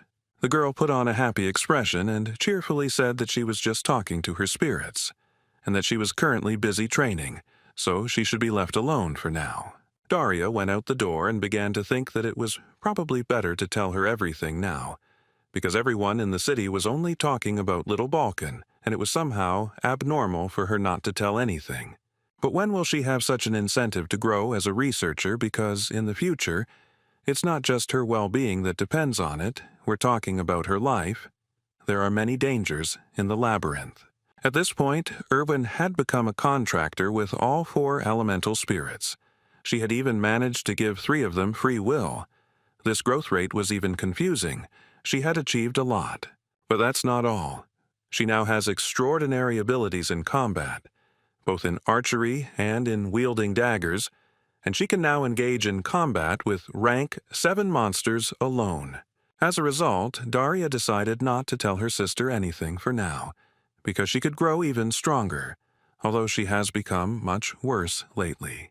At that moment, the elf was struck by the guess that Erwin's condition could be partly due to the essences of various monsters she had recently absorbed. In search of answers, the girl turned to books. Recently, her sister had acquired the abilities of Canivaro, and as a result, information was found that, in addition to other indicators, this greatly increases obsession.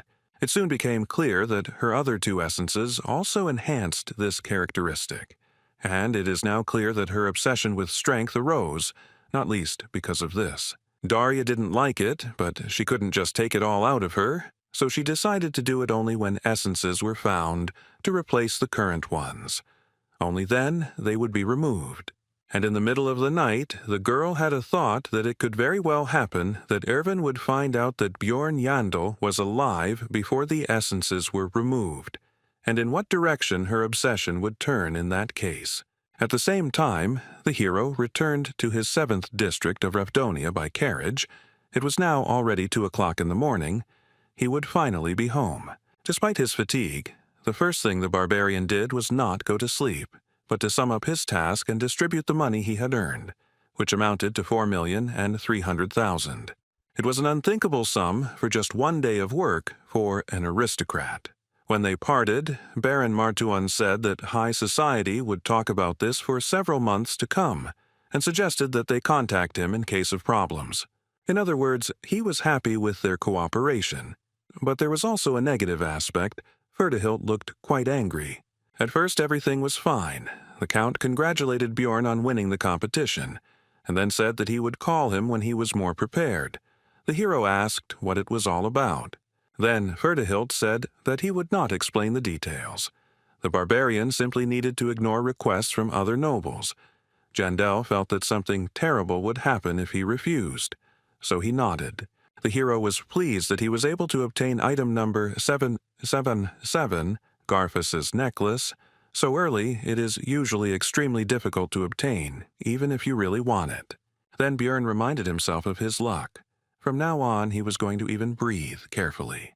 The next morning, what the Count had spoken of happened. The barbarian received many letters from various nobles, all of them asking for the same thing, to accompany them to all sorts of events. The reward might have been small for the aristocrats, but it was impressive for the hero. But he remembered Ferdihilt and had no intention of angering him, but he couldn't just ignore them either. After the written refusals were written for each of the nobles, Bjorn thought about the Count. He considered him a dangerous man. People like him seem calm, but it is better not to cross the line. And it was so bad that he couldn't figure out his intentions. Jandel wondered what reason he could possibly have for being interested in some barbarian explorer. He decided to find out more about the Count in the community. Meanwhile, it was already the last month of helping Raven with her scientific work. Upon arrival at the magic tower, the girl looked somehow nervous. It turned out that the same old man, the sorceress's mentor, was already waiting for him here. During their last meeting, he had not made the best impression, so the hero was unhappy with his presence. Raven justified herself by saying that the master insisted on this. He himself reported the reason for his arrival. It turned out that he wanted to test his new magical device, which should detect evil spirits. Bjorn instantly pulled himself together, not showing a drop of worry on his face, and began to prepare himself for the worst. It seemed that this old man believed that he had figured out his true nature. The barbarian was not going to give up so easily. He decided to react, first of all, not to the words about evil spirits, but to clarify about the magical device. This is a logical reaction, considering the experiments conducted on him. The wizard was outraged that the hero did not believe in the safety of his invention, did not trust the master of the Altemion school. But there was no need to worry. Everything would be checked by his student. She was surprised by this, but did not object. Bjorn decided that she would most likely side with her master. It was difficult to trust them both, but after analyzing the old man's behavior, Jandel decided that he himself was not yet sure of the outcome. Moreover, such a device most likely does not exist, and it did not exist before. Of course, it could have suddenly appeared, but in that case it would have been safer to conduct the test without informing about its essence. With all this in mind, Bjorn was about to act on his thoughts. The wizard asked about his readiness and said that it would only take 5 minutes, to which he agreed. Then the old man began to question the barbarian again, to find out about his confidence because he had recently been worried about the safety of the procedure. This further convinced the hero of the correctness of his conclusions. He replied that Raven had already checked everything, so it was time to start. Because he wanted to finish this as soon as possible and go on vacation, he had figured out the wizard's plan and was not going to fall for his bait. The test was soon over, and as soon as the door closed behind Bjorn, the sorceress began to demand answers from the teacher about what was happening. After all, the so-called magical device, although it looks strange, is an ordinary chair she played along with the master, but now she was going to find out about the situation. Eventually, the old man revealed his suspicions that Bjorn Jandel was an evil spirit, so he questioned him about what happened in the labyrinth. The sorceress was unhappy, but in the end, the master admitted that he was wrong. And Raven understood his motive because the hero was truly unusual. He was a unique person, but she was interested in something else. She asked why the teacher needed all this because if he considered the barbarian suspicious, he could simply report it to the secret police, but he did not do this. The old man's expression changed, and he replied that in that case he would have faced execution on the chopping block. Raven didn't understand what he was talking about, but he was no longer going to continue the dialogue. The wizard advised her not to take it to her head, after which he left, citing fatigue. The sorceress tried to stop the master, but he left. And a moment later, the idea came to her mind that the magician needed the evil spirits alive for some unknown purpose of his own. Meanwhile, the hero reached his room and collapsed on the bed. He was really tired, because what had happened was a real shock to him, and the anxiety did not subside. But despite all this, he showed himself well, reacted to the crisis situation extremely well, at least it seemed so to him. The old man, by the way, for some reason looked disappointed, but that's not important. As soon as Bjorn closed his eyes, Misha's voice was heard nearby. At first he was surprised by her presence, but soon remembered that he himself had given her the keys. The hero told the girl that he needed her. She immediately became embarrassed and began babbling about how it was still light. So it was not the time for such a thing, and she was not prepared, but was interrupted by the barbarian. It turned out that the guy needed help writing responses to the nobles who sent new letters. Misha asked if it was okay to use such expressions towards aristocrats. The hero replied that everything was fine, because barbarians could not be accused of insulting the nobility, violating etiquette, and so on. This was a privilege granted to their people for their great achievements in ancient times. If so, then Misha asked to tell her about the events that happened yesterday at the Count's banquet, while she was scratching out these answers, of which there was a lot to do. Later, the regular meeting of the Outcast team began. There were still 10 days left before the opening of the labyrinth. The hero was silent for now, pondering his knowledge of the main topic of today. This is a conversation about whether it is worth going on a research trip considering the possible collapse of dimensions. Hikuro said that he will not go, because if the rumors are true, then they are all finished. Dvalki and Rottmiller were of the same opinion. The hero could convince his comrades by using information obtained from the community, but it seems that this is not particularly necessary, and there is no need to invent a source of knowledge. Bjorn thought that it would be even better this way, because 3 months had passed since visiting the Blood Citadel, and any Dungeon and Stone player knows that in the early stages it is always worth clearing the rift on the first floor. He had just rolled away, but the hero couldn't just tell them how to open it, so he decided to take only Misha with him, which he informed the rest of the squad about. This time they would go together. This news surprised the girl. It became obvious to Bjorn that she was not eager to go, so he said that since she was so worried, he could very well go alone. Misha accused the hero of being a savage who didn't even think about asking her consent first, or at least trying to speak more politely than usual. Then Bjorn asked the girl to go with him and added a magic word at the end. Then she agreed and said that she still would not have let him climb into the labyrinth alone, but the barbarian was surprised that it worked. The next day, at the market, Hikuro and Rothmiller learned from the newspapers that the royal family was claiming that the rumors regarding the dimensional collapse were false, and that the Tarutine school was spreading lies. Then Murad went with the good news that they could go to the labyrinth together. But the barbarian replied that he and Misha had already taken the mission and could not, after which he slammed the door.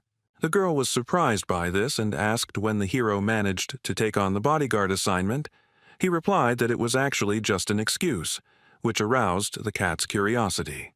Bjorn explained that this time they would go into the rift. Misha asked about his source of information about this. He replied that it was the books he read in the library. And he didn't tell Hikuro about this because, unlike the beast girl who still keeps the secret about the Ring of the Frost Spirit, the dwarf doesn't know how to keep secrets and will blab everything after the first glass. Jandel asked Misha's opinion about the rest of the team. She replied that Dvalki would definitely blab by accident, but she was not sure about Rottmiller. The girl's words almost perfectly coincided with Bjorn's thoughts. Apart from Brown, his hero was able to understand him the easiest of all of their squad. He would keep the secret, but at the same time he would begin to ask suspicious questions about the source of his knowledge, and might even begin to suspect the barbarian of an evil spirit. Misha understood her friend's reasons for not telling her about the rift, but she couldn't help but ask why he decided to take her with him. Her tail stood up straight in anticipation of an answer. The hero had several reasons for this. The Beast Girl is surprisingly meticulous in everything and knows how to remain silent. Moreover, she is completely incapable of lying, so he will be able to find out whether she blabbed or not. However, the barbarian decided to fit all this into one phrase. He simply trusts her. These words instantly made Misha blush. She said that she suddenly felt hot. Jandel offered her to drink some water. There were still 8 days left before the opening of the labyrinth, and it would take a lot of time to prepare. You had to strengthen both yourself and your partner. First of all, the barbarian's mace and the beast woman's twin blades were enchanted. Lightning energy permeated them. It was not forever, but for a certain period of time, but the hero was not going to save. Also purchased were a lightning scroll, thundergrass, and advanced healing potion. Misha doubted the need to make such purchases. 2 million were spent from their joint account that they opened. The next day, Bjorn went to the shaman to strengthen his immortal seal to the 4th stage. This cost another 4 million magic stones. This increased the characteristics of willpower and fortitude. Thanks to the increase of the last parameter, the hero could stay in the form of a giant longer, to be precise 1.5 times longer. Just when he was checking this, Misha came to visit him. There were still 7 days before the trip to the labyrinth. At breakfast, Bjorn said that he was going to the library. The girl asked to take her with him. Then the barbarian was surprised that she was interested in reading at all. The beastman was outraged by this. In the end, they still went together, but this time Ragna used a simple book search spell, not the one she had been using on Jandel lately. He asked the librarian about it. She replied that she was using those charms specifically for him, so she couldn't do it in front of others. Bjorn noted that she should have told this only to him. Then Ragna asked Misha to forget everything she had said. This discouraged both the beast woman and the barbarian, but the latter did not want to think about it too much. When there were 5 days left before the opening of the labyrinth, Jandel finally fulfilled the agreement with Raven. The research of his essence was finished, and at parting the girl advised the hero not to die there. The hero asked if the sorceress was going to take the pass to the tower. She replied that he could come in if necessary. She would be curious to hear about Bjorn's successes because he is a magnet for trouble. During the remaining time, all other matters were completed, and the day of the opening of the labyrinth arrived. This time the novice barbarians were sent there again, to whom Jandel again gave advice. Moving towards the portal, they repeated his words and thanked little Balkan. Their sincere gratitude even managed to embarrass the hero. The others looked at this with approval. Hikuro noted that they were lucky to have such a reliable mentor. Bjorn also gave advice to the rest of the team because this time they were split up. After that, the 3 entered the passage. Half an hour passed. Misha was already starting to worry, but Jandel told her to wait further. He was going to use a method that had already been tested. Everything went as planned. The partners found themselves in the dark region right in front of the portal to the next floor. Its opening brought valuable experience, and the Beast Girl did not understand what had happened at all. Then he explained to his companion about the phenomenon of dimensional instability, to which Misha said that she felt sorry for Rottmiller, because if he had found out about such a loophole, he would have considered all his work pointless. The hero agreed with this statement because Brown takes his role quite seriously. He once said that his dream as a scout is to open a portal with his own hands, and he will try to do this. On the other side of the passage was the rocky desert, which did not suit them. They would have to go back and look for another passage because there were no magic crystals needed to open the rift here. They needed to go to the beast's lair. According to Bjorn's estimates, they would have to walk for 2 days. After 3 hours, they encountered another type of 9th-rank monsters. They looked a bit like goblins, but in fact they were gnomes that looked like clay dolls. The girl and the guy were distracted from collecting magic stones by a team of researchers who were in a hurry to be the first to reach the portal for the sake of precious experience. They had no idea that it was already open. Misha admired their high-quality equipment, but Bjorn said that there was nothing surprising about it because one day they would also become the owners of something similar. The girl noticed that the hero was very ambitious. She assumed that it was because he was a barbarian. Jandel was not sure whether this was an insult or not, which is what he asked. Misha told him that he was a fool, and she meant that Bjorn was cool, which made the guy a little embarrassed. He thought that sometimes the beast woman could be too straightforward, just like himself. The presence of the two of them here caused whispers among the researchers. The hero did not take this into account, because they look very experienced. Such should already be on the floors of the increase, but they are here, and even in the starting location.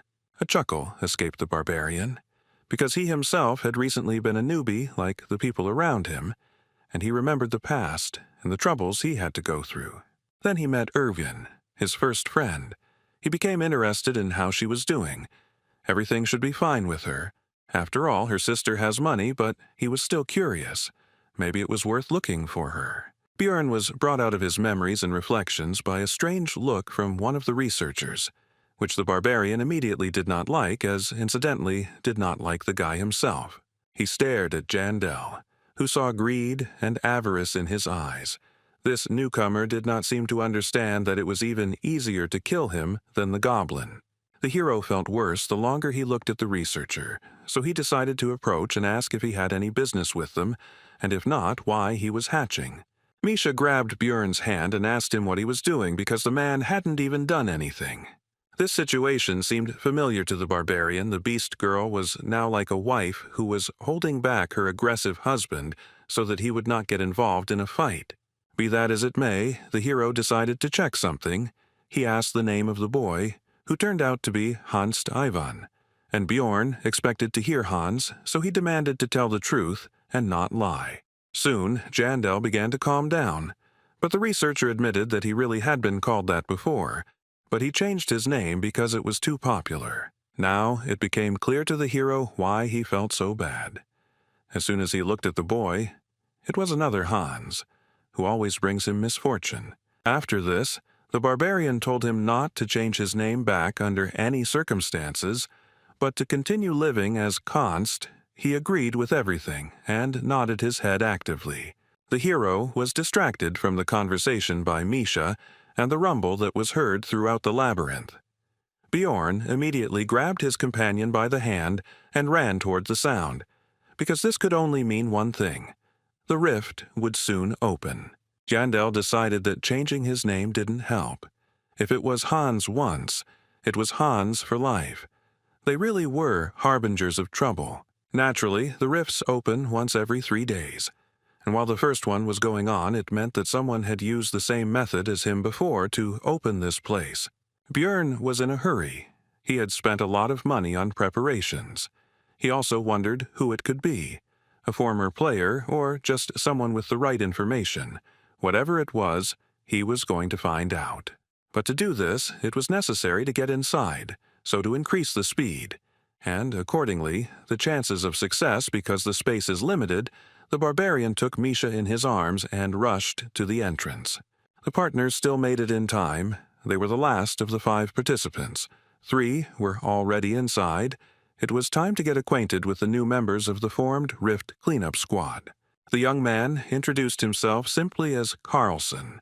The massive beastman of the bear family was Abman Urikfried, and the girl was Jensia Nephrine. The hero decided to give fictitious names. He himself became Bjorn, the son of Thor, and he called Misha Michelle, but she didn't understand what was going on at all. Bjorn could only hope that she would start to think faster.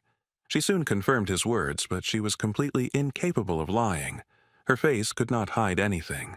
After the introduction, Jandel decided to decide on their roles in the team. He himself is obviously a defender.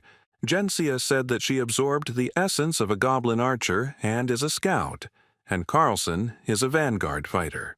The hero figured that the girl was somewhere on the first floor, the boy on the second. They had 2 newcomers in the group. This was radically different from the situation in the Bloody Citadel, but it was not surprising. After all, rifts appear in every 5th or 6th labyrinth. In Rafdonia time, this is once every 5 or 6 months. This time the opening was forced, which shortened the time. Experienced fighters simply do not know about what is happening. Therefore, it is not surprising that newcomers appeared in the squad who did not even look at the 2nd floor. The hero finished his thoughts. Abman was the next to tell about himself. He simply pointed to the huge crossbow behind him, but Bjorn said that he would like to know the details. Ulrikfrid said that he would like to know about their couple first. Bjorn said that he is 6th rank and Michael is 7th, and they usually operate on the 4th floor. The Beast Man said that he is 5th rank. The barbarian asked what he had forgotten there, but he answered his question with a question, and he wanted to know the same thing. They began to look into each other's eyes. Bjorn said that he and Michelle usually go in a team, but this time there was a problem. So they went in together and got stuck on the 1st floor due to the lack of a scout, and then they noticed a rift appear. Abman said that he had the same story, only he left his squad a long time ago. Jandel did not believe in such a coincidence, and all this time, Carlson and Jensia were watching their argument. The hero didn't know if there was such a powerful build for a marksman to go solo, but given its appearance it seemed quite likely, and he didn't think that newbies could get crystals to open the rift. It would be impossible for them to get to the 2nd floor and back in that time, although it may well be that they are actually hiding their true identities. After that, the hero asked who was the first, and therefore opened the rift. Carlson said that they got here almost at the same time. Jensia did not know, and Ulrikfrid asked what business it was of his. The question was postponed. It was decided to divide the loot into 4 parts. The newcomers would get 1 for 2, but would be able to absorb unnecessary essences. Misha would take the abilities from the keeper, and the rest would be rolled into a dice. After the discussion, the squad took battle formation and went forward. The hero felt strange because he had already gotten used to the dark locations of the labyrinth.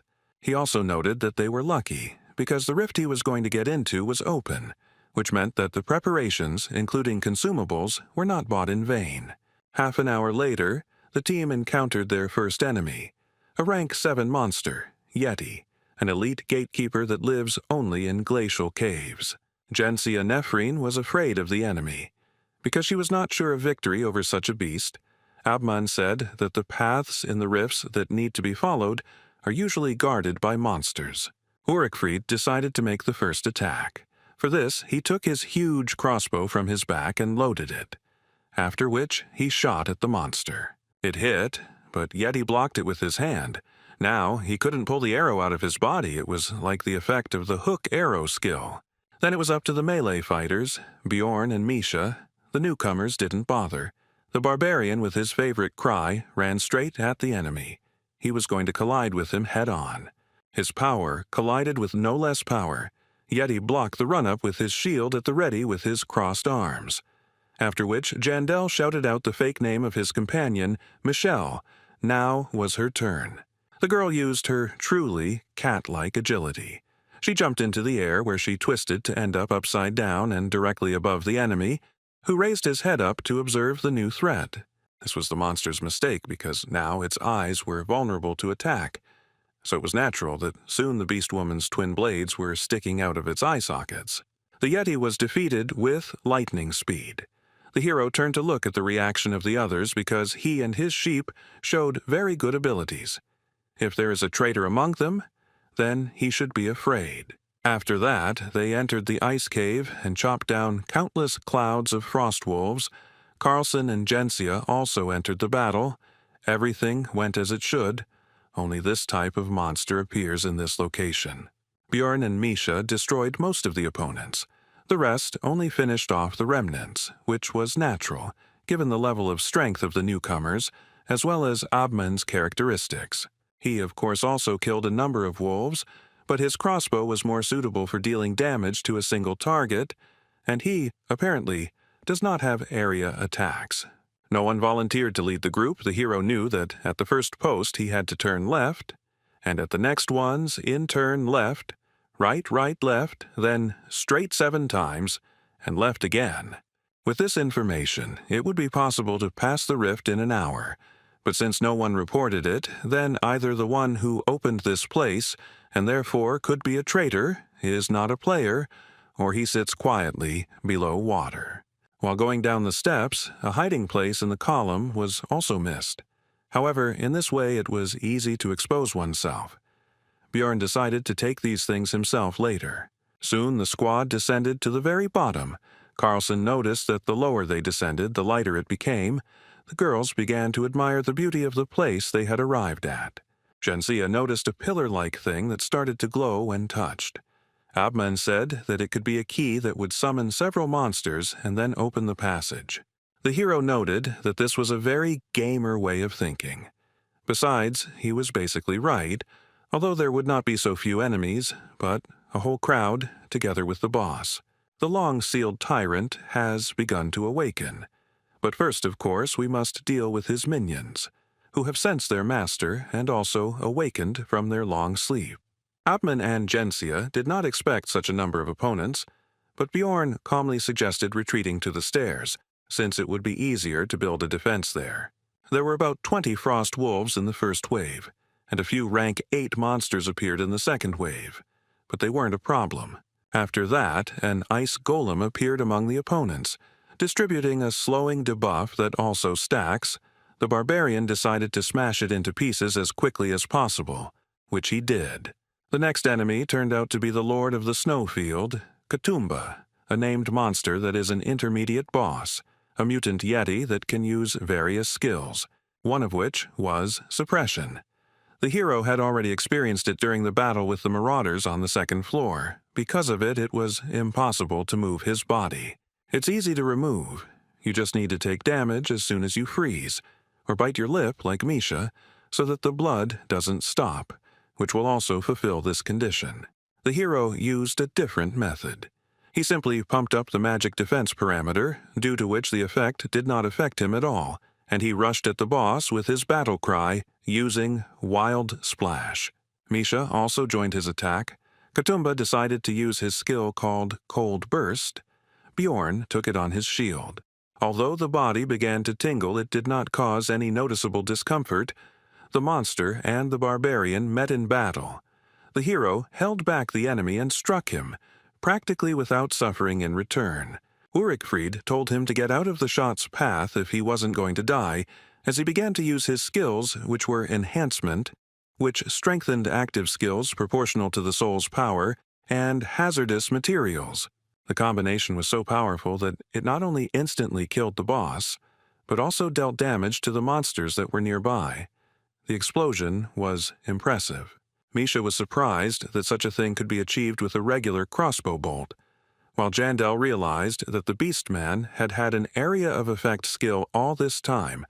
He was just holding it back, just in case. Bjorn wasn't entirely sure if this could be called AoE damage, but with the help of the bear they were able to quickly deal with this wave. They were also lucky. They got 2 essences. Now the division of the loot should begin. Abman immediately said that he was not interested in this and left the discussion to the others. The newcomers were about to say something, but Bjorn interrupted them. He informed them that the Yeti essence would go to them and Misha, and they could divide the second one between themselves. They agreed. The cat immediately began to congratulate the barbarian on acquiring even greater power, but it turned out that he wanted to give this thing to the girl. Misha hesitantly said that, in principle, she was not against such a development of events, but she was interested in how much she would owe for it. The hero was discouraged by these words. He was not going to fleece his partner. The girl continued to say something, but Bjorn was no longer listening to her. He was immersed in thoughts about the fact that the essence of the Yeti, a monster of the 7th rank, has quite decent stats. It increases bone strength and cold resistance. These are top defensive characteristics. And in addition to them comes sensitivity to the same cold. As well as a little strength and dexterity, all of this would be useful. But the sensitivity indicator is key for elemental damage dealers. It increases the damage from a given element. Misha, meanwhile, was still plaintively asking for an answer to her question. Bjorn continued to anticipate how much the power of his Koshara would increase, because the color of the essence was also lucky. It gave the passive chill, which increased the damage of the attribute. But the main one was the active condensation of cold. Jandel could have dreamed about a better essence and thought about the prospects for a long time, but he came to his senses from Misha's touch, who thought that he would fleece her to the skin, since he had not answered for so long and with such a face. Bjorn finally replied that she shouldn't worry about that, since such things only needed to be taken care of with temporary companions, and it would be enough for him that the girl would continue to stay with him. These words somewhat confused the cat, but she still hurried to absorb the essence. This caused strange sensations in her, because the last time she did this was a long time ago. The barbarian decided to inquire about what the newcomers had decided. They said that they would not take their loot, which aroused the hero's suspicions, because such newcomers should seize any opportunity to become stronger. Carlson explained that Gensia saw that this essence fell from a frost wolf, and if so, then it would not suit him. Bjorn asked the guy about his reluctance to absorb this thing. Because these monsters are rare, it is unlikely that he knows about the granted abilities. The guy replied that it is rank 9, and something better will still fall out in the rift. It was a little suspicious, but such an answer was quite logical, because in this place the chance of essence dropping is very high. So I decided to find out Gensia's reasons for refusing to increase her strength. The researcher replied that removing unwanted essences was quite expensive, so she decided not to repeat her mistakes because the girl uses a sword, and she has the abilities of a goblin archer. The hero would have removed from the list of possible traitors those who would have absorbed the essence, but none of them took it, and the reasons given were almost ideal. He only hoped that they were not in cahoots. Gensia began to ask about the end of the monster's attack as the ice ceiling above them began to crack, and soon a large paw of a new monster appeared from there. It was the final boss, somewhat similar to a lycanthrope but larger and without weapons, but Bjorn was never worried about its appearance because he knew that he would have to fight it later. Tyrant Tanurbas discovered the intruders and was very angry, so he used Ice Crush, which broke the floor under the team, and they all began to fall down. Just as the hero from the game remembered, it was time for the 3rd chapter. As a result, the squad ended up in a special zone, in which they were affected by the hypothermia effect, which reduced agility and doubled the damage received from the cold, and they all fell into freezing water. In the game, you just waited for the loading to complete, after which you start the 3rd chapter already on land, although your health points become smaller. But in reality, the barbarian was thrown around by the current left and right until he was thrown out of the waterfall, and he began to think that he would die like that. Now he understood the reason why he started this chapter in the game with reduced health. Because of this shaking from side to side, like a sack of potatoes, his body is now all in bruises and abrasions. The hero was distracted from analyzing his condition by a worried Misha, who shouted his false name and ran to the barbarian to make sure that everything was okay with him. When everyone gathered together, it turned out that Abman always carried firewood with him. Since he traveled alone, Bjorn decided that this fully proved the truth of his words. Nefrin and Carlson were worried that they were sitting right next to the fire, but it wasn't getting any warmer. Urikfrid explained that it could be an effect of a special region. His own limbs were getting numb. Misha was surprised by their conversation, because she herself had never felt anything like this. But the hero was not surprised by this because the girl's resistance to cold, according to his estimates, should have already exceeded 40 units. The cat asked how Bjorn was feeling. He replied that he was also cold, although not too much because his body was shaking, but it did not cause pain. Then she called him to warm up to her. This time the situation could not be misunderstood. Even Abman was whistling, as if not paying attention to what was happening. Anyway, the team decided that the area was safe, so they planned to set up camp for the night. But Jandel couldn't trust the others. He and Misha had some firewood of their own, so they moved further away. The cat suggested that Bjorn sleep first, but he said that first they needed to talk about whether anyone from the rest of the squad seemed suspicious. After Misha shared her observations, the hero praised her, because thanks to this he was now almost certain of the traitor's identity. 6 hours later, the expedition continued. Now they had only one path, albeit a winding one. In this location they did not have to wander, they just had to follow the main path. Along the way, there were also monsters to fight that came out of the walls. Most of them were rank 8, but the difficulty was considered higher than the Bloody Citadel, which had rank 7. This was due to the chill debuff. Almost all enemies dealt cold damage in one way or another, which was doubled due to this effect. And while 3 of them could handle it without any problems, it was difficult for newbies. After 4 hours of moving forward and clearing out monsters, the team faced a new challenge. These were frozen ice orcs. They were rank 7.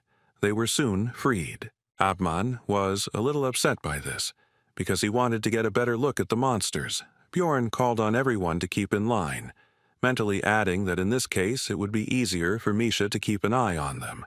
The barbarian didn't know what the potential traitor's goal was. Maybe it was even a simple clearing of the rift.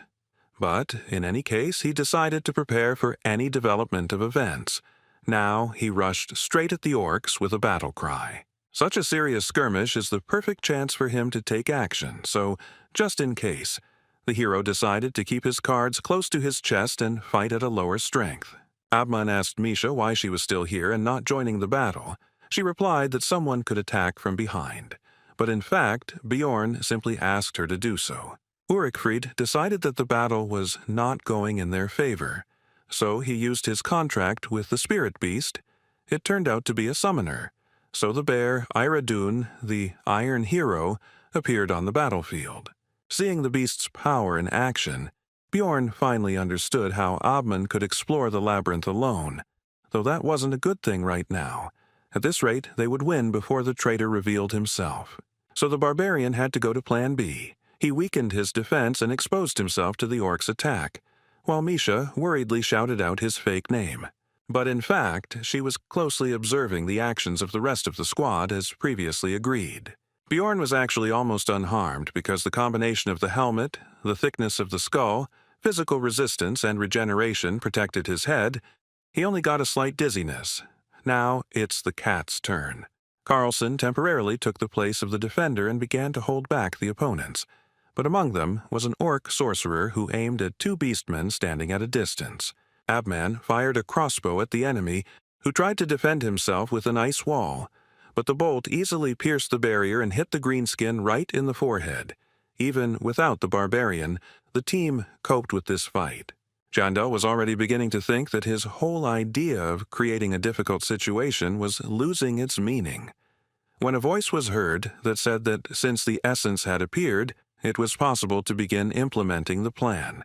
Jensia used armament change, which instantly changed all of her equipment to a higher rank, after which she used the skill Beast Walk, which imposed invisibility and speed. Thanks to this, she quickly got closer to Abman and also activated Vengeance, which increased the penetrating and cutting abilities of one blow and also imposed the abnormal state of bleeding. She said that she would receive 30 million for his things, and due to Ulrichfried's critical injury, his spirit beast was recalled. The next moment, Misha threw some potion right at Jensia's head. She didn't understand its effect, so she tried to find out about it. But the thrower interrupted her with a shout that Bjorn must act now. No one noticed when the barbarian had already managed to get up and get closer to Nephrine, and he was already here. Using Wild Splash, he tried to strike. But the traitor was quick enough to avoid the surprise attack.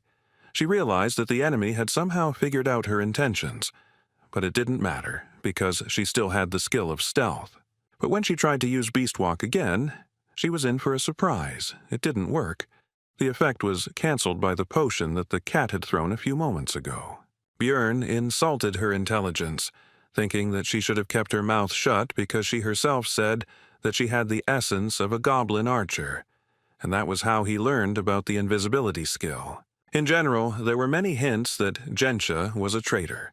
For example, she acted as if she knew how to get through the location. She mentioned key things for the passage, although she pretended that she did not understand anything. But he was finally convinced of this after Misha said that after they got out of the water, Nephrine's smell changed. Before, she smelled like the beast's lair. And to open this rift, you need magic stones from the monsters of this location. She just didn't think that this could somehow give her away. But then it became obvious to him who the traitor was here. Despite the hero's thoughts, the fight continued, and as a result of a short skirmish between Jensia and Misha, it became clear that the latter was stronger, so Nephrine had to jump back further to avoid a fatal blow. But there, a barbarian was already waiting for her. Before the traitor could do anything, she received a powerful attack from a huge mace on her back. Blood spurted from her mouth. A normal speed fighter wouldn't be able to withstand this, but it seemed like this girl had invested a lot in her defensive stats, so she jumped back and angrily cursed with words about stupid NPCs. The hero realized that she was also a former player, like him, but this did not change anything for him, because if she wanted to finish him off, then he did not care who she was. Now she was just an enemy. While Bjorn stood there waiting for Yensia's next move, an orc with an axe came up behind him. But thanks to Wild Surge, he couldn't deal damage, so he was ignored, and killing him would spawn a boss. Nephryn herself, seeing how the 7th rank monster did not leave a single scratch on the barbarian, decided that it was not worth getting involved with such a thing, so she turned around and ran away. But it was pointless. It seemed she didn't know that when the ice orcs woke up, the passage would collapse. But, as they say, a cornered rat will bite a cat, so you have to be careful. All this time, the enemy continued to beat the barbarian wherever he could. It seemed he was even starting to like it. Misha offered to take him on herself. Bjorn said not to kill him, but only to distract him. After that, he went straight to Yensia. She tried to say that they misunderstood each other and they needed to talk first, but the hero understood that she was just trying to stall for time.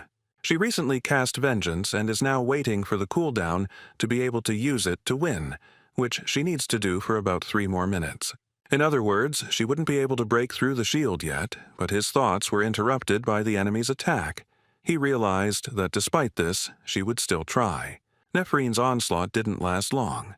Jandel timed it right and struck her leading arm with his massive mace, causing the blade to fly far away from them and leaving the girl unarmed.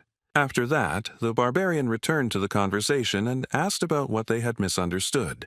Yensia at first did not believe that they believed her, but this was her only chance, so she began to explain. But her speech did not last long. While she was speaking, a blow from Bjorn fell on her head, not strong enough to kill, but enough to knock her unconscious. It was all just a distraction. Soon all the equipment was removed from her. It was all sharpened for fighting with other people. But some of it could well be suitable for Misha, the rest could be sold for a solid sum. The loot was finished. Now it was time for a conversation. But before that, the barbarian crushed all the limbs of the victim and forced him to use change armament to remove the second set of equipment. After that, it was possible to find out that rumors about Yensia's tricks had spread throughout the guild, so this time she decided to act for sure and kill all witnesses. Then the hero asked why she opened the rift. The girl replied that she wanted to get the heart of the snowfield, and that there were also supposed to be lower-ranking researchers here, and after that she latched onto the words about opening the rift. It was Bjorn's miscalculation. Now Nephryn asked if he was a player, but the barbarian was not going to agree with this. Yensia began to beg for mercy because she just wanted to get home. The girl said that in this world, in order to survive, she had to go through terrible things, and also thought that Jandel NPC, if she knew that he was a player, she would not have attacked, because real people cannot be killed. After that, she broke down. She wanted to hear at least some kind of answer, and the hero was silent all this time. He was surprisingly calm. There was not a drop of sadness, and there was no pity either. He simply said that she was an evil spirit. He raised the mace up and abruptly lowered it down. With her last word, the girl called her mother. After that, she would never say anything again, and the floor of the labyrinth was once again stained with human blood. Bjorn killed another player for the first time. Whether it was easy or hard, whether he felt excitement or fear, looking at Misha, he understood that none of it mattered. He did what he had to do. The cat ran towards the barbarian because she was already starting to worry about his long absence, thinking that something had already happened. Meanwhile, Carlson was barely holding back that last ice orc. He began to call for help. The enemy was clearly stronger than the newcomer and was about to gain the upper hand in the confrontation. In the end, the monster knocked the guy to the ground and was about to finish him off, but Bjorn told Misha to deal with the orc, and at the same time she should try out her new active skill. The cat used 2 skills at once. The first was strengthening. The second was condensation of cold. Her sensitivity to cold increased significantly. The orc was about to deliver the final blow with his axe when Misha rushed past at great speed and wounded his hand. Saving Carlson, the wound looked like frostbite damage. It stops bleeding, but also prevents regeneration, which will be useful. It also significantly limits mobility. On normal monsters, without cold resistance, it will be even better. Having analyzed all this, Bjorn told Misha to hit him in the neck this time, which she did, as a result of which the enemy instantly froze in place. Most likely the frost reached his brain. Now, after asking about the cat's readiness, the barbarian attacked the helpless orc with his mace, after which the boss should appear. After this, the tyrant Tarunbas broke through the wall. Earlier, he woke up from a long sleep, and now he also restored all his strength. This enemy has a few special features. He is 1.5 times bigger than a normal lycanthrope, and his stats are twice as high. He wields an ice club and inflicts hypothermia, but none of this is a problem. The fight will take less than 10 seconds because the preparation was done in advance. Bjorn ate the thundergrass, which increased the damage from lightning, after which he used a scroll with the same element. This boss is vulnerable to this attribute. After the attack, he fell into a state of paralysis, but it was too early to let his guard down, because Tarunbas has a skill that can remove debuffs that limit mobility, which he soon used. However, since the skill was used, it will now be recharged, so you can just do the same thing again that Misha did, throwing lightning bombs at the enemy. All this was taken into account in advance. This time the tyrant Tarunbas fell into a state of complete unconsciousness. Only 3 seconds had passed since the start of the fight. Everything would be as easy as pie. The preparation was at the highest level.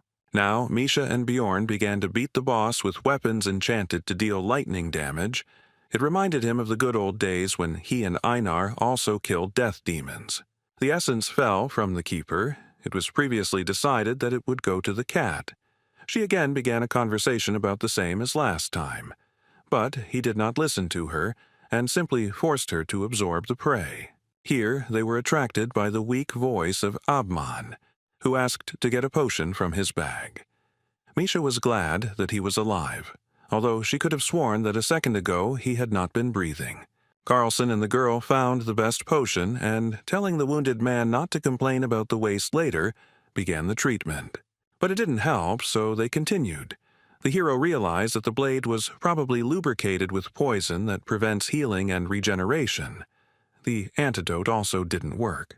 The bleeding didn't stop. Ulrichfried was getting worse. Then Misha remembered the advanced healing potion that she and Bjorn had acquired earlier and suggested using it. After using 5 regular and 1 advanced elixir, the bear's condition improved more or less. It should even grow back the severed limb. His poison was very strong. After this, Jandel gave Carlson his share. He noticed that there was too much here. Then the barbarian said that it was because he did not receive the promised essences, and also he should not talk about what happened here. Misha seemed to think that Bjorn did it out of the kindness of his heart, and cast a warm glance at him, but he didn't understand why she was staring at him like that. When Carlson left, Abman finally woke up. The first thing he said was that he was very lucky to stay alive. The hero was pleased that he understood this. Ulrichfried assured that he would pay for the potion. Jandel said that it would cost 5 million. The bear noted that it was only 1 million, but agreed, because the price of items can change depending on the circumstances. He left one of his numbered items as collateral. It was 7611, Gravedigger's Deception, which after receiving fatal damage plunges the wearer into suspended animation and gives immunity to damage for a certain time. It was thanks to this that the bear was able to survive. There were only 2 out of 3 uses left, but the barbarian still thought about simply taking the debt with the artifact. But Abman understood his thoughts and did not agree. At parting, Ulrichfried promised that he would not forget everything that the hero did for him. Bjorn noticed that he looked very cool at that moment. After that, the barbarian called Misha with him and turned back. She was surprised that they were not leaving, to which he explained that he still needed to take something from here. These were the caches that he learned about in the game. Besides everything else, a consumable was hidden in one ice block, increasing sensitivity to cold by 3 points. It, of course, went to the cat, and he himself increased his resistance to frost with another find. After that, Jandel explained that they had not slept much due to being on duty, so they should rest before continuing the hike. And besides, there was no place safer than a cleared rift. But the barbarian was in no hurry to fall asleep. Now was the time to think about today and the decisions he had made along the way. First of all, he thought about what would have happened if he had been here alone. As soon as the hero killed the player, all sorts of thoughts began to creep into his head. He suddenly began to hope that she would still open her eyes, at least in her world, and her dream would come true. Bjorn was disappointed in himself. And even so, despite all his actions, he was overcome by greed. For Abmann's equipment, he could get 30 million. This would allow him to raise his seal to the 6th level. He just had to wait. However, Jandel poured the potion on his wound, deciding that it would be wrong to let him die like that in front of the one he was going to work with in the future. Despite his corrupted morals, if it weren't for Misha, who was now looking at him and asking about his thoughts, how far he would have gone, he didn't know the answer to this question, and didn't want to know. It was cold, so the cat and Bjorn spent the night under one blanket. The heat of the fire embraced them. They dozed off for a while. On the 3rd day of being in the labyrinth, the partners returned to the 1st floor, where Misha needed to check his new sword, which previously belonged to Jensia. It was some kind of numbered item. When the girl realized this, she realized that the blade was very expensive, so she tried to return Bjorn's loot, but he refused. He was still unhappy with the way she thought of him. Misha continued to get used to her new powers and equipment, and Jandel was going to continue these trainings on the 3rd floor. Now, he did not interfere in the cat's battles, so she asked, just in case, whether the barbarian was forcing her to fight alone because of his laziness. He answered negatively. Looking at how much stronger Misha had become, Bjorn began to be proud of her. Because she had grown so much in such a short time, he did not expect that they would be able to catch the essence. The essence of the lycanthrope is as good as the Yeti. It increased agility, cutting power, sensitivity to cold, resistance to it, physical defense, fighting spirit, but these are not the main characteristics. Passive skill. Snowblood, which increases sensitivity to cold by 1.5 times. The longer you live, the more noticeable the bonus will be. Plus, it is an excellent synergy with condensation of cold. The active skill Ice Crush slightly increases damage dealt to enemies in the frostbite state, and greatly increases damage dealt to enemies in the frozen state, making it super effective for multiple attacks. The Indomitable skill removes all effects that affect mobility. It costs a lot of soul energy, but helps fill in the weak spots in the defense of damage dealers who are usually vulnerable to control. Bjorn told Misha to try using Ice Crush immediately after cold condensation. The Beast Woman noted that monsters die with 1 blow. Then the barbarian advised to hit not with a sword, but with a fist. But it didn't help. The opponents still couldn't stand even this. Then the hero said that they were going to the 2nd floor for training. Misha interrupted further explanations and predicted his next words. When Bjorn said that she guessed his thought, she beamed and lifted her nose. Based on her reaction, the barbarian realized that if he screwed up somehow, she would most likely calm down. He just needed to pretend that he had lost the argument to her. The partners walked calmly through the cave, as the crystals changed the color of their glow from light blue to red. This clearly indicated to Jandel that someone had summoned the lord of the 1st floor. He calmly explained what was happening to Misha.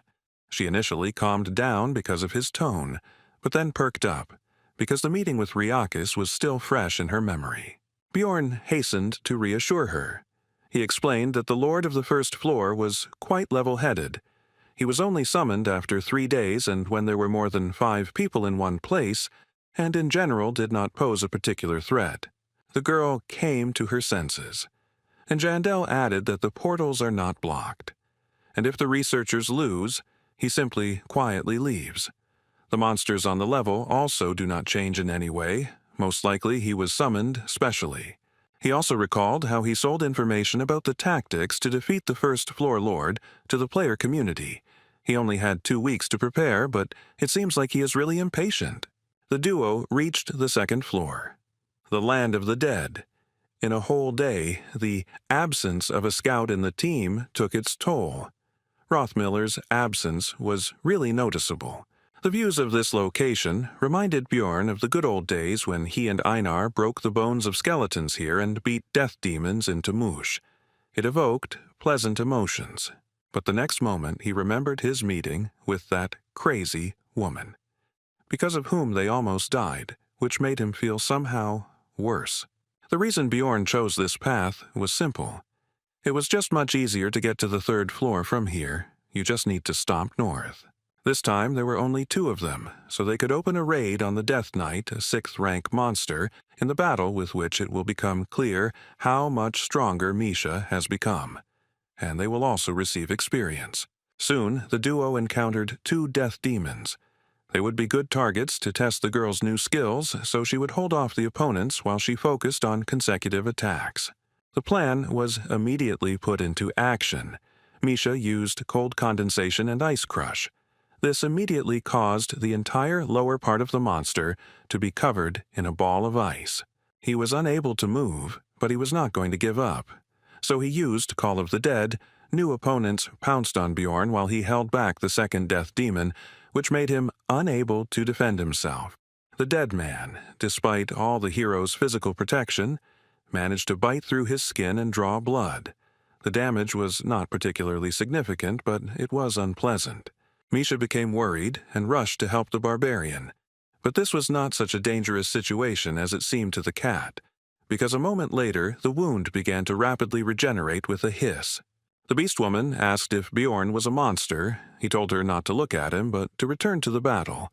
And the thought also came to his mind that the further he leveled up, the less he would resemble a human. Soon the opponents were easily defeated. Their bodies began to dissolve, and the duo continued their journey north. Simultaneously fighting other monsters, the girl continued to train. As a result, Misha began to understand how much cold damage was needed to inflict the frostbite effect, but not to the point of freezing. They even came across a chimera wolf who had a control skill, allowing the cat to test indomitability. Bjorn advised his partner to use this skill only in case of emergency, because it was spending a lot of soul power, to which she replied that she understood everything. She was not a kitten. But a little later, as the barbarian thought, Misha overdid it with her energy expenditure and began to feel tired and devastated. The barbarian began to carry his partner by the scruff of the neck, as if she were an ordinary cat, while simultaneously recommending that she spend her soul power wisely next time, while she justified herself by saying that she felt fine until the last moment. Some more time passed, and it was decided to set up a camp for rest in some ruins. The girl was resting, and the hero was on duty. Everything was calm. But soon, the voices of some researchers were heard nearby. They seemed not to notice the presence of Yandel and the beast woman nearby. Bjorn decided that it was time to leave here, so it was time to wake up Misha. But he froze when he heard the guests begin to discuss a certain barbarian, in particular how he slept carelessly, and that they could cut out his heart right now. But the magicians preferred fresh ingredients. The hero heard something he couldn't ignore. It was obvious that his fellow was lying there, unaware that he was surrounded by hyena explorers.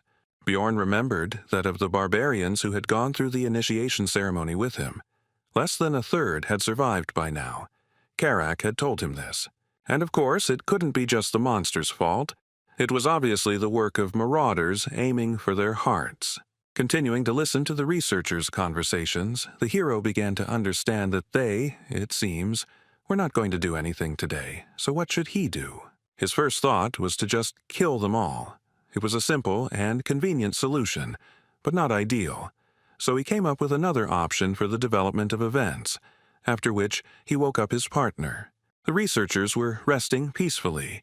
One of them, as expected, was on duty. No one expected any incidents. But suddenly they heard a loud cry, which woke up the entire detachment except for the barbarian who was sleeping extremely soundly. It was the hero's voice, who told his partner that he simply wanted to do it. The researchers heard them and were surprised by the unexpected guests, but did not lose their heads and told them not to come closer. After this, one of the squad members hurried to wake up the barbarian and explain the situation to him. He was surprised that it was not monsters that arrived, but other people. He did not understand the danger. After all, his relative was among the guests. They hurried to meet each other. Bjorn introduced himself by his false name, Bjorn, son of Thor, and the second big guy was Charon, son of Tarson. Watching the actions of the barbarians, Misha did not understand what they were doing, although she knew that the hero was pretending, but she still wanted to move away from them because of the atmosphere. After the introduction, Sharon turned to his team and said that they needed to lower their weapons, because Bayan was not a bad explorer, and Jandel confirmed these words while they seemed to shine. One of the members of this squad twice began to address the barbarian, but he first told him to call him by name, but he made a mistake in this too, calling him Thor. He corrected him again, and soon the hero got him angry. The explorer was still able to correctly name Jandel and said that they should leave here, because this is their camp. Then Bjorn said that they can become friends for the night.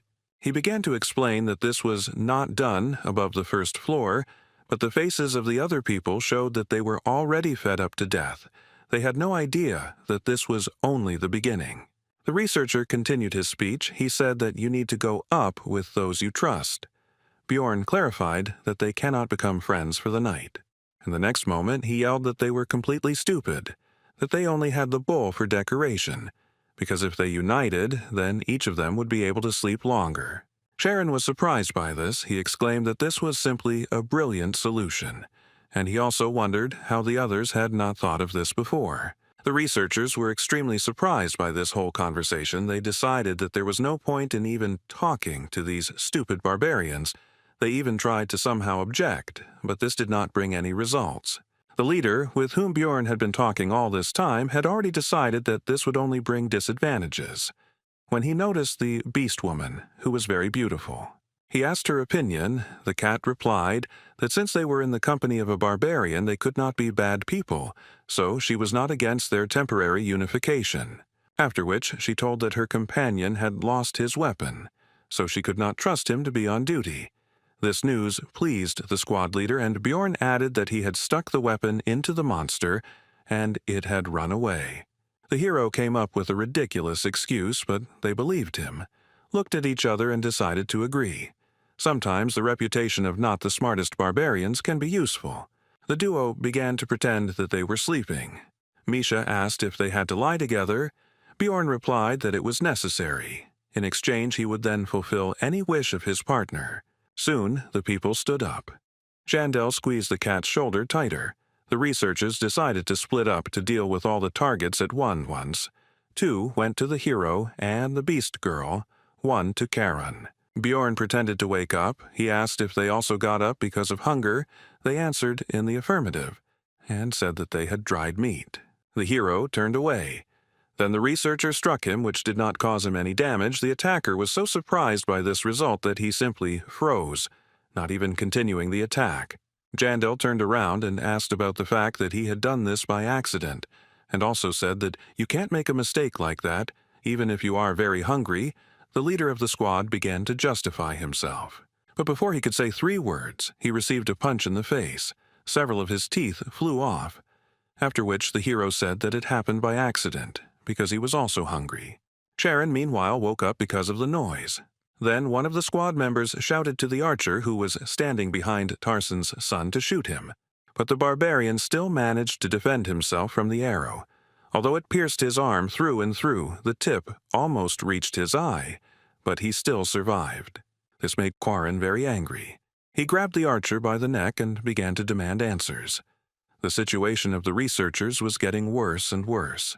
Misha dealt with the last one. She told Bjorn that at first she was a little doubtful, but he turned out to be right. These people really are marauders. All the enemies were neutralized. Now it was time for interrogation. These researchers had a notebook with their conversations, which they conducted in writing so as not to be heard by their future victims. Sharon did not understand the reasons for their attack. The archer read these conversations. From them, the reasons for which the squad accepted Bjorn became clear. They discussed the stupidity of the barbarians, and at some point he stopped. But the hero forced him to continue, and then the conversation turned to the fact that they had already killed many of them, and they also believed that these blockheads were just walking monsters, about the same in intelligence and aggressiveness. Quarren was furious about the whole situation. He asked whose last words were. The archer answered, after which Bjorn ordered the prisoner to continue. Then the conversation turned to the fact that, in addition to the barbarians, they had good prey. The same stupid beast woman, but pretty, although she probably doesn't just travel with her companion. At these words, Misha interrupted it. She snatched a notebook, read something, and then asked the prisoner who had written certain lines, and upon learning this, she said that the researcher would be hers, to which the hero agreed. After that, they skimmed through the dirty words about the cat. Then there was talk about who would kill whom, and now there was the archer's own phrase about taking on Quarren, since he had infuriated him with his condescending attitude toward his class. A shadow fell over the barbarian's face. He asked about what he had done wrong, and asked Bjorn for advice because he did not know what to do next. Soon the archer's head was cut off by Karen's axe. The leader was stabbed to death by Misha, and the last guy, who began to beg for mercy, was taken on by Jandel, who broke his neck. Tarson's son decided to leave himself a battle mark. He dropped a little healing potion. Barbarians consider scars medals. They keep them so that they serve as a reminder of mistakes, in order to become stronger later. The Marauders had obtained some valuable equipment. Bjorn offered Quarren to take some of it for himself. He initially tried to refuse, but was soon convinced.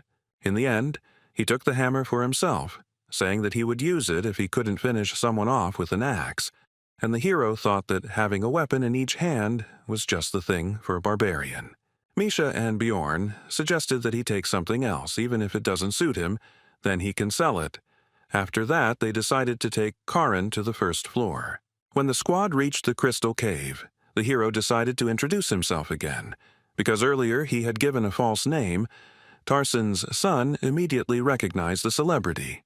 He said that it was an honor for him to meet Little Balkan, and also added that in that case he would not mind taking his booty, although before that he wanted to give up his share. Bjorn said that this was right, and also that Charon should not forget that the stronger he became, the easier life would be for the young warriors. At the moment, barbarians are the weakest species. They are in the most vulnerable position, unlike other non-human races. They have a lot of personal potential, but they are often targeted by people with bad intentions, and they are too naive, and the lack of proper training and support also has an effect. As a result, many newcomers become victims of marauders hunting for valuable hearts, and loners become victims of monsters. But what will happen if we gradually increase the number of capable barbarians? This will lead to the fact that the youths will live longer, and then they themselves will become advanced researchers. Then the cycle will start, the influence of the race will increase, and now this is the hero's people, so if he rises, then it will be better for him too. The Magi proved this quite well, because if it weren't for the tower, they wouldn't be able to afford such impudent behavior. So far, his actions are practically nothing, but if Bjorn starts helping such people, then everything can change. Having completed his thoughts, Jandel turned to Charon and began to give him a lot of advice, starting with the fact that when looking for a team, you need to choose one where there is at least one non-human. When Bjorn finished speaking, Tarson's son thanked the hero and said that hiding the axe behind a kind smile was indeed an excellent tactic, which surprised Misha and her partner. Charon continued his speech. He said that he would only take people as friends for the night, and if someone showed their true nature, he would open their skulls. And when he meets the young warrior, he will tell his story and give advice, exactly the same as Little Balkan gave him, all for the sake of their people. Bjorn, meeting his gaze, realized that anyone who crossed this guy would find themselves in a very bad situation. After that, Misha and Jandel returned to the second floor where they wandered for 2 more days. Now they were looking for one special monster. The hero was already beginning to think that he could forget about it. The cat told him not to be sad, and asked what this story was about: a huge tombstone in the lands of the dead, from where a death knight emerges on the 7th day. She had never heard of anything like that.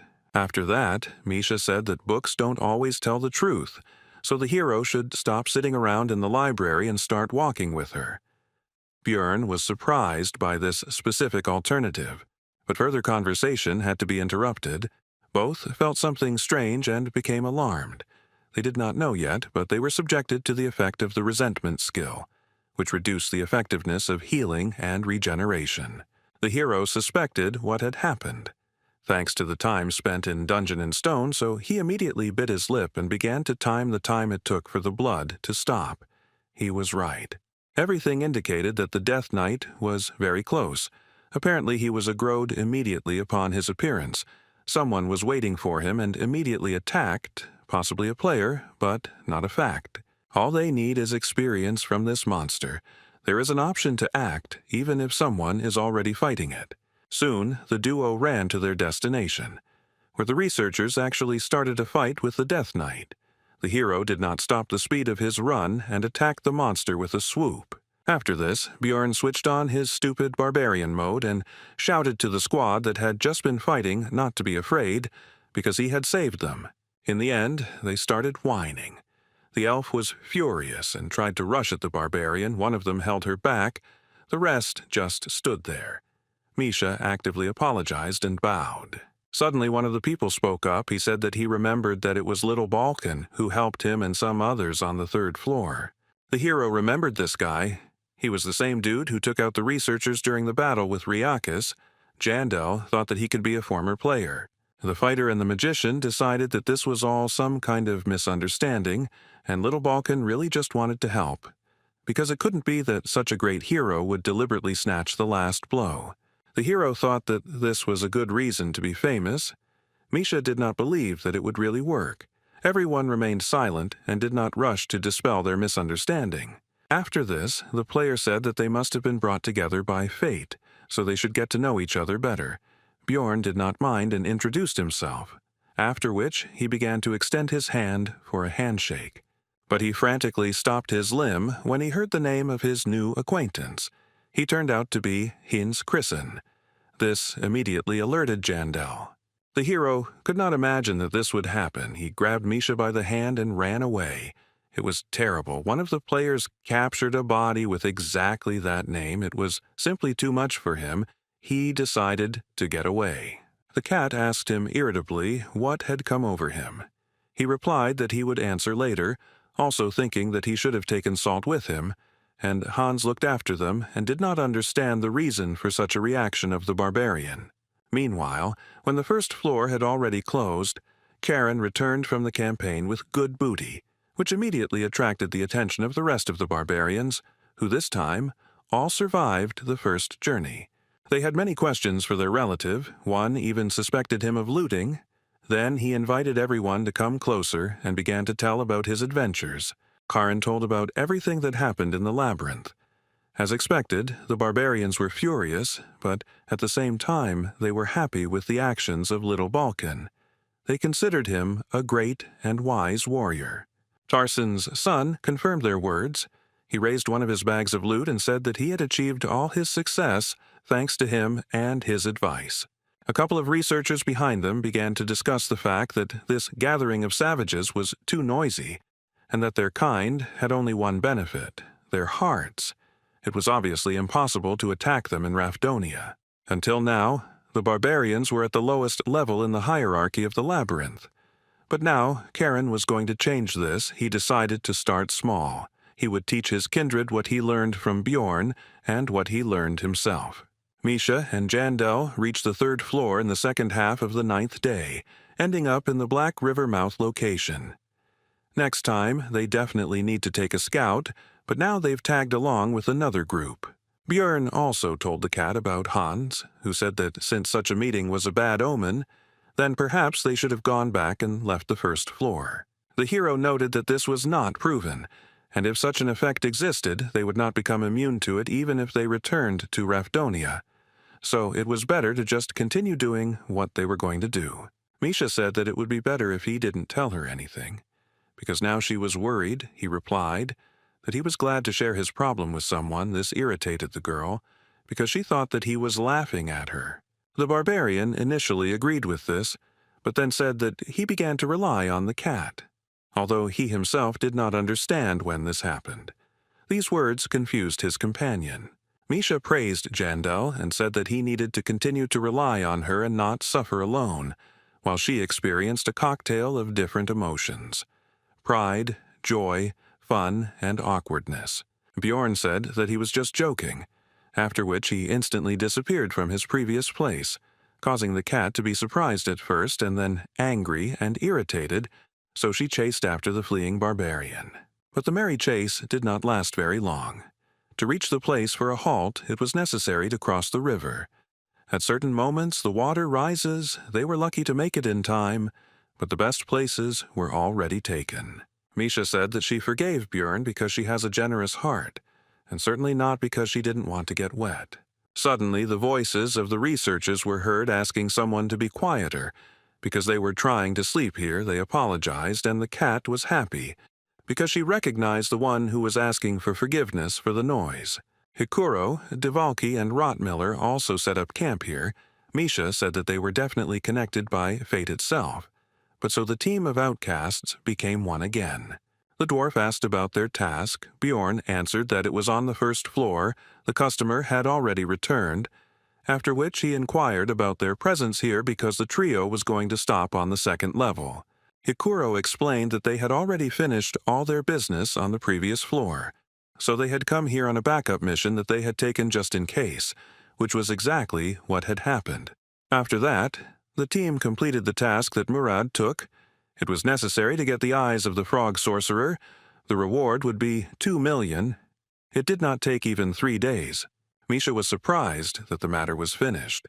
But Devalki was glad that his distortion magic, which kept the monster's body from dissolving, finally worked, and told the beast woman that she was a talisman of good luck. But Hikuro said that he was looking at her through rose-colored glasses. The lucky one here was obviously Jandel. Fortune was following him on his heels. The barbarian himself had a clearly opposite opinion about this. After that, he suggested going to the 4th floor. Since they were done here, it would be a shame to stop there if they set out now. They should make it in time, even if it would be tight. Everything was decided, and 3 days later the team entered the Witch Forest, and 3 hours before the 3rd level closed, the portal was reached. The hero praised Rothmiller for his work. When Jandel was already entering the passage, he heard a familiar voice calling him from behind. But he did not have time to turn around. It seemed to him that it was Erwin. He began to think about the likelihood of such a meeting. But there was no time for that, because in the Sky Tower the monsters attack immediately. This time they had a nasty combination. It was an orc sorcerer, a stone golem, living armor, and a Dullahan. Only a few moments passed and the battle began. Hikuro exclaimed that his comrades should not lose their vigilance, because even though the opponents were low-ranked, their teamwork could be unpleasant. But the next moment, everything was already finished. All the enemies were killed. Bjorn dealt with the Dullahan and the living armor, Misha dealt with the golem, and Valky demonstrated his new spell on the orc. Murad was surprised at how easy the fight was, but quickly came to his senses because 4 multicolored portals opened, behind each of which were different types of tests. They did not have time, so the choice was obvious. This will be the Ladder of Wisdom, a path that requires a scout, since the road is very confusing and filled with traps. Monsters appear periodically, but you can climb up 5 floors at once. The hero was interested in what could have happened if they had chosen a different path, because then perhaps this would not have happened. On the 1st level of the Sky Tower, the team passed the door of wisdom, then courage, and then wisdom again. Thus, they reached the 12th floor, where they came across a troll, a 5th-rank monster. Everyone was surprised and afraid of this meeting. The hero was no exception, because this is a very dangerous opponent who somehow jumped out right here. Of course, rank 5 monsters do appear in the Sky Tower, but they are extremely rare. In 10 years of playing, Bjorn had only encountered them 7 times, and even then it was on the 100th floor, not the 12th. The hero was finally convinced that people named Hans bring bad luck, because he had just recently met one of them. But now was not the time for reflection. The barbarian shouted to his comrades to pull themselves together, after which he used Wild Splash and rushed into battle, because if this happened, then he needed to strike ahead. Even with a skill that significantly increased physical characteristics, Jandel had a hard time taking the blows of such a powerful monster on his shield. Hikuro rushed to the rescue. He used weight balance, which increases resistance to repulsion and absorbs inertia, but even with this, the shield was damaged, which is why emergency recovery was used. Be that as it may, the short distraction of the enemy allowed the hero to stop defending and go on the attack. Although this did not bring much result, the troll turned out to be too strong. Rottmiller began firing his crossbow trying to hit vulnerable spots, and Dvalki finished preparing his spells. He used Enhancement on Ice Spear. The projectile rushed towards the monster, but despite its size it was fast enough to break the attack with its huge hand. The wizard could not believe what he saw. But the team was in no hurry to give up. Now it was time for Misha to try her strength against the enemy. She began to cut him, but the skin turned out to be too strong for her blades. But she managed to freeze him a little. The troll's defense left a lasting impression on the squad. Dvalki began to shout that they needed to retreat because it was impossible to win. But Bjorn reminded his comrades that they had nowhere to run. The hero remembered that during his previous encounter with a monster of the same level of power, he had a 6th-rank sorceress with him, and for wizards they are considered 1.5 times more powerful than for other researchers. In addition, she knew and used spells of the element of light to which the Guardian was vulnerable, and before the battle, the Tear of the Goddess was used on him. Only thanks to all this and other factors was it possible to win. And even so, the battle turned out to be extremely difficult, and this despite the fact that the vampire has high regeneration, but low defense. And the troll has both of these indicators the best among all the monsters of the 5th rank. If the build is not specially adjusted for it, then you can't even count on pure luck. But despite all his thoughts, the hero was not going to give up. They had to have a chance. A plan quickly appeared in his head which he began to tell his comrades it would be a protracted battle. Soon, 15 minutes of battle had passed. All this time, Dvalki spent mana only on curses, such as aggravate wounds, slow, and weaken. Hikuro, as the second tank of the squad, also took the brunt of the monster's attacks. The shield was not the best quality, so in addition to defensive skills, he had to spend energy on emergency recovery. While the 2 defenders held the troll back, Rothmiller distracted him with crossbow shots, the bolts hitting him in the face, eyes, etc. And Misha, as the squad's damage dealer, focused on dealing damage. She attacked only one single place, which Bjorn had previously indicated when explaining the plan. At some point, the troll got angry at the situation. He broke through the rest of the researchers and attacked the ranged fighters. Rottmiller took the slow Dvalki in his arms and hurried to retreat. The team walked along the edge of the abyss, but the tanks still managed to take control of the situation and began to hold back the enemy again. Bjorn also used Wild Splash, which attracted the attention of the monster. The hero asked the wizard about the remaining mana, and he replied that there was only enough for 2 or 3 minutes. Then the barbarian said to refuse to use slowdown. Dvalki replied that in that case the time would increase by about 3 times. The fight continued, but now the squad was on a timer. Misha still couldn't cut through the troll's tough skin. The situation wasn't the best, so the barbarian decided to go to Plan B. To do this, he left the defense on Hikuro and went around the enemy from behind and dealt a crushing blow with a mace to the enemy's hand, which the cat had been cutting all this time, which had already caused him damage. The troll instantly reacted to his injury and used the madness skill, which temporarily removes pain and significantly increases physical performance. The monster threw a huge stone at Bjorn. He only managed to partially dodge. The projectile hit him tangentially, but it was not significant. The hero attacked the enemy's arm once again with his favorite cry, praising Behela. This attack caused the most damage ever. His arm was now broken. Then Misha attacked.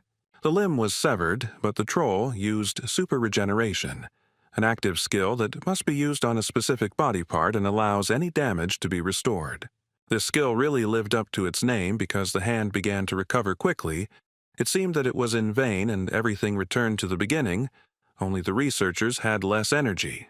But this was not so. Now super regeneration is on cooldown. The hero began to throw off all his equipment. He needs to deal with the enemy as quickly as possible, while he cannot heal. Having gotten rid of the equipment, the barbarian could use gigantification. In the allotted time, he needed to destroy the monster's brain or heart. Now, the battle of two giants would begin. He had to cope in 2 minutes. The colossal barbarian immediately hung on Troll's neck, starting to strangle him, and at the same time, he began to give orders to Misha. The cat immediately took action. She needed to hit the enemy in the eyes and also cut Bjorn himself so that his blood would start to flood the enemy, because due to the essence of the corpse, golem, it is acidic. The troll was rushing and waving his hand. He was trying to throw the two researchers off himself, but he hadn't been able to do it yet. Rottmiller could no longer shoot for fear of hurting his comrades, so he simply watched and hoped that they would succeed, while Devalki continued to weaken the enemy with his curses. It was impossible to reach the brain through the eyes, so Misha tried to break through the skull directly, but the sound that was heard showed that the strength of this fifth-rank monster was too great. The girl said that she couldn't do it, but the barbarian told her not to give up and continue, because they vitally needed to get to the creature's brain. The blinded monster seemed to have already given up hope of throwing the enemies off his body, which is why he became enraged and rushed to those he could reach. To Rottmiller and Devalki, the monster did not intend to tolerate the curse.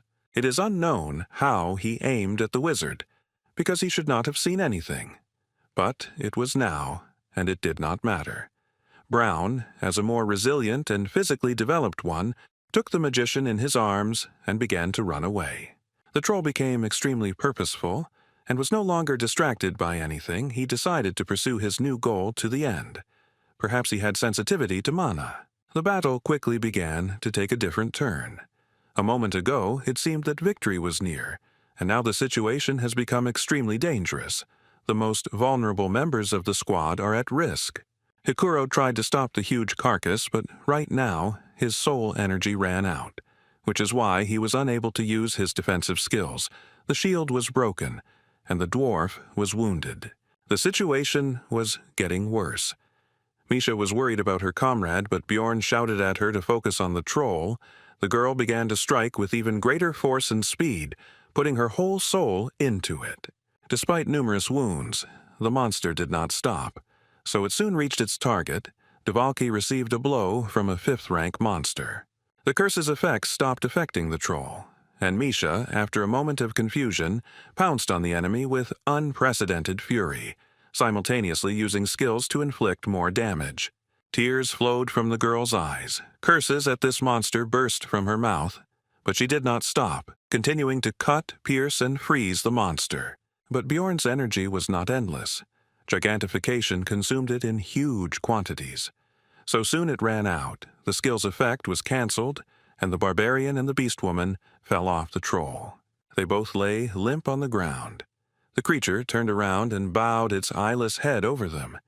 As if looking at the enemies who had caused it so much trouble, it seemed that this was the end.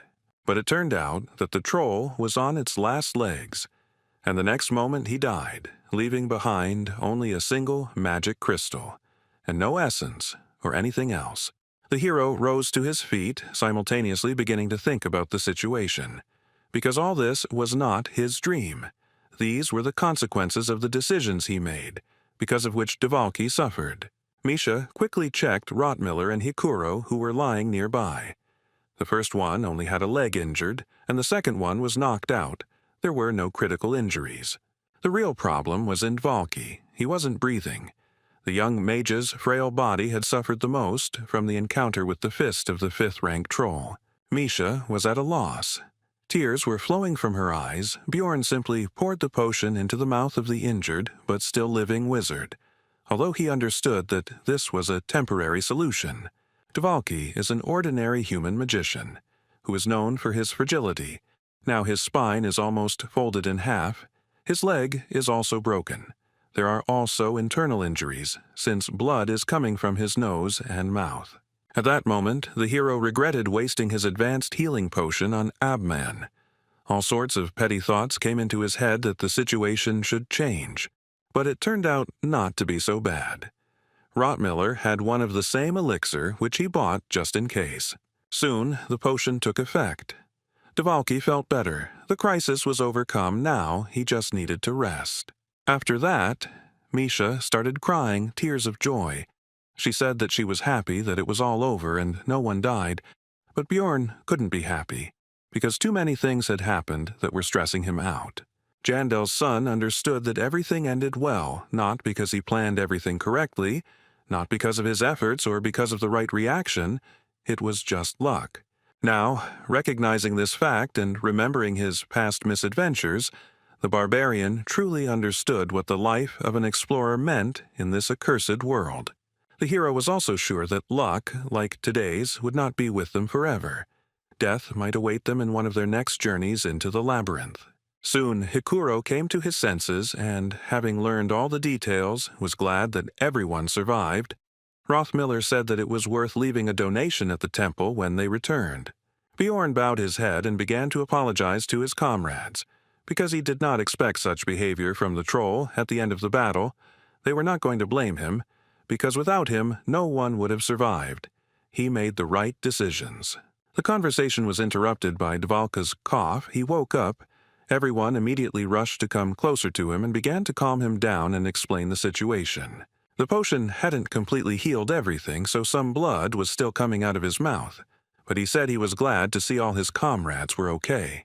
Hikuro laughed and said that this story was not even worth bragging about because no one would believe that they managed to kill the troll.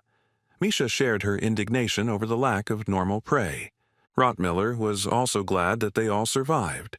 After which, Murad remembered that the squad scout had spent an expensive potion and said that everyone would chip in for a new one. He did not refuse. While Brown and the dwarf were talking, Misha asked Bjorn about their next steps. She wanted to know if they would be going up further. He was outraged that a cat could think that way about him. The barbarian said that their team would stay here until the labyrinth was closed. But Hikuro was outraged that the girl was asking about such a thing as Jandela, since this dwarf was the leader. After some time, the labyrinth closed. The squad moved back to Rafdonia. A week passed, and their 6th expedition came to an end. Irvin found out which hotel Bjorn was supposed to stay at, and was looking forward to their long-awaited meeting. But a little while ago, right after returning to the city, the team went to the Temple of Letlas with Dvalki in their arms to completely heal all his wounds. Soon, the wizard was completely whole. Bjorn expected something like this because some advanced potion cannot compare with divine power, but neither one nor the other will help with psychological trauma. While Rottmiller asked about any side effects, to which he received the answer that everything was fine, the hero decided to visit the magician later and talk to him about what happened. Now, everyone decided to rest and meet in 2 days. Since this time they did not get many magic stones, then the main income will be from tasks. When they receive a reward for them, then everyone will take their share. In the end, it should be 400,000 per squad member. This was very little. Because of the troll, the income from this expedition will be significantly less, and the monster itself did not even drop any essence. Misha asked the hero about his future plans. He replied that they should not split up and needed to take a bath. This caused the girl to be embarrassed, and the barbarian continued by saying that after that they needed to sort out his clothes. The cat realized that her thoughts had again taken a wrong turn. Jandel said that they had already had enough rest in the labyrinth, so she shouldn't even think about escaping. She agreed with this. The girl said that in that case she would wash herself at his place, since she didn't want to go first to her place and then to his place. The hero replied that he didn't mind, since he didn't want to waste time walking to her house.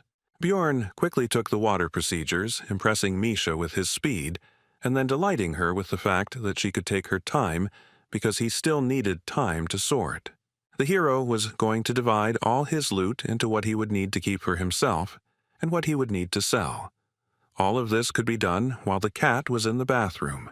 But he was distracted from this activity by a knock on the door. It turned out to be some employee of the Researchers Guild, who began with idle conversation, but the barbarian interrupted him and demanded that he get down to business. Then the guest said that a certain Karin Tarson asked Bjorn to act as a witness. He said that the hero could confirm that he was not a marauder. Jandel realized that the little barbarian was in trouble, so he immediately shouted to Misha that their business for today was cancelled, because he had to help their recent acquaintance in the guild. He was in such a hurry that he couldn't explain properly what was happening, which made the cat angry and irritated, which she quickly expressed with a scream. But Bjorn wasn't going to waste time. Meanwhile, Erwin ran through the 9th district, hurrying to finally meet the hero because now she knew that he survived.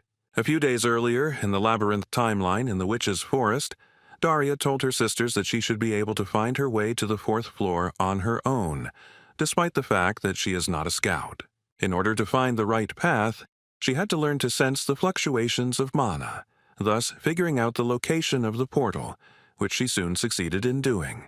The sounds of the transition were getting closer, but suddenly Erwin heard with her long ears a very familiar voice, which was rough, but at the same time it was warm. The girl instantly rushed forward, leaving her sister in bewilderment. She was sure that this was exactly the one she was thinking about. Soon, the elf reached the portal. A barbarian was standing in it. He had different equipment. His face was not visible because of the helmet, but it was definitely him. Erwin spoke loudly to him. He began to turn around, but it was too late. He moved to the next floor. The girl decided that she should follow him, but Daria stopped her and said that she could be mistaken for a marauder. And besides, she hadn't even taken a good look at this barbarian. After this, Erwin began to cry and demanded to be let go. Her sister was unpleasantly surprised by such a reaction. After the labyrinth closed, the girl asked people about Bjorn Yandel. She didn't expect that he would become so famous. Everyone knew about Little Balkan. From them, she learned where he lived. And Erwin didn't know anything about it, because, like a fool, she sat in her room all the time. But suddenly she wondered why her sister didn't tell her anything, but decided that she didn't know either. Now, it doesn't matter what the reason was. Now there will be a meeting with Bjorn. First of all, the elf was going to apologize to him. She was also sure that he was also looking for her. For a second, the elf was overcome with doubt because, for some reason, the barbarian had not found her first. But after a moment, the girl convinced herself that he had simply forgotten where she lived. Throwing away unnecessary thoughts now, Erwin knocked on the door. Now she felt excitement and joy. She had a feeling as if her heart was about to jump out of her chest. But her expectations were dashed. The door was opened by some beast woman from the cat tribe, who immediately asked about the elf's identity, and not the barbarian. Erwin was surprised to be greeted by a woman here, but decided that she had simply made a mistake in the room, so she asked where Bjorn Yandel lived.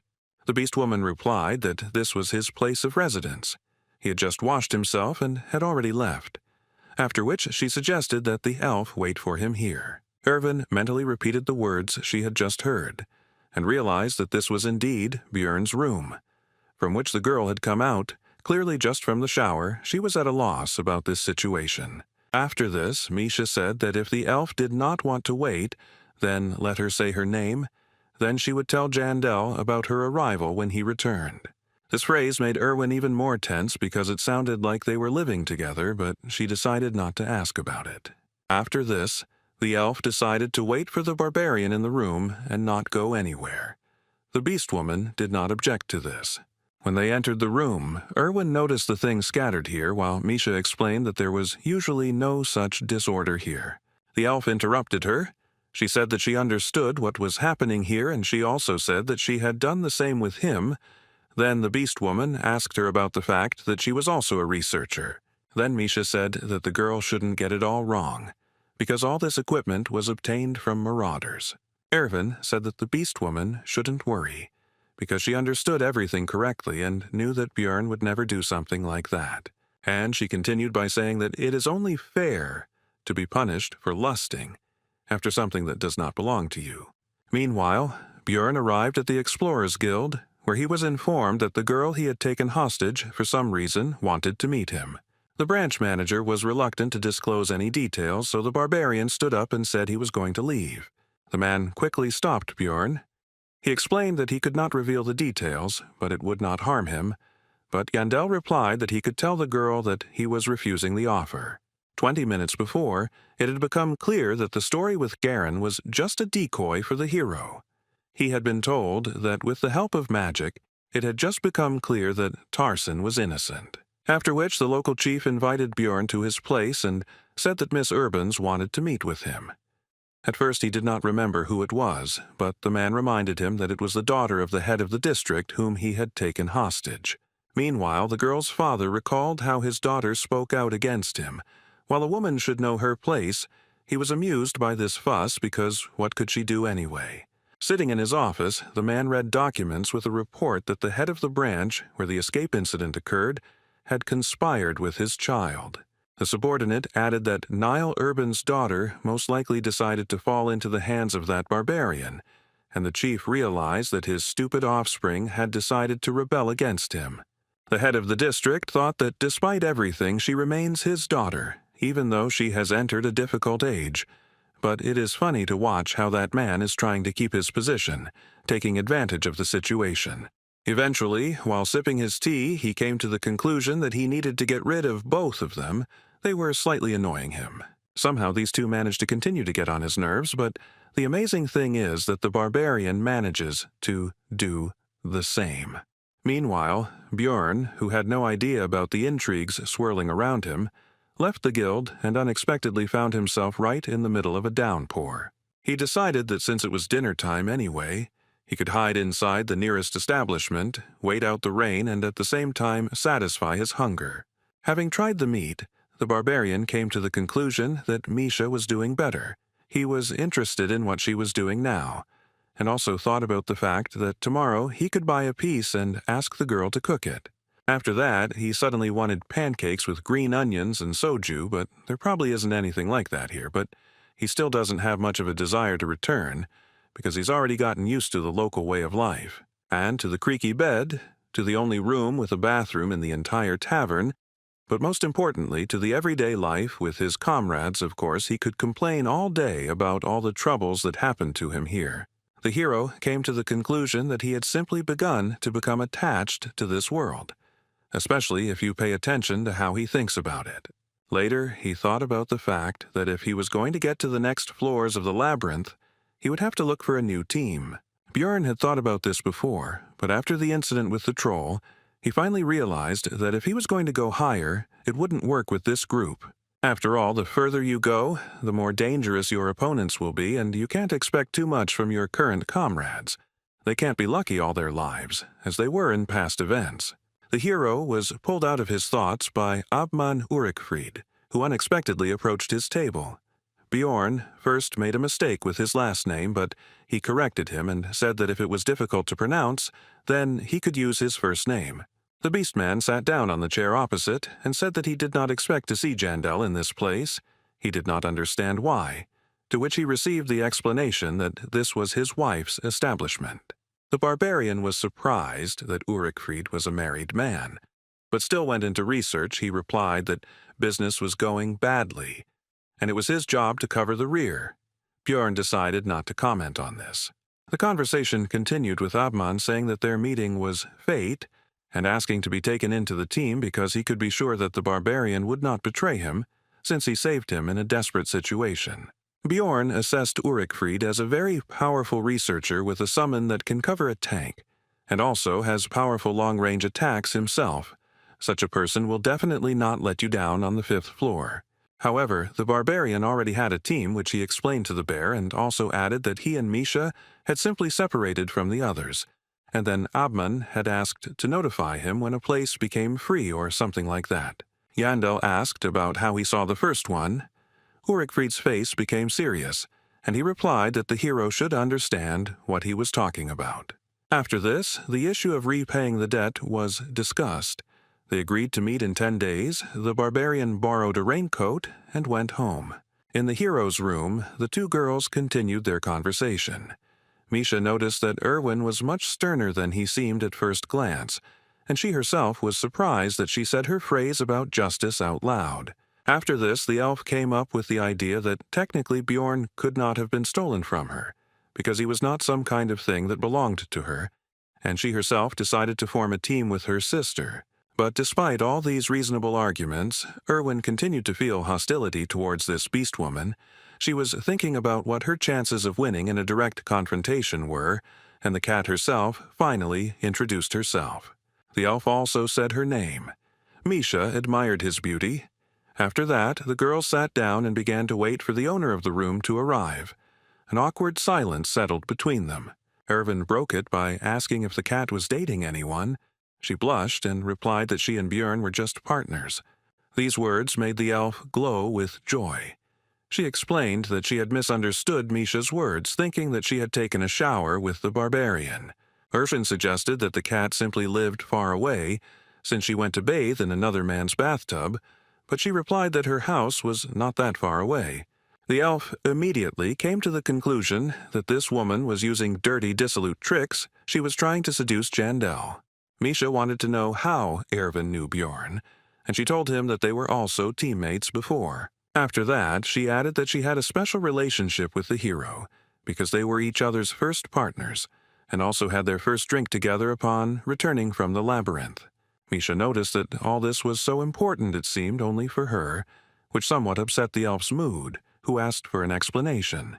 The cat grinned and said that she had been with Björn for several months, but in all this time she had never heard from him about Irvin. There he instantly jumped up from the table. She could not believe these words, which she loudly told the beast woman, to which she calmly asked her name again, and she continued by saying that she couldn't just turn a blind eye to the elf's behavior, who seemed to be treating her like an idiot and didn't even hide her dislike. Now the cat was angry. Irvin was already out of her mind. She had the feeling from the first glance that this Misha Karlstein would be her enemy. She was trying to steal something important from her, so she needed to be dealt with. But a moment later, the elf's ardor quickly began to fade. When the beast girl became serious, it became clear that the chances of winning in a direct fight were absolutely zero. At that moment, Irvin remembered a moment from his childhood, when someone also took away something important from her, which he had succeeded in doing, and now this woman was going to do the same. Tears began to flow from the elf's eyes. She bowed down and began to beg Misha not to take the hero away from her. In the midst of this scene, the owner of the room returned to his home and found an unexpected guest inside. This meeting seemed to Björn as sudden as the rain in the middle of this sunny day. Misha was glad that the barbarian had finally returned, after which she said that Irwin had come to see him, and the hero realized that they had already managed to get acquainted while he was busy. The elf, still with tears in her eyes, finally saw Björn, whom she had long thought dead, so she rushed to him to hug him. But the hero did not appreciate this, so he dodged the girl. She immediately changed her mood to the exact opposite, and said that he had such a reaction because of that woman. The barbarian tried to understand the situation. The barbarian was immediately distracted by Misha's voice, who asked in a gentle tone why he was taking so long and whether he had had any troubles, which sent shivers down Jandel's spine. This surprised him, but he still briefly told about how the guild mistook Charon for a marauder, and he put in a good word for him, keeping silent about the other details. Misha praised the hero and tried to touch him. The uncharacteristic behavior of his partner gave Björn goosebumps, so he asked her about it. She explained that this was a common thing because they were like a family. These conversations were quite irritating to Irwin, but all she could do was just remain silent and watch. The cat continued to take care of the hero, gave him a towel so that he could dry his hair and not catch a cold. The barbarian still did not understand what was happening, but did not resist. After this, Björn addressed the guest with the words that he was glad to see her, and also said that he was going to find her. This made the girl shine with happiness. The elf told him about her thoughts about him forgetting her. The hero replied that he couldn't do that because she was his first partner. The news that it was important not only for her encouraged Irwin even more. Now a shadow appeared on Misha's face because earlier she said the opposite, and now her words are being refuted.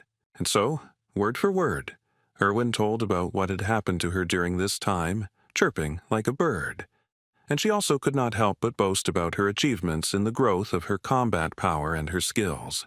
The elf said that she could now control the spirits of all 4 elements, 3 of which she had already endowed with their own will, greatly surprising the barbarian. The hero wondered if this is what they call talent, because not even a year had passed, and the girl had achieved such success. This was definitely a huge rarity. Bjorn had the idea that if the elf gave will to the fourth spirit, then his plans would have a chance to come true. Although there was a problem in the form of her sister. Jandel praised Erwin for not just lounging around, but being busy with self-development, and also said that he thought that she couldn't find him because she changed hotels, and she began to explain the details. But she was immediately interrupted by Misha, who put her hand on her shoulder and said that since she was only a researcher for the first year, she should understand her personal path, while the hero noted that she was afraid of the cat. The barbarian asked about what happened here while he was gone because it looked like the girls had a fight or something like that, but the beast woman pretended that everything was normal and answered that nothing had happened. She also added that they got along well and asked the elf to express her opinion. She confirmed everything, calling her Miss Karlstein, while the cat asked to call her by her name. But all this, like their just-held dialogue, seemed suspicious to the hero. He understood that something was clearly wrong here. Quite a lot of time passed during the conversation. The rain had already stopped, and the hero, for some reason, was exhausted to death, so he began to escort the girls out of the room, explaining that he wanted to rest. When they both went outside, it turned out that they needed to go in the same direction. Misha suggested that the elf go first, and she would go a little later. But Erwin understood that her rival was simply trying to get back to Bjorn in the room, so with a false smile she gave her the right to go ahead of her. The cat smiled wryly at this. She realized that they both now knew about each other's thoughts and intentions, and neither of them would give in so easily. A tense silence formed between the girls. They looked at each other and each waited for what the other would say.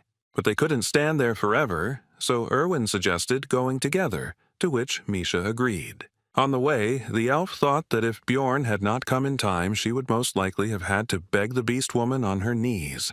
At that moment, the only thing the girl could think about was how to keep Jandel with her, nothing else. Now, Misha most likely considers the elf to be an extremely strange woman.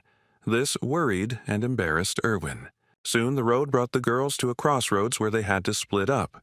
The silence between them was broken. It was time for them to say goodbye. Misha asked if Erwin would come tomorrow, and she answered in the affirmative. This irritated the cat, which she expressed through her actions and facial expressions, while the elf was mentally outraged by such a reaction because she just wanted to have a good time with Bjorn. Misha was about to leave when Erwin overcame her hostility and thanked the beast woman for not telling the barbarian what had happened. She sighed and asked the elf to forget about it, after which she demanded that she promise one thing. Because even if she forbade her rival from visiting Bjorn, she would not listen.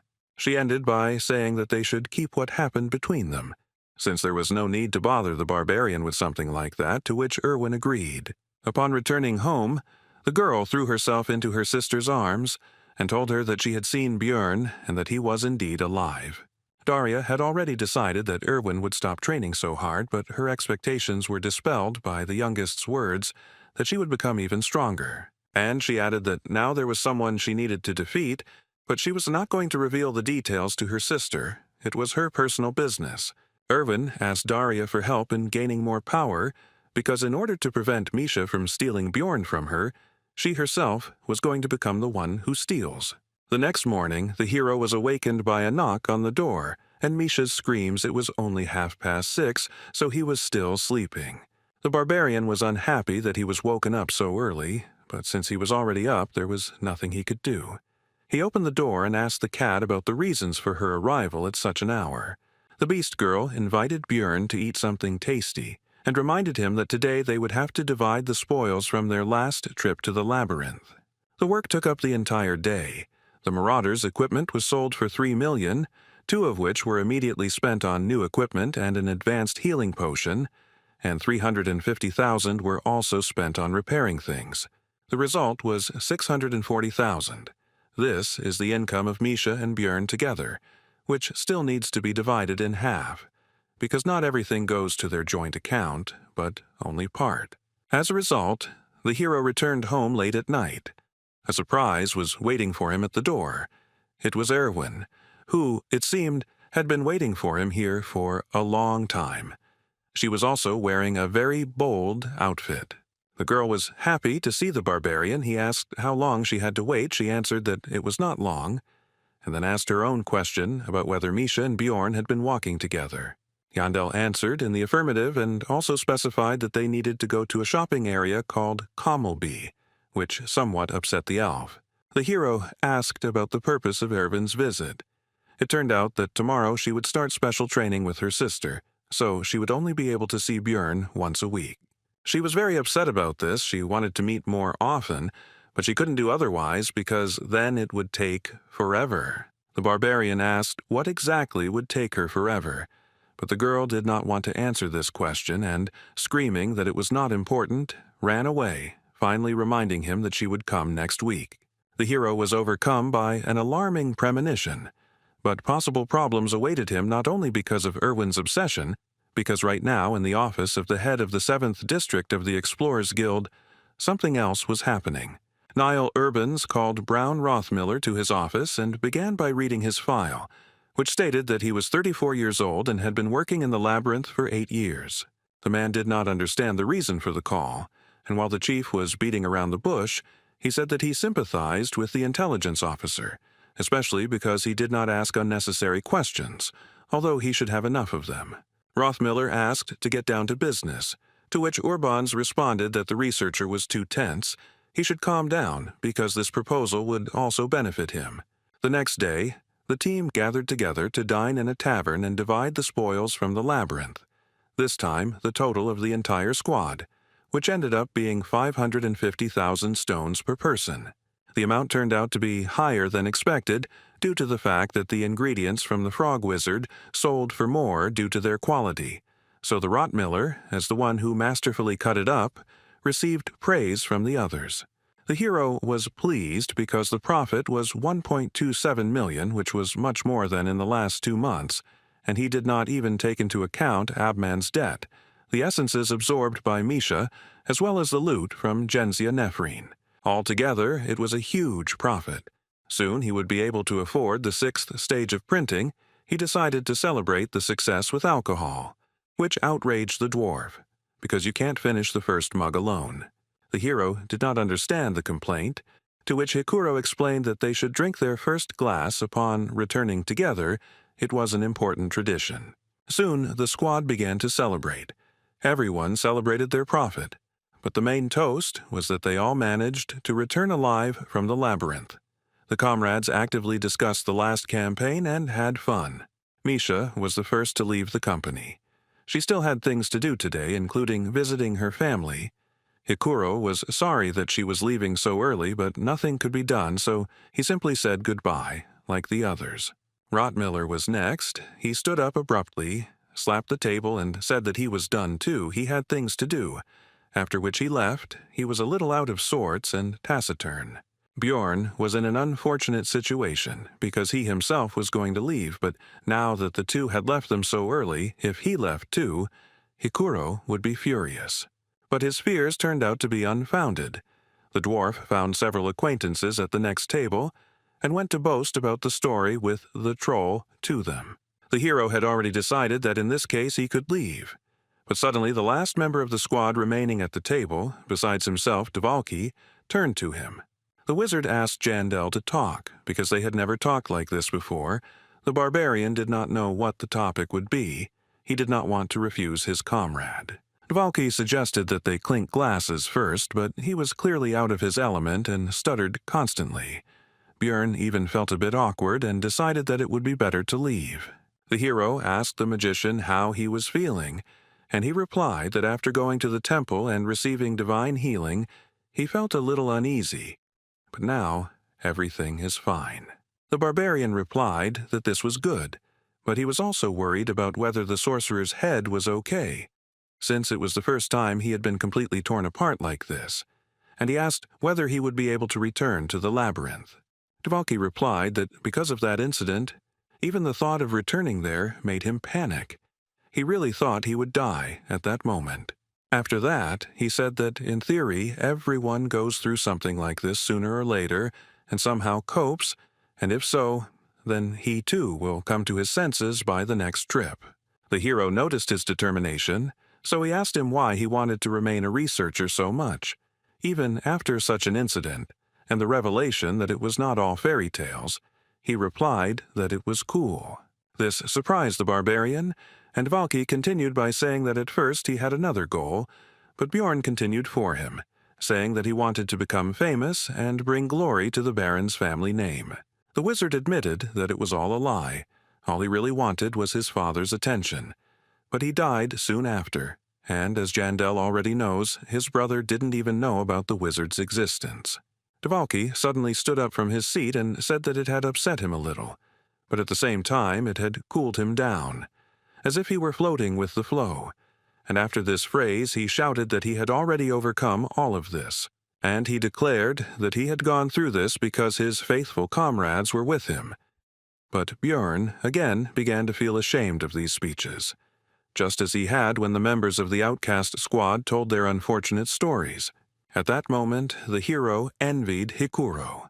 Although he was not burning with desire, like the dwarf now, to show some tricks with plates and cutlery to his acquaintances, it was better this way than to participate in this conversation. Meanwhile, Dvalky continued. He said that the barbarian may not show it, but he is very caring and friendly. These comments made Jandel regret even more that he did not leave earlier. After this, the wizard put the mug on the table and hesitantly said that he would like to ask Bjorn something, and he said that he was ready to answer. Then Dvalky, often stuttering, asked whether Jandel and Misha were meeting, and then the hero suddenly understood the reason why the magician had kept him here all this time. Meanwhile, Rothmiller walked silently through Rafdonia, but he did not pay attention to his surroundings. All his thoughts were focused on the recent meeting and the proposal. Last night, the district chief said that he had seen the report of his achievements and could imagine his irritation, since in 8 years he had barely reached rank 7, while the barbarian had become rank 6 in just half a year. And continue with the fact that Brown has worked hard for this, but has barely become stronger, and meanwhile his comrades will surely continue to rise through the floors without him. After all, unlike Rottmiller, they are not ordinary people, after which he asked the intelligence officer's opinion about how long they would have to be one team. Rottmiller was silent. Then Urbans answered his own question. He said that this would continue for another 3 or 4 months, maybe even longer if he was lucky, if they took pity on Brown. Now, standing next to the office of the head of the 7th District, he remembered Niall's last phrase. He said that he believed that the man would make the right decision.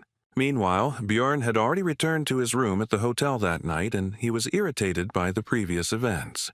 In particular, the fact that Dvalky sucked down several mugs of alcohol in one go and passed out. So he decided that he would never drink with the wizard again. The hero was pulled out of his thoughts by a girl who greeted him and said that she herself came to Jandel, since he refused to meet with her. At first, Bjorn didn't understand who she was, but soon he remembered the conversation with the manager of the branch of the Explorers Guild and wondered whether she had been told about his unwillingness to cooperate. The barbarian had already started to say that he was not interested in all this and that he did not like it when people disturbed him, when the girl shouted that Brown Rothmiller had met with her father, which already interested the hero. In the end, it turned out that she herself did not know what was happening there, but she was sure that the head of the district would try to pull off some kind of intrigue. So Jandel should be careful. Such insignificant information did not satisfy the barbarian, but he decided to listen to the girl's request, at the same time satisfying his curiosity. The district chief's daughter responded with a short phrase about how she wanted her father's career to collapse, which surprised Bjorn, but he continued to wait for further explanations. The girl's eyes sparkled and she said that otherwise she would live the life of a doll, and that was why she needed the hero's help. But in the middle of her fiery speech, she was interrupted by the barbarian's short answer. He simply refused her with one word. The girl began to persuade Jandel that this would bring him a lot of benefits, but he began to lead her away because he understood that he would face collapse if he made the head of the district an enemy. Soon, the guest was outside the door, and as she said goodbye, she said that Bjorn should find her if he changed his mind, because she was the only one who could resist her father's machinations. The hero could finally relax after the girl left, though not completely, because he learned information about the meeting between Niall Urbans and Rothmiller. Now he was going to take a closer look at the latter. After this event, Bjorn's days passed as usual, Every morning, Misha fried him a portion of meat for breakfast, which he was very pleased with. And from lunch until late evening, the barbarian spent time in the library expanding his knowledge of this world, because it was somewhat different from what was presented in the game. Once a week, Erwin came. Misha joined them. Both girls constantly argued with each other, although they did not cross a certain line, but the tension was felt. Team meetings also took place sometimes. Rottmiller never told about meeting with Urbans. The hero was already beginning to think about asking him about it directly. Abman Urikfried repaid his debt of 5 million magic stones, so he had to return the numbered item.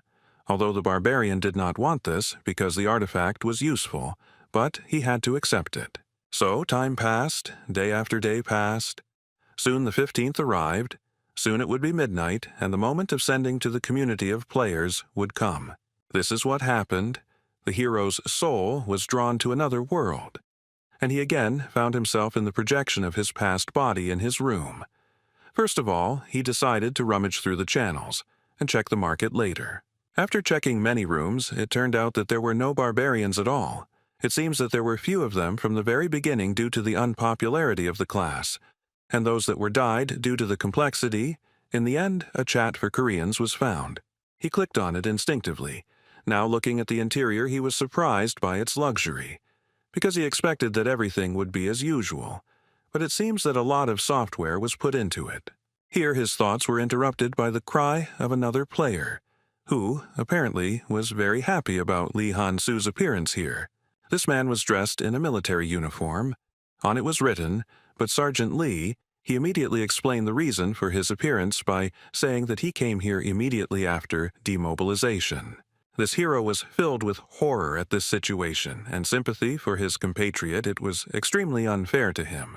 For the next 5 minutes, the Koreans shared stories of their suffering and eventually decided to finally introduce themselves to each other. It turned out that they had the same last name for each other.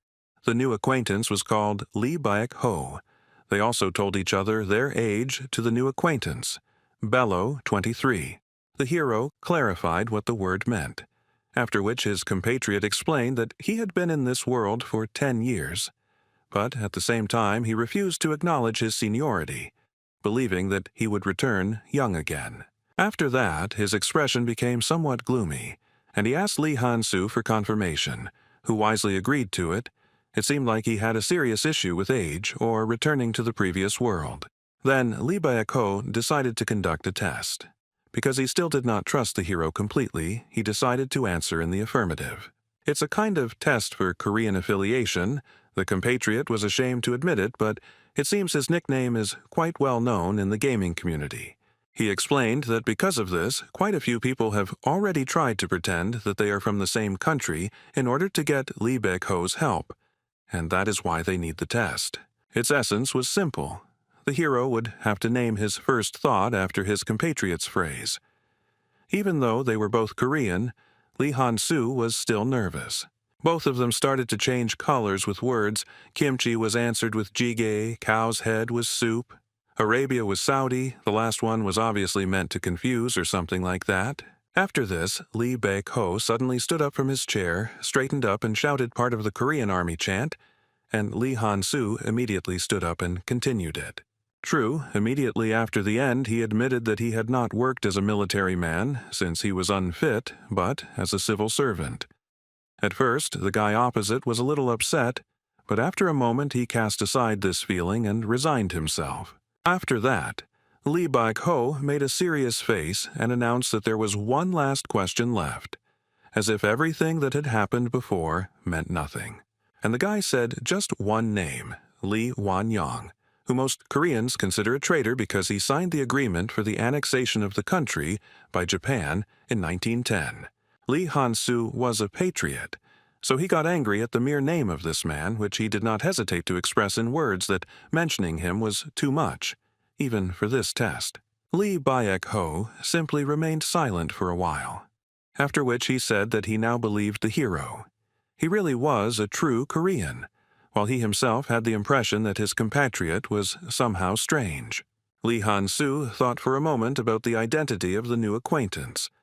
He was a player who was drawn into this world exactly on the day he finished his mandatory military service, and had lived here for more than 10 years. To the hero, he seemed like a good guy, but it seemed that something had happened to his head during this time. He changed his emotions and behavior too often, and it was unclear which of his personalities was real. Lee Baek-ho apologized for his behavior after a short time and explained that he had been preparing for a long time for someone to pass his test. He did not expect it to take so long, and now he was simply glad that he had held out until this moment and finally met someone from his homeland. The hero understood that his compatriot was here, since even he had already managed to miss a lot. Besides, he missed simple personal conversations, and Lee Baek-ho was here even before this community was created. So under such conditions, it's not surprising that he went crazy. The hero decided to somehow help his new acquaintance, but in the end, it was he who questioned the guest in the hope of somehow helping. But in the end, he was interrupted almost immediately, because Lee Han-soo did not want to reveal his identity in this world. The former military man understood the reasons for this, so he did not object. But a new topic for conversation was quickly found. He asked about the difficulty level on which his compatriot completed the game. He himself said that he did it in 10x mode. Lee Han-soo decided not to stand out and answered the same. This made Lee Baek-ho proud of the Korean players. He was convinced that they are the best gamers. The hero decided that he was a true patriot, and he had been lonely all this time among foreigners, and his older friend offered to transfer him some currency, but he replied that he was not going to cash it. Lee Han-soo thought that Lee Baek-ho himself didn't do that either, because it could reveal their personalities in the real world. Their characters were similar.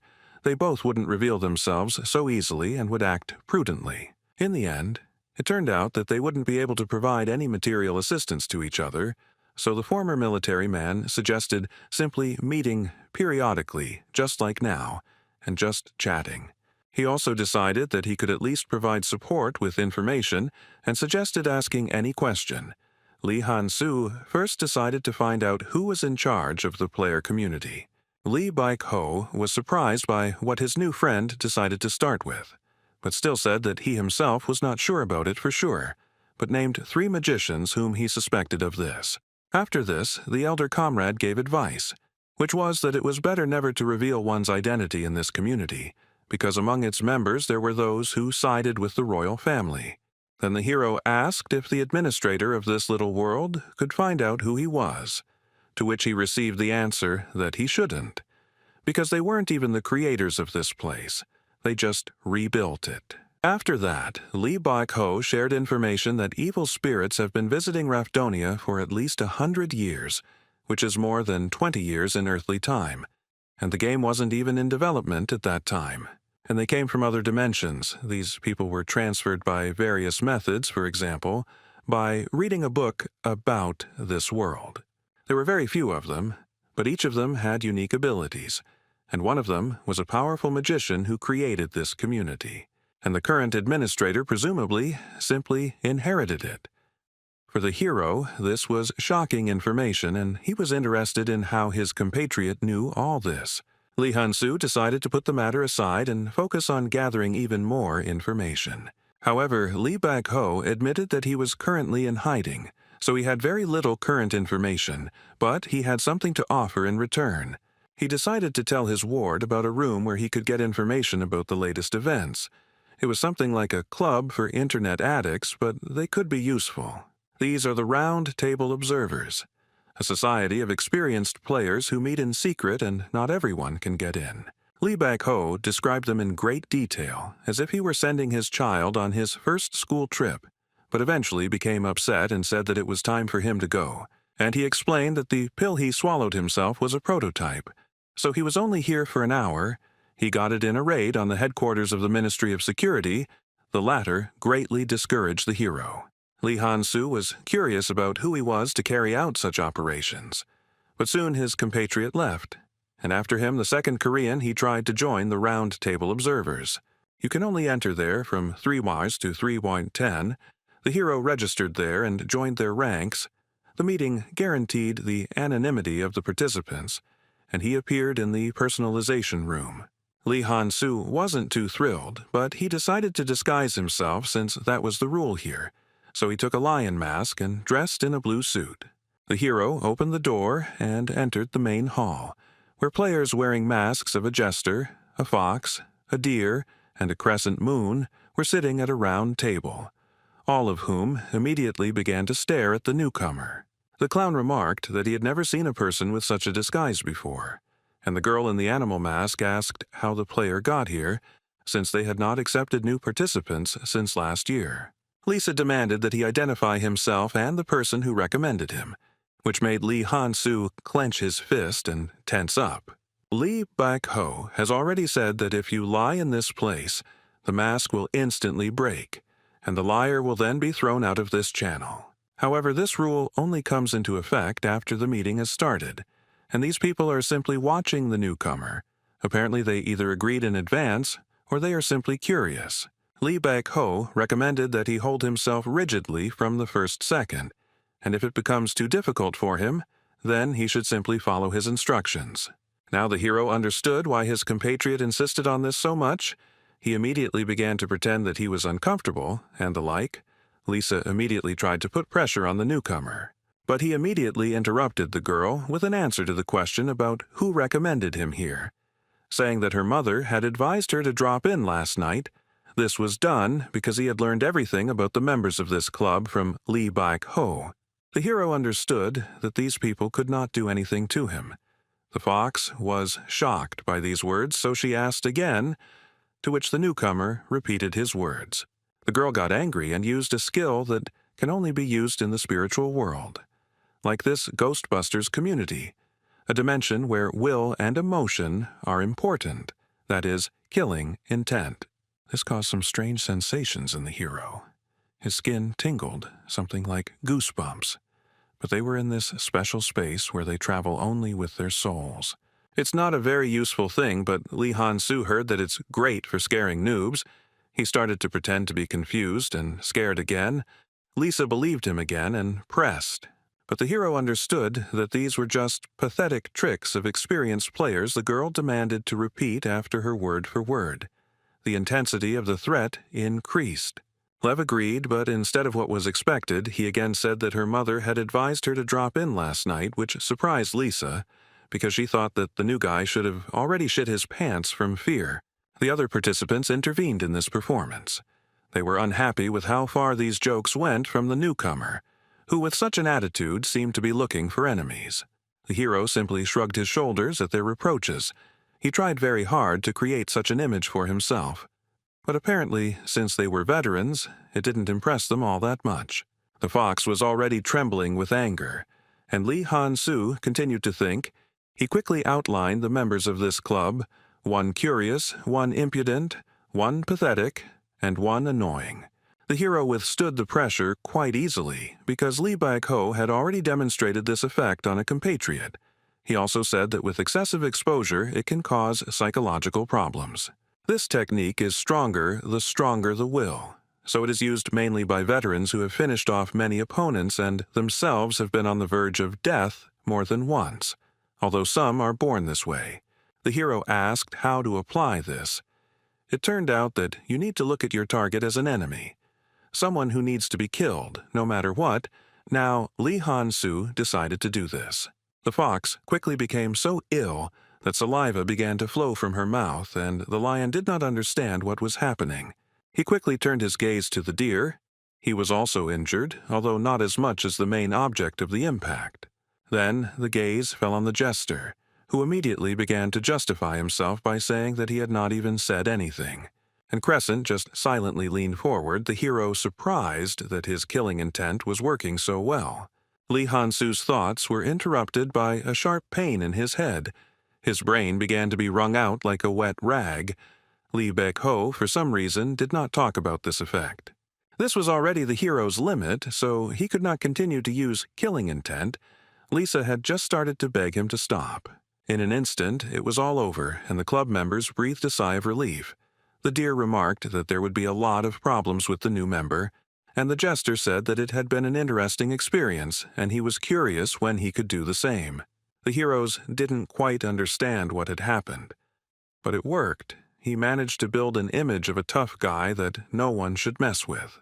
Soon, all the doors suddenly slammed shut and Lisa announced that it was time to start the meeting, while Crescent admitted that due to the level of murderous intent Leo had, he thought that this was not his first time here. However, he noticed that this mask had been hanging on the wall all this time, which meant that perhaps the master himself had invited him, which he immediately asked about. Crescent said that he was even ready to pay for this information, although it would not be easy to satisfy Leo, but he was ready for it, and the hero noticed his polite speech and understood the importance of the first impression. Lee Han-soo asked him the reason for such thoughts, to which he replied that he was the first newcomer who joined them a year after their master went missing, which is why there were such suspicions.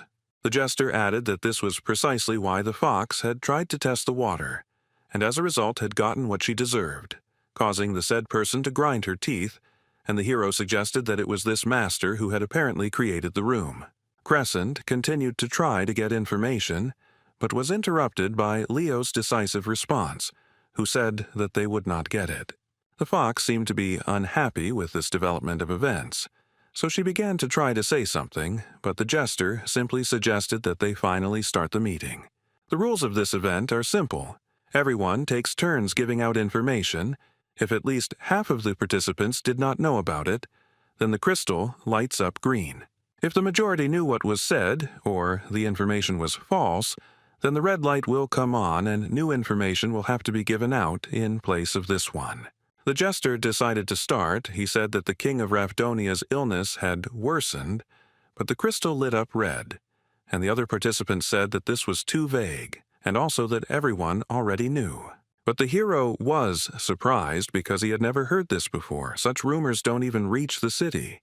The jester replied that they simply did not realize the full significance of this information, while looking at Lev with such a look as if he was saying that he understood exactly what he was talking about.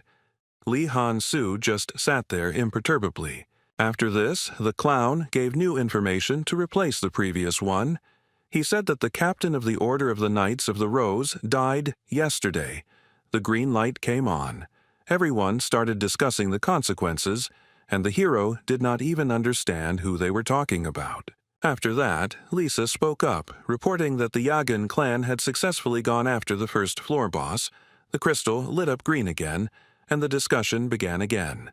This information already brought some benefit to the hero, because it was he who sold the information about the passage of this monster to the community, and this meant that there was an evil spirit in a high position in this clan. Next was Crescent. He reported that if you activate the secret on the island of Calm Elves, you can summon up to 3 Ravgans. Deer noted the usefulness of this for those who need essence from such monsters. The fox had no idea what secret was being discussed, and the crystal, meanwhile, began to glow red. The jester ironically sympathized with Crescent, who began to complain that before it was enough for him that the others did not know about his information, but now he would have to take Leo into account as well. In the end, he had to tell other information. This time he reported that the elves were on the trail of the one who stole their holy relic. The clown noted that he seemed to really be an elf, since he knew this. Now it was the hero's turn. He decided to maintain his mysterious image, so he was going to tell about something that most people don't know. He said that if you go after the half-demon with a group of 3 people, essence will definitely drop from him and the crystal will glow green. The other participants are shocked by this information, because this is a 3rd-rank monster, which is almost impossible to kill in such a small group. Lee Han-soo was puzzled by the fact that everyone was so surprised because for him, this was not the most terrible opponent. A 3rd-rank monster, a half-demon, has only an average, even slightly lower level of danger at its level. It is simply rare, because to meet it, you need to fulfill several conditions. That's why the hero chose it as the first piece of information. It's hard to find. Even harder to kill with 3 of them. In other words, it's useless information. Next, it was the turn of the deer, who spoke with a successful outcome, and the round ended. Now the participants are given a chance to discuss whether they will continue the meeting or not. Most decided to end it there, but the jester said that he wouldn't mind staying alone with Lev, but he also decided to stop, because if he stayed, there was a high chance of being exposed. The clown can give out a leak of information just to see if the hero knows it. If the crystal lights up green, it will become clear that he is a newbie. Lee Han-soo was about to simply leave when he noticed that the other members were staring at him as if they were waiting for parting words. Looking at them, Lev thought that today he was, in fact, the main character of this meeting. So he quickly thought of what to say next to maintain his image. He asked them in a disappointed tone if that was all they could offer him, then turned around and simply left. As soon as the hero left, one of the participants asked how Lisa was feeling. She replied that she was still shaking. But Lev stopped before she received serious damage to her psyche. If he hadn't stopped emitting killing intent towards her, things could have ended badly, but what shocked the girl the most was that the hero instantly stopped when he realized that she was at her limit. Then Crescent said that he really hadn't imagined it, and Leo was able to completely hide the manifestation of his will in a second, which had previously been considered impossible. The deer changed the topic to the information provided by the hero. He understood that the information about the half-demon was from the game. But even so, it sounded absurd. He admitted that Lev could have beaten it on 50x, even though he didn't look like someone who did it on easy difficulty, but was interrupted by the jester, who asked why they were so sure that the information was obtained from the game. The others could only remain silent at this. Then the clown stood up, told them to forget about it, and said that he was going to prepare better for the next meeting. The participants did not understand what he was talking about. Then the jester shouted that Leo could give them even more exclusive information, but at the same time, he should not lose interest, so they needed to find some valuable information for him. The deer didn't understand what they had to do with it. The clown reminded him of Leo's parting words and explained that he sounded disappointed, so he might not come here at all. After this, the jester activated his murderous intent and demanded that the others, if they did not find anything, then they themselves should create a sensation, because he was not going to miss such an opportunity. The Round Table Observers are a secret gathering that ordinary players don't even know about. Each of them is proud of the fact of their participation.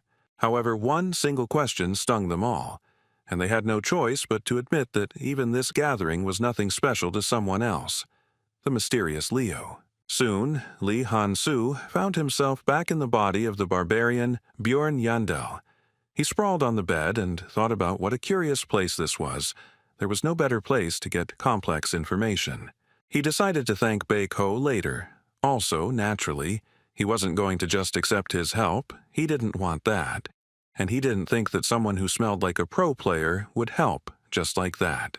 If you want to continue any relationship, then you need to know the boundaries that cannot be crossed, so decided the hero.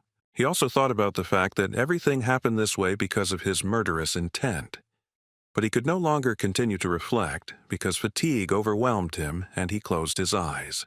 The barbarian's awakening was accompanied by Misha's cries, asking what he had done the previous night since he had slept all day. The hero replied that he had not slept well, after which he noted that the girl somehow knew that he had been sleeping all day and had not just gone to bed. So he asked her if she had been there since the morning, and she began to make excuses.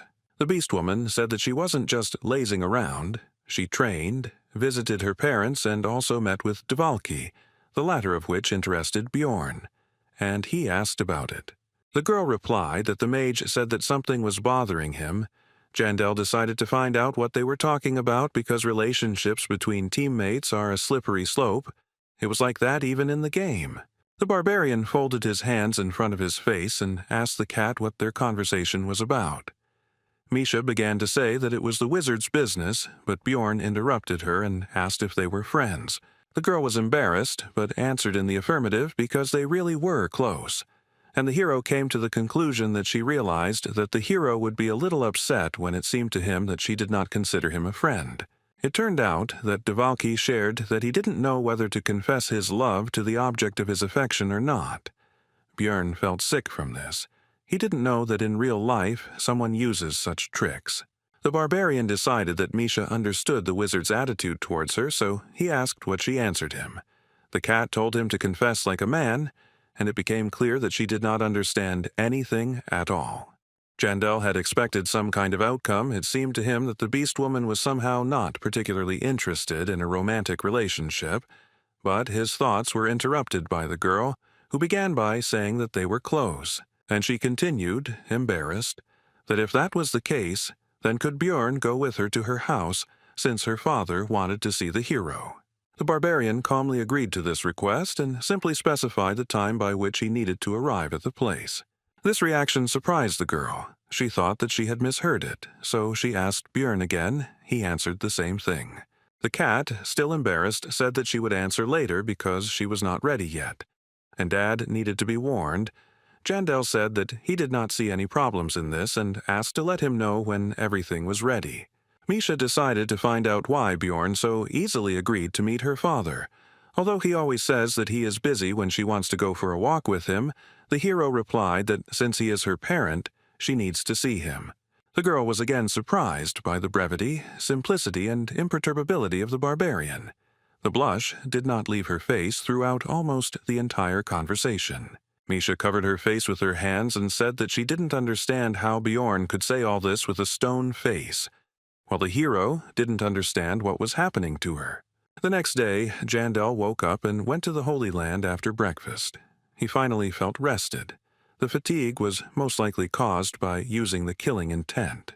The hero decided to start fulfilling his to-do list for today by activating the 5th stage of the Immortal Seal, which, as always, was accompanied by unpleasant feelings. But the pain of spending 8 million was stronger. On the way home, Bjorn thought about the fact that he only had to improve his seal one more time, and then he would be able to use his special skill. This level of it increased energy by 80 units. 3 days later, the hero set off for the Holy Land of the Beastmen. It took 6 hours there and back. Now he understood why the cat always stayed overnight when she went to her parents. The hero had heard a lot about this place, but what he saw exceeded all his expectations.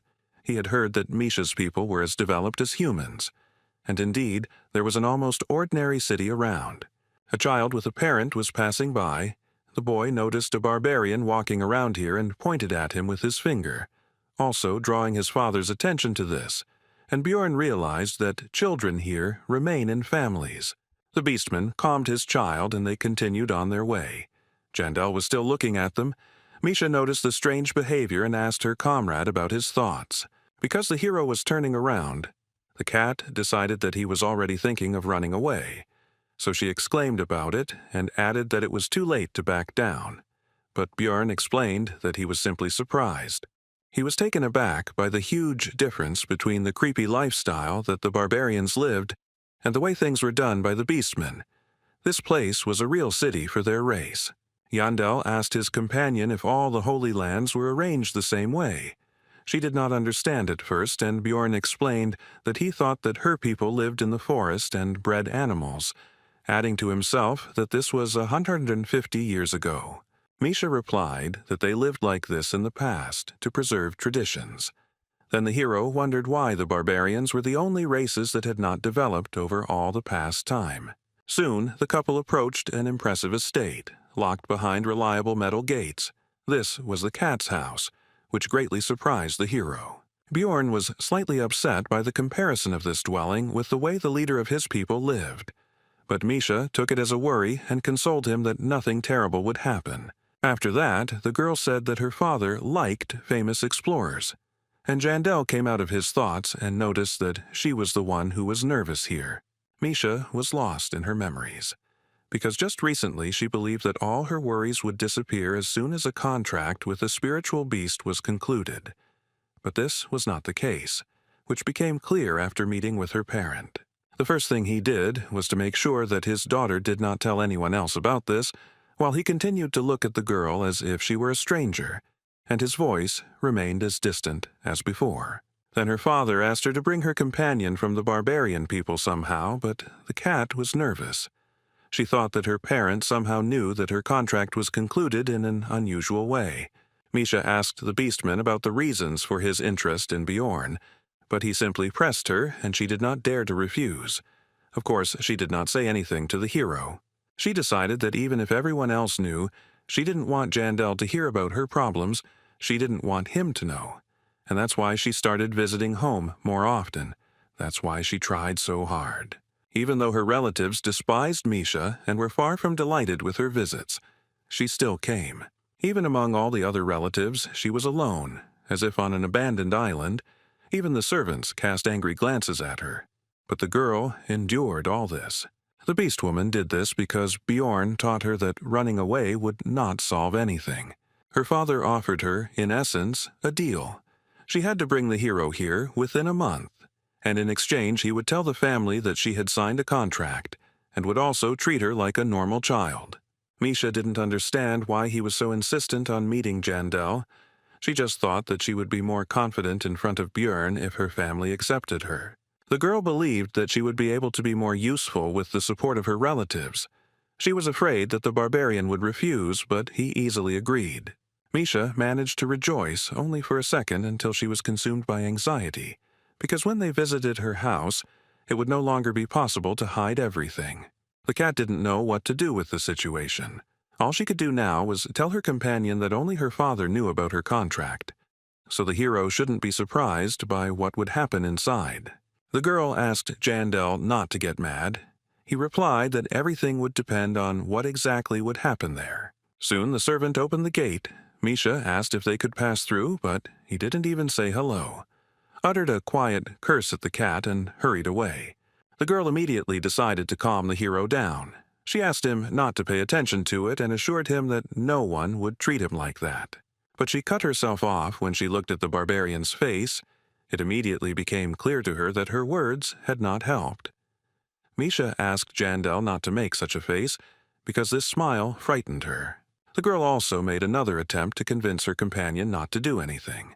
She said that all this was temporary, and that her parent would soon tell him everything.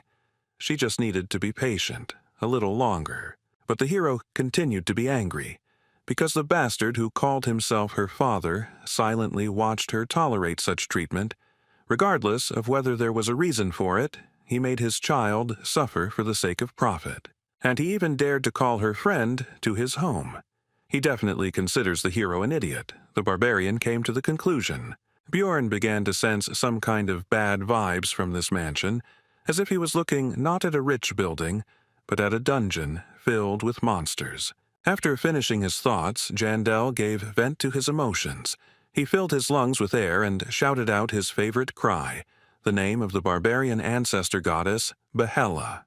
That servant immediately reacted to this. He was dissatisfied with what the hero was doing and irritably called on him to observe manners. Bjorn decided that no barbarian would observe them in the face of an enemy. So he simply loomed over the beastman and said that he must have some problems with his head. Misha came to her senses after a scream that was sensitive to her ears, because she was standing nearby and blocked her fellow with herself. She said that he couldn't do what he was going to do, and the hero clarified what exactly she was talking about.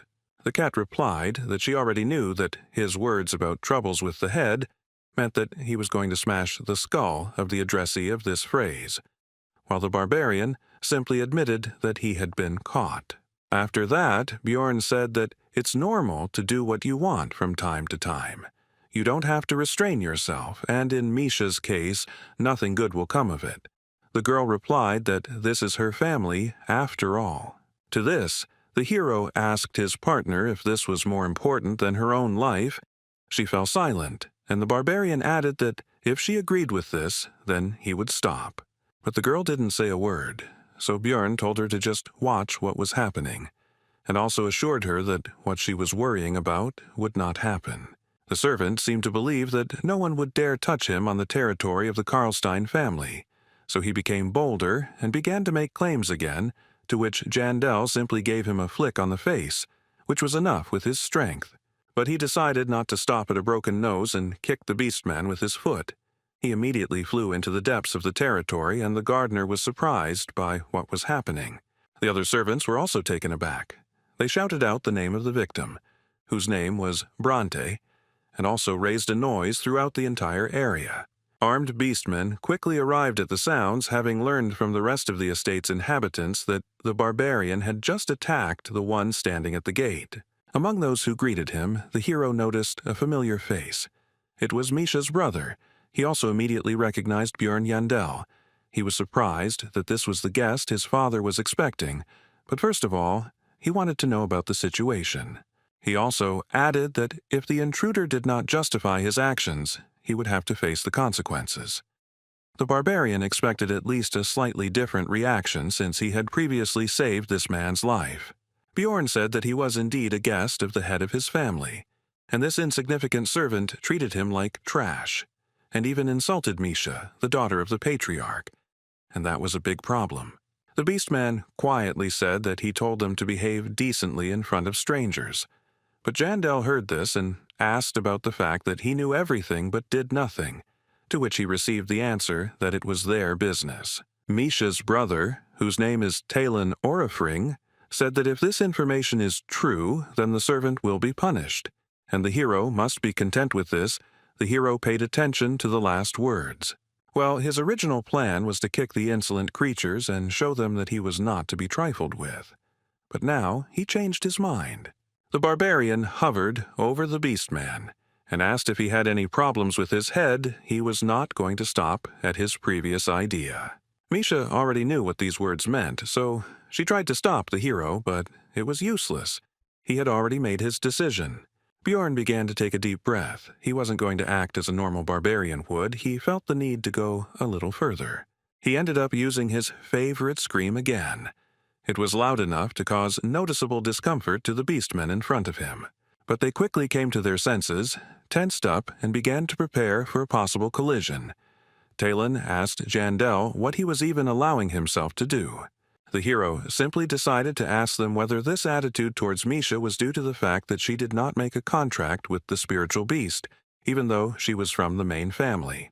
Tayon realized that the guest already knew this information, so he confirmed it and added that it was their business, but was interrupted by Bjorn, who asked what would happen if this was not actually the case.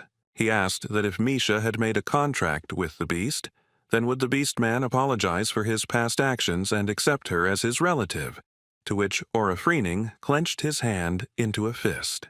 He said that his sister was already 25. So this was unlikely to happen, but under pressure he still agreed to it, because he believed that such a miracle would never happen to this loser. The hero was pleased with this development of events. He achieved what he wanted. Now it was Misha's turn. So the barbarian turned to her with a request to show her achievements, which she was not happy about. The cat said that in that case her father would not forgive her, but Jandel did not take it seriously. He said that in that case she should just apologize, because that is how a family should be. Misha started to make some excuses or something like that, but before she could even utter the first word, Bjorn interrupted her and said that she could do what she wanted, and he was here to help. The girl simply froze. While all the attention of the nearest fighters and servants was focused on what was happening, everyone was waiting for further developments. But in the end, it was at this moment that the Patriarch of Karlstein appeared. He immediately ordered everyone to disperse, and the hero realized that this was the same crazy scoundrel. Misha, Bjorn, and the owner of the estate moved to the library. The man first thanked Jandel for answering his invitation. The barbarian, in return, thanked him for this. But the next moment, politeness and hospitality disappeared. The patriarch put his hand on the hero's shoulder, asked about his recent actions, while simultaneously using his skill. This is a Nightmare Lord ability that plunges its target into a state of fear that immediately runs through Bjorn's veins against his will. He understood, in his head, that this was just the effect of the skill, but his body did not obey. It was an extremely disgusting feeling. Now he understood why Misha was so afraid of his father. Karlstein felt like he was in control of the situation, although in reality Bjorn had sufficiently pumped up magic resistance, willpower, and fighting spirit to cancel the skill's effect very quickly. The patriarch began to demand an answer, but he was interrupted by the guest's words that he should not be groped, and, in general, how dare he, the hero, decided to treat others the way they treated him. When Misha approached Bjorn to convey the invitation, Jandel immediately agreed. He did this for two reasons. Firstly, to prevent the cat from possibly leaving the team, because powerful families like this one might have connections with large clans, so they could simply order her to join them. Secondly, so that her father would not suspect that Björn Yandel was an evil spirit, since Misha's late awakening could attract attention. And if the patriarch knows about the secret behind the conclusion of this contract, then the barbarian needs to visit him and give him a normal excuse. However, it turned out that the family's attitude towards Misha had not changed, and her father suddenly tried to show his superiority over the guest. Karlstein was surprised. He asked the barbarian about the fear of death. He answered that he did not know about it, but he had no fear of the beastmen himself, even though he was an explorer of the 8th floor. And he didn't care that in a direct confrontation this man would smear him across the wall, because if he was finished off here, the leader of his tribe would not stand aside. The hero mockingly said that Karlstein could not kill him here. The reasons were simple. He is a famous barbarian, admired by many, and he is now on the holy land of the beastmen, where he was also invited. For a moment, Björn even imagined how immediately after his death another war would break out, like the one with the elves 10 years ago, because barbarians are exactly that kind of people. The patriarch canceled his skill, turned away from the barbarian and the cat, and then laughed loudly, but the hero understood that he was just pretending, and in fact, he was now furious. Karlstein said that he knew that Jandel used that item. Bjorn decided that he knew about the Ring of the Frost Spirit, so he decided to play the fool. The barbarian pretended not to understand what was being said. The patriarch said that his acting was not particularly credible, but the hero decided that it was just a provocation, since he had already fooled many people thanks to his acting skills. He crossed his arms over his chest and demanded something simpler, to which the head of the family said that he meant the item that allowed them to conclude a contract with the ice beast Skadi. As a result, the barbarian and the beastman went around and around for some time, one trying to somehow catch the other when the latter continued to feign complete incomprehension. The hero asked what this object was. The patriarch replied that he would tell about it as soon as Jandel confessed. Then Bjorn noticed that something was wrong here. He'd dealt with enough assholes to instinctively know that Karlstein was lying right now. The hero began to understand that this man seemed to know about the existence of an object that could help awaken, but he did not know the details. Now he was pushing that one word of his would solve all of Misha's problems. But Björn understood that he was being deliberately shown how the girl was treated in this house. His goal is to extract the necessary information from Jandel. On the way to it, he doesn't even care whether it hurts his daughter or not. He's definitely a complete asshole. The hero came to the conclusion. Björn noted that now was the perfect situation to use the perfect skill, the number one reason he had assigned the barbarian as an imbalanced character. Jandel placed his fist on his chest and said that he swears on his warrior's honor that he knows nothing of such a thing. It was an oath of honor that he lacked. This immediately made Karlstein believe in the truth of what was said, because for barbarians, these are serious words that they usually do not throw around. But the hero didn't stop there. He said that he would find out what this object was, and in exchange the patriarch would solve all of Misha's problems, who was now staring at her comrade in amazement, and he was already anticipating victory in the conversation. When Karlstein was left alone, he again took out and reread the passage from his damaged Complete Book of Relics 4, which was missing the part about what particular item allowed one to conclude a contract with Skadia. The patriarch invited the barbarian to his place, thinking that his daughter had somehow awakened with the help of this artifact. But it didn't seem like he was lying. The beastman was completely indifferent to his oath, but then he really looked like he had no idea about the subject, and he was also clearly worried about Misha. He was curious about the fact that even this inferior race could produce such talent, but he could not think further. The servant reported that his daughter, Misha Karlstein, had returned and was asking for an audience, and he ordered her to be led in. The girl began the conversation somewhat hesitantly, saying that she was going to say something that she had never been able to say before. The patriarch said that she shouldn't worry, because he would keep his promise and no one in the family would consider her a stranger anymore. But he didn't wait for any reaction. Misha remained silent. The man thought this was strange, so he solemnly said that this meant that he recognized his daughter, but even to this he heard only silence. In the end, the beastmen decided to finally find out from Misha the reason for her silence and complete lack of any reaction. And before these events, the girl was walking behind, and after some time decided to ask about what happened during the conversation between her father and the hero. She said that the barbarian had sworn by his military honor, but that was a lie. He himself had given her that numbered item, and she wanted to know what it all meant. After this, there was silence between the couple for a while. They looked into each other's eyes. The cat was waiting for an answer to her question. The barbarian answered honestly that he had indeed lied. He had done so because Misha was more important to him than any warrior's honor. These words struck the beast woman, and the following words brought tears to the girl's eyes. Bjorn said that he simply thought about how hard it must be for her to live in such an environment. Returning to Misha's conversation with his father, the girl sharply replied that she was silent because she had come here to talk about the wrong, stupid promise of his. After that, she said that the beast man was not even her father. Because her mother told her something before she passed away, they were not connected in any way.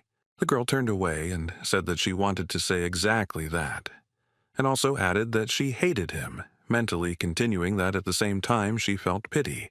The beastman was discouraged. He shouted that he did not understand this behavior, because if Misha had kept silent, he would have accepted her as a worthy member of the family. He did not understand why she refused this opportunity. The girl, without turning around, walked away with a smile, and as she said goodbye, she just wanted to, but she still followed the advice that Bjorn had given her earlier. The supreme leader of the Beastman tribe, Albrenev Karlstein, found her answer completely impossible to understand.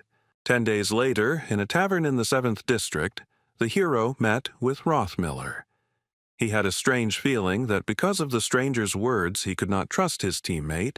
It was some kind of paradox for him. Even after hearing that warning, Bjorn had a hard time imagining how Brown would betray him, and all of these suspicions were making him feel guilty, so he decided to just talk. Jandel asked why his comrade had gone to the guild after the last expedition, and upon hearing this, Rothmiller shuddered, but quickly came to his senses. He put his mug on the table and said that all this time he had been wondering why Jandel met with him so often, and now he understood what the matter was. The scout asked the source of this information. The barbarian replied that he knew someone there, also thinking that if he said so, then something really happened. Rothmiller sighed and began to tell that it all started with the fact that he was called to the guild, and of course he went. It turned out that the head of the 7th district wanted to see him. Bourbons offered Brown a reward for betraying Bjorn, but the scout replied that he would pretend that the conversation had never happened, and that was the end of it. The hero asked why he hadn't told him about it before, and Rothmiller explained that he really was going to act as if nothing had happened, and he also thought that the atmosphere in the team could have deteriorated. After this, Bjorn thanked Brown for the answer and they continued drinking. The barbarian decided that nothing would change and they would all go on the next expedition together. The next day, Erwin visited the hero and said that she would come to visit him as soon as they finished with the labyrinth, and also wished him to return safe and sound. Bjorn wished the same to the elf. A moment later, the door slammed shut. This visit ended as quickly as it began, and the next moment the door was suddenly thrown wide open, and an irritated Misha stood in the passageway asking what Erwin was doing here. The hero replied that she was just saying hello, since she had already completed all the preparations, including the binding magic, and he was now going to take a nap while he had time, and asked what the cat would do. About 7 hours later, it was time to leave for the labyrinth. Dvalki and Hikuro were a little late, but nothing critical. While he was waiting for his comrades to arrive, he noticed a new group of barbarian babies nearby, and he immediately trudged towards them. The hero immediately gave them advice that if they were lost, they should follow those people who looked like explorers, to which he received an unexpected reaction. These newcomers considered it obvious and asked his name. Bjorn introduced himself, which immediately caused delight among the young warriors who were happy to meet little Balkan. Jandel quickly calmed them down and asked about the unusual reaction. One of the barbarians explained that they could not get lost, because they just needed to follow the explorers, as they were told on the Holy Land. The hero expressed his surprise that they were taught something there and not shown some strange map. The latter already discouraged the newcomer because they do not know how to navigate by this thing. After this, Björn tried to warn them about hearts, but they knew about that too, so he decided to ask about who was teaching all this. To which he received the answer that it was Sharon, the son of Tarson, the same one whom he and Misha saved on the second floor from a group of marauders. The newcomers began to leave, saying at the end that it was an honor for them to meet the hero, and he looked after them and thought about the wind of change, which he did not know about, blowing over the heads of the barbarians. They had to wait for some time, but in the end, Hikuro and Valki arrived on time, and the dwarf immediately began to explain the reason for their delay. It turned out that the magician had eaten his fill during the day, so he had to try really hard in the toilet, which made the person being discussed embarrassed, and he began to shut his comrade up. Murad responded to this by saying that they were all his own here. While the rest of his teammates looked at this, they clearly didn't really want to hear all this. Soon, the squad entered the first floor, but this time it was not their standard formation. Dvalki was positioned on Bjorn's back. This was not just like that. The reason was that this time they decided to challenge the labyrinth. It would be a speed run, a race with other explorers to see who would open the portal first. This idea was suggested by Rothmiller a few days ago. He decided that the probability of their success was high, and he also wanted to test his skills. He was usually passive in all matters, so this time everyone agreed. The hero had already done such speedruns in Dungeon and Stone, but in real life it was also surprisingly fun. Brown used all his scouting skills and applied all the abilities gained from specific essences in order to find shortcuts and bypass other research teams and get ahead. As a result, the team was spread out too much and Rothmiller got ahead, which is why he received advice from Misha that it was dangerous to move alone. This was soon confirmed. Several monsters suddenly jumped out at Brown. They were only rank 9. But even so, they were dangerous, especially for a non-combat class like a scout. But Misha quickly rushed forward and saved the situation. All the opponents were instantly destroyed. The danger passed. But Rothmiller had enough of the fear he had received. The scout had already decided that he really was just a burden, and that they would be better off stopping and returning to their normal progress. But before he could say a word, his comrades urged him not to stop and to run further. This brought Brown to his senses, and the race continued. Thanks to the essences, the endurance of all researchers, except for mages, is significantly higher than that of an ordinary person. But they still sweat a lot after running for several hours without stopping. Along the way, Björn noticed that Dvalki had become heavier, to which he replied that the barbarian himself had told him that Misha liked bigger guys. The hero remembered that he had actually said this nonsense so that the wizard would not confess his feelings to the cat girl for some time, as a result of which he decided to eat more food. Be that as it may, each member of the squad did everything possible to achieve their goal as quickly as possible. However, they were unable to succeed. The portal to the second floor had already been opened by someone. They were late, and another group got around them. Rothmiller was disappointed with the failure. He experienced anger and other negative emotions, and the hero realized that the difference in the abilities of his comrades was becoming increasingly obvious, and soon he and Misha would have to leave the team. Soon, Brown pulled himself together and rose from the floor. He noticed traces that indicated that 3 groups of researchers had already been here. The lag behind the first was only 30 minutes. Rothmiller said that if they hurried, they would be able to bypass their rivals on the second floor and open a portal there. His comrades hastened to agree with his proposal. They did not want to upset him. Everyone except Björn. He pointed out that their strength was already running out, and they had only just gotten here. They wouldn't be able to catch up with these explorers. He thought it was a bad idea. The gap would only increase. The hero called on Rothmiller to be reasonable, since his stubbornness was putting the entire team at risk. These words made the scout angry. But he quickly controlled his emotions and admitted that he had momentarily lost his mind. So everyone should forget what he said, which made his comrades breathe a sigh of relief. After that, they passed the second floor and moved to the third. Despite the tense mood, the campaign continued. Despite everything that had happened, Rothmiller led the detachment as usual, but the hero continued to watch the scout, because his moral state was questionable, and he was not going to forget about that problem with the head of the district. Although the expedition did not start off very well, their mood was somewhat lifted by the fact that, as was tradition, they decided to admire the beautiful view from the third floor. Devalki spoke about his joy at being able to share this beauty with his comrades. Misha said that it was somehow sentimental, and the wizard was outraged by this because his words were sincere. Then the squad moved to the fourth floor, where they immediately entered into battle. The Heavenly Tower had a staged structure.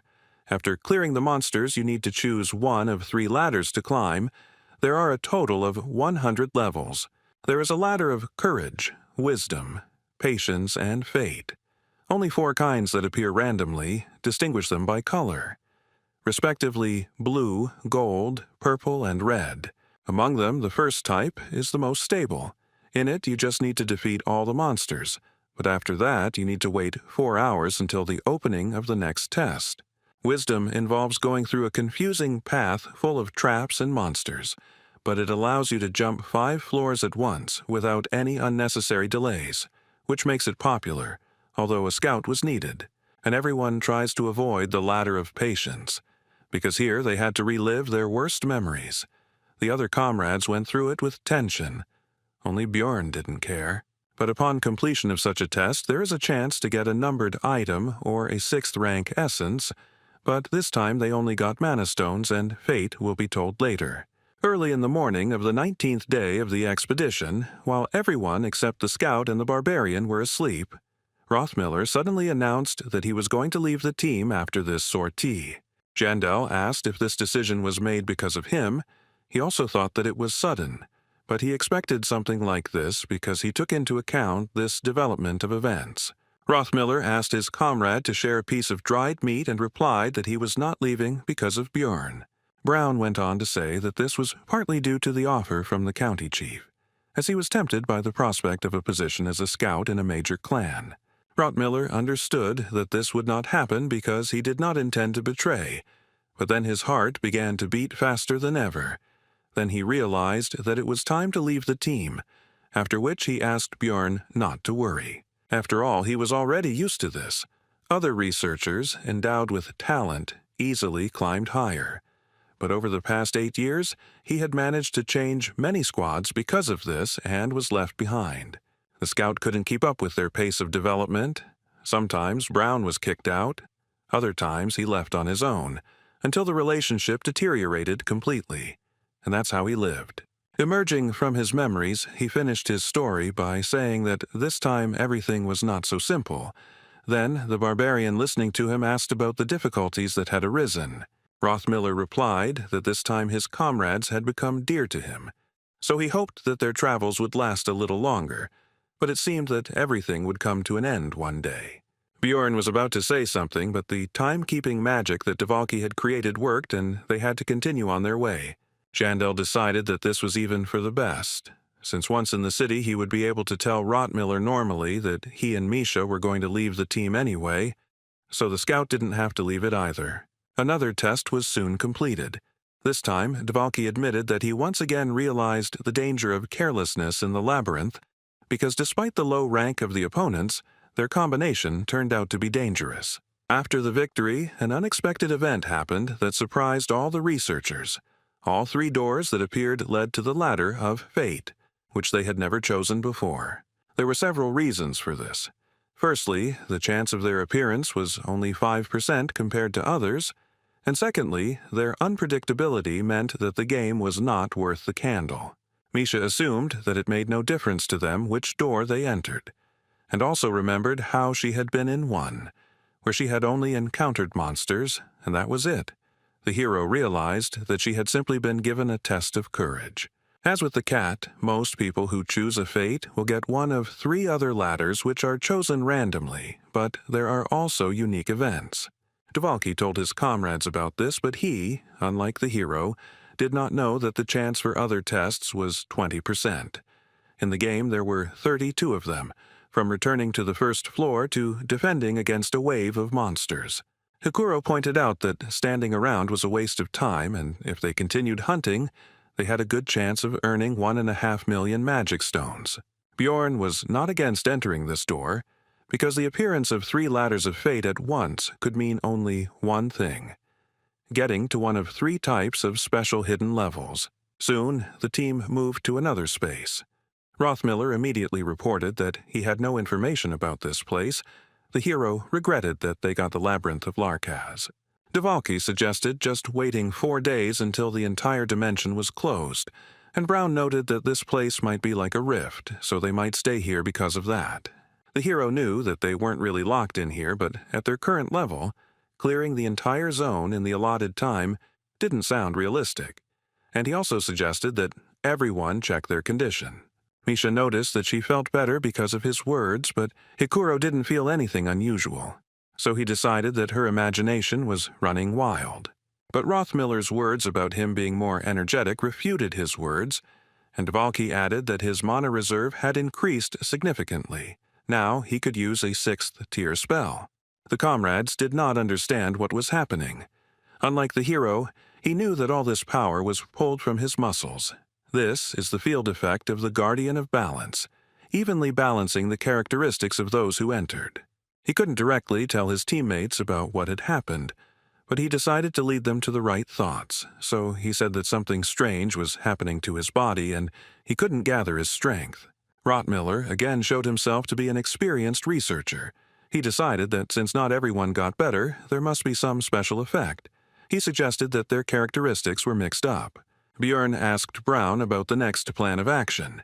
He replied that they should explore this place to find a way out, and they could also look for some loot here. Hikuro started to say something, but was interrupted by Devalki, who exclaimed that this could be the last great sage's will, the testament of Gabrielius. The hero translated it for himself as a secret. Rothmiller agreed with this possibility because they came across 3 ladders of fate.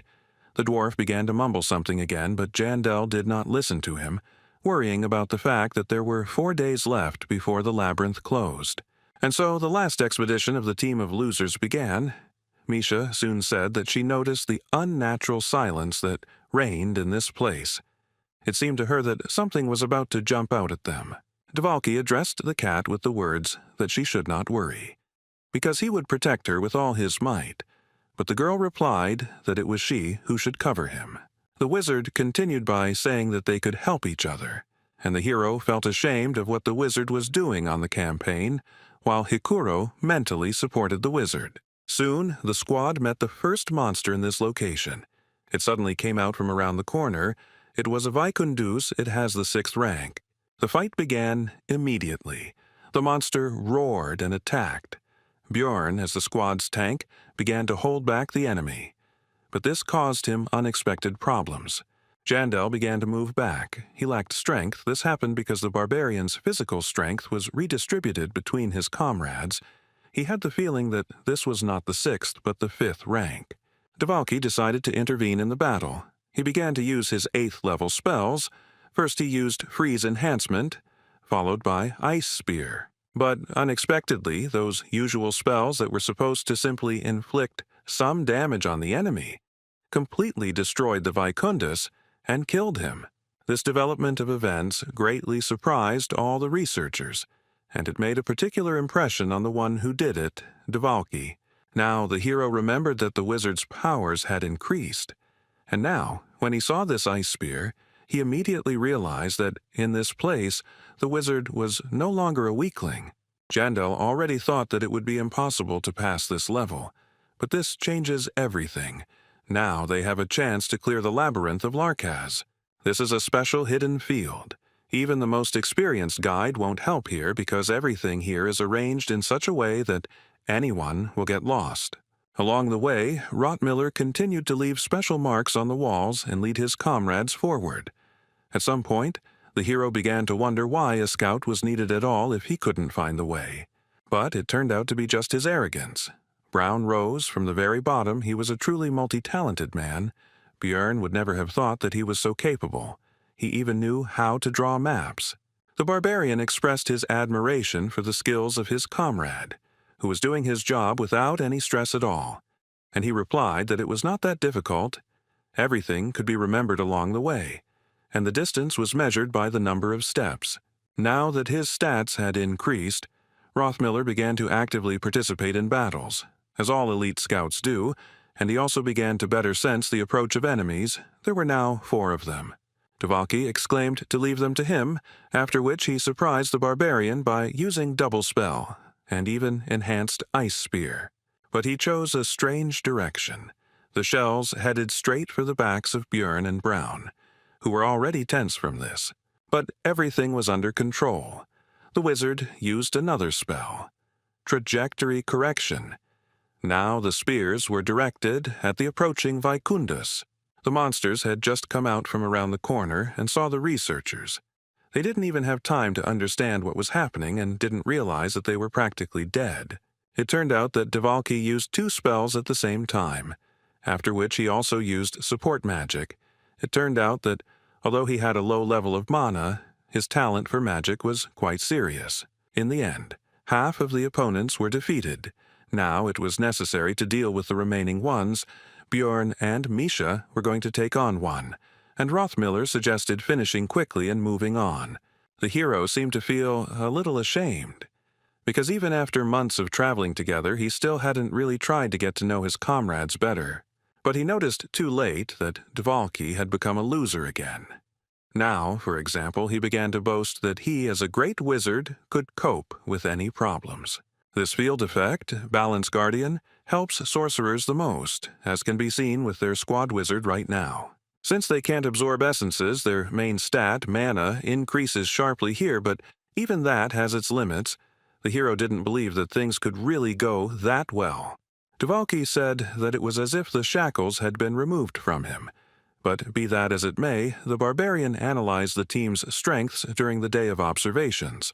As a result, he personally lost a lot, but the squad itself became twice as strong. It was because of teamwork. They simply performed their roles better when everyone had a decent level of power, rather than, like before, when one person was superior to everyone else. The hero found it a bit unpleasant to admit this, but this was precisely why he wanted to leave the squad. He and Misha had grown too much. It was now the 20th day of the expedition, and the barbarian was thinking somewhat sadly that this would be the first and last time they would work as a real team. It turned out that Björn was so deep in his thoughts that he didn't notice how Misha was telling him something. The cat was unhappy with being ignored, and in the end she told him to stand guard normally. The time on duty often became a good moment for the hero to think about what happened this time. He wanted to get some artifact here, but he needed to defeat the boss. He was sorry that, due to lack of time, he would not be able to collect all the loot. But then he was distracted by the voice of his comrade who had woken up late at night. It was Dvalki. He asked Björn if he remembered how he talked about Misha's preferences. And the hero realized that things were getting hot, since a conversation about the object of his interest was planned. The wizard said that he wanted to know if it was true, but now he decided that it did not matter because he believed that it would be cowardly to want a sincere answer without showing his true self. After that, he said that Björn already knew it. Dvalki was secretly in love with Misha. Yandel began to guess what would follow, and his expectations were justified. He began to talk about what to do if he did not return. The hero stopped him because it was the famous death flag. But the magician misunderstood him. He decided that his comrade was shutting him up because he liked Misha too. And the barbarian himself was thinking about the fact that the sorcerer could be knocked out. Björn began to explain that Dvalki had misunderstood him, but he didn't seem to believe him and said that it didn't change anything. In the end, the magician still hung up the death flag. He said that he would tell Misha about his feelings when he returned to the city, and Jandel decided that in such a situation, they needed to get out of here as quickly as possible. The group continued to explore the location. Soon, they reached a dead end, and the barbarian sighed with relief, because this meant that they finally arrived at one of the 4 intermediate bosses. With their level of strength, it didn't matter which one of them they would have to face. They just had to somehow open the secret door without their comrades noticing. But then Rothmiller exclaimed that he had found something unusual. Jandel was surprised by this and did not know what exactly allowed Brown to discover this.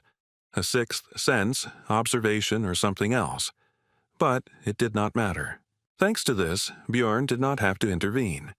The scout was able to find a way to open the secret passage, and the next moment, the wall parted to the sides. The barbarian, like a tank of the detachment, went forward, and inside an ominous magic circle with a goat's skull in the middle was discovered. Teammates expressed their opinion about this place. It seemed creepy to them. The hero thought that compared to many other arenas, this was nonsense. But then he threw these thoughts out and decided that since this room had dropped out, it wouldn't be difficult to summon the boss. He wasn't listening to the others now. The only question was how to do it without attracting attention. Here, you need to spill blood on this magical pattern, but doing it openly would be too suspicious. His thoughts were interrupted by the fact that his strength suddenly began to rapidly increase upwards. The armor became light, and his entire body was filled with energy. The others also felt the increased power. It was beyond anything the barbarian had ever felt before, even more powerful than both gigantification and the wild surge, so he immediately turned to Rothmiller with alarm. Brown realized that they had thought of the same thing at the same time. More explorers had entered the Larquet's labyrinth. There could be one of them, or all five. Anything is possible, but one thing is clear. Regardless of their number, these people must be incredibly strong. Researchers actually entered the labyrinth of Larkaz. There were three of them: a mysterious man with a horn, a priest, and a common man. The horned explorer smiled. He was very pleased that he finally managed to get to this location. The priest prayed to his goddess, asking why she had given wings to such an unholy creature. The horned one did not like these words, and began to threaten the old man that he would tear out his tongue, but he replied that he was not afraid of physical pain. The mysterious man readily agreed with this statement, after which he added that he meant the tongue of the priest's granddaughter, which caused the latter to tremble. The third member of the squad, who was now kneeling, growled and cursed the horned one, which made him turn his attention to the man. The mysterious man said ironically that this worthless fellow was just whining because he had lost his hand, while thinking that he was very lucky to finally find such a simple way after a year of searching. He was pleased that he only had to sacrifice the hand of a fifth-rank researcher, and the path to the Larkaz labyrinth was opened. The evil god was very useful to him. The priest, incredulous at such cruelty, noted that this was the horned man's comrade, but he replied that he kept this man with him only because he could be used for good. After that, he started kicking the armless man to hurry up. Because they got here late, the old man tried to stop this because the man had recently sacrificed part of his body to the evil god. But the horned one was not going to listen to the servant of God. He turned to him and made him shut up, while the left side of his face, which was purple, became visible, as well as an unusual glowing eye. The one-armed man more or less came to his senses and rose from the floor. He assured the old man that everything was fine, and he also called him the High Priest. The next moment, the Guardian of Balance began to act. The horned one immediately felt the changes. He knew about such an effect, but even so, it was too strong an impact. He asked the old man if anything had changed in him.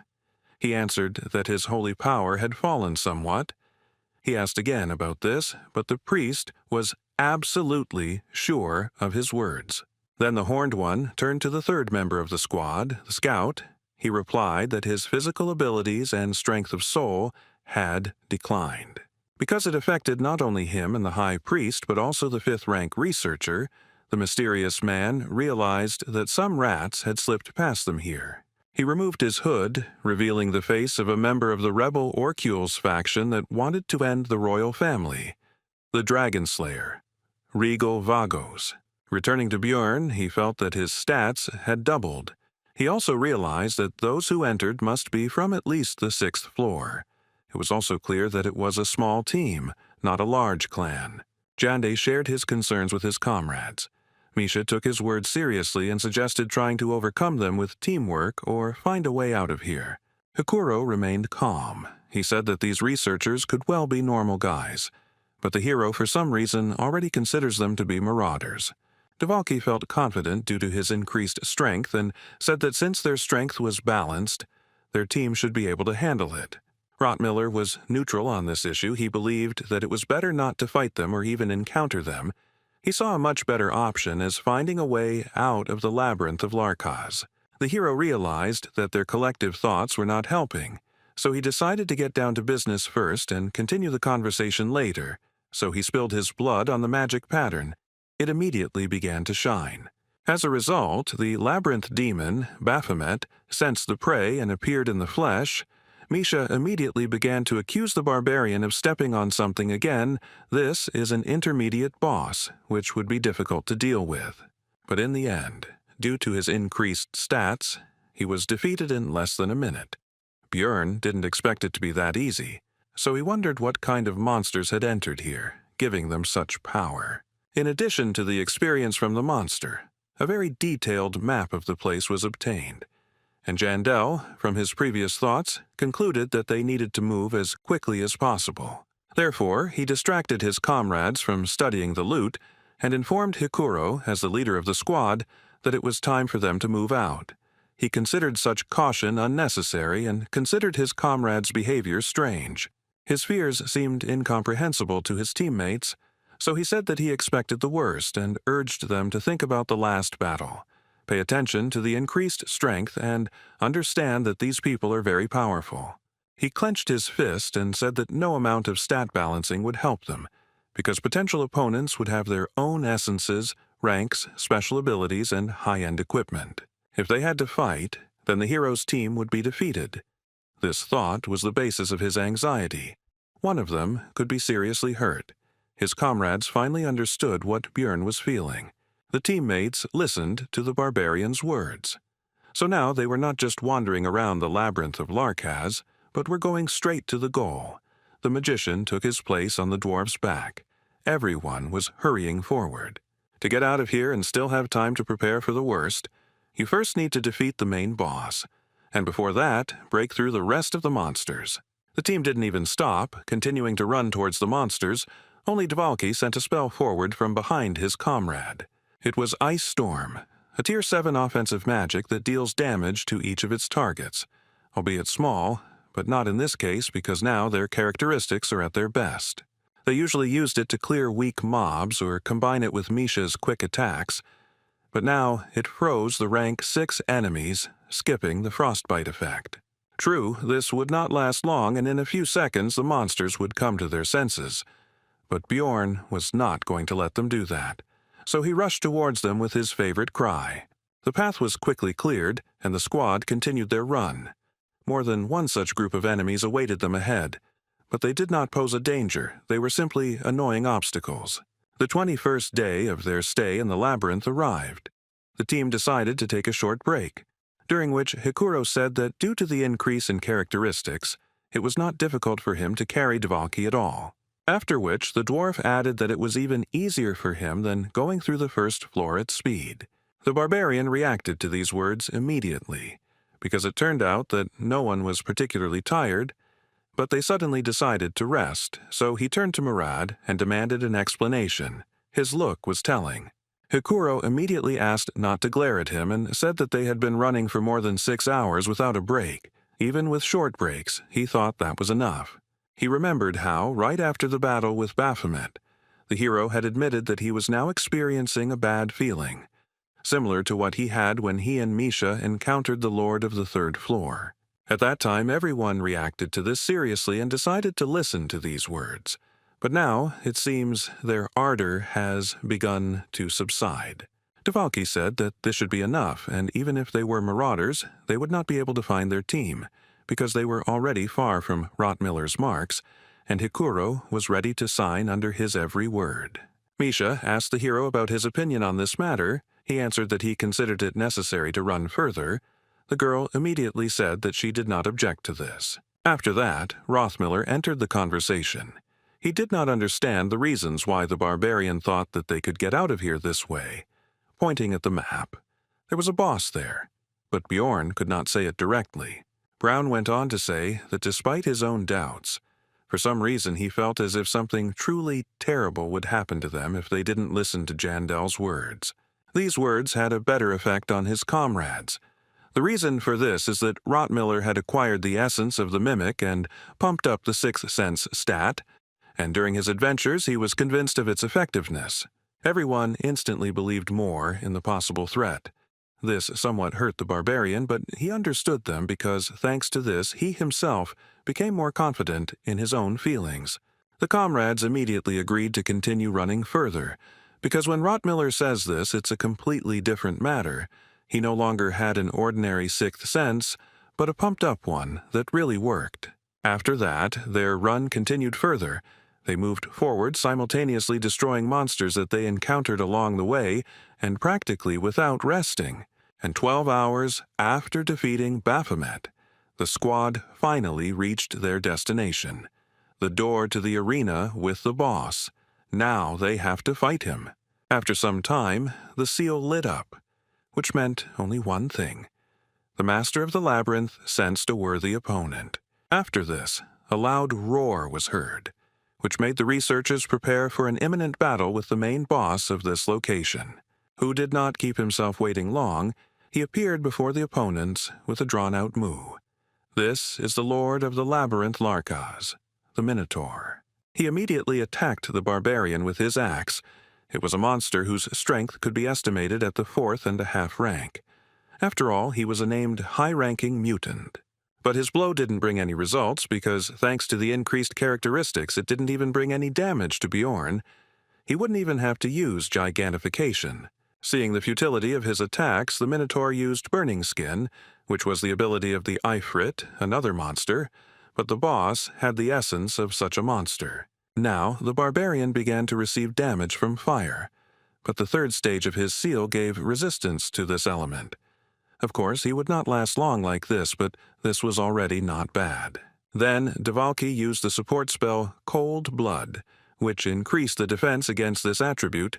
Bjorn was surprised that he reacted so quickly and that he didn't even have to order it to be done. This magic affected not only himself, but also the rest of his close combat comrades, causing them to immediately rush to attack the boss. After that, Devalki used his set of curses, consisting of wound exacerbation, slowing, and weakening, and Hikuro charged the enemy with the lightning skill. And now Misha made her move. She used toxin release on her blades and began to cut entire furrows on the Minotaur's body at great speed. The hero was surprised at how good the teamwork of their squad was. He felt like he was playing an auto-battler, because he didn't even have to do anything yet. The Minotaur soon died, bringing the group valuable experience, and Bjorn could not believe that this was the same team of losers that he had seen before. In the end, they dealt with a high-class mutant in less than 10 minutes. Jandel even dreamed a little about what would happen if their indicators were the same outside of this space. This would be a super stable front of 2 tanks, preventing the enemy from even getting close to the rest of their comrades. He is also a melee damage dealer who can consistently deal damage in the thick of battle with courage, and a mage who can cast both single target and area of effect spells while also applying buffs and debuffs. He is also a highly skilled and experienced scout, strong enough to directly participate in battles and able to stand up for himself in unforeseen situations. If they were really that strong, they could reach the upper floors together, but this sentimentality was of no use now, the hero thought, especially in such a dangerous situation as this. The explorers were a little upset that the boss didn't drop any essence or even the portal they were counting on didn't appear, but Rothmiller pointed out the doors that had opened and they decided to check them out. The hero knew that there was no exit here that they were looking for, but there was something here that they simply had to take with them. It was a small stone that contained a huge amount of mana. They would still need it.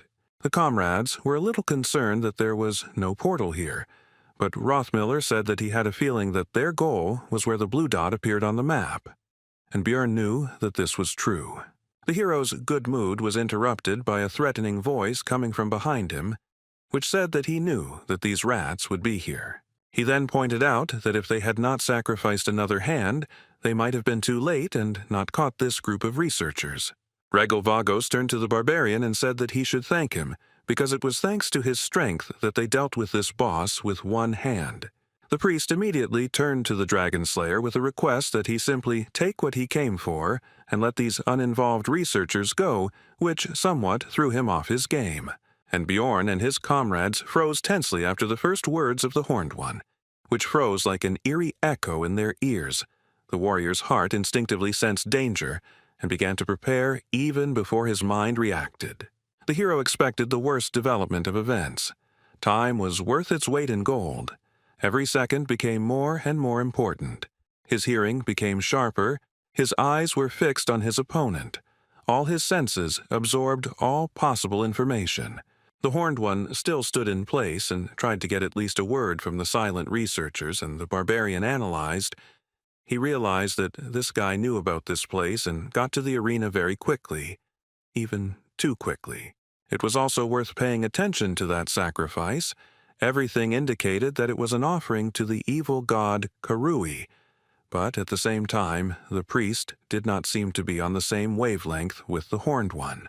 From what we saw, we can conclude that this guy kidnapped the old man and forced him to swear allegiance to another god, and the guy without arms is apparently also just a victim. Regal Vagos was already angry because he was being ignored, and the hero summed up his thoughts by saying that this guy was a crazy bastard, and all his plans went to the trash, and he needed to find a way out of the situation. The Horned One had already started to say that since they weren't answering him, he would simply kill everyone.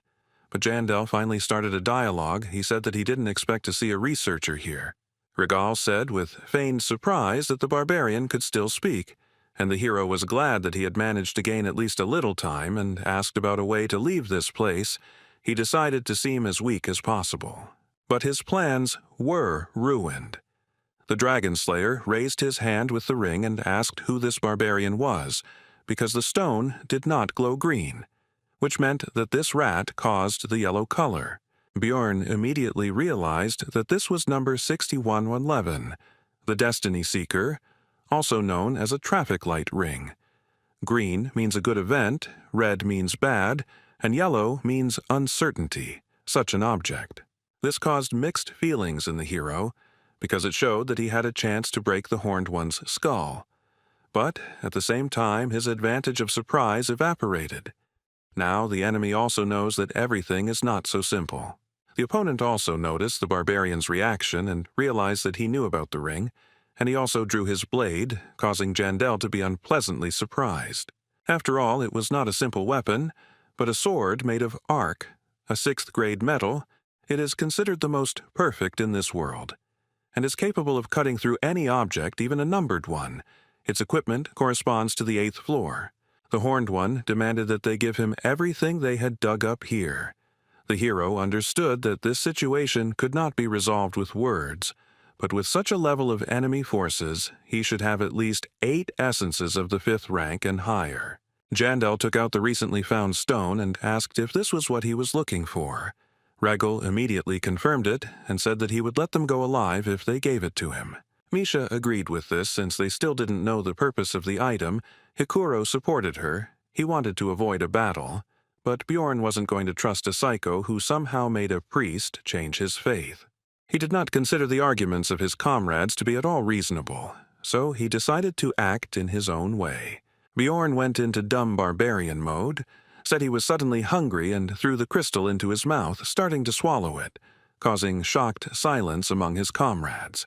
The armless man and the high priest were also extremely surprised by the hero's actions, and the dragon slayer clenched his fist in anger.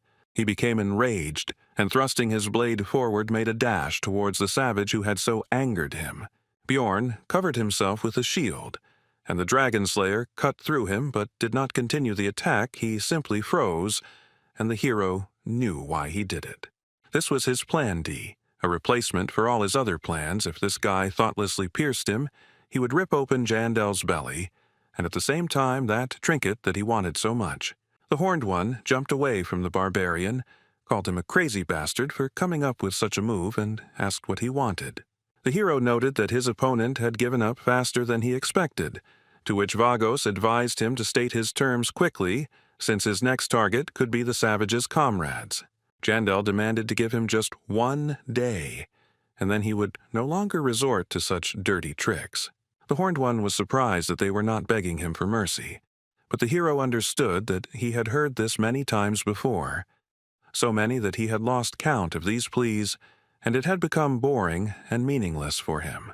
The barbarian decided that the only way to achieve his goal was to arouse the interest of this guy. So he continued to push his line. He said that the warrior would not beg for mercy. Vagos asked why he should trust the hero. He answered with an oath on his military honor, and also explained that they had not slept for several days and were exhausted to death, so they would go out to fight in one day. The dragon slayer grinned and decided to ask whether the savage really believed in even the slightest possibility of his victory. The hero could admit to himself that the chances of this were slim, but he replied that he was not going to give up just like that. This time it was not a pretense, these were his true feelings. In the end, he agreed, and the squad hurried away from their meeting place. Hikuro wanted to talk about something, but Björn replied that they would do it later. After some time, it was time to take a break, where we could talk about the current situation and come up with a plan of action. Rottmiller noted that 3 hours had passed since then, and given that there was no sign of pursuit, the Horned One was going to keep his promise, while Landel expressed his doubts. He remembered that the guy had only agreed to 12 hours, but warned that such a trick wouldn't work on him again. The hero blamed that damn ring for this. Without it, there would have been a good chance to agree on a full day of rest, but nothing works out for him without problems. Björn allowed himself a tired sigh, but remembering all the dangerous and hopeless situations he had been in, he decided to start to strengthen himself, clear his mind, and focus on one goal: survival with his comrades. Rothmiller pointed to the map and said that in a little while they would reach the room at 11 o'clock. As Jandel had said, he had a rough idea, but he still wanted to know about their plan. Misha asked if they would fight. Dvalki said that it would not be the best choice, and Hikuro supported him and reminded him of how easily the Horned One's blade cut through the barbarian's shield, but stopped. The hero turned to face his comrades and asked them if they would trust him one last time, to which the cat girl immediately responded with consent. Hikuro said that if it weren't for Björn, he would have been lying as a cold corpse in the bloody citadel long ago, so he believes him. Dvalki gripped his staff tightly. His hands trembled, and he stuttered, but he said that he would believe in the hero's destiny that his comrade carried. Rothmiller also felt uneasy, but he noticed that while everyone was frozen in horror, the barbarian was the only one who acted. So, no matter what Björn said now, he would follow him. The hero had already begun to tell his plan. When Brown interrupted him, he said that he still had something to say since one thought had come to his mind while they were running. He recalled that the guy had an arc sword and burns on his face, all signs indicating that he was a famous dragon slayer. This was immediately followed by a reaction from the others. They clarified that he meant the same dragonborn who was cursed by the dragons themselves and about a member of Orcules. The hero hadn't heard anything about this man, but he knew about this organization that had taken the ancient name of the Witch's Eye, a bunch of crazy dudes who openly declared their goal to kill the king. But these are not ordinary psychos, because despite the huge reward, only 7 of them were caught and killed over the decades, and the group itself continues to exist. Together and separately, they showed their strength to the world. Björn realized that he was in even more trouble than he expected, so he asked Rothmiller if he knew anything else, and he replied that he would tell him everything he knew. It turned out that the dragon slayer, Regal Vagos, was a dragonborn who killed the leader of their clan, a certain ancient dragon for which he was cursed, after which he disappeared, and when he returned, he massacred the elves. There is only one piece of good news, which is that his most annoying ability, namely Dragon Tongue, a skill unique to Dragonborn, was sealed with a curse. His main weapon is a longsword from the Ark, called the Dragon Slayer Blade. The hero and his comrades have already seen it in action. It cut through the barbarian's shield without any problems.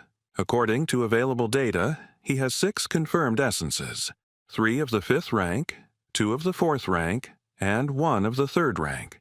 Judging by the known abilities, he is a swordsman sharpened on characteristics with no weak points. But 10 years have passed since this information was received. A lot could have changed, even though the probability is low, because it is difficult for a criminal to remove the essence in any temple. But it could have happened.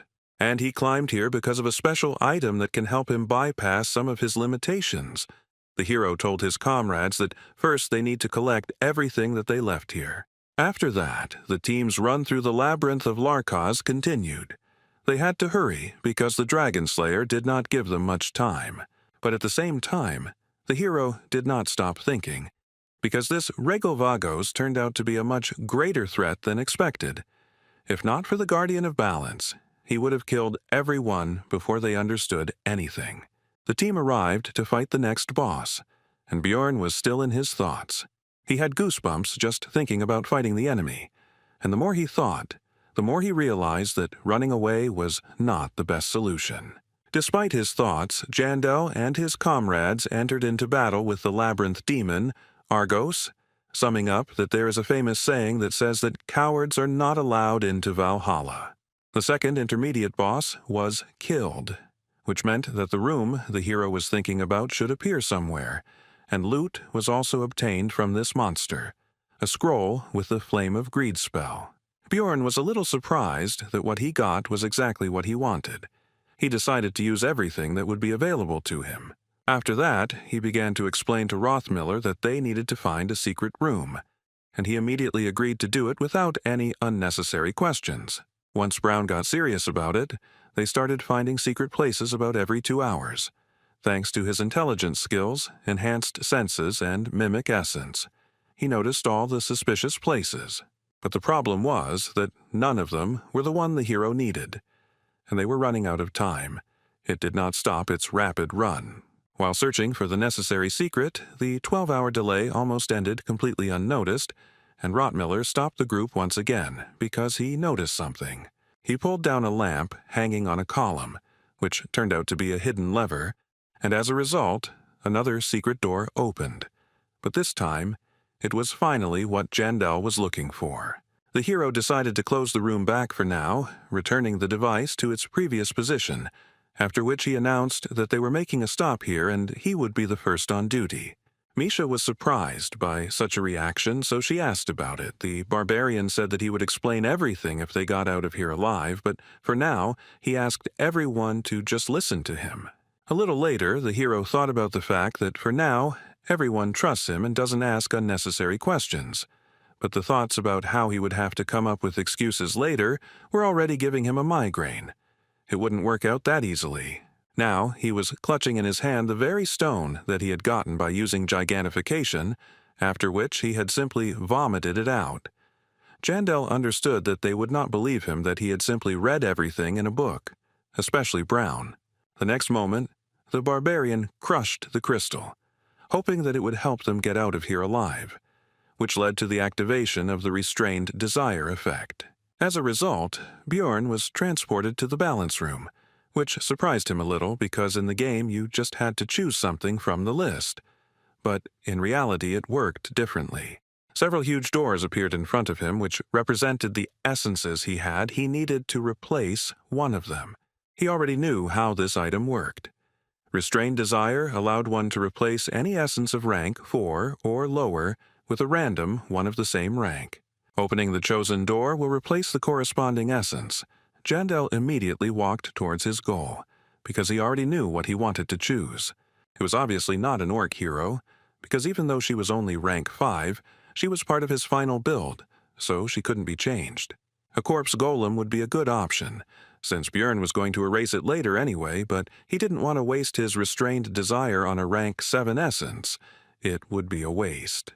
Therefore, only the last option remained, to which the barbarian reached out. It was a vampire. He had good skills and gave excellent stats. It suited the tank. Moreover, it was a guardian essence with 3 skills, which was rare, but restrained desire had hidden effects, so the hero didn't even doubt his choice. But suddenly a glow appeared. Jandel couldn't see the notifications popping up on his monitor in his home world, but it said that the essence of the guardian had been detected. He didn't know what was going on here, but new lines appeared. They said that the rank of one selected essence had increased due to the fact that no one currently possessed such a gift. There are several doors to choose from. The first is the Lich. It gives the passive skill Soul Receptacle, as well as several destructive active skills, a typical 4th rank monster of the supernatural type. The next one is a Colossus of the Soul. It has no strength or agility at all, but the spirit indicator is simply gigantic. It was a monster of the spiritual type, the same rank as the previous one. The hero was surprised that 2 essences of the Keeper appeared. They also dropped in the game, albeit rarely. This can still be attributed to luck, but the next door cannot be a coincidence. A lone monster of the 3rd rank, actually a boss, an ogre. To defeat it, a raid of researchers of the 3rd and 4th ranks is assembled. The monster is known for its best physical abilities. Bjorn immediately started to open this door. This event was not some kind of luck. It just means that there were still things in the game that he did not know about, and which he found today. 4 hours later, the hero began to remove his equipment. This essence gave him many characteristics, great strength, magical and physical resistance, but reduced regeneration and cognitive abilities. Any tank would give their life for these stats and his skills. But this was not part of Bjorn's final build. Not because it doesn't fit, but purely for practical reasons. Defeating the ogre is already quite difficult, and the chance of essence dropping is low, and no one guarantees that you will get the right kind of 7 colors. The difficulty of obtaining it is extremely severe. And if we talk only about defense, then there is a more effective 4th rank option. This is a steel giant that cannot use weapons. In fact, it's a matter of taste. Some people want to be a pure tank, while others may focus on damage, but in the game, most people choose the former. After all, it's easier to put effort into pumping up a damage dealer than to suffer with an ogre in order to pump up a tank to increase damage, and in practice, this turned out to be the right decision. After all, as a result, the hero was able to unlock the door to the Abyss in the original version of Dungeon and Stone, which no one else achieved. But the option with this monster is actually better. It's just more difficult to implement. Clutching the mace, the barbarian continued his thoughts. He was pleasantly surprised by how good the option was. He was interested to know about the condition due to which he was given the 3rd rank essence. Now he had no way of knowing this, so he decided to just be glad that thanks to this event, their chances of survival increased by about 30 or 40%. But it was time to stop reflecting. Rottmiller reported that someone was coming, and in the labyrinth of Larkes, there weren't many options for who it could be. Therefore, the researchers immediately tensed up, drew their weapons, and began to look into the darkness, trying to see the approaching opponents, or rather, one specific opponent. We didn't have to wait long. Regal Vigos came out of the darkness, accompanied by his armless companion.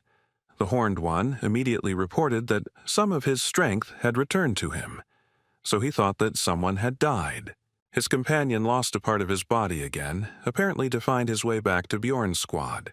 This time, he was missing an eye. The Dragon Slayer was incredibly cruel. Regal himself continued speaking in the meantime. He noticed that everyone was alive, so he assumed that someone had absorbed the essence of the Vicundus or someone else, and the hero noted that the priest was not here. This was good news. The absence of a deity's servant here, as well as the fact that the barbarian now had a 3rd-tier essence, should give him a better chance of winning. And Jandel also understood that Vagos was simply asking for information now. But, having failed to find out the source of the increase in strength from the barbarian's group, he decided to remind him of his promise and demanded that the stone be given to him. Jandel turned on his stupid barbarian mode again and said that he was playing with this crystal out of boredom, and it so happened that it accidentally broke, and apologized for it. But the Dragonborn realized that the hero simply had no intention of keeping his oath in the first place, and was now simply mocking or simply pretending, so he became furious. After this, the Dragon Slayer did not intend to continue the dialogue and attacked the barbarian, who immediately tried to knock his blade aside, not taking it directly on the shield, but moving it to the side until the sword cut through his defense. And just like their team had been practicing while they waited, Bjorn jumped to the side and cast the 7th rank spell Ice Storm into the window that was left open for Dvalka to attack. In response, the Dragon Slayer used the Furnace skill, a unique ability of the 4th rank of the Lava Giant. When activated, it imposes invulnerability to cold and fire, also increasing physical stats. Now the hero was glad that Vagos still had this essence even after a decade, because now he had an item that was originally intended for the battle with the Minotaur, but was still suitable now. It was a scroll with the Flame of Greed spell. It instantly nullified all fire-type abilities in the designated area, which also sealed the Lava Giant's essence for 48 hours. Then Dvalki sent Ice Storm straight at the Dragon Slayer again. Now he couldn't defend himself from its impact with his skill. But Regal just laughed and said that it wouldn't work on him. He couldn't be defeated that easily, while the hero thought that this stage had gone surprisingly smoothly. The enemy, however, was not harmed. But he did demonstrate one of his skills, the Dark Veil, which was not on the list that Rothmiller had previously provided in his report. The hero was pleased that at least one of the unknown threats had been discovered, but he had to abruptly cut off his thoughts because right now the Dragon Slayer's blade was aimed straight at his eye. The barbarian suddenly focused on the fight again. He swung his shield in an attempt to reach his opponent, but he was agile enough to dodge the blow, but he was forced to interrupt the attack. But he was too fast, so Bjorn quickly went to the side and, with a cry of death for the savage, prepared to strike him with his sword. Jandel did not have time to defend himself in any way, but the blade made of arc, the most perfect metal, unexpectedly, for Vagos could not pierce the skin of the barbarian, and he did not want to reveal his card so early, but he had to. He hoped to keep it a secret until the last, most perfect moment. His new passive skill, Iron Skin, doubling physical resistance and against cutting and slashing attacks, doubling it again. The hero understood that now it would hardly take the enemy much time to understand what kind of essence it was, which would make him more cautious, so he decided to use his first attack skill right now. This is the ability of the sweep, which increases the destructive power of the striking weapon in proportion to the strength. Vagos did not have time to escape and received the first damage of this battle. The Dragon Slayer's shoulder was knocked out. He immediately jumped away from his opponent, but the hero was not going to give him a chance to recover, so he shouted out Dvalka's name, calling him to action. The wizard cast the Slow Curse, allowing the barbarian to catch up with the Dragonborn, but he was able to dodge the mace again.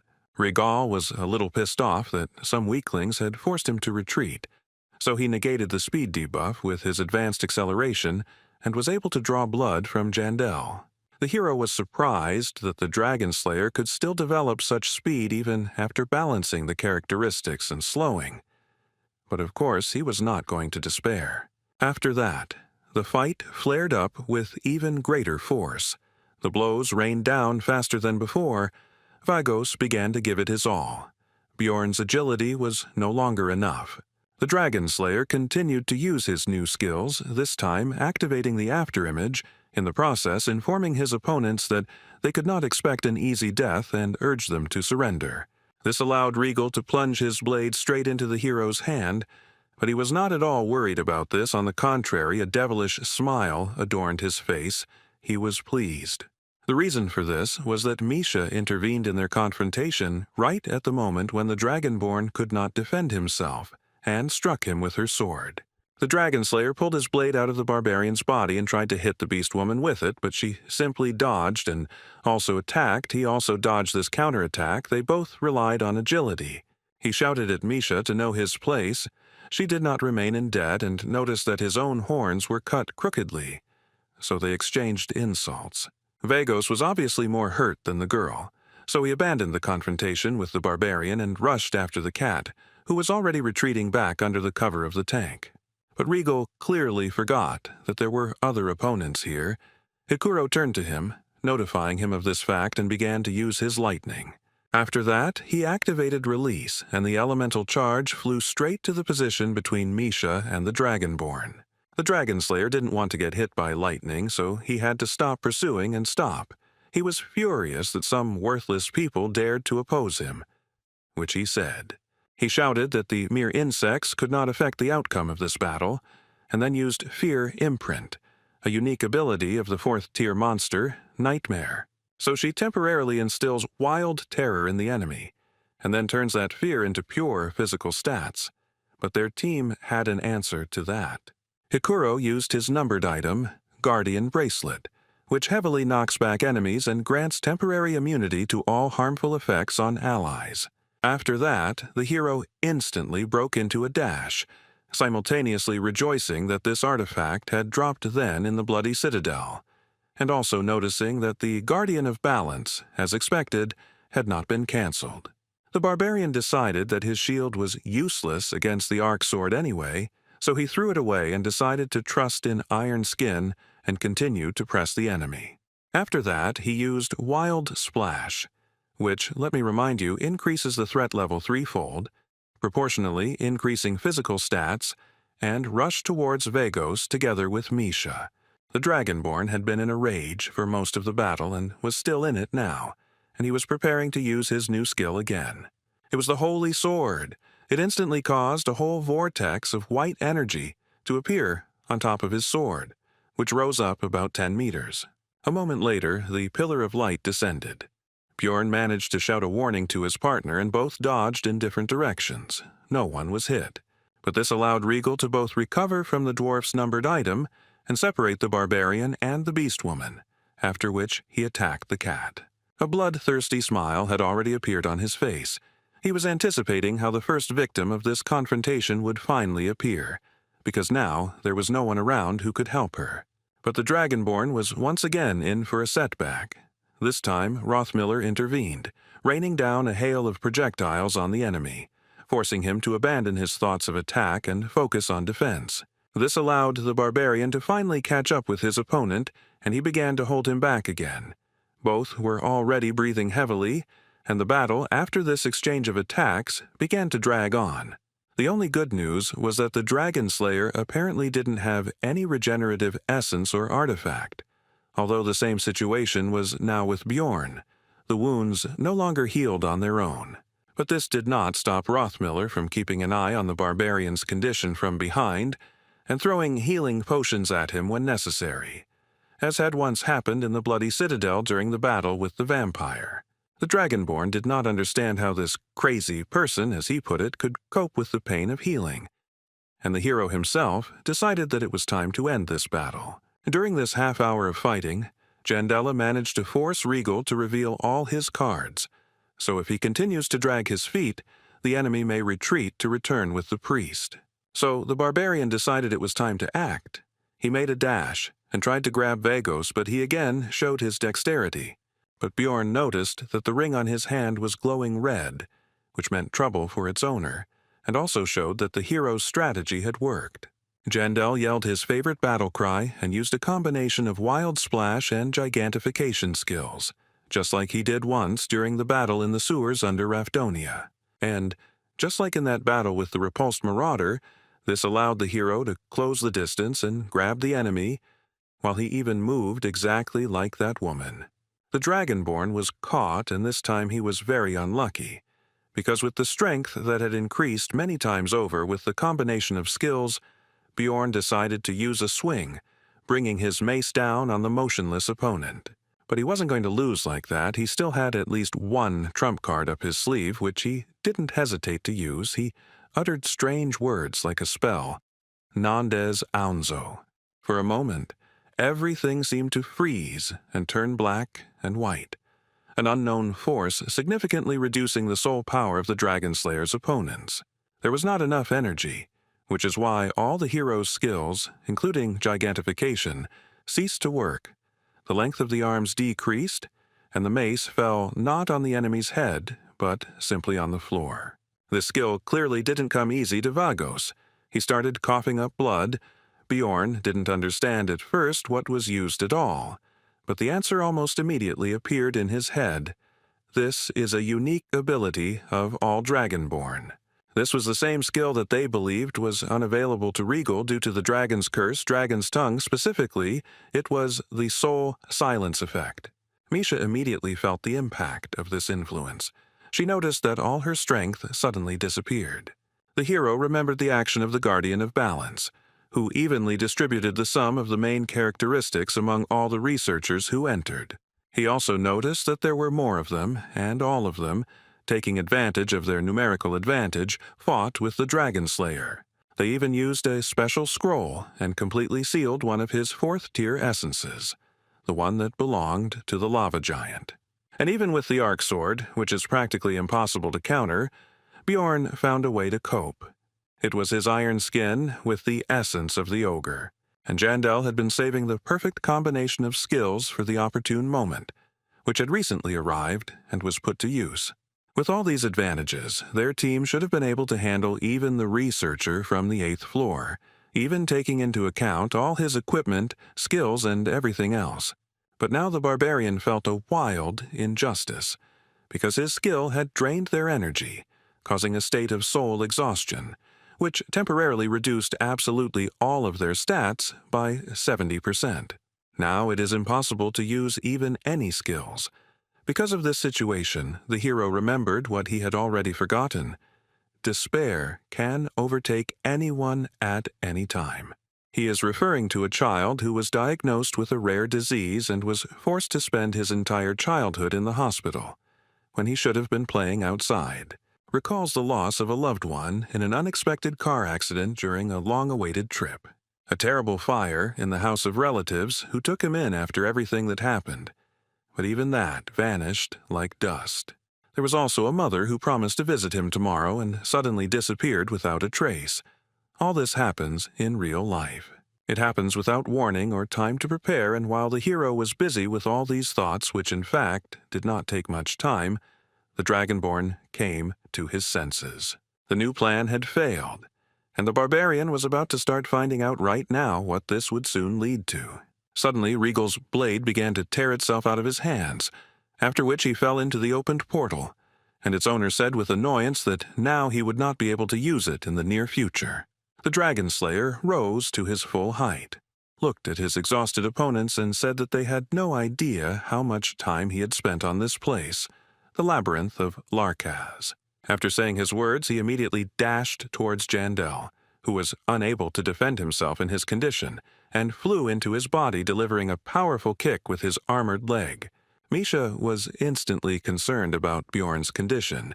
Due to her reduced characteristics, she didn't even notice how he ended up behind her. Taking advantage of his superior strength, the Dragonborn took one of the girl's blades and kicked her, sending her flying a short distance to the side. Now Vagos was armed again, although not with such a high-class sword as the last one, but this one was still not bad, and the hero managed to get back on his feet. Seeing the dire situation, Rottmiller shouted to Misha and Björn to run away, while deciding to distract the enemy by firing a hail of shells at him. But it was useless. Now the difference in their strength was too great. He easily knocked away all the bolts. The demonstration made Jandel break out in a cold sweat, but even in this position his brain was working at full capacity. Regal is also far from being in perfect condition now. He can no longer use his sword.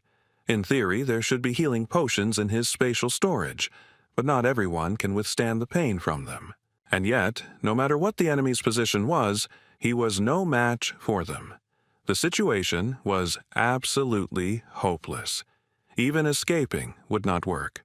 The hero did not know what to do. Just at the moment when these thoughts filled the barbarian's head, Dvalki intervened. He shouted that he would protect Misha and began to cast a spell. It was the Ice Spear, and Jandel now did not understand how he could forget that mages do not use the power of the soul. Therefore, they do not suffer from exhaustion, and this meant that it was too early to give up, because they had a real mage on their side.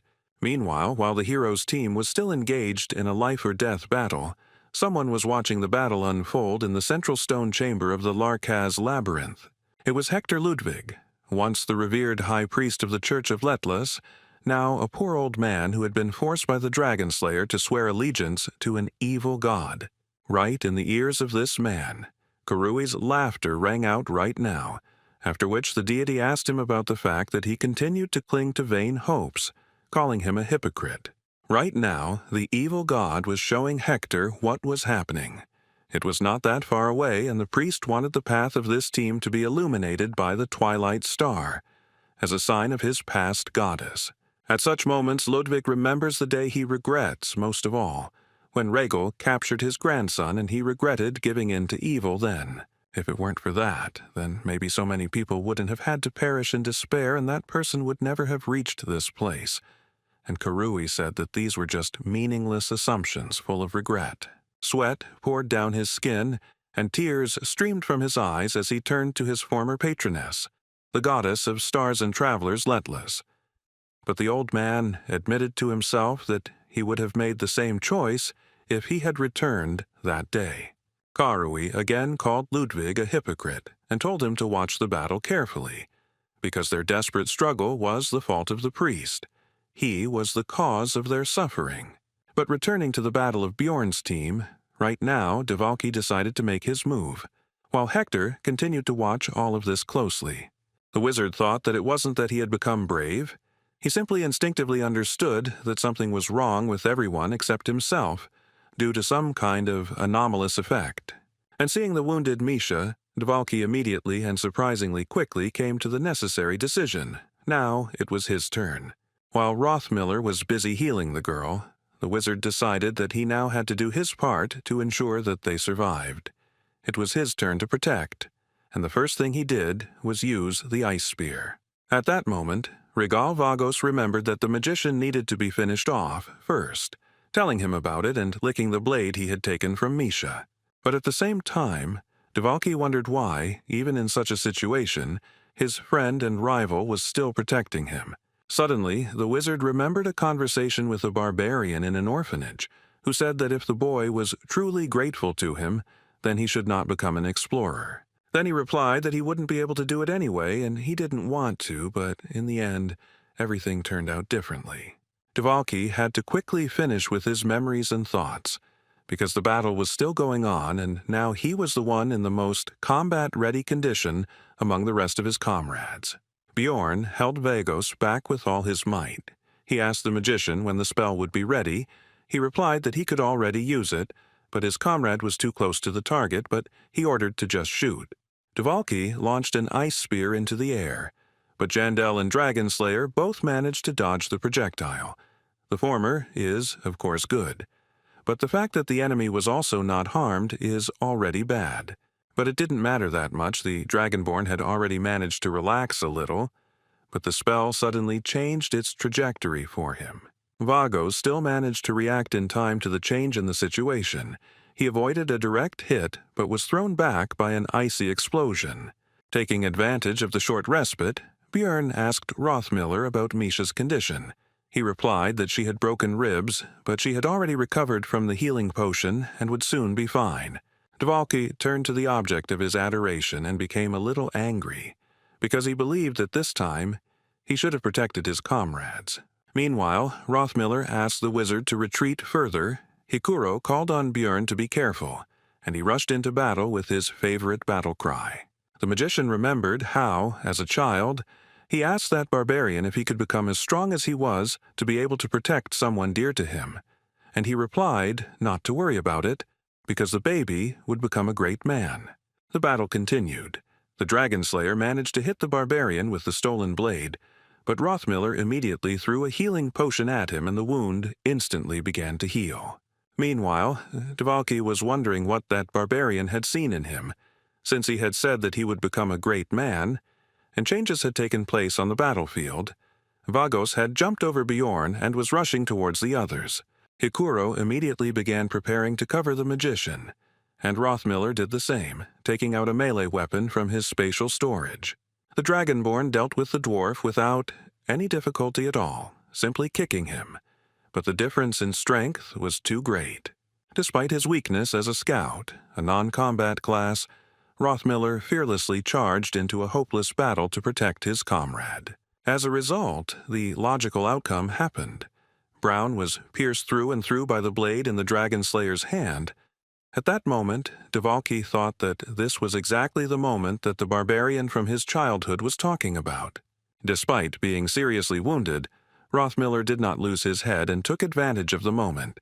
taking the sword he had previously taken from Misha into his space, using the treasure storage skill. Seeing these events, Dvalki began to use Tyroon's cage, starting with Mana Vision, and also remembered that he wanted to be special, which is why he chose the most unsuccessful team and applied. The next to rush into battle was Misha, who had come to her senses, and the magician continued his thoughts by saying that since there were only 2 warriors in the squad, the magician would be valued more. The girl shouted that she would not allow Vagos to Dvalki, but was almost immediately neutralized by a precise kick. The Dragonborn seemed to be skilled in controlling his lower limbs in combat. Bjorn rushed into battle with a battle cry. The wizard continued to think. This time his thought was that after joining, a little time had passed for his true level of power to be revealed. Regal Vagos dodged the barbarian without any problems, after which he asked if Jandel was going to give up, adding that their mage was just trash that he was counting on in vain. This brought back memories for Dvalka of how a high-ranking sorcerer from an influential clan insulted him and did not recognize him as his colleague. He despised the weak sorcerer. The Dragon Slayer said that their squad mage seemed to have already given up, and the barbarian must already understand that it was all over for them. And Dvalki was still in his memories. He was now at that moment when all the members of their team confessed to each other their failures and problems, becoming closer to each other because they were the same. Back then, he felt like he had been saved and promised to work hard to be useful to their group. But now he decided that maybe all 25 years of his life had been for just one thing. Perhaps the meaning of his life is solely for him to meet these people. He began to value them so much that such thoughts even came into his head.